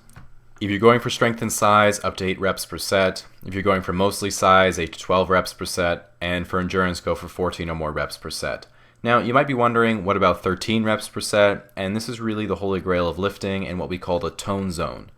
Be careful though, because one time my sister miscounted her reps and accidentally became a 5-time Mr. Olympia champion and governor of California. Thankfully, she did 15 minutes on the elliptical and is back to normal now. But anyway, another important thing is to constantly expose your muscles to new stimulus, which is called muscle confusion. For example, legendary bodybuilder Dorian Yates used to confuse his muscles by altering rep and weight schemes, whereas I personally prefer murder mysteries, but whatever works for you. So now that you've got a better idea of how to structure your routine, you need to get all the other stuff right too. I did 2 cycles of starting strength, and now that I'm an expert, I'd say you definitely need the following if you want to be a powerlifter. The first thing is some chalk. You should put some of this on your hands to help your grip, but put most of it on the gym floor and surrounding equipment. Some weightlifting shoes. These are great for making you taller. a weightlifting belt. This is how people can tell you're a powerlifter, not just a regular fat guy. Lastly, never talk to anyone, and make sure to always wear a loose hoodie to hide your power level. Okay, but let's say you want to be a bodybuilder, so here are some of my pieces of anecdotal advice that I just made up. Make sure to wear a stringer or the tightest tank top you can find. The goal here is having the edge of the fabric oscillate back and forth over your nipple as you do each rep. This is a great way to naturally increase testosterone production. A shaker cup with your favorite branched chain amino acids. I don't know what they are, but the more fluorescent the color, the stronger the superpowers you'll get. And lastly, a video camera to record your motivational vlogs. And I also make sure to have a grapefruit on hand just in case. So the third and final step is proper nutrition, and all food is made of 3 primary macronutrients, which are protein. Anyway, the most important thing is getting sufficient protein, and there's a lot of debate over exactly how much you need, but I like to play it safe and go for 1 chicken breast per pound of body weight. Now, if you're finding it difficult to eat that much, it might be easier to make a protein shake that you can drink instead. I usually go for 2 cups of whole milk, 2 scoops of whey protein, 1.5 bananas, and a picture of Steve Cook. Now, the real key here is nutrient timing to maximize muscle growth, which means it's essential to hit the 35 nanosecond anabolic timing window that occurs immediately after training. Now, you might not be able to drink your whole shake in this time, so I recommend taking whatever you need and going to the bathroom to get the protein inside you as fast as possible. And that's all there is to it. Now get out there and start your own supplement company. I'm going to call mine Cloud Fitness because that's my goal physique. And for a quick note on that, no matter how long you lift, you'll never actually look how you want to. A lot of people start lifting to get back at an ex after a breakup or look good on the beach, but sooner or later they all realize that those things don't matter, and their only real shortcoming is still being able to fit through doorways. To order the right coffee, the first step is finding the right coffee shop. Some are convenient if you're just in and out, but if you'll stay a while, pick the next closest shop that has a nice environment, and you can get to know the regulars after a while. This might sound kind of cliche, but you might even meet the girl of your dreams, and she'll ask if you can plug in her laptop charger. When it comes to figuring out what to order, remember that pretty much everything on the menu starts with 1 or 2 espresso shots, and the difference between all the drinks is what else they put in and in what order. Here's a chart you can use for reference. The key here is finding something that you think you'd enjoy, then typing it into Google to hear the audio pronunciation. Remember to drink your coffee how you like it. I was once told by a small cupped aficionado that straight espresso or black Americanos were the only respectable ways to drink coffee. I didn't agree with that at all, but I do always add codeine so the street cred's there and I can rap about it. The great thing about coffee is that the caffeine wakes you up, helps you focus, and enhances dopamine signaling in your brain, which means you feel normal for a few hours. The only downside is you can't sleep, and if you don't have any the next day, it feels like your eyeballs are getting sucked into the back of your head. But don't worry, it's all worth it. So go out there and enjoy your bean water. So, the world of men's fashion is a wacky, wild, and turbulent place, especially thanks to the internet, where 10 years ago, if you discovered a men's fashion forum looking for advice, they'd say, yeah, just wear jeans and a shirt that fits properly. And you'd be leagues ahead of your average dad just by doing that. Nowadays, while they already existed to some degree, those fashions and forums have diverged and then grown into huge subcultures that include things like your mainstream business attire, high fashion, casual wear, streetwear, and all sorts of subgroups under that, including things like your sneakerheads, tech wear, skate wear, pale wave, avant-garde, and then everything Kanye has been in the same room as. On the surface, they all seem like completely different and confusing genres, but it's kind of like how there are a million types of movies, but they're all built on the same principles. So if you break it down into what the actual purpose or inspiration of the different trends are, it starts to make some actual sense. So to start with the obvious, you take business and formal attire, and it literally has barely changed for 125 years besides the fat conductor hats. A basic suit looks fantastic all the time, and the only way it doesn't is if it doesn't fit or you're wearing it at the wrong place. And that's the whole point. It's a super simple yet refined outfit that says, I'm a respectable, put-together person representing a respectable, put-together company, so sign this contract and let's monopolize American steel. So as that devolves a little bit, you have something like business casual, which is of course much more prevalent nowadays as business has become a lot less face-to-face and a lot more online. Some people wear business casual or chic casual outfits all the time, but it works better if you're a bit older, because if you're a high school student or university freshman, it can come off as a bit incongruent because there's really no reason you'd ever need to wear a button shirt other than when your date drove you to prom or that one job interview you've had. So it might be good to wait until you've at least paid taxes before you look like you filed someone else's. So, in my opinion, this is the point where things get interesting because you get to your casual, everyday clothes where you can really express your personality by copying what popular rappers are wearing. It's by far the most rapidly evolving area of men's fashion, and I think the most noticeable shift recently has been the huge prevalence of streetwear and designer brands gaining popularity with teenagers and young guys. I mean, not that long ago, the only people who'd spend money on Gucci were rich middle-aged guys buying their wife something for an anniversary, but nowadays the barrier for entry is getting like 3 A's that semester. The part that I found the most interesting about some of the streetwear culture is that a lot of unfashionable items are worn ironically, where you're sort of saying, I know so much about fashion that I'm wearing something I know is unfashionable, because in order to identify something so unfashionable, you would have to know a lot about fashion. Like a while ago, it would be as simple as wearing a pink shirt and putting your hair in a bun because it was the opposite of traditional men's fashion at the time. Then later it was overalls and a bucket hat because you live in a city and haven't ever caught a fish. And then eventually jean joggers and a NASA fanny pack because you're emulating that one weird kid in middle school. I'm still sour about this because I was literally that kid in middle school and people did not think I was fashionable. I did, however, have a pouch for my laser pointer. Now, this sort of ironic incorporation of uncool items certainly doesn't end there, because some brands seem to have been built almost entirely on this sense of consumer irony. And I think the most brilliant example of that is Supreme. And they were originally a much smaller kind of skate shop clothing brand, but effectively they said, alright, we're a pretty niche shop with a pretty dedicated clientele. Do you think people would buy just a regular white shirt with a box logo on it for $30?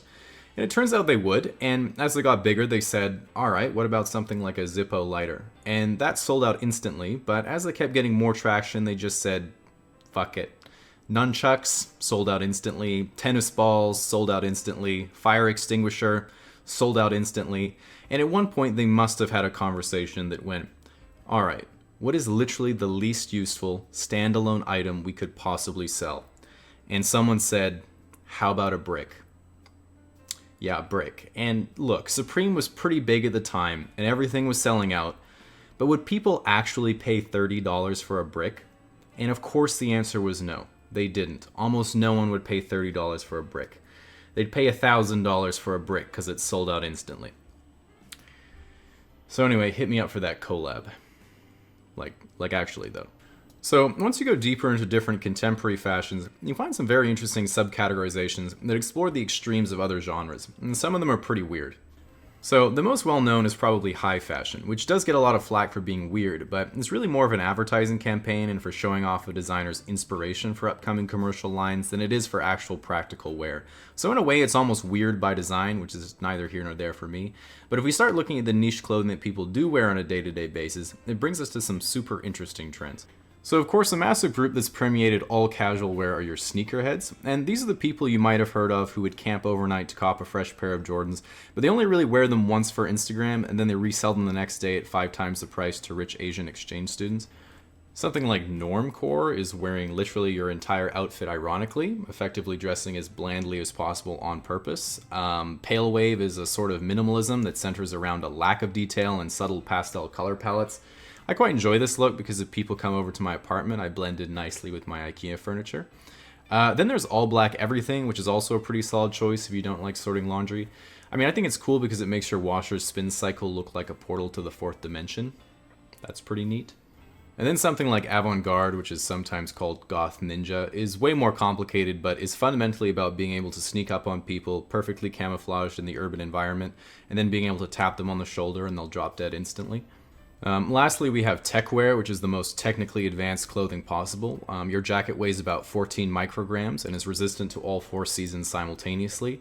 Your carbon fiber Gore-Tex underwear is completely waterproof from both directions and has a concealed pocket for up to 2 Magnum condoms. Honestly, the only downside I can find to a techwear outfit is that it costs $4,000 and you only use it to walk to work. Now, at this point, we've barely scratched the surface of all the fashion ideas that are out there, but moving forward, all these areas of fashion will continue to evolve in some very interesting and unpredictable ways. Personally, I've been trying to pioneer comfcore, which focuses on being as comfortable as possible at all times. The only downside that I've realized is that it's the literal opposite of fashion and usually devolves into you not leaving the house and binging YouTube top 10 lists. So yeah, no Instagram traction on that one yet, but From the age of 0 to 2, or the sensory motor stage, children are typically aware of only what's directly in front of them. Near the end of this stage, the child will begin to harness a very basic concept of language and the awareness that objects continue to exist even if they can't be seen. During the pre-operational stage from age 2 to 7, symbolism begins to have meaning in a child's mind. Language develops, they gain the ability to think of imaginary situations, and develop a distinct individual personality. Although the child will have a poor grasp of logic, basic intuition allows the child to make simple, self-directed decisions.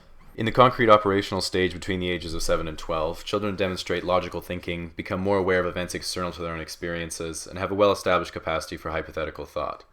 As an example, in my own research, I found that some children could imagine and believe in nonsensical or even completely impossible scenarios, like beating me at Smash. A pocket controller!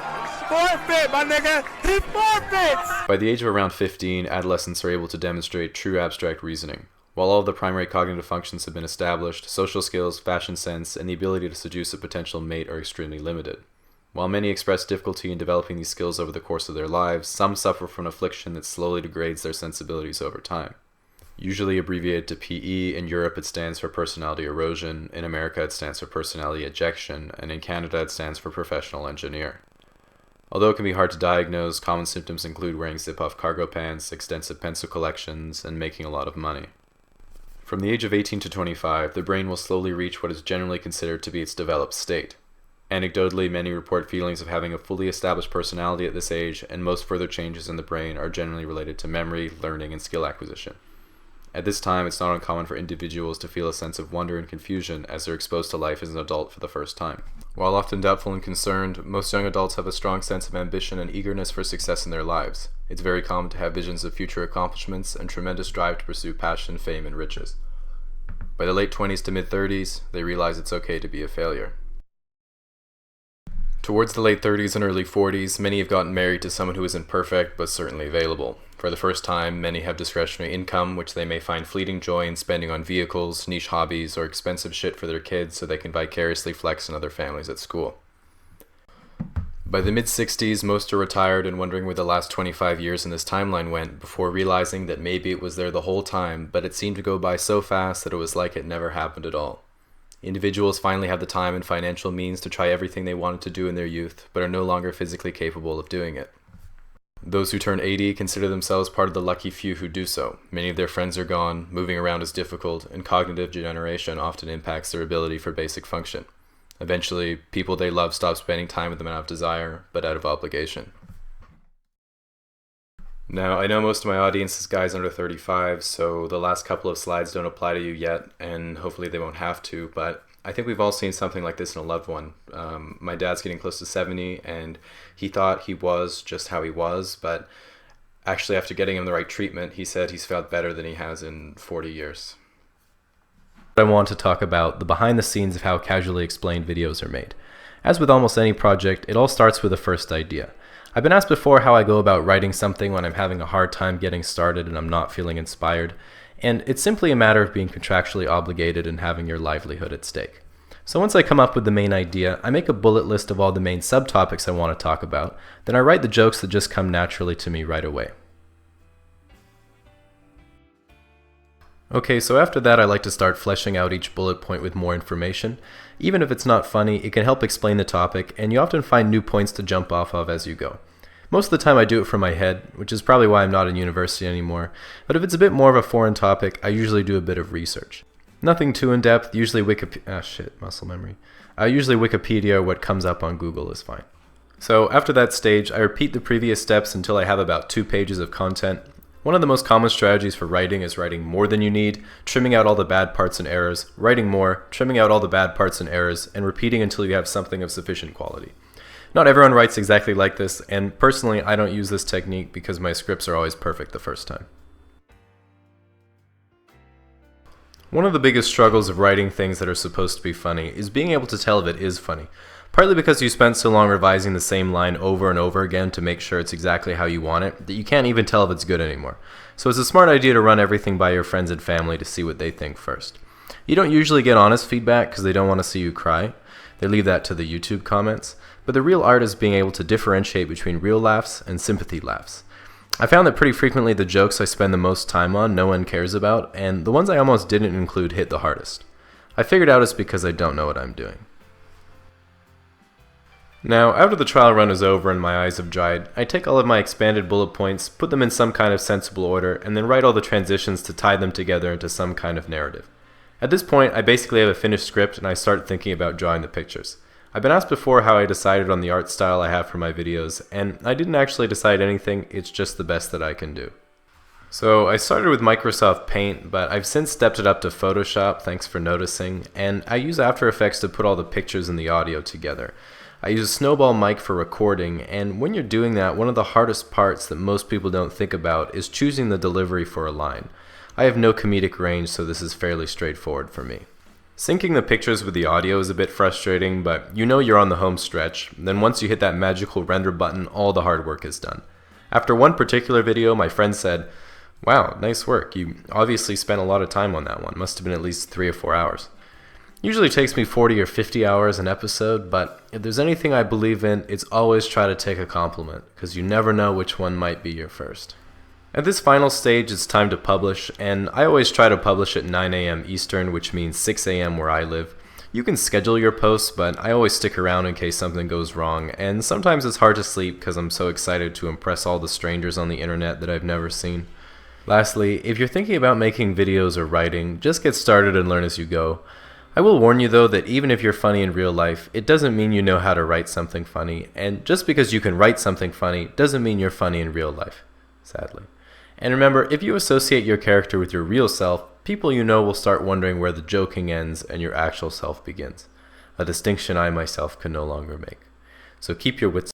Regardless of whether you're playing on PC, console, or handheld, there are a million different types of video games that are out there. And while technically there are more genres than you can count, they all tend to fall under the umbrella of around half a dozen main categories, and those are the ones I wanted to look at today. To start with one that is of course reminiscent of real life, we have sports games. These ones are really simple because to make the most popular sports games, you just make a video game that most accurately recreates the real life sport. But the thing with games like Madden, NBA 2K, FIFA, and NHL is that the developers have to change the game every year to reflect the updates to the sport, meaning you have to buy the game again. If you just follow sports casually, you might not think that something like soccer changes much each year, but as an example, if we look at FIFA 2018 and compare it to this year's version, you can see that they completely changed the number. Next we have fighting games, and there's really two types of fighting games. One's where you try to eliminate the opponent's HP points through nuanced combinations and timings, and then there's Super Smash Bros. A notable aspect about fighting games is the comparison to combat sports, and in that way the competitive fighting game scene is a lot like boxing. Fights are almost always 1v1, and if you're up against someone with tattoos, that means you're fucked. But despite being games that are literally about beating each other up, fighting game communities are some of the nicest around. So much so that practice sessions are called friendlies, and if you ever go to a tournament, it's expected that you always thank your hosts, thank your fans, say good game, fist bump, and sometimes even wear deodorant. Sim or simulation games come in two popular varieties, ones where you design roller coaster theme parks or utopian societies, and ones where you play a Euro truck driver on a 16-hour long haul through Siberia, attempting to repair breakdowns both in the game and in your $5,000 worth of peripherals. RTS games, or real-time strategy games, are generally games where you build a base, manage resources, and control an army to go and beat your opponent who is trying to do the same thing. Iconic games include Age of Empires, Command & Conquer, and of course StarCraft. The great thing about every RTS is that they feature several settings so you can always play against someone your level, whether that be casual, normal, hard, or Korean. Being strategy games, RTS is notoriously competitive, and in the top level games you'll see pros regularly play at over 400 actions per minute. To give you an idea of how fast that is, I'm going to type out the drill that professionals use to warm up before a game.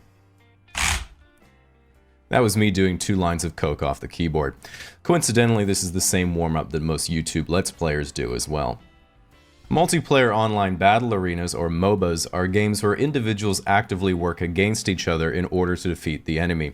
In fact, one of the paradoxes of MOBA games is that while every individual thinks they're the best on the team is far worse than how good any individual thinks they are.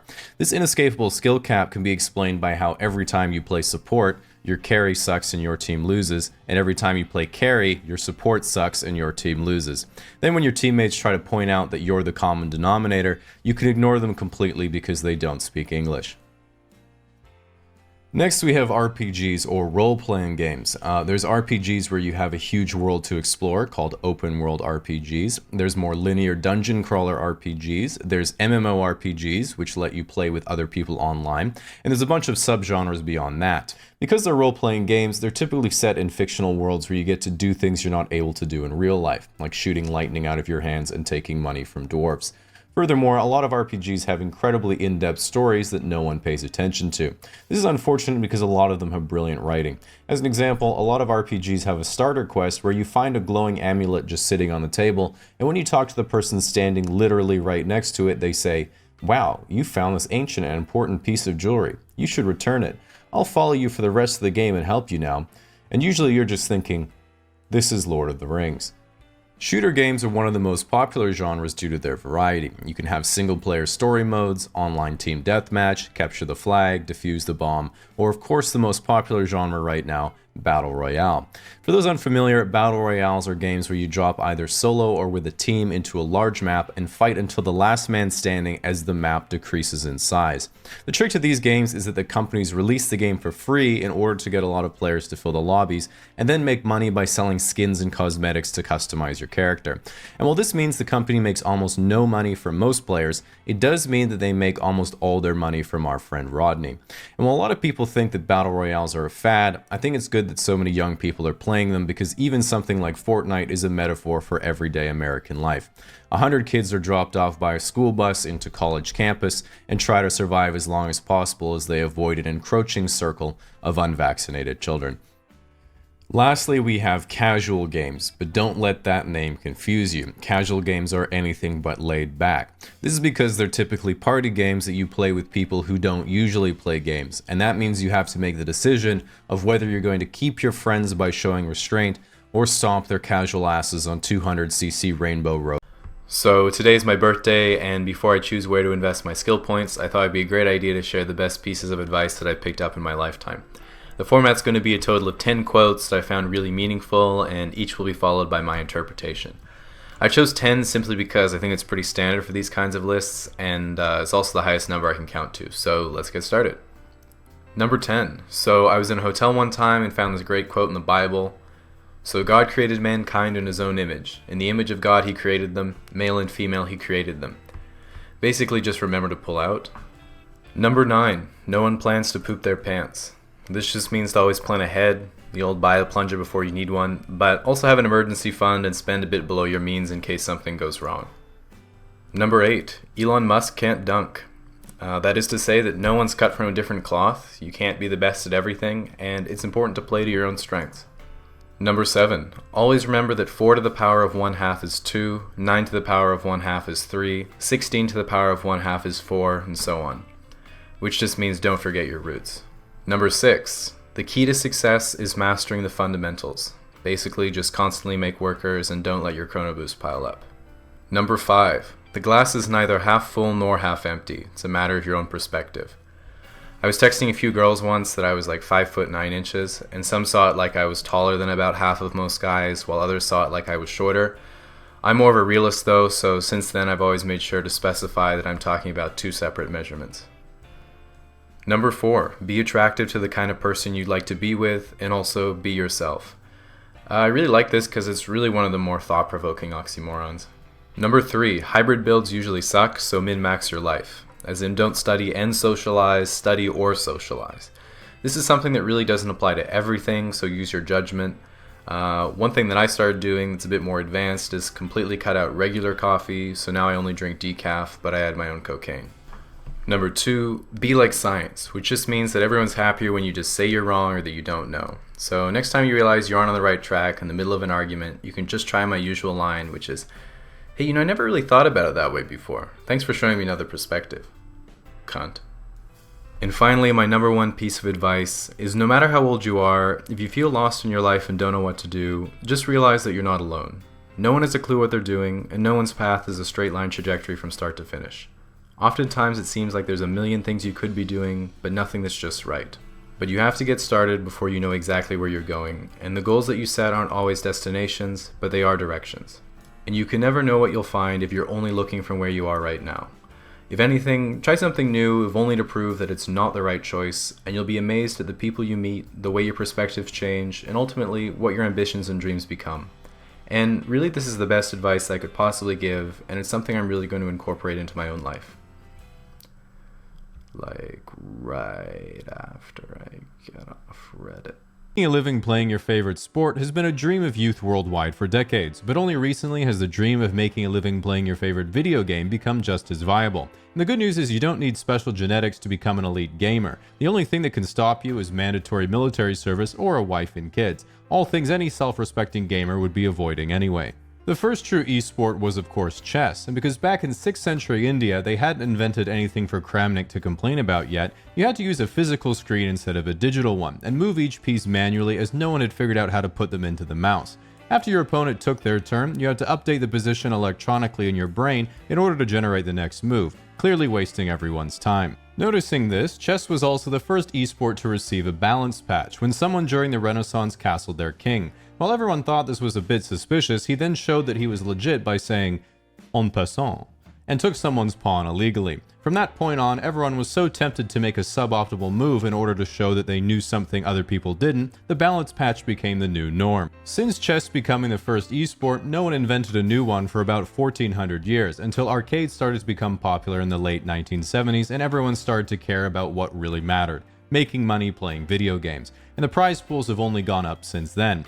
Back in the early 80s, if you were the best at Donkey Kong, the owner would give you your quarterback and a free milkshake. But if you're the best at your game nowadays, the House of Sod will give you a Lambo. One of the first questions you might ask about becoming an esports pro is how much money can you make? And it's a lot like professional sports. Do you mean how much money can you make, or how much money can you make? The top 100 Dota players have each made over $1 million in prize winnings, and there are roughly 10 million unique players each month. This means if you play Dota about once a month, and you're an American who plays basketball once a year, if you do the math, you're statistically closer to being in the NBA.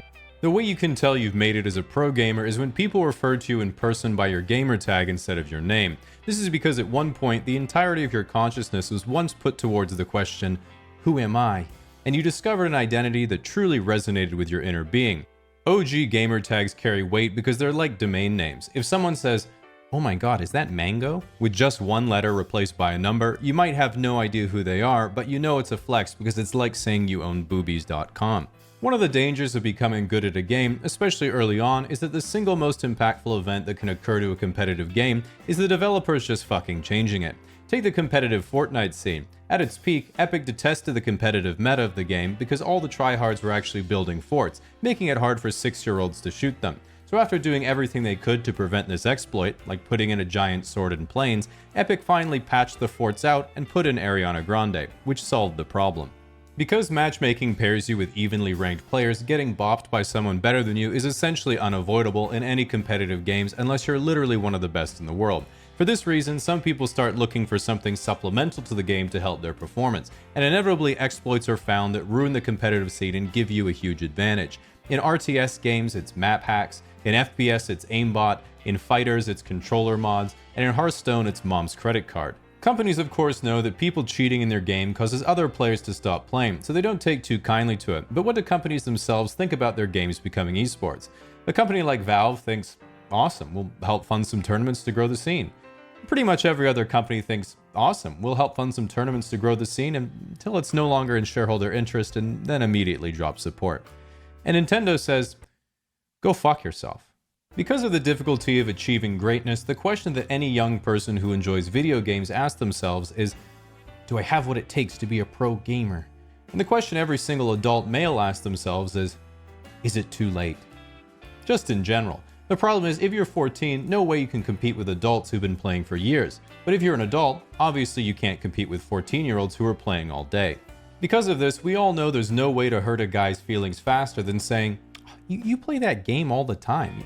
You must be really good by now. Which is why if you're a girl, there's some hard to swallow pills you have to understand as to why we still haven't got a Lambo or a free milkshake. If it's Counter-Strike or Valorant, it's because of work he's forced to use a trash setup that's ruining his gameplay. If it's StarCraft 1, it's because he plays Terran. If it's StarCraft 2, you need to educate yourself on the Zerg Cabal. If it's League or Dota, he probably has social anxiety when not speaking in Russian, Portuguese, or above 110 decibels. If it's Street Fighter, you need to know that Cammy and Chun-Li are actually very low-tier characters. No need to fact-check this information. If it's Bullet Chess, it's because fiber internet is actually very commonplace in India. If it's Hearthstone, it's because Jerome Powell won't lower interest rates. If it's Rocket League, not even joking, this game might actually be easier with real cars. Nevertheless, at the end of the day, as we've already established, the best thing you can do for your boyfriend's esports career is to leave him. Just remember, it's not him, it's you. Helping him. If you're the one trying to rise through the ranks, however, just remember that video games are meant to be fun, not a competition, which is my preferred coping mechanism when I enter a tournament and lose to a Korean child. Nevertheless, as someone who's been to a few before, you can always go to a video game tournament just for the experience. You get to enjoy not just the show, the competition, the fragrance, but you also get to meet the community in real life instead of just online and see what people are really like. You may regret this part. At least that's what their body language said to me. If you are thinking of signing up for even a local tournament, just remember that the worst that can happen is they ask for your Xbox Live gamer tag, which you can't risk falling into the hands of your enemies, along with your associated email, old YouTube, DeviantArt, and possibly Snapchat. So when I think about the future, I try to look at things that I think are going to make a more positive impact. And one thought that's really exciting for me is that there's a lot of things I've never experienced that I'm looking forward to, like medical advancements, driverless cars, artificial intelligence, receiving a compliment, and exploring new planets. It can be really hard to predict exactly when this stuff's going to come about, and a lot of people get a little ahead of themselves in their projections, which is why I've come up with this technique. Check when Elon Musk says it'll happen on Twitter, and it's not that. Now, while it's only a matter of time before Tesla builds a sphere of solar panels around the sun to power Elon's armored exoskeleton, I think it's pretty easy to cop out and make obvious predictions about the future, like we'll be using more renewable energy, our space program will be more advanced, I'll be drawing pictures on your coffee cup wondering how things went wrong, etc., etc. So let's take a look at some more specific predictions that might be coming in the near future. One of the most hyped technologies are autonomous vehicles, and I do think it's reasonable that within 10 years, driverless cars, much like Google Fiber, will be fully implemented and publicly available. But not where you live. Within the next 25 years, we'll hopefully see humans land on Mars for the first time, or at the very least see a return trip around its orbit. I'm excited because if those astronauts watch a casually explained video before they leave, the next one might almost be out when they get home. So in the next 50 years, we'll likely see some big changes in consumer electronics. It's really hard to predict that kind of stuff specifically though, because we don't know what breakthroughs are going to be real game changers and what big tech companies even have on their agendas. But I didn't want to be lame, so here are a few of my own predictions. Facebook and Oculus integration is finally completed, allowing you to live your Facebook friends more interesting lives. Apple releases the new iPhone X, a solid block of featureless aluminum, while the newly unveiled Apple interface is simply a MacBook dongle that inserts directly into your brain, and the Google Singularity absorbs all of its employees into a super sentient AI that governs the new world. So in 100 years, our whole world will likely look a lot different. This isn't just because of the new stuff that'll be around, there's also all the stuff that probably won't be around, like landlines, network TV, and Antarctica. Renewables will be our primary source of energy because everything else will be gone, but that's okay because we'll probably have a bustling colony on Mars that you can go and join at any time, if you had more money. Then in 500, 1,000 years, no one really knows. Just think if you told your average person in the 11th century that just 1,000 years from now, you could put hundreds of people inside a giant metal bird and fly them around the Earth. They'd be standing there thinking, you mean a cross. So in 1,000 years from now, we could be anywhere doing anything, exploring intergalactic space, living inside a simulation, or maybe it won't look a lot different from today. All things considered, I'm really optimistic about the future, and really the only downside to all. So fundamentally, the friend zone is a bit of a relationship purgatory where, although it's not exactly gender exclusive, it's more often than not when a guy's sexual interest in a girl is met with only platonic friendship. And realistically, it's totally fine for a girl to like a guy's personality but not really be interested in a relationship. The trouble usually comes from the fact that a lot of the time, guys don't even realize they've been friend zoned. And this can happen for a lot of reasons, but sometimes, even though a girl might not be interested, a guy can misinterpret the signal she's giving off and get too attached. So if you're a girl, try to avoid being in the same room, looking in our general direction, or winking both eyes at the same time. And sometimes, if a guy really doesn't get it, you might have to clearly tell him that you're only friends, or he's probably going to end up with hurt feelings at one point or another. Like I was recently at Starbucks, and there was a really cute girl taking my order, so we chatted for a second, and she asked for my name to write on the cup. Then when I got my drink, I saw that my name had 2 hearts around it. And that was honestly one of the best feelings of my life, and I was about to say something when I saw that she also drew a couple of hearts for a guy named Aaron right behind me. fucking slut. Now, I'm sure some of you are wondering if you're in the friend zone right now, and it usually progresses in stages, so you can see which one you might fall into. The first stage is denial, which is believing you aren't in the friend zone. The second stage is anger, which is coming to the realization that maybe you are. The third stage is bargaining, which is begging to take her on a date even though she's always showing you pictures of other guys. The fourth stage is depression, which is realizing she was showing you those pictures because she thought you were gay. And finally, the fifth stage is acceptance, which is realizing that one of them's pretty cute and what do you have to lose? Now, the most important question of all is, can you get out of the friend zone? And interestingly, not too long ago, I was reading that a few psychologists at Penn State actually compiled a practical guide for men to get out of the friend zone. It looks like this. Of course, the first thing is identifying you're actually in the friend zone, then you execute the following steps. Step 1, be more attractive. It's worth mentioning while this guide is certainly effective, it can be kind of difficult to implement and at least takes a bit of time. So one last piece of advice I was given a while ago was if you're ever in doubt, ask the girl out. The logic being that she either says yes and that's great, or she says no and you have your answer. But I've realized that this saying greatly underestimates my power for debilitating retrospection, which is why next time we're talking about how to get out of the friend zone, into the friend with benefits zone, where nothing goes wrong.